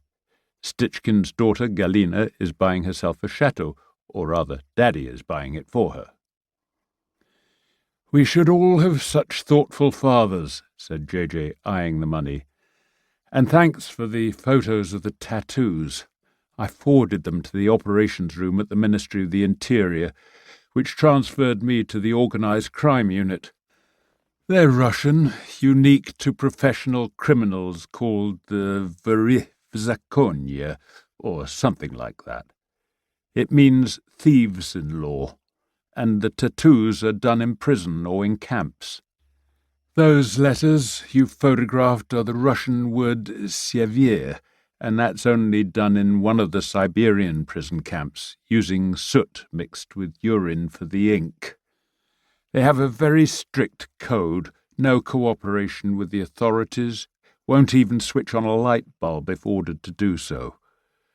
The organised crime team is sending someone down here to look it all over. Is this everything you found? Bruno washed down the last of his croissant with coffee and shook his head. The dead bodies, in what clothes they still had, were taken to the funeral parlour. Fabiola signed the death certificates but told them not to touch the bodies until the forensic team arrived. Maybe Eve should go there and look them over. Now that you're here, I ought to head back to the scene of the crash and see if there's anything else to be found. I also want to determine why the pile of logs fell when it did, and I have to type up the inventory notes. Have you opened a case file yet on the computer? No, not enough time, JJ said, speaking around a half-eaten croissant. I'll do that later, and you can file your report directly to it. And none of this should get into the media yet. As far as the press is concerned, it was an accident involving persons unknown. If you're asked, we're still trying to get registration details from Monaco, and we suspect the car may have been stolen. That won't stop a keen reporter, Bruno objected, and the crash has already been reported on the radio. They know it was a Maserati, which is so expensive that it's news in itself, and a medical helicopter landing here around dawn won't go unnoticed. There's a message on my voicemail from Philippe Delaurent of Sud-Ouest, and you know what he's like. Refer Philippe to the press office and no off-the-record chats. This has to be kept under wraps. Anybody else know about the money? No, only you and me, but Fabiola saw the tattoos, and she's the kind of woman who will look them up out of curiosity. And you know Gilles, her partner, who still freelances for Paris Match. Putain, JJ said, tiredly, and shrugged. I'm just passing on orders from the commissioner, and he'd had a call from Paris, so all this is now way over our heads. More because of General Lannes than Guarot, I would think, said Bruno. But the Fisc will have to be involved. Monaco car, Russian criminals, all that cash. Don't tell me this isn't connected. And there's another thing. One of the women is a Syrian refugee. I don't know if it's the dead one or the one in intensive care, but Lara Sachi had a slight Arab accent. JJ shook his head. That's not our business. We just do the standard police work. So I'll get people working on the phones and credit cards and see if there's anything left on the car's GPS. Maybe we can find out where they came from. The speed they were going, they probably had to fill their tank on the way. We're dealing with 4 people, but I only see 2 phones. Keep an eye out for any phones when you go back to the scene. You'd better check with Lespinasse at the garage, said Bruno. He may have picked up a phone with all the other stuff when he cleared the crash from the road. I'm hoping he or the funeral parlour can come up with some ID for the driver. From what I saw, most of him was crushed by the engine. JJ shrugged again. Poor bastard. He looked around. How long can we use this council chamber as a workroom? I'll ask the mayor, but there's no council meeting until Thursday. It's Monday, so we should be done by then. Report back here after you've checked the crash site. Will you need more manpower? I'll ask Eveline if she can spare a couple of gendarmes. "What was done with those dead boar you found?" J.J. asked. "I presume they could have destabilized the log pile." "I'll let you know when I've inspected the site." Bruno turned to go, but he stopped at the door. "The idea that a boar just happened accidentally to knock over that pile at the very moment the car was passing strikes me as more than unlikely." "You're the country boy, Bruno. Is there no possible way that could have happened?" "I'll let you know when I get back." The road had been cleared and was open to traffic, the logs all pushed to the ditch. A man Bruno didn't know was standing beside them, scribbling notes on a pad. He was dressed like a hunter, khaki pants and shirt, rubber boots, and a sleeveless bright red gilet. Bruno half recognized him, perhaps from a hunting dinner. He introduced himself and learned the man's name was Henri Contamine. They shook hands, and Bruno asked if these were his logs. "Yes, and so is this land, all the way from the road to the ridge up there. I have a permit for the log pile, plus a certificate from the forestry inspector for its stability." "So how do you think it collapsed?" "That's what I've been trying to work out. The bottom row is secured by iron stakes at each corner, front and rear. The rear ones are still there, but I can't see the front ones, though there are gouges in the earth where they used to be. They might be under these logs here." "Or the stakes might have been swept up with the metal from the car when they cleared the road," said Bruno. "Could boars have done this? There was a big dead one and a couple of young sangliers among the logs last night." "You were here then?" Contamine asked. "Must have been a hell of a mess. 3 dead, I heard." "Yes, I suppose boar could have done it, but it would have needed 2 of them, digging out the front stakes and then some more at the back to push the pile. Even then they'd have needed to work at it." "Can you show me?" They clambered up with the help of 2 upright logs that had fallen oddly and rested against the slope. Contamine showed Bruno the 2 deep holes in the earth where the stakes had been. Bruno bent down to sniff, but there was no smell of explosives and no sign of fire or charring. There were some old rabbit holes in the bank, but no fresh droppings. "We put terriers in to clear the rabbits when we put the logs here," said Contamine. "The ground is stable enough." "Part of it gave way," said Bruno, "and the rest is torn up. Could that have been boar? A whole herd trying to scramble up the bank to get away from an oncoming car, maybe dislodging and uprooting the stakes in the process?" Contamine took off his flat cap to scratch his head. "Maybe. I suppose it's possible, but you'd still have needed somebody at the back of the pile to push it over, and I don't see boar doing that. Give me a hand to move this log standing on its end. Just help me push it over. Jesus!" As the log toppled, it revealed a hole behind it full of loose earth where the stake had been. Bruno scooped out some of the earth and looked at the sides of the hole. They were suspiciously smooth and flat. "Would you say that had been made by a spade, dug deliberately?" Contamine nodded, and Bruno asked him to check the other perpendicular log while he photographed the sides of the hole. "It's the same here," called Contamine.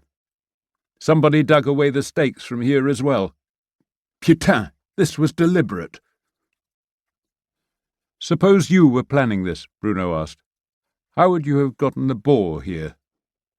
"Food in the ditch and on the road.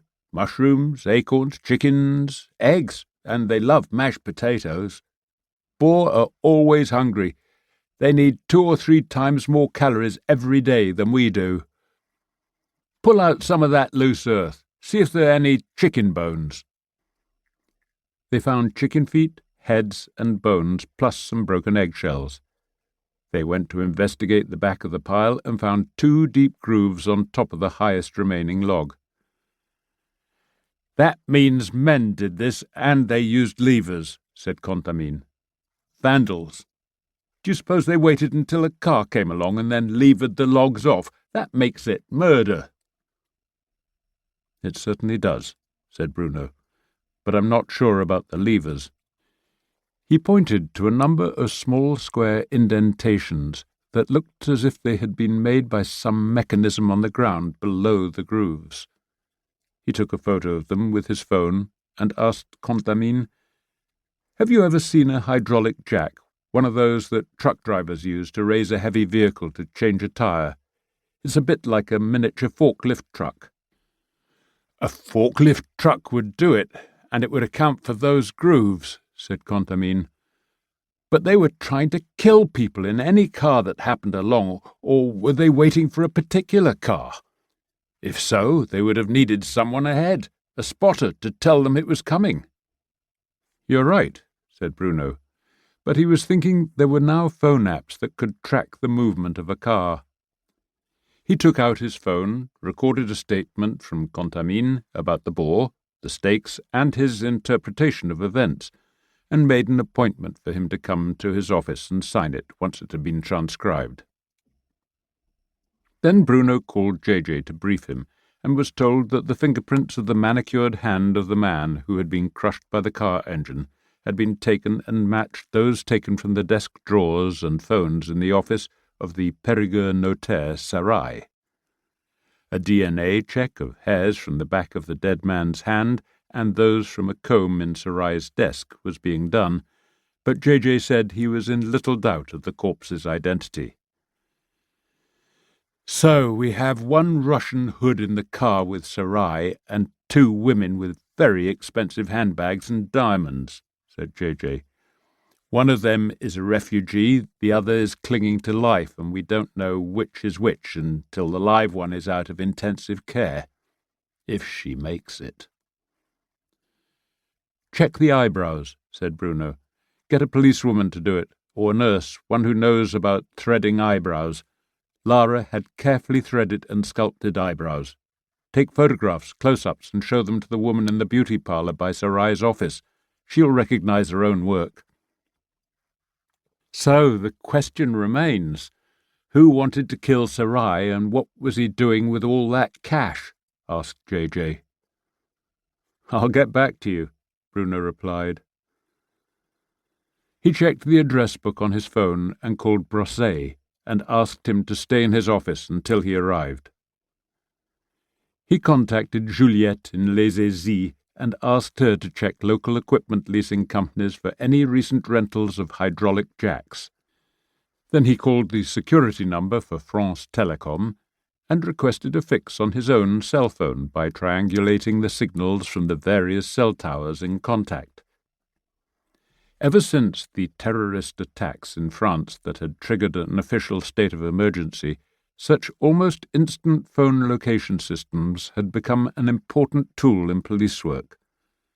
He then asked them for the number and registered owner of any cell phone that had been in the same location for more than a brief period throughout the night. He waited less than a minute before the duty officer came back with a number. The phone's SIM card itself was prepaid and had been bought in Cyprus, where French law was not enforced, so the owner wasn't registered. "Could you trace where that SIM card might be now?" "If it's switched on," came the reply. "We'll call you back." Driving like the wind back to town, Bruno parked half on the pavement outside the notaire's office and rushed in. "Did you have an appointment this morning about the sale of Chateau?" he asked a startled Brosset. "Yes, at 9. Monsieur Macrae, his wife and son, and the son's future bride were here waiting for half an hour past the appointed time. They are very upset. The deposit cheque was to have been presented as the initial part of the transaction." "Did it have to be a cheque?" "No, but it always is, a bank cashier's cheque." "Would cash be acceptable?" "In principle, yes, but with these new controls on amounts over 10,000 euros, it would have been held pending the usual verification and inquiries." "How much was the deposit to be?" 300,000. 10% of the agreed sale price." Suppose you had been handed part of the deposit money in cash. I would have accepted it, pending the official authorization, banked it in my client escrow account, and let the bank take care of the necessary procedures against money laundering. How long have your clients been gone? 20, 30 minutes, but they're staying in town in case the other side turns up. You'll probably find them in the cafe. Why do you ask? What do you know about this, Bruno? You heard about the crash on the Saint-Cyprien road? I think it might have been the people bringing their deposit money. They had a lot of cash with them and a cashier's cheque made out to your client account. Officially, you don't know that. The cash and cheque are currently in the possession of the chief detective of the Police Nationale. Brosset's face was impassive. I see. What should I tell my clients? That there's an unfortunate delay.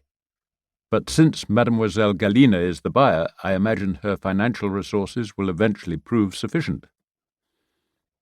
Standing on the street outside, Bruno phoned the Paris headquarters of Médecins Sans Frontières and asked for a press officer with whom he'd worked on a previous case. She greeted him warmly, and he explained about the unidentified body from the crash. What could she tell him about the Lesbos camp? She said she would transfer him to a colleague who had worked there, and would let her know that Bruno was a friend.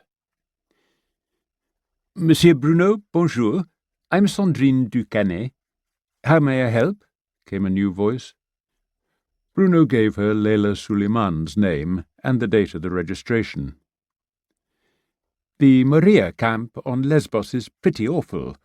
Even now there are more than 8,000 in a camp designed for a third of that number. But it's in better shape compared to 2016, when over 500,000 people, mainly Syrians, flooded into Greece from Turkey. God only knows how many died. I remember the photo of the little boy dead on a beach, said Bruno. I don't know how the Greeks coped. Their economy was in bad trouble at the time. It still is, and now the EU is investigating administrative fraud. Greece received €1.5 billion from the EU for refugee assistance, and not much of it came to Lesbos. There were several suicides while I was there, and a lot of young people just disappeared, some of the girls onto visiting yachts. We asked the Greek police to investigate what we thought was sex trafficking, but they were overwhelmed just trying to keep order. Hang on. I'm checking the computer for that name and the date she was registered. Was she born in Antioch? Yes, said Bruno, and gave Sandrine the date of birth on the form. That's her. We have her listed in the computer, but she disappeared soon after, along with 7 others on the same day. I remember it because it was such an obvious case. There was a big Russian yacht in the harbour, and we found witnesses seeing the girls taken on board by crew members after they'd been bought a meal at one of the tourist beach bars. Do you have the name of the yacht and the date this happened? Yes, it was June 7th, just a week after Leila was registered, and the yacht was called Galina. Bruno closed his eyes when he heard the name. That could hardly be a coincidence. It was registered in Cyprus, and we made some inquiries, Sandrine went on. It was owned by a rich Russian, but the Cypriot police did nothing. We suspected they might have been paid off. You have to realize this was happening all the time, attractive young girls and boys given away out of those dreadful camps, wined and dined and given new clothes and a promise of a new life in Europe. In their shoes, I'd have taken that chance, even if I had to screw some fat old lech. Bruno took down the names of the other girls who went on board the Galina, but Lara Sachs's name was not among them, nor could Sandrine find it on her computer. Sachi is quite a common name. Ottoman origin, it means watchmaker, she said. Thanks for your help. May I come back to you if I have more questions? Please do, and I'm sorry that Leila died. and sorry that she's just a name to me. She didn't stand out among all those heartbreaking faces, fleeing from war and finding themselves in something almost as bad. It made me feel ashamed to be European. How little we did, how little our politicians cared. Except for Angela Merkel, said Bruno. I suppose so, except for her. Then France Telecom called back. The SIM card of the phone he had asked about was currently at Bergerac Airport.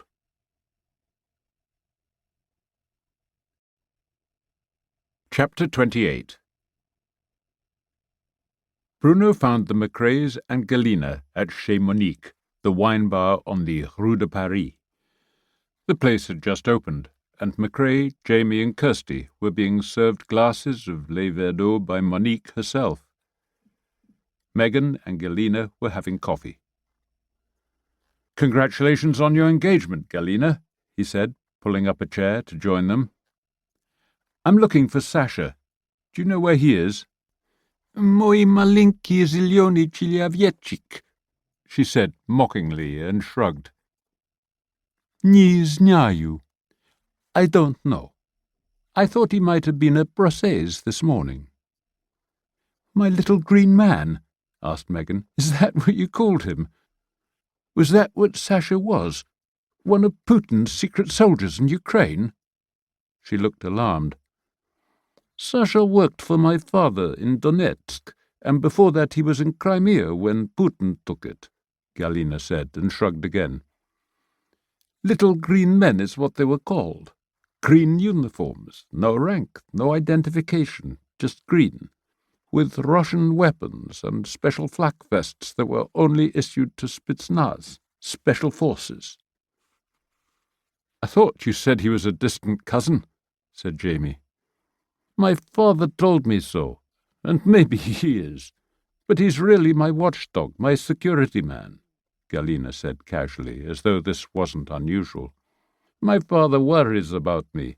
He sent the plane for Sasha on Friday and said he would be back today. I thought it was to arrange the deposit money for the sale, but my father told me some other people in his company had to bring a car back, so he'd send it with them." "What plane is that?" Bruno asked. "My father has a business jet, usually based in Cyprus, but my mother thought he'd probably send it from Nice to Bergerac. Then he told her the money would come by car." "It must get confusing, keeping track," said Rod dryly. "Have you heard from Sasha today or yesterday?" Galina shook her head and then looked at Jamie. "I am so sorry. I am sure it will all be settled. I tried to call Sasha from the notaire, but there's no reply. Maybe his phone is on mute. I will try again, or call my father." "I'm sure he'll turn up," said Bruno. "Maybe he sent it with the other man who works for him, Alexander Falin. Do you know him?" "Yes, the other Sasha. Sasha is short for Alexander. Falin is some business friend of my father, usually in Malta, so I think of him as Malta Sasha. The one who came with us is Cyprus Sasha. How do you know Falin?" "And Leila? Leila Suleiman?" Bruno went on. "Do you know her?" Galina looked uninterested, as though this had nothing to do with her. "Yes, I think so, from the yacht. She was Malta Sasha's girlfriend." "What's this about, Bruno? All these names of people. Who are they?" asked Jamie. "There was a car crash near here last night, a bad one, and 2 of the dead were Alexander Falin and Leila Suleiman. They had a briefcase that contained a cashier's cheque for your deposit." Galina clapped her hands like a child, then reached out and squeezed Jamie's hand. "You'll see, Jamie, I told you it would work out."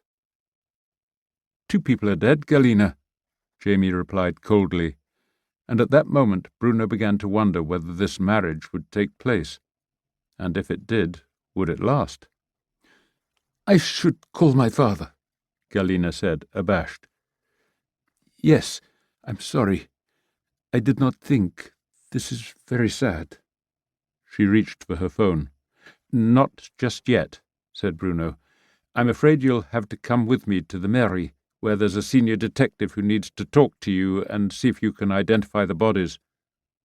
I'm sorry, but it's the law to identify the dead as soon as possible. I am sorry I could not, she said, shaking her head. I could not stand it. Dead people, and they must have horrible injuries. Don't worry, I'll come with you, said Jamie, taking her hand. Bruno's right. You have to identify them. Bruno led the way to the mairie and left them in his office before going to the council chamber to brief JJ on the bore, on Contamin's conclusion that the crash was no accident, and on the link with Stichkin. We have no grounds to arrest Galina, JJ, but I said you'd need her to identify Falin and maybe the girl. She knows them both. One of the dead women is Leila Suleiman, a Syrian refugee from some grim camp on Lesbos who was spirited away on Daddy's yacht. Galina is in my office with her boyfriend. She can't see the bodies now, said JJ, rising to his feet. Eve is at the funeral parlour doing the forensics with Fabiola. Still, I'd better see her, get some details on Falin and the girl. What about you? How do we get some kind of confirmation that this car crash was no accident? I asked Juliette to start looking for places that lease or sell hydraulic jacks. I thought I'd better check on a private plane that might have brought Sasha here. He's the ex-Spitsnaz bodyguard. If anybody in all this is a killer, he's the likely candidate. You and your hunches, JJ sighed. Where will you be? I'll stay here. You may want to bring Galina in, see if she recognizes any clothes, get a statement from her about the cashier's check and her own movements. But as soon as you can, we need her to identify the bodies. Once JJ had taken Galina and Jamie from Bruno's office, Bruno checked his computer for the special security number of air traffic control. He used his desk phone to call the number, identified himself, and gave his identification code. He was told to wait while this was checked, and then a brisk voice asked for his birth date and army number. Bruno gave them, and was then asked what he needed. He asked whether a Cyprus-registered private jet had flown from Malta or Cyprus to Nice and Bergerac in the last 3 or 4 days. Cyprus? That's a VCQ registration. Let me check. Bruno heard the clicking of computer keys, but within a minute the voice was back. We had one incoming, one of the new Embraer Finam business jets, into Nice on Friday afternoon, refuelled, then to Bergerac at 1900 hours and back to Nice 40 minutes later. It came back to Bergerac again late yesterday, and it's still there. Is there any way you can ensure it stays there? This is a murder inquiry, and I think our suspect may be trying to take that plane. Delay it? Is this a formal police request? Yes, on my authority as a member of the Special Task Force of the Interior Ministry. You can call the Minister's office and ask for General Lannes.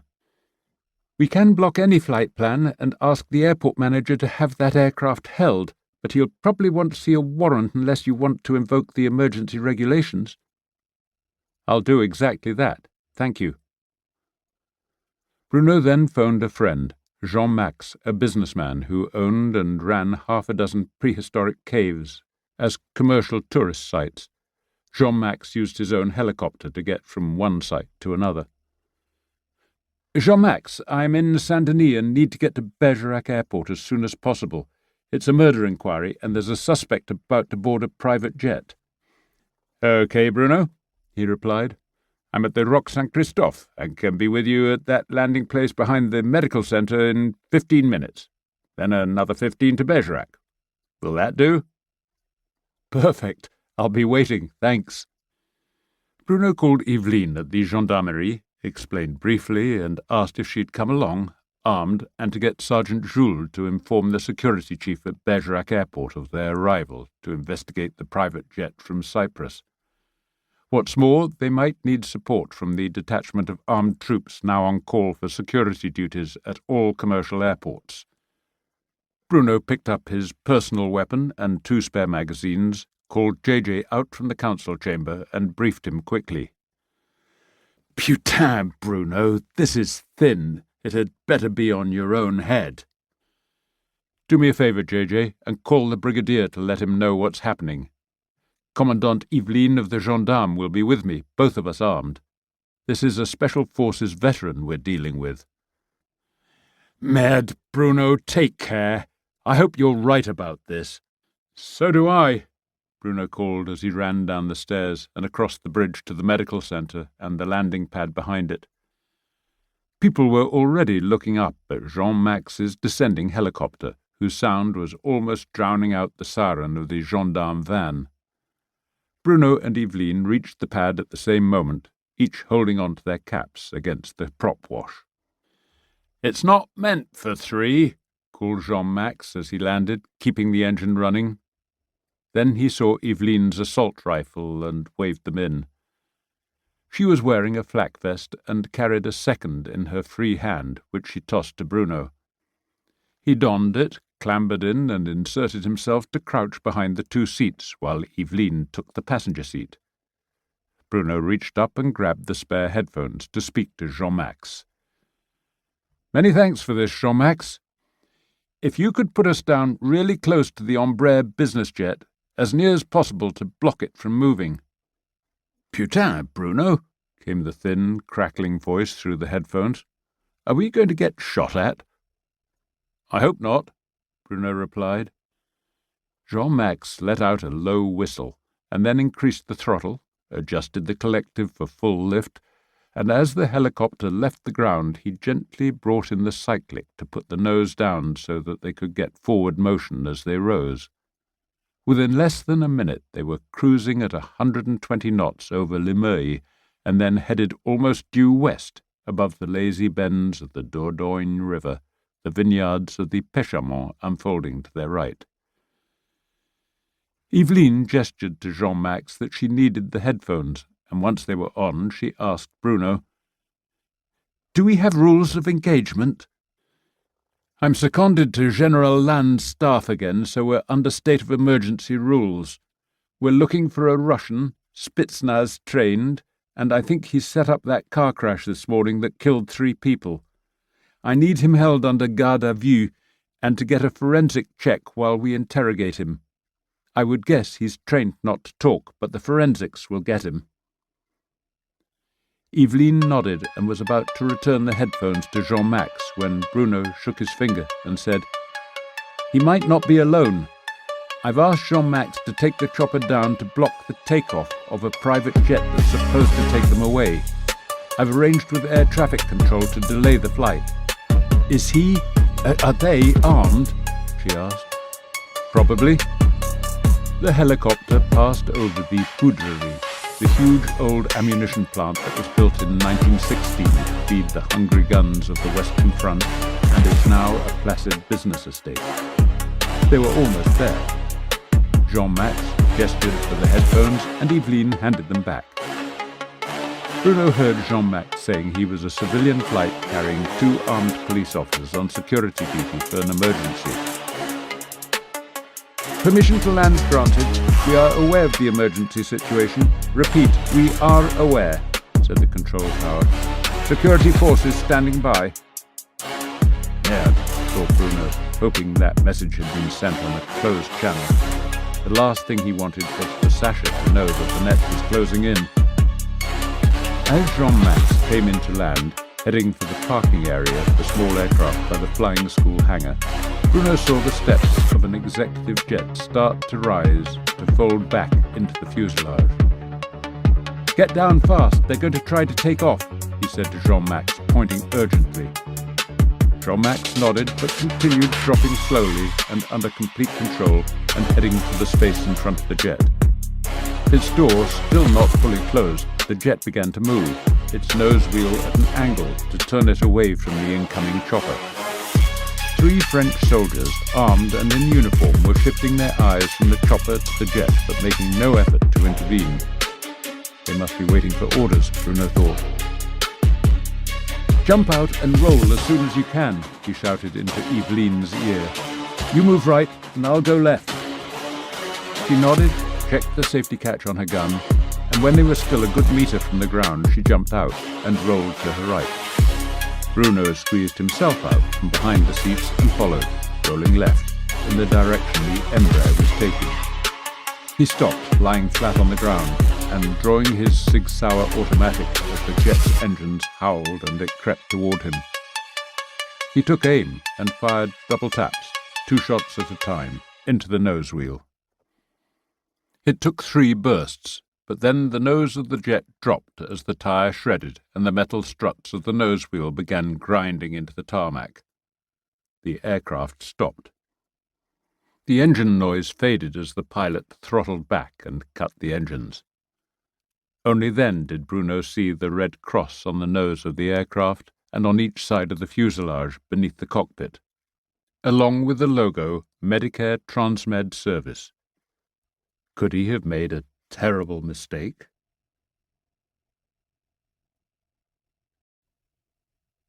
Chapter 29. What now? Bruno asked himself. He had to push the doubt from his mind and assume there would be an air crew aboard as well as Sasha, so he might be facing a hostage situation.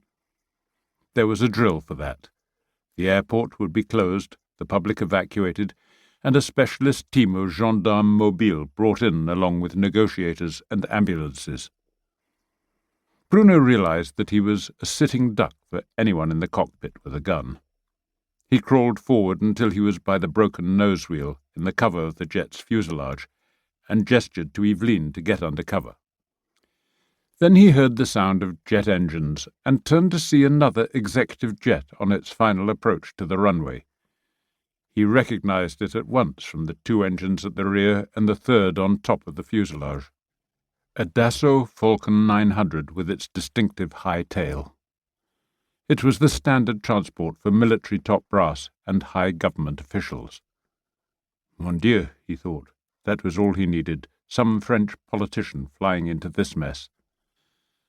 The door of the Embraer jet above him began to open, and the steps were unfolding automatically.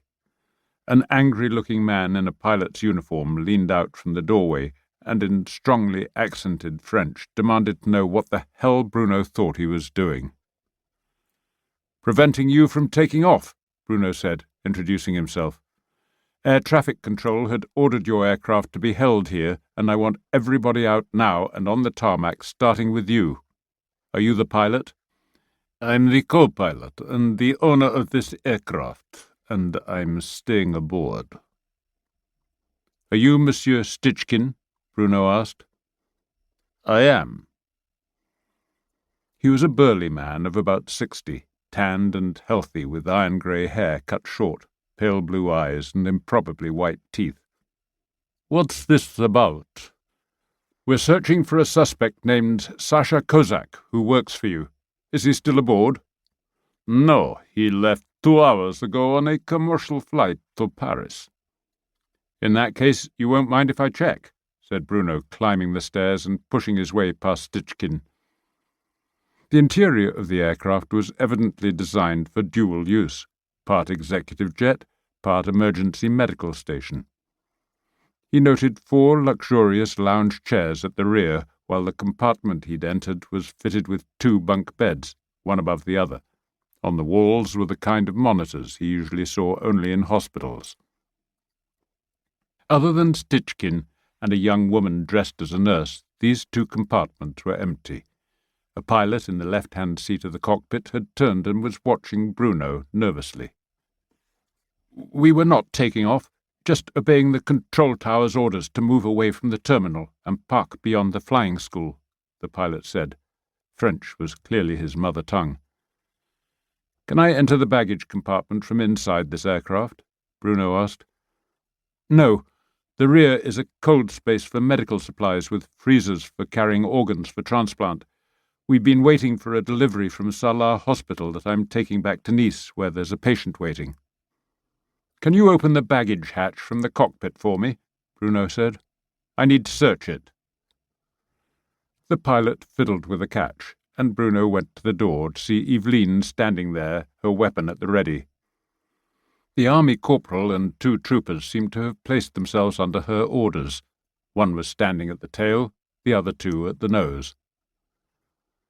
"Both holds should be open now, nose and rear," said the pilot. After a few moments, Eveline reported that the rear hold contained only suitcases and the front hold contained small cardboard boxes labelled for swabs, syringes, and other medical supplies. There came a roar from the runway, and Bruno looked out to watch as the Falcon landed with a burst of smoke from the tires, followed by a screech as the engines were switched to reverse thrust. Bruno turned to see Stichkin sitting in one of the lounge chairs, his hands clasped over his ample stomach. He was looking very pleased with himself as he stared at Bruno with a half-smile on his face. The woman who was dressed as a nurse sat opposite him, her back to Bruno. "Kozak should be at Oli by now, and then who knows where he's gone," he said. "But I know you. We were not introduced, but I've seen you before at a chateau near here. It belonged to a friend of mine, and the event was his 90th birthday party. Marco de Sey, a great pilot and a war hero on the Russian front. You were pushing a famous old woman in a wheelchair, the Red Countess." Bruno nodded. Stichkin had also been a pilot, and there had been Russians at that party. It made sense that he would have known de Sey. "Marco was a great hero of France, a legendary man. I went to his funeral," he said. "I gather you also know my daughter," Stichkin went on. "She speaks well of you." Bruno's nerves were still jangling as the adrenaline rush died down, and he felt out of his depth at the sudden transition from gunfire to the kind of polite conversation he might expect in a drawing-room.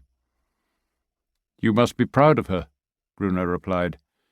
"Galina is a very gifted musician, as well as the best tennis player I know. But right now my priority is a multiple murder that was made to look like a car crash. 3 dead, each of them connected to you." "How very sad," said Stichkin. "The evidence suggests that Kozak was responsible," Bruno went on. "Had I known, I would have tried to delay his departure. He asked for emergency leave to visit his sick mother in Russia. But I shall stay. I want to see my daughter, this chateau she's buying, and this boy she wants to marry. I gather you know him too." "He's a fine young man, but I thought you were about to fly some organs to Nice." "They don't need me for that. Another co-pilot is coming to replace me, should be here by now. I have a meeting arranged here with some senior French officials. I imagine they will be on that jet that just landed." Stichkin shifted in his seat as if uncomfortable, put a hand behind his back and pulled out a mobile phone. He looked at the nurse. "Is this yours?" She shook her head. "It's not mine. It's an Android. I use iPhones. Kozak must have gotten it." Stichkin offered the phone to Bruno. "Maybe it will help your inquiries." Bruno took out a handkerchief, accepted the phone, wrapped it, and put it in his chest pocket. He had the unsettling feeling that he was taking part in a play in which Stichkin alone knew the script. "Bruno," called Eveline urgently from the aircraft steps, "you'd better come." The other aircraft had halted some 30 meters away. It carried the colours of the French Republic, and descending the steps were the familiar figures of General Lannes and Isabel, both in civilian clothes. His heart sinking, Bruno went down the steps, saluted, and waited to be called to an extremely difficult encounter. "Over here, Bruno. And you, Commandant Eveline," Lannes called. The moment they reached him, Lannes gave Bruno a glacial stare. Is Stichkin inside? Yes, sir, but Kozak has gone. He's the murder suspect in the car crash JJ will have briefed you about. That's your problem, not mine. Is there any evidence that gives you reason to detain Stichkin? His aircraft brought Kozak to Bergerac yesterday. He came back here this morning and left his phone on the plane, probably assuming we would use it to find him. The 3 dead seem to have been people who were putting Stichkin's insurance company at risk, which is to say that Stichkin had a motive to silence them. There's also a question of his yacht being used for human trafficking in Syrian refugees. How strong a case do you have against him? Enough to put him under garde à vue, and then it would be up to a magistrate. I agree with Bruno, sir, said Eveline. There's enough for a conspiracy charge. Good. So we can put some serious personal pressure on him. What about that nose wheel? I presume you did that, Bruno? Yes, sir, said Bruno. The aircraft had been held by air traffic control even before JJ informed them we were in pursuit of a suspected murderer. I shot out the front wheel to prevent what seemed to be an attempt to take off. This is entirely my responsibility, sir. Commandant Eveline simply agreed to support my request to come here in hot pursuit. I see. Lannes turned to Isabel. Do you have any questions for Bruno, Commissaire? Not immediately, sir, but we'll need to debrief him fully later. We'll also need to issue a European arrest warrant for Kozak. If Bruno has any photos of him, that could be helpful. We can run them through the archive of the fighting in Ukraine using the new facial recognition software. After they lost so many people when the airliner was shot down, the Dutch are eager to bring war crimes charges before they're caught in The Hague. Understood. Very well, Bruno. I'd like an unmarked police car as soon as possible, ready to take me and Stichkin and the commissaire to somewhere private, civilized and nearby. We'll also want a discreet exit from the airport. I imagine by now the press will be on their way. Could you take care of that while we go and have an initial chat with him? Yes, sir. His pilot says they are waiting for a delivery of human organs for transplant to be flown to Nice. I doubt whether there'll be a replacement nose wheel available here. You might need another medical plane. Lannes nodded, and followed by Isabel, he climbed the steps into Stichkin's aircraft. A few moments later, the pilot and the nurse came down the steps and said they had been asked to wait in the terminal. Bruno turned to Eveline and said, "Sorry to have dragged you into this. It's all my fault." "Don't be silly. I'm responsible for my own actions, and you did the right thing, whatever the real politic games being played inside that aircraft. But what's the anti-terrorist coordinator doing with General Lannes?" "I imagine it's several different things, starting with that Malaysian airplane that she mentioned, shot down by a Russian missile over Ukraine in 2014, Bruno said. The Dutch government is holding Russia legally responsible for the 300 dead. They say it's state terrorism, and a lot of European governments agree. More recently, there was the use of nerve agents in an English country town against a Russian defector. So what we're involved in here is French security officials setting up a back-channel negotiation with the Kremlin, or maybe with just one of the factions in the Kremlin. "Mad," Eveline said. "Meanwhile, we have our orders. I'll arrange for the car." "Any idea where we can take them?" Bruno asked. "I was thinking of one of the nearby vineyards, maybe Chateau de Tirgon. I know the Count who owns the place. There's a closed courtyard where we can put the cars." "Sounds good. I'll arrange a car from Bergerac." Bruno contacted the Count, explained the need for a discreet meeting place for an impromptu high-level security meeting, and was told they could use the Chateau dining room. Eveline reported that an unmarked car was on its way. She called the airport control room and asked about alternative entrances. At that moment, a 4x4 vehicle that Bruno knew only too well pulled up outside the airport fence. Philippe Delaurent climbed out, camera in hand. Another familiar car slowed as it passed Philippe, and JJ waved from the passenger seat before his car rolled onto the airport entrance. "So much for discretion," said Bruno, steering Eveline out of Delaron's line of sight. "We have to screen the aircraft steps when they come out. One of the fire engines could do it. Try the airport manager." Bruno's phone vibrated. The screen told him it was Juliette. As he took the call, a fire engine began moving forward to block any sight of the two executive jets from the airfield perimeter. "One heavy-duty hydraulic jack with broad blade, suitable for lifting containers with a single operator, was rented from Bergerac Leasing, just down the road from the airport," she said. €600 paid in cash, lease secured on a Bank of Malta credit card issued to Eurotransmed Logistics, in the name of Sandro Kosaki, whose identity was verified by a Maltese passport in that name. The jack was booked by phone on Saturday, picked up yesterday by special arrangement when the payment was made, and the jack returned to the yard before they opened this morning." "Sandro Kosaki," Bruno murmured. "Alexander Kozak." "Sorry, Juliette. I'm thinking aloud. Thank you. I owe you one." He put the phone away as JJ approached to shake his hand and greet Eveline. "Kozak flew out of Paris Orly first thing this morning, having returned the hydraulic jack he rented to push over the log pile," Bruno said. "He paid in cash, but had to show a credit card issued by a company owned by the Russian who's inside that aircraft with General Lannes and Isabelle. And from Orly he could catch a plane anywhere," said JJ, shaking his head in frustration.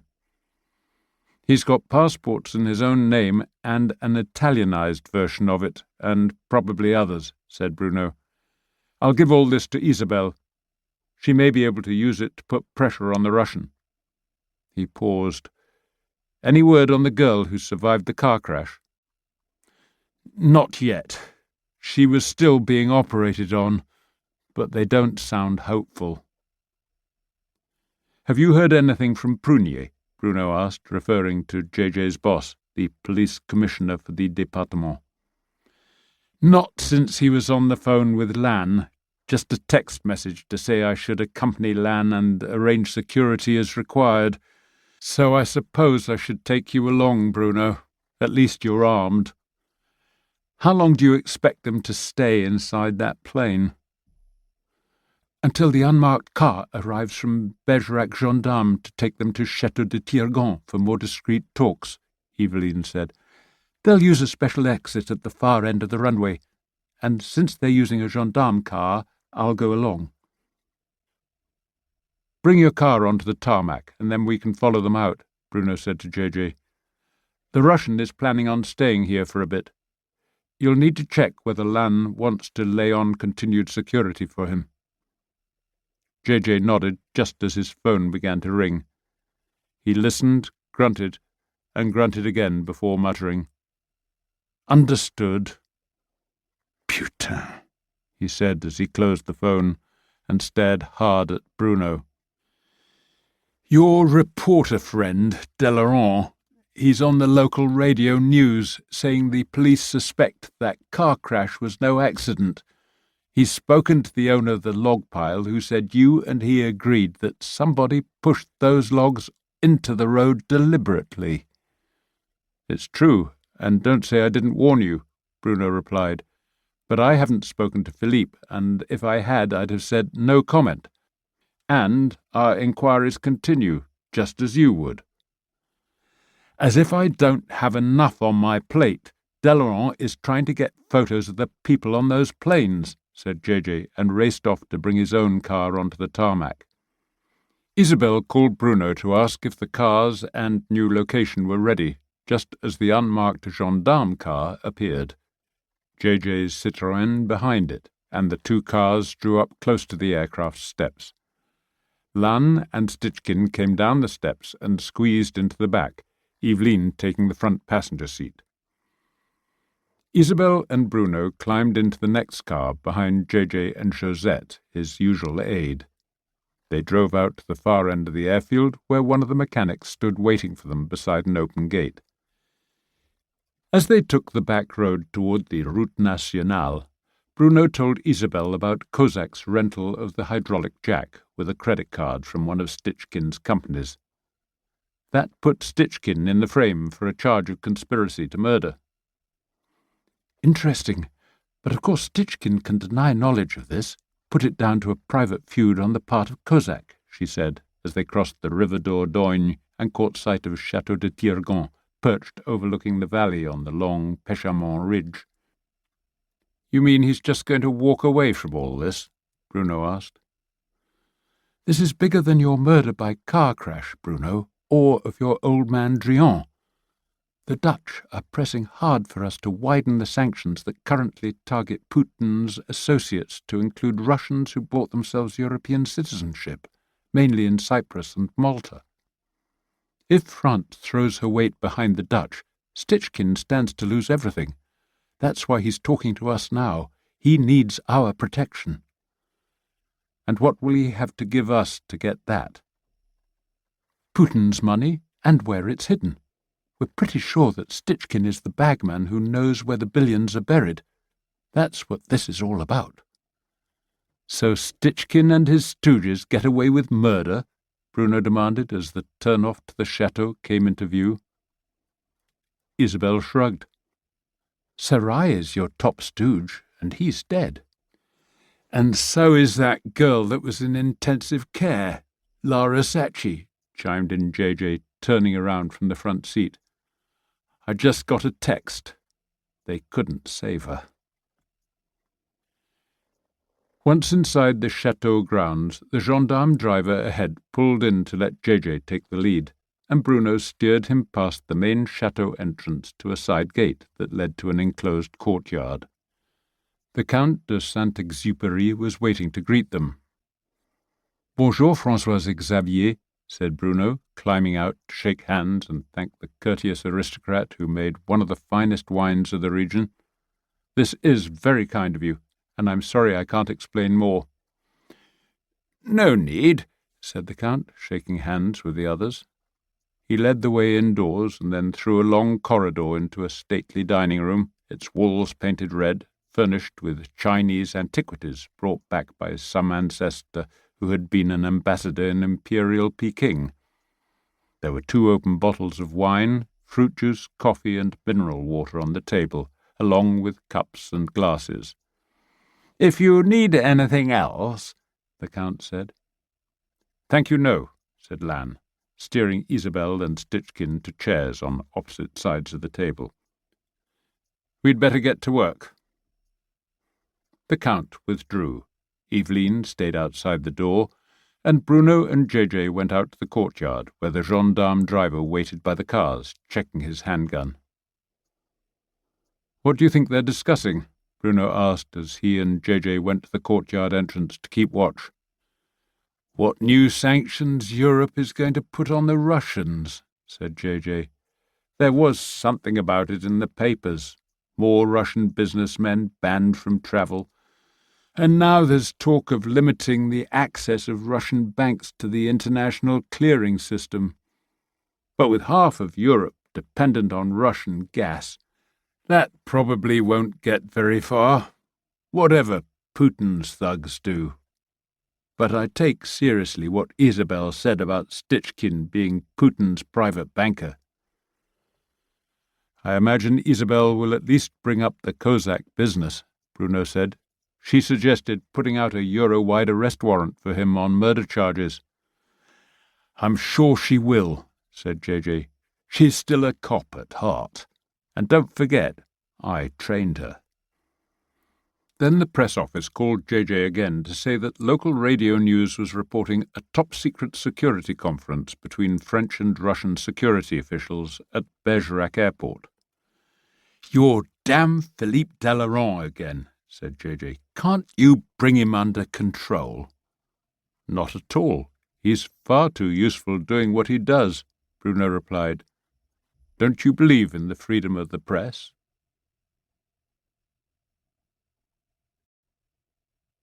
Chapter 30. The conference at Chateau de Dordogne was in its third hour, and Bruno had ignored 3 calls from Philippe Delaurent when his phone vibrated again. The screen said it was Rod McRae. "We have a situation here, Bruno," Rod began, his voice high-pitched and nervous. "Bertie's got Galina, and he's got a gun." "What? Who?" Bruno was confused, but the intensity of Rod's voice got his adrenaline pumping. "It's me, Bruno," said a woman's voice. Megan had taken over the phone and was speaking calmly. "We were listening to the radio when they reported that security meeting at Bergerac airport.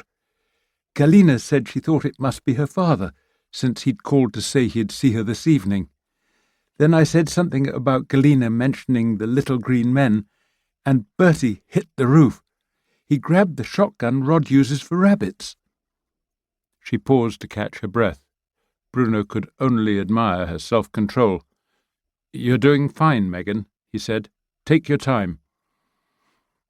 "Bertie dragged Galina to the terrace and said she'd better get her dad here or else. He's been shouting about the war crimes court at The Hague. Jamie and I have tried talking to him, but he's threatened to shoot us, so we thought we'd better call you." "What's Galina doing?" "He's got her sitting on the floor of the terrace, and he's on a chair, his back to the wall, the shotgun on his lap. She's got her phone, and she's tried calling her dad, but his phone is switched off." "Keep calm, and don't do anything. I'm on my way," said Bruno. "Just hold on a second, though." He turned to explain to JJ, who simply gaped at him before saying, "Stichkin's daughter, held hostage by a Ukrainian nationalist with a shotgun. Are you serious?" "This guy, Bertie, is a friend of the McRae's son, Jamie, the one who's going to marry Galina. He's called Bertie because he's from Alberta in Canada, but his real name is Bondarchuk, and Isabel knows about him." "What do you mean she knows about him?" "She mentioned him by name when we were talking recently. One of her jobs is to keep tabs on Ukrainian nationalists, and the Brits tipped her off about him. Apparently some cousin of his was killed in the fighting in Ukraine." "When you say you were talking recently, don't ask, but we have to get a message to her inside that room." Bruno pulled out his notebook and began to write. When he finished, he gave the note to JJ. "Knock and call Isabel out and give her that. Say it's urgent. And give me your keys so I can take your car." "You're going there yourself?" "Do you have a better idea? I know them all, Galina, Bertie, the whole family. At least they'll talk to me. And we need time to set something up. This guy Bertie, he's on the rear terrace of Chateau Rock with a shotgun. We need time to get a sniper in place, just in case, and I can win us that time. Come on, JJ, you know it makes sense." "Hadn't you better wait till Isabel comes out? She'll want to know that we have a solution in hand. You give her that note and then arrange for a police sniper and a hostage rescue team. She'll have to decide whether to tell Stichkin." Shaking his head, JJ handed over his keys and headed back inside the chateau. Returning to Megan, Bruno told her he was on his way. He raced to the car and took off up the drive past the riding school and onto the back road to Saint-Albert. At this stage he could use the siren, but first he called the fire station at Saint-Denis and asked Ahmed to bring an ambulance as quietly as he could to the entrance to Chateau Rock, and Bruno would meet him there. As soon as he ended that call, he saw he had an incoming call from Isabel. "What do you plan to do?" she asked. "Keep things calm until you have a sniper in place and the usual hostage rescue team. I can keep him talking, even promise him I'll arrange to get Stichkin brought there, whatever it takes. Are you going to tell Stichkin?" "Not yet. He'd drop everything and take off for the chateau. I'd rather present him with a solution than a problem. Be careful, Bruno." He made a return call to Rod McRae's number to say that a specialist hostage rescue team was being alerted. McRae began demanding details, so Megan took the phone again and said they'd hold on. It was a fast road as far as Saint-Alvert, but then it slowed with traffic, and he was getting too close to use the siren. Trying to remember the long-ago police academy lesson on hostage situations, he could recall only the rule about securing the scene until the experts could arrive. He knew the ground and the people involved. With Jamie doubtless thinking of heroics to rescue his beloved, his mother, and all the other young people who would be there, he knew those people might be so many liabilities. Bruno thought he could probably count on Megan, Rod, and Kirsty, but for all he knew the French musicians might be filming it on their mobile phones and live-streaming it to the world. His phone rang. It was Isabel again. "Our oligarch is taking a toilet break," she said. "Thanks for your message. I told Lan. He says to leave it with you for the moment, but we're not telling Stitchkin. JJ has the hostage rescue team from Bordeaux coming in by chopper, but they'll land away from the chateau. They'll be there in about an hour. I'll text you rather than phone." Ahmed was waiting at the entrance to the drive with a small ambulance and another medic. Bruno briefed them and then led the way up to the entrance where he'd first met Bertie and Sasha, and the whole drama had begun to unfold little more than a week ago. One of the double entrance doors was open, and he told the two medics to stand by. The hallway was empty, but he could hear the sound of female sobbing from the sitting room to the right, and looked in to see Kirsty comforting her mother. Megan's face was red and awash with tears. That startled him. He'd thought of Megan as the rock he could count on. Bruno put his finger to his lips for silence. "Are Bertie and Galina still on the terrace?" he asked Kirsty in a whisper. She nodded and shushed her mother, who took a great gulp of air as she saw Bruno, and tried to rise but then choked and began to hiccup. Bruno patted her shoulder and told her in a whisper that she'd done well. Then he asked Kirsty where he'd find her father and brother. "Kitchen," she mouthed. "They've been trying to talk to him." "Where are the others?" he asked. "Hippo went out on a bicycle ride before all this began, and I don't know when he'll be back," Kirsty whispered. "Pia tried talking sense into Bertie, but he sent her away. I think she's in the kitchen, maybe planning to try again. They aren't getting on well. After that stupid fight Bertie had with Sasha, Pia demanded a separate room." He squeezed Kirsty's shoulder and thanked her before going into the kitchen, his finger still held against his lips as Jamie and Rod rose from the kitchen table when they saw him. Pia was hovering over Jamie with a bottle of antiseptic ointment and some gauze. He had a swollen cheek and jaw.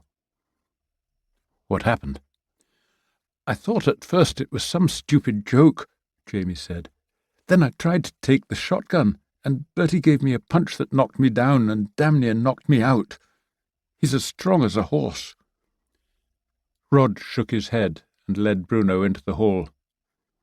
"We tried offering him a drink that we'd loaded with sleeping pills, but he threw it away after the first sip.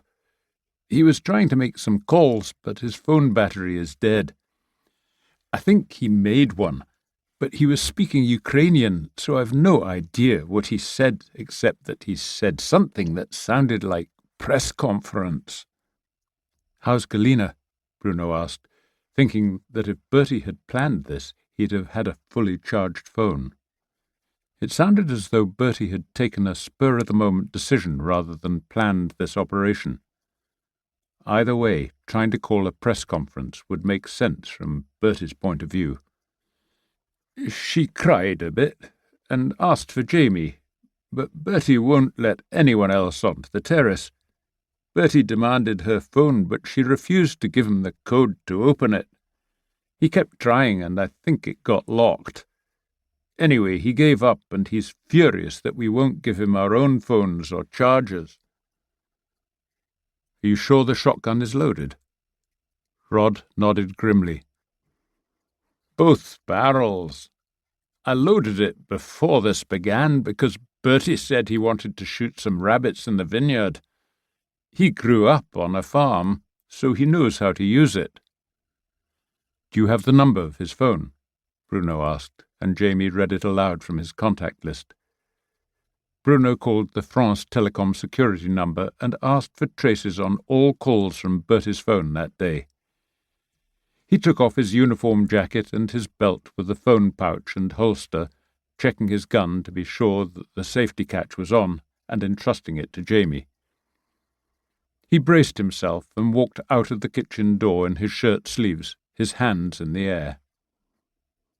"Bertie, as you can see, I'm unarmed, and hoping we can work this out." "Hello again, Galina." The young woman tried to rise, her face suddenly shining with hope, but Bertie slammed a large foot into her chest to force her back to the floor. Bruno winced to see it.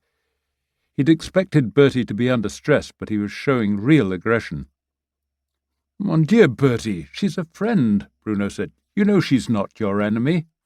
"You can let me have your phone, otherwise just go away." Bertie was now pointing the shotgun at Bruno.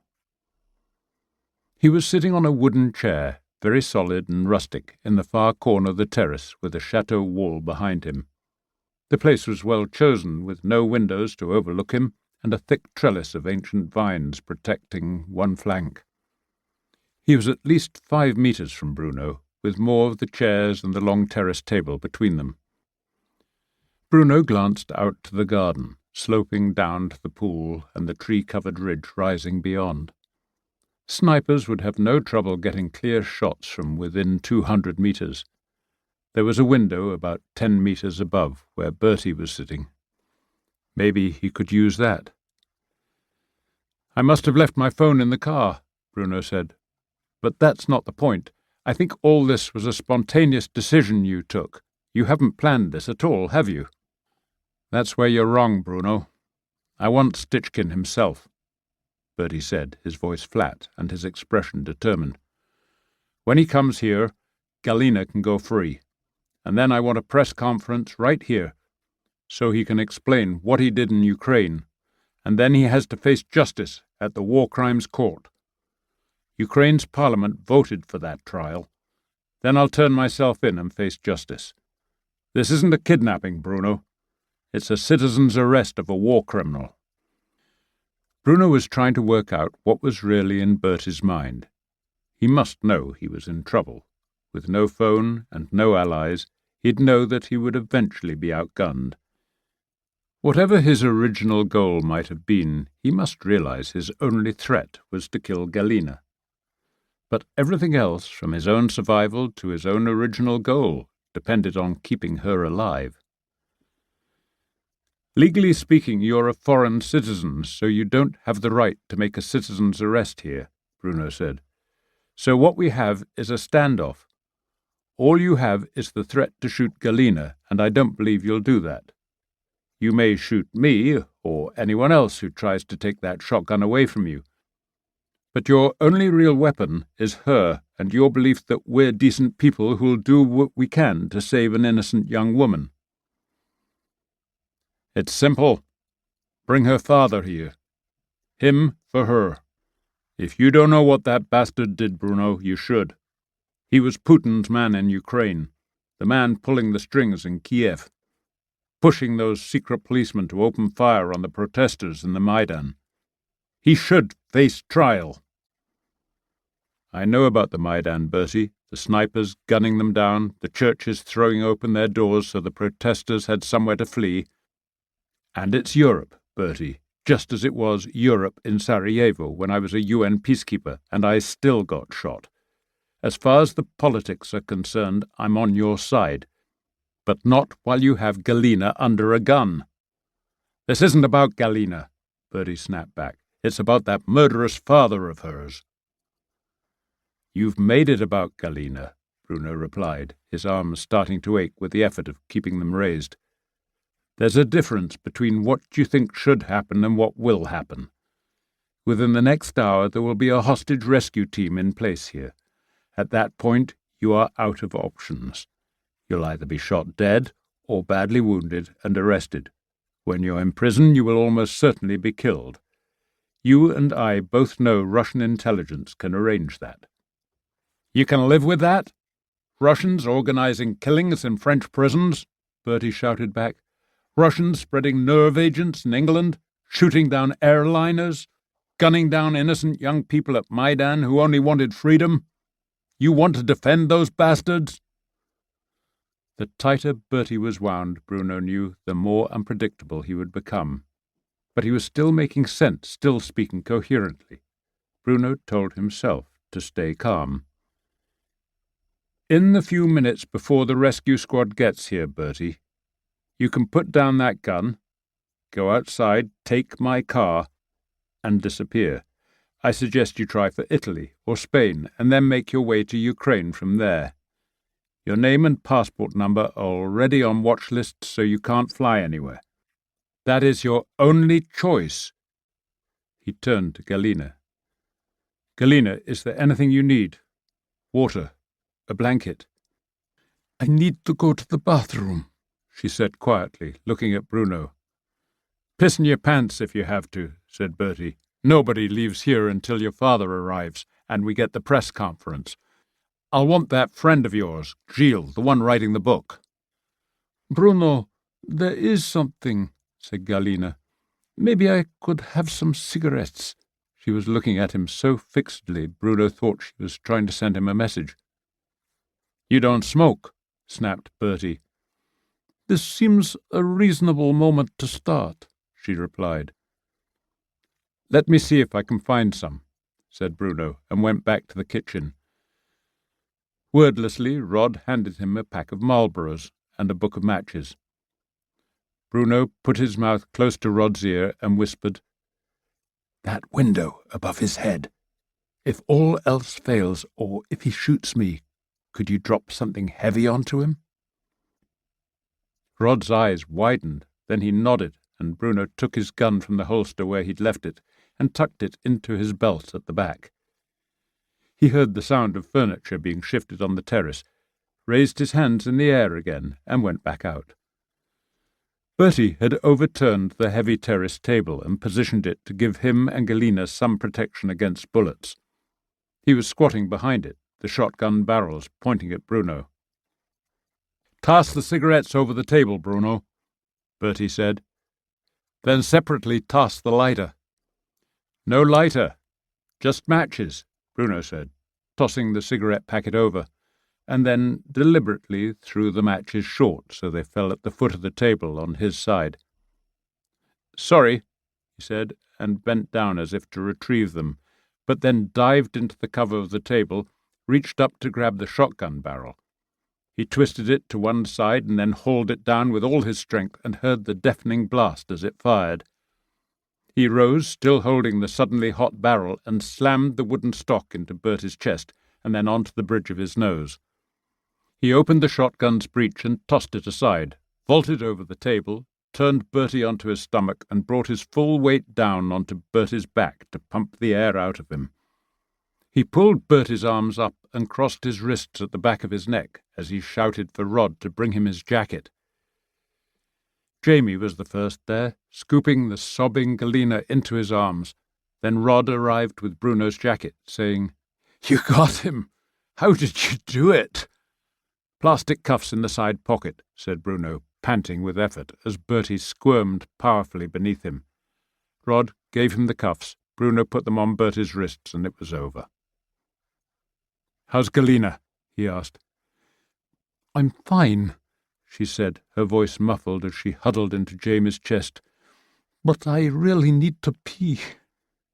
Get the medics, they're waiting outside, Bruno said. He stood up and stared at the gouged terrace floor where the shotgun pellets had blasted a tight circle. They'll need to look at the guy. I hit him hard. Please, pass me my phone. He called JJ to say Galina was safe and the crisis was over. The hostage rescue team could be recalled, but he needed Saint-Denis gendarmes with their van to take the suspect into custody. One last thing, he said, as Megan and Kirsty rushed onto the terrace to embrace Galina and lead her off. Has Stitchkin been told of the situation yet? I don't know, said JJ. Isabel hasn't come out of that meeting since you left. Bruno texted Isabel's number. Crisis over. Girl safe. Suspect in cuffs and alive. We'll take him to Saint-Denis Gendarmerie. He pocketed his phone, helped Rod put the table back in place, and asked him for a big garbage bag into which he placed the shotgun.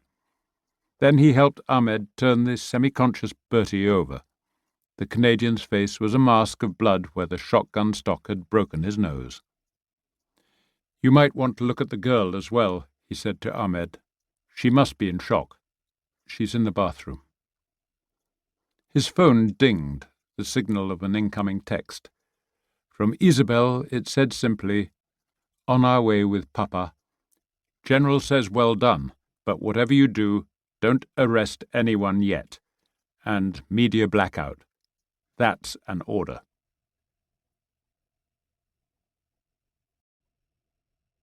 Epilogue.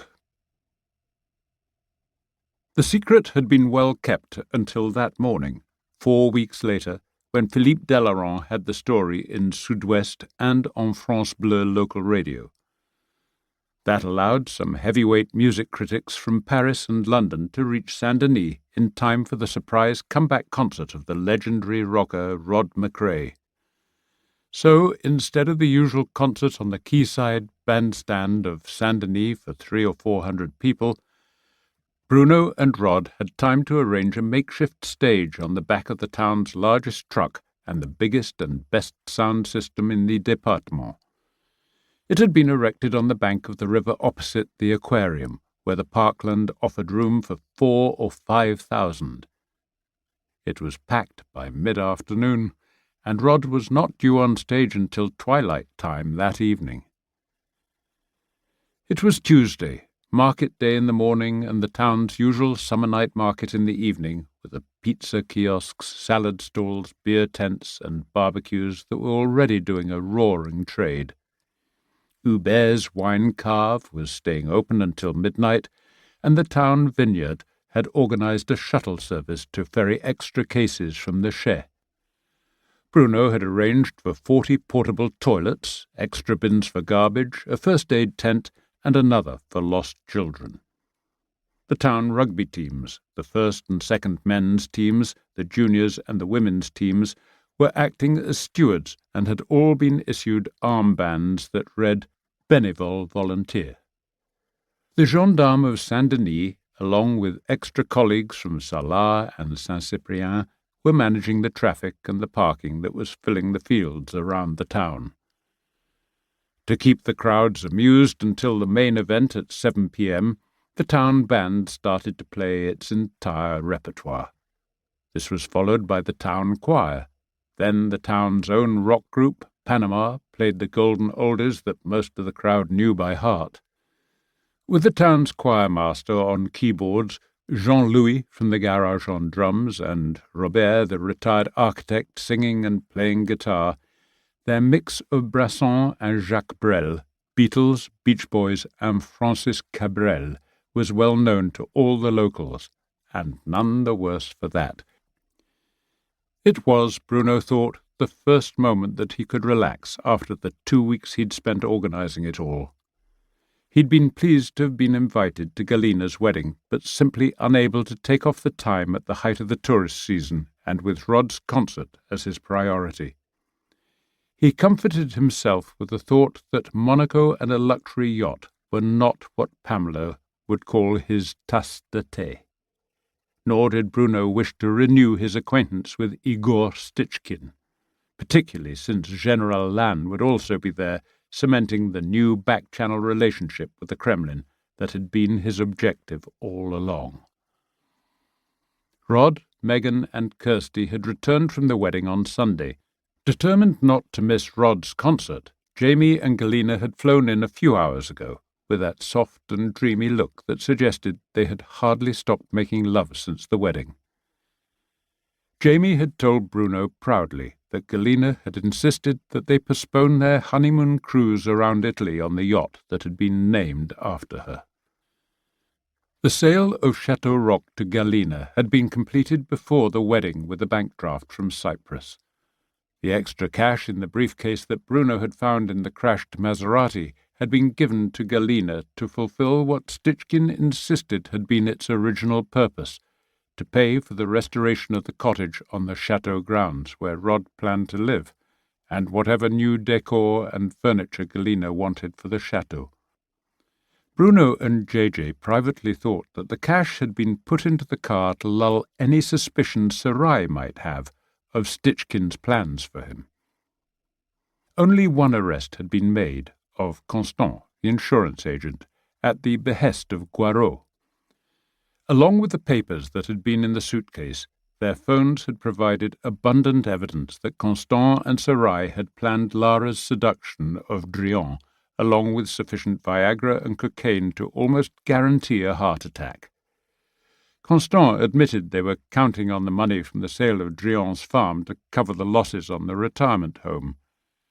He confessed that he and Sarai had been terrified of Stichkin's anger if the project failed.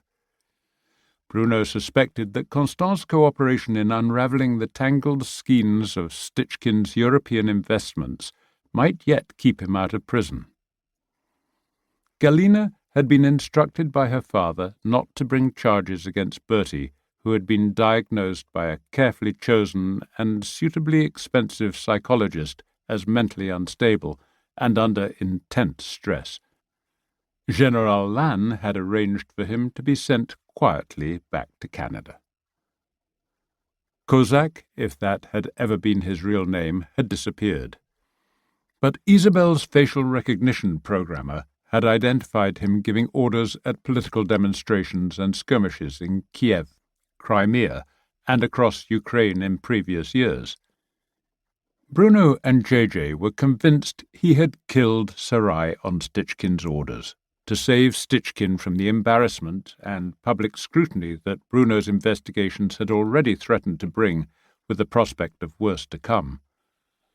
Stichkin's usefulness to Putin depended on his discretion, his ability to remain in the background. Sarai's embarrassment over Drian and the retirement home were putting that at risk.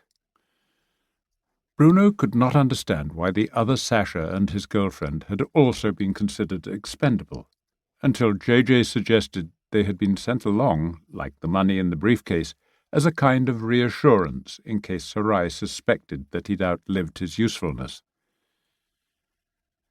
Isabel had reminded Bruno of the murder of Maltese journalist Daphne Caruana Galizia.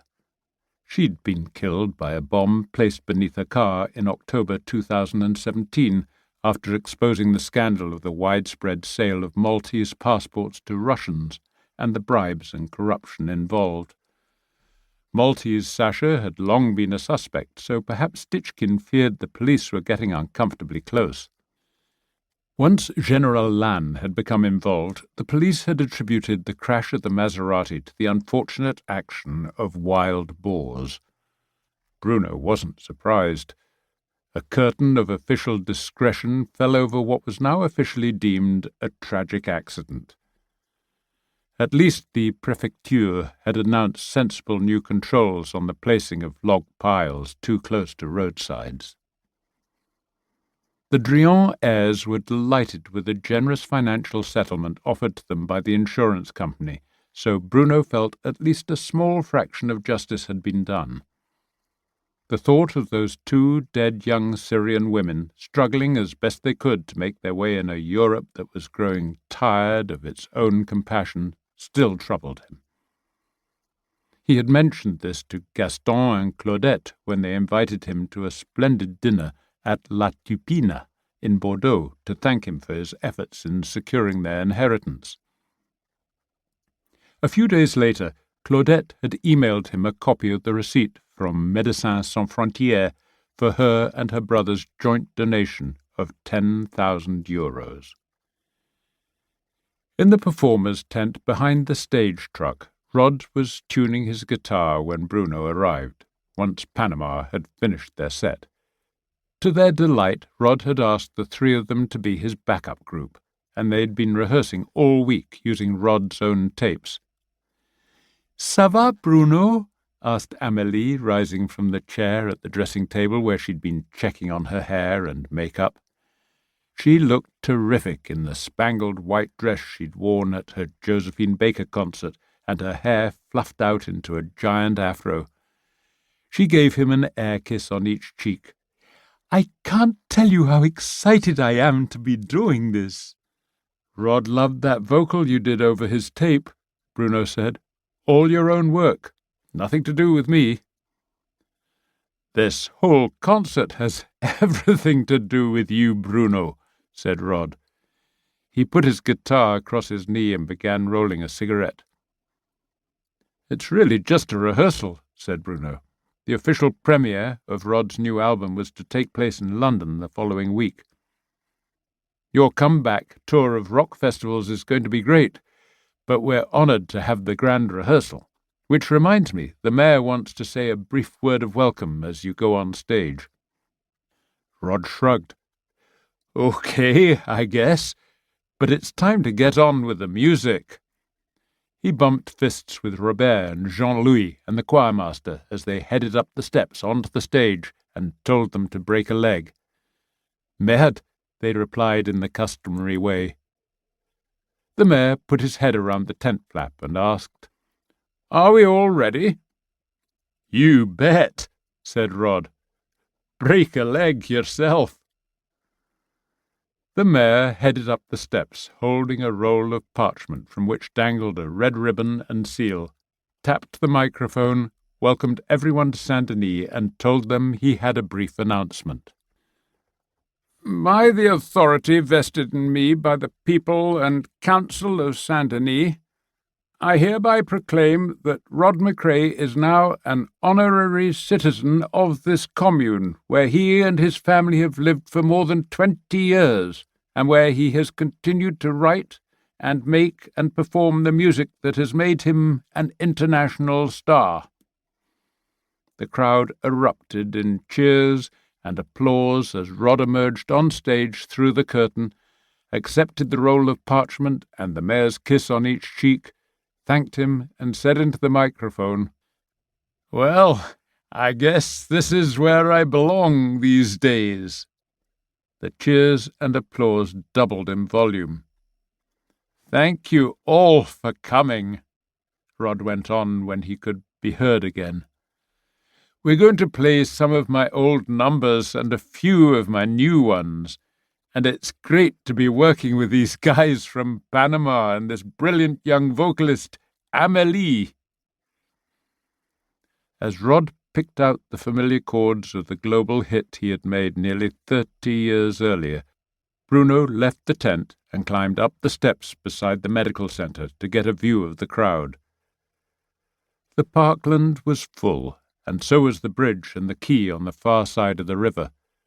There were dozens of boats and canoes on the river, which was so slow at the height of summer that they stayed in place with an occasional paddle stroke. He had no idea how many people had gathered, certainly more than 5,000, perhaps the biggest assembly Saint-Denis had ever known. A short buzz came from the phone at his belt, an incoming text message. He pulled it out and saw that it came from Claire, the breeder. "Good news, Bruno. On the stethoscope today, I heard the heartbeats of Carla's 9 new puppies. Estimated birth date a month from today. Congratulations to you and to Papa Balzac."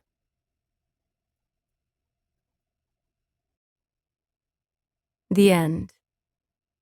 We hope you've enjoyed this production of The Shooting at Chateau Rock, a Bruno Chief of Police novel by Martin Walker, narrated by Robert Ian Mackenzie. Recorded books are available wherever audiobooks are sold. Thank you for being a Recorded Books reader.